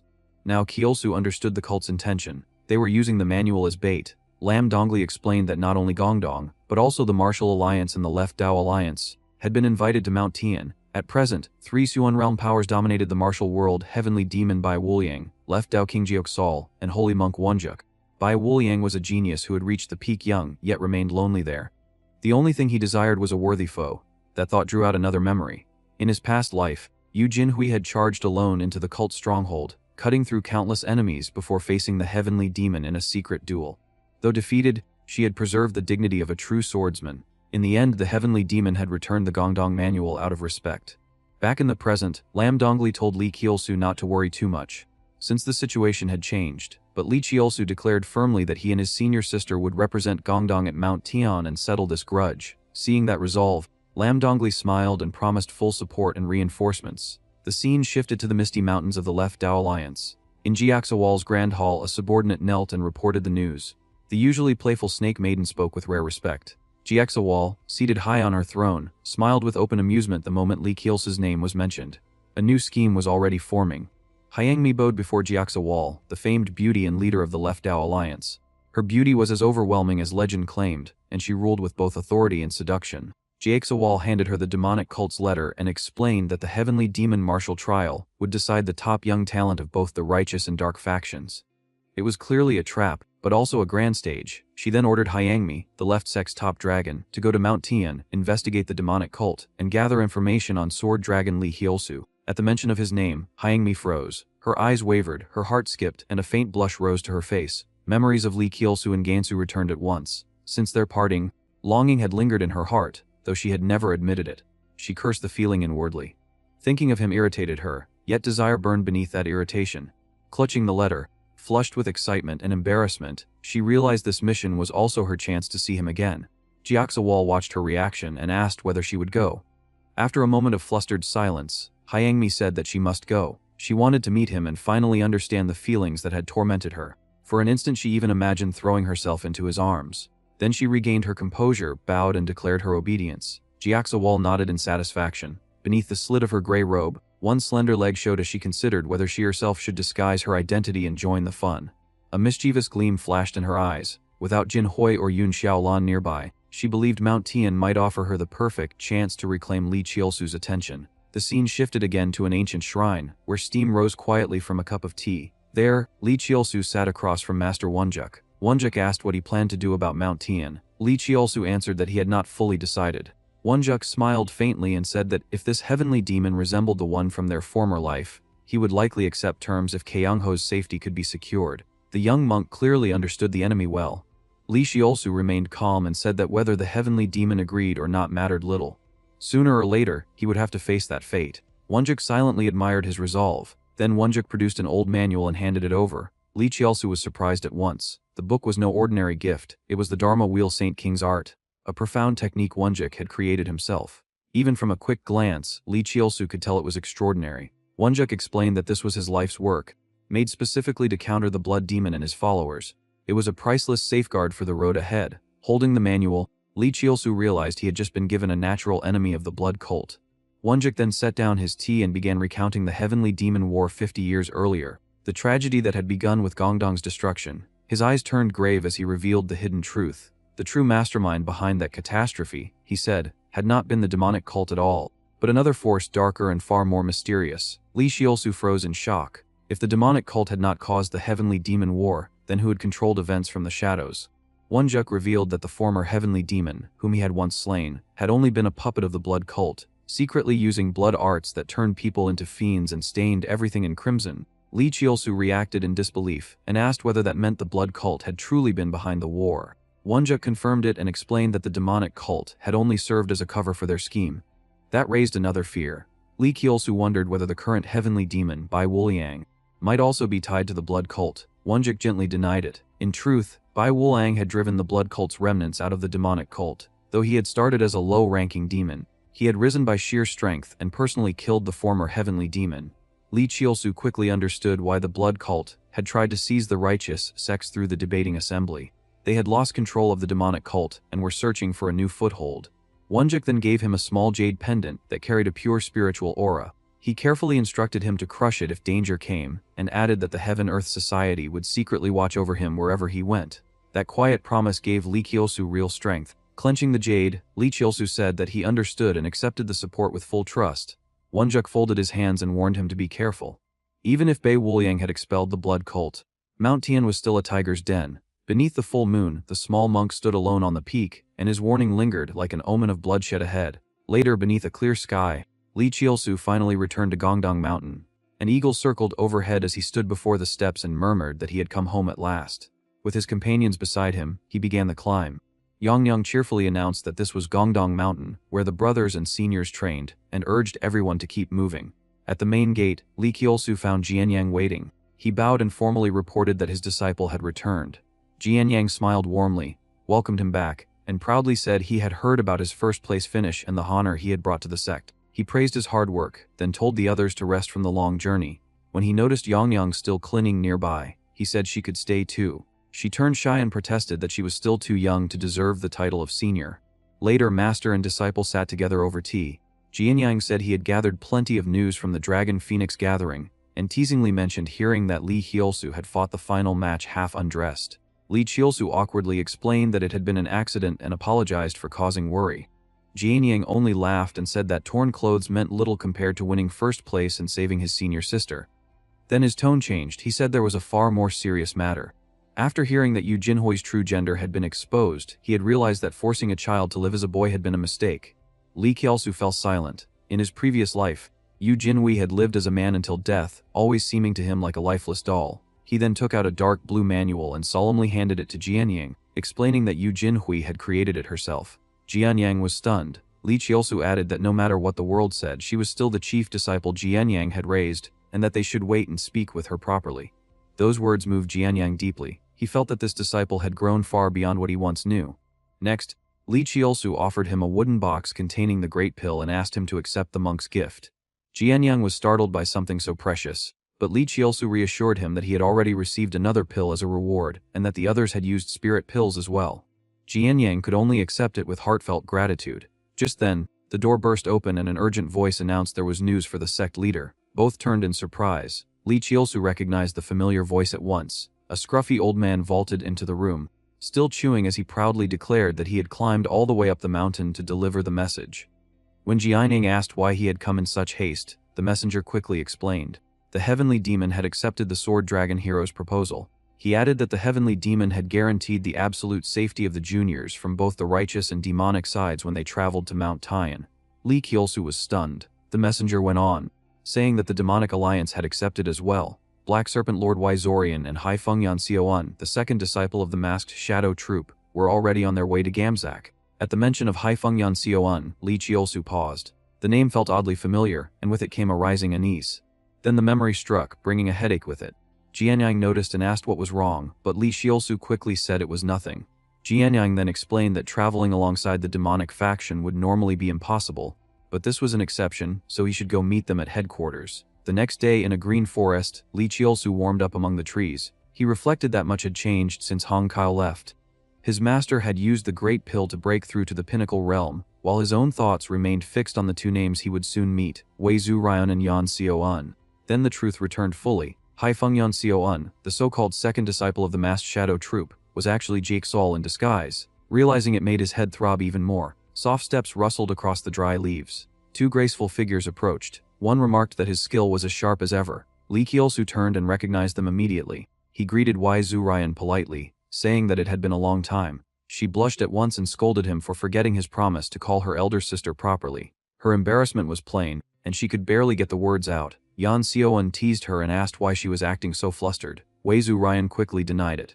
Yan Xiaoan then pressed further and asked whether that meant she was free to call Hero Lee her senior brother instead. Even Lee Cheolsu was left flustered by that. He folded his arms and thought sorely that such behavior hardly suited women of their age. Still, Wei Zhu Ryan eventually gave in, mumbled the proper address, and asked whether he was satisfied now. Lee Cheolsu smiled and casually ruffled her hair, remarking that she would have saved herself trouble if she had said it from the start. That simple gesture turned her face bright red, and she stammered for him to stop. He then looked to the other woman and asked whether she truly was Hai Feng Yan Xiaoan. Her eyes brightened at once.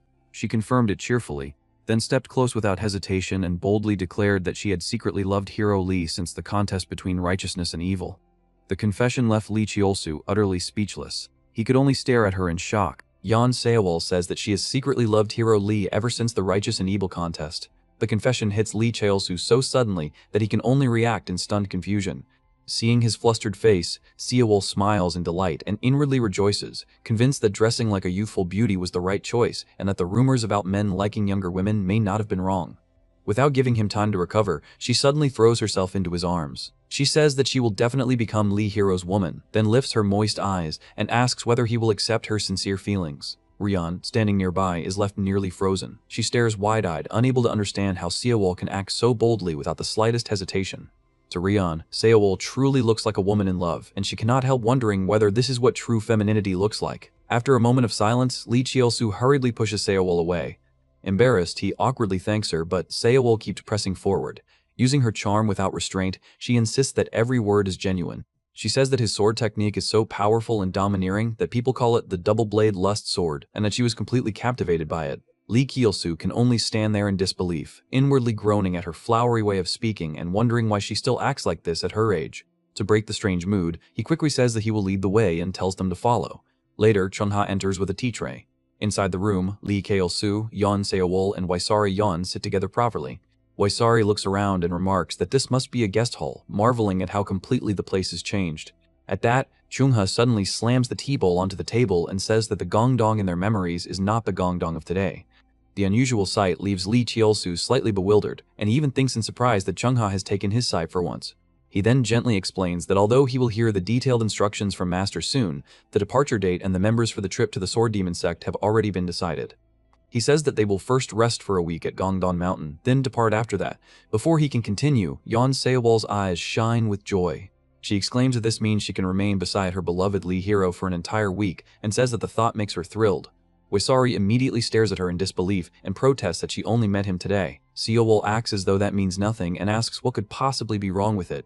Seeing things growing awkward again, Lee Cheolsu clears his throat and tells Miss Ryan that the two of them only met for the first time today, so he would appreciate it if she restrained herself from saying such things. Seowol pouts at once.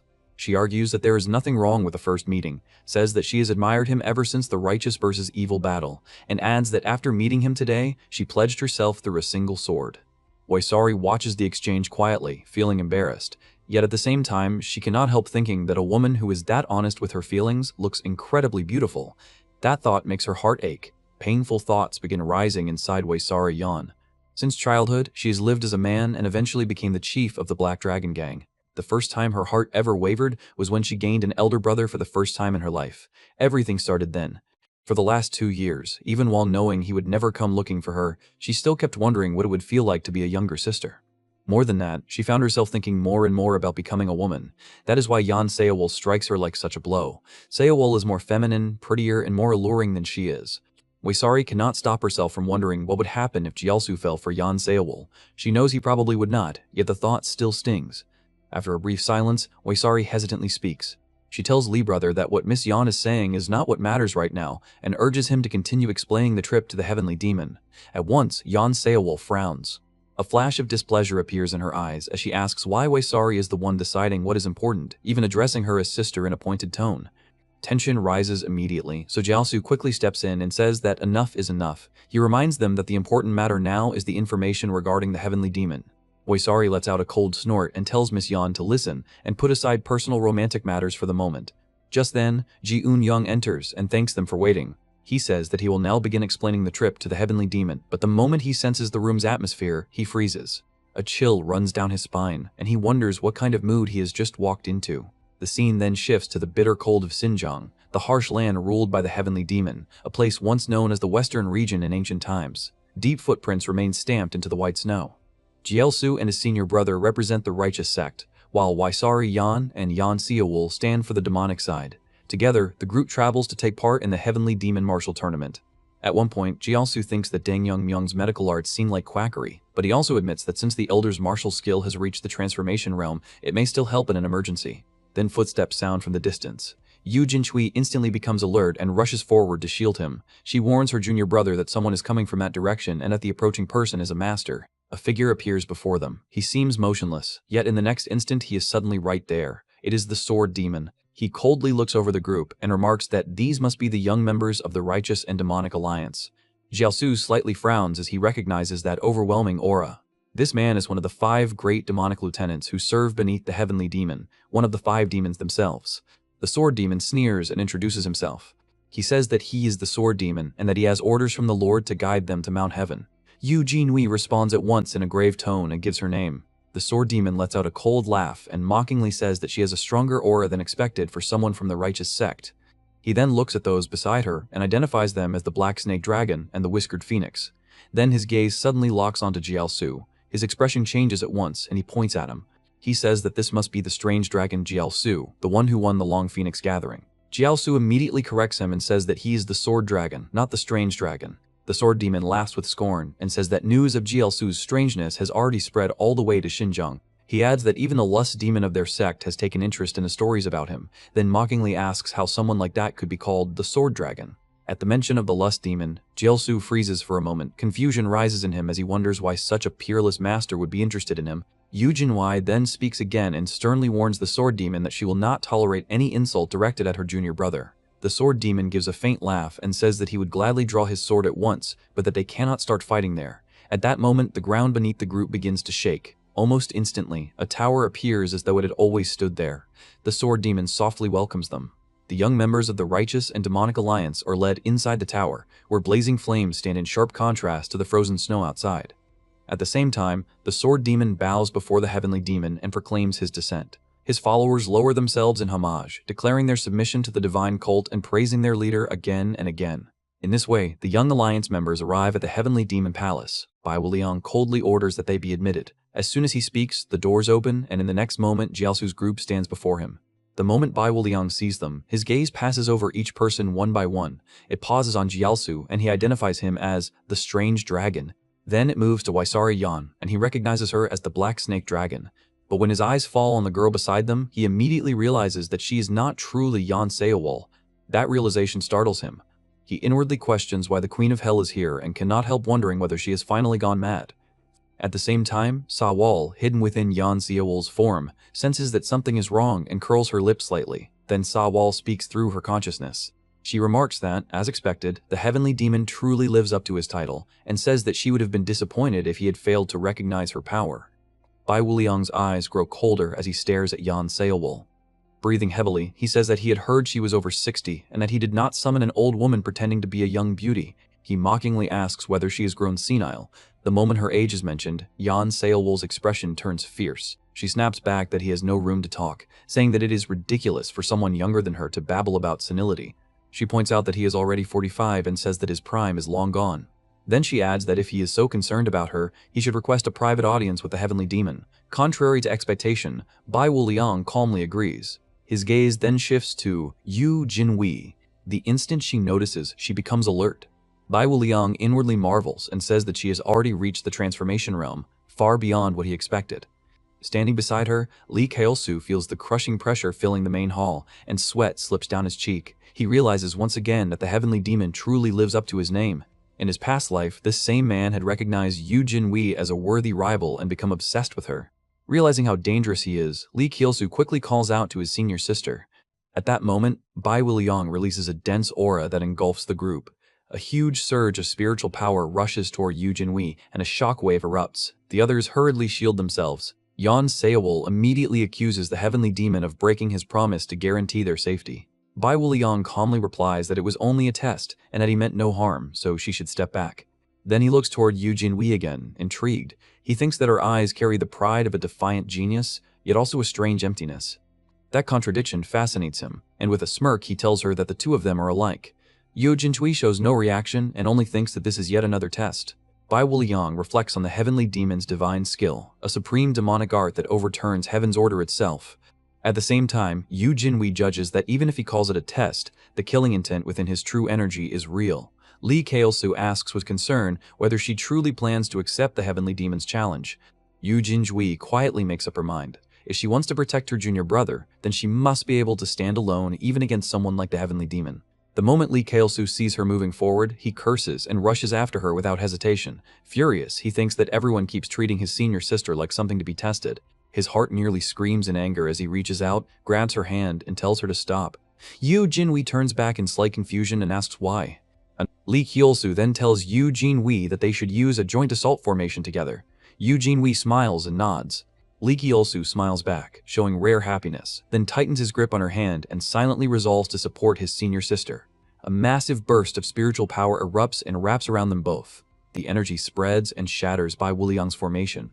Watching this, Bai Wuliang smiles faintly and remarks that, although it is temporary, the strange dragon has raised the formation by an entire level.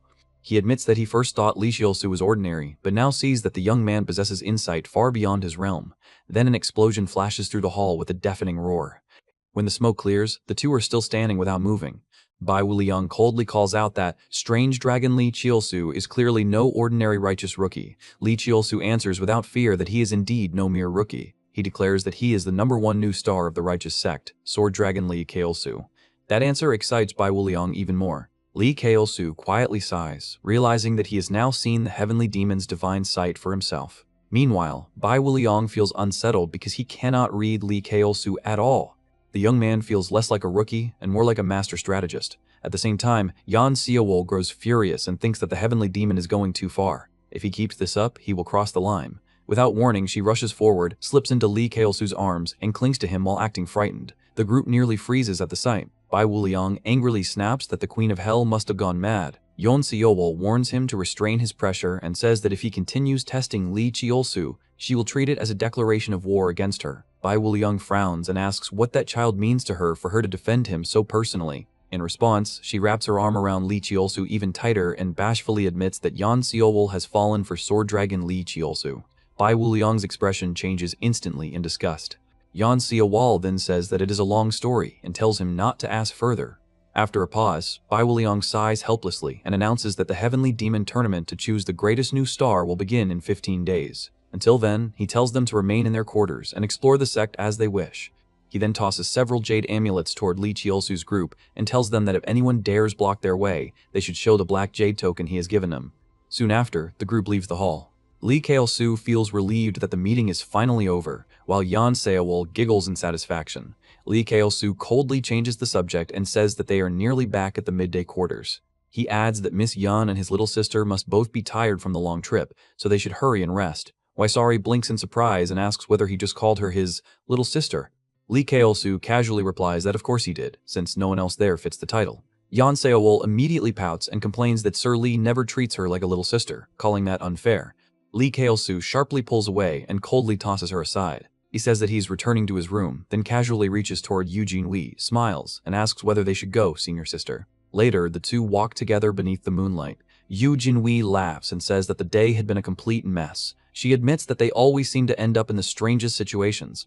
When they stop in front of the room, Yoo Jin-wee suddenly stands still. Lee Cheolsu politely says farewell for now, but instead she unexpectedly pushes him toward the opposite door. Lee Cheolsu blushes and shyly calls to her. Yoo Jin-wee casually parts her robe and says that it has been a while, so perhaps they should spend some time strengthening their bond. Her face is faintly flushed as she steps closer. She says that she has not seen him in a long time and wants to socialize with him a little. Lee Cheolsu freezes, his face turning red as he wonders what kind of socializing she means. Stammering, he asks for clarification. Yoo Jin-wee leans close to his ear to explain. But at that exact moment, a messenger suddenly bursts in and startles them both. He loudly calls out to the young hero and cuts through the awkward tension. Then he holds out a letter and says that the lust demon wishes to see him. Lee Cheolsu takes the letter and wonders who would summon him at such an hour. After reading the letter, Lee Cheolsu realizes it is a summons from the lust demon, one of the Ming sect's famous 5 demons. He cannot understand why someone of that rank would want to see him. Glancing at his senior sister, he feels a little disappointed that their private time has been interrupted. He turns to tell Yoo Jin-wee that he must leave for a while. She quietly agrees, but not before firmly instructing him to return early and not get involved in anything improper outside. Lee Cheolsu smiles and tells her to trust him and wait for his return. Hearing that, she brightens, waves him off, and says that when he comes back, they must properly spend time together. Lee Cheolsu walks away sweating, still unable to tell what kind of socializing she had in mind. His footsteps echo through the palace corridor. Ahead of him stands a magnificent hall under the full moon, beautiful yet unsettling. As he walks deeper inside, he recalls the rumors about the 5 demons, martial artists whose power stands just below the heavenly demon himself. The deeper he goes, the more the palace resembles a fortress of pleasure and corruption.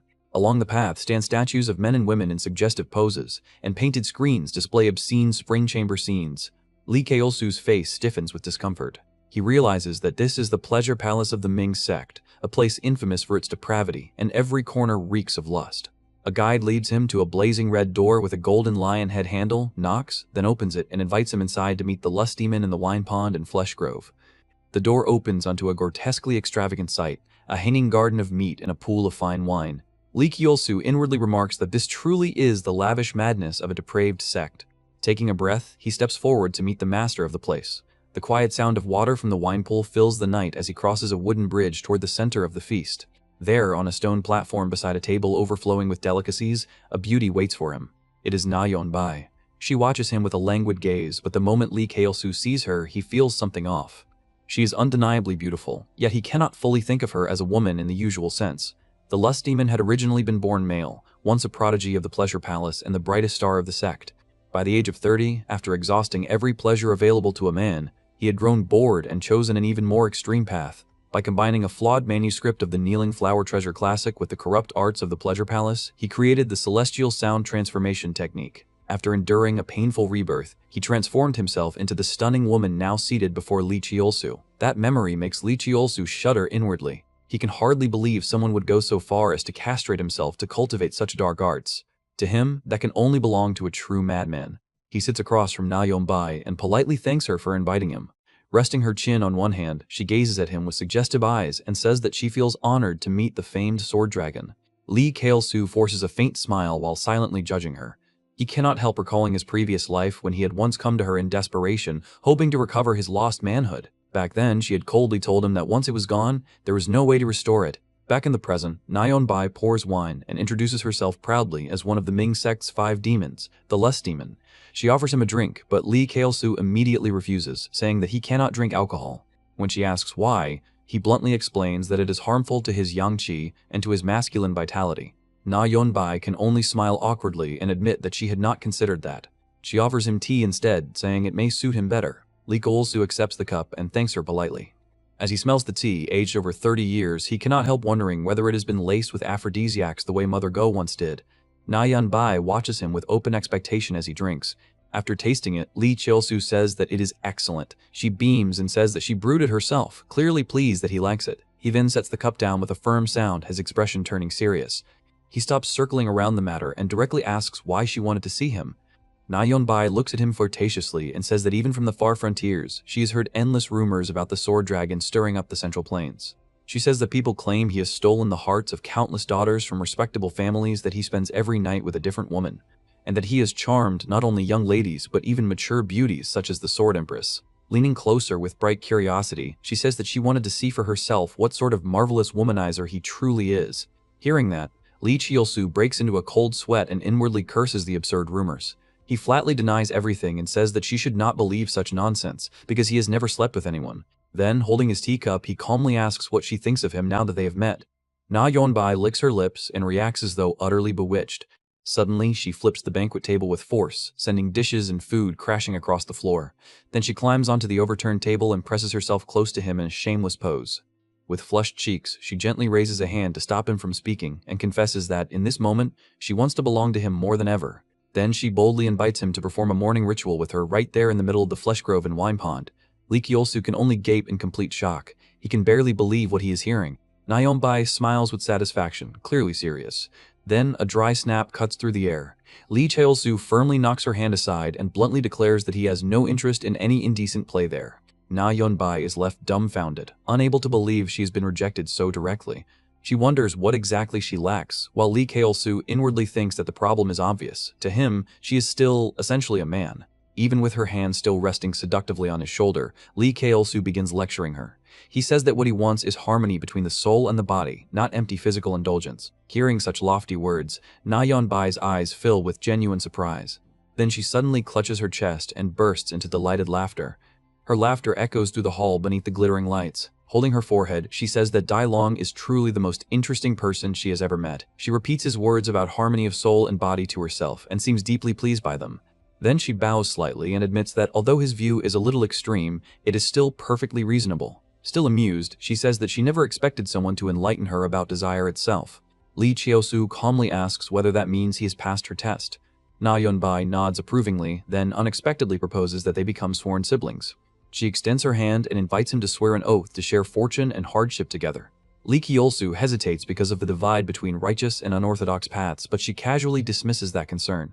Seeing the sincerity in her eyes, Lee Cheolsu realizes that she truly means it. He then sets a condition. He says that he will agree only if she teaches him the heavenly yin transformation technique. That art, which can change a man's body into a woman's, is exactly what he wants.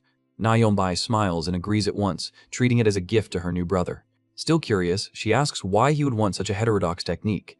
At that moment, the image of his senior sister flashes through Lee Cheolsu's mind. He wants to use it to treat the cold ki damaging her body. Still, he answers slyly that he simply wishes to understand women better. Then, the two raise their cups and swear their oath. With a crisp clink, a new alliance is formed. They vow to cherish one another as blood siblings and to share life and death together. Lee Cheolsu drains his cup, officially becoming the lust demon's sworn brother. The moment he swallows, however, his face twists at the awful bitterness of the drink. Na Yeonbai then mentions that in 8 days, the Grand Princess will host a grand banquet gathering stars from both the righteous and unorthodox factions. The moment Baek Chunhwa's name is mentioned, Lee Cheolsu cannot hide his surprise. The scene then shifts into the quiet night outside the demon sect. In a dim hall, heavenly demon Bai Wuliang stands in silence, radiating authority. His thoughts drift to Yu Jinyui, whom he once believed to be a monster just like himself. Yet when he recalls both Lee Cheolsu and Yu Jinyui together, he senses a strange contrast. He cannot understand how Lee Cheolsu still possesses enough humanity to accept others and protect them. Because of that, he decides to keep watching, determined to find the answer to that curiosity. Then footsteps echo nearby.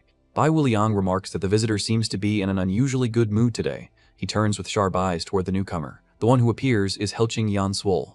The heavenly demon asks the reason for her unexpected visit. She reports that the blood sect has begun moving in the shadows once more. At her words, memories of the brutal war in which the Ming sect was seized by the blood sect rise again, vivid and grim. As the leader of dark righteousness, Yan Swol cannot help mocking the heavenly demon's watchfulness. Bai Wuliang coldly states that he himself killed the traitors and severed all ties with the blood sect.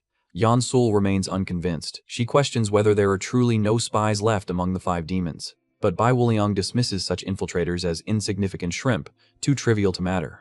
Then he laughs arrogantly and says that, in truth, he almost hopes they rebel, because that would make his dull life more entertaining. Yan Seowol stared at Bai Wuliang in disbelief and thought that even among eccentric masters, the heavenly demon was abnormal. He mockingly implied that her dry life had finally met a spring breeze, then pressed her about Lee Cheolsu. He says that her protection of him earlier had been genuine and asks whether she had truly fallen for him. Seowol flushed red and rejects the idea at once, but Bai Wuliang steps closer and says that anyone could see she was in love. She is shaken that such words are coming from the heavenly demon himself. She tries to deny it, telling herself that maybe her old disguises had felt something but not her true self. Yet painful memories rise one after another. She remembers being abandoned by her mother, then remembers her master trying to violate his own disciple. In her mind, every tragedy seems tied to her beauty. She thinks that trusting or loving anyone has always brought pain. She tells herself that protecting Lee Cheolsu had only been her duty toward a member of the Celestial Association. Bai Wuliang sees through the excuse and says that she is still refusing to face her own heart. He recalls that he himself has lived almost without emotion since childhood. Neither women nor children ever interested him. Only powerful masters who could stir his blood ever mattered to him. Then he tells her to stop hiding behind petty excuses. She can only cry out in confusion. His true ki surges out and crushes down on her like a storm. She shouts that she has no evil intentions toward Lee Cheolsu, but Bai Wuliang coldly says that even if her words are not false, her face and heartbeat are exposing her. In her mind appears the image of herself following the man she loves. Bai Wuliang finds it absurd that someone of her level could lose reason over a much weaker man and forces her to face that truth. Trembling, she remembers Wanjuk once telling her to be honest with herself. Through tears, she cries that honesty only leads to her being hurt and asks what is wrong with hiding behind a mask.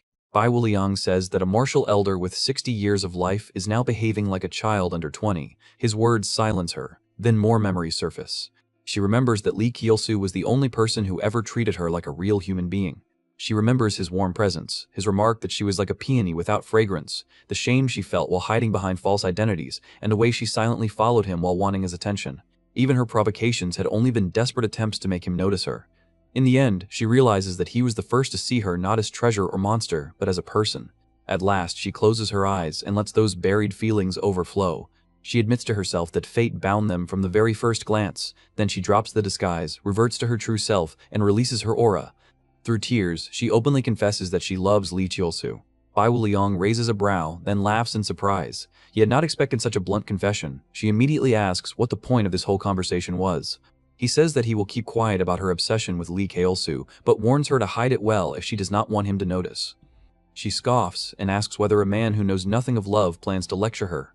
Bai Wuliang rises and says with cold pity that he almost feels sorry for both her and the man who may one day become her husband. To him, such emotions insult the martial path. She laughs and asks whether martial arts truly mean everything to him, and whether he thinks that alone is a person's whole reason to live. That question leaves him silent. She turns and walks away, ending the argument. Bai Wuliang clicks his tongue and watches her leave. Later, sitting alone on his throne, he grows quiet. A lonely look appears on his face as old memories return. He remembers a little blonde girl offering him a flower wreath and looking up at him like a daughter begging for affection, only for him to walk past her without stopping. In the present, he begins to wonder whether the joy he has long chased in emptiness was really a form of affection after all. Meanwhile, Seol walks away annoyed at herself for being shaken by Bai Wuliang's words, but the argument has made her heart clear. She returns to her Yan Seol form with a confident smile. She is now fully accepted that Lee Cheolsu is the one she wants. When she enters the room, Waisari Yan is sitting there alone among the paintings. Waisari looks surprised to see her. Seol greets her and asks whether she's been waiting. After an evasive reply, Waisari produces a letter and says that the Heavenly Demon's banquet is approaching. She then asks Seol for help. Her expression darkens as she admits that whenever she sees other women around Lee Cheolsu, she feels inferior. She thinks of herself as rough, sweaty, and far less delicate than other women. Seeing that weakness at once, Seol proposes that the two of them should appear especially feminine at the banquet. A sharp light flashes in Seol's crimson eyes. Tempted by the idea, Waisari agrees immediately. Seol is pleased. Now that she has admitted her love, her ambition has changed as well. She wants the place of principal wife beside Lee Cheolsu. She says that managing concubines is the duty of a true wife, and declares that any woman who wishes to stand beside her future husband must first pass through her. Then she takes Waisari's hand and begins laying out their plan. With sweet words, she wins Waisari completely to her side. Blushing, Waisari agrees, and the handshake marks a new alliance between the two women. Later, under the hazy moonlight, Lee Cheolsu strolls back toward his quarters. The corridor is quiet and his footsteps echo softly, but as soon as he enters, he finds Yu Jingwei waiting with an unhappy face. She throws herself into his arms, but her sharp senses immediately pick up something strange. She says that she smells strong alcohol on him. Lee Cheolsu awkwardly explains that he only drank and talked with friends. Her expression hardens further when she also notices another woman's scent on his clothes. Lee Cheolsu breaks into a cold sweat. Then he explains that Na Yeonbai kept insisting on becoming sworn siblings with him, and says that he did everything he could to refuse, but failed. Yu Jinwei asks suspiciously whether he likes that woman more than her. Lee Cheolsu immediately denies it and says that of course his senior sister comes first. Satisfied by his answer, she softens again. Then she suddenly says that if he wants to wash away that woman's scent, the two of them should bathe together. She insists that comrades should do everything together to deepen their bond. Lee Cheolsu is horrified and can only wonder whether his senior sister has any awareness at all of her own womanhood. At that exact moment, a terrifying murderous aura sweeps through the room. Both of them freeze, then rush outside. There, in the night sky, Bai Wuliang is hovering in the air, wrapped in a dazzling purple demonic aura. He descends slowly, every step carrying crushing authority. When he reaches the ground, he looks straight at Lee Cheolsu and says that he has a few questions for the Dragon Master, and that he will ask them right there in the middle of the night.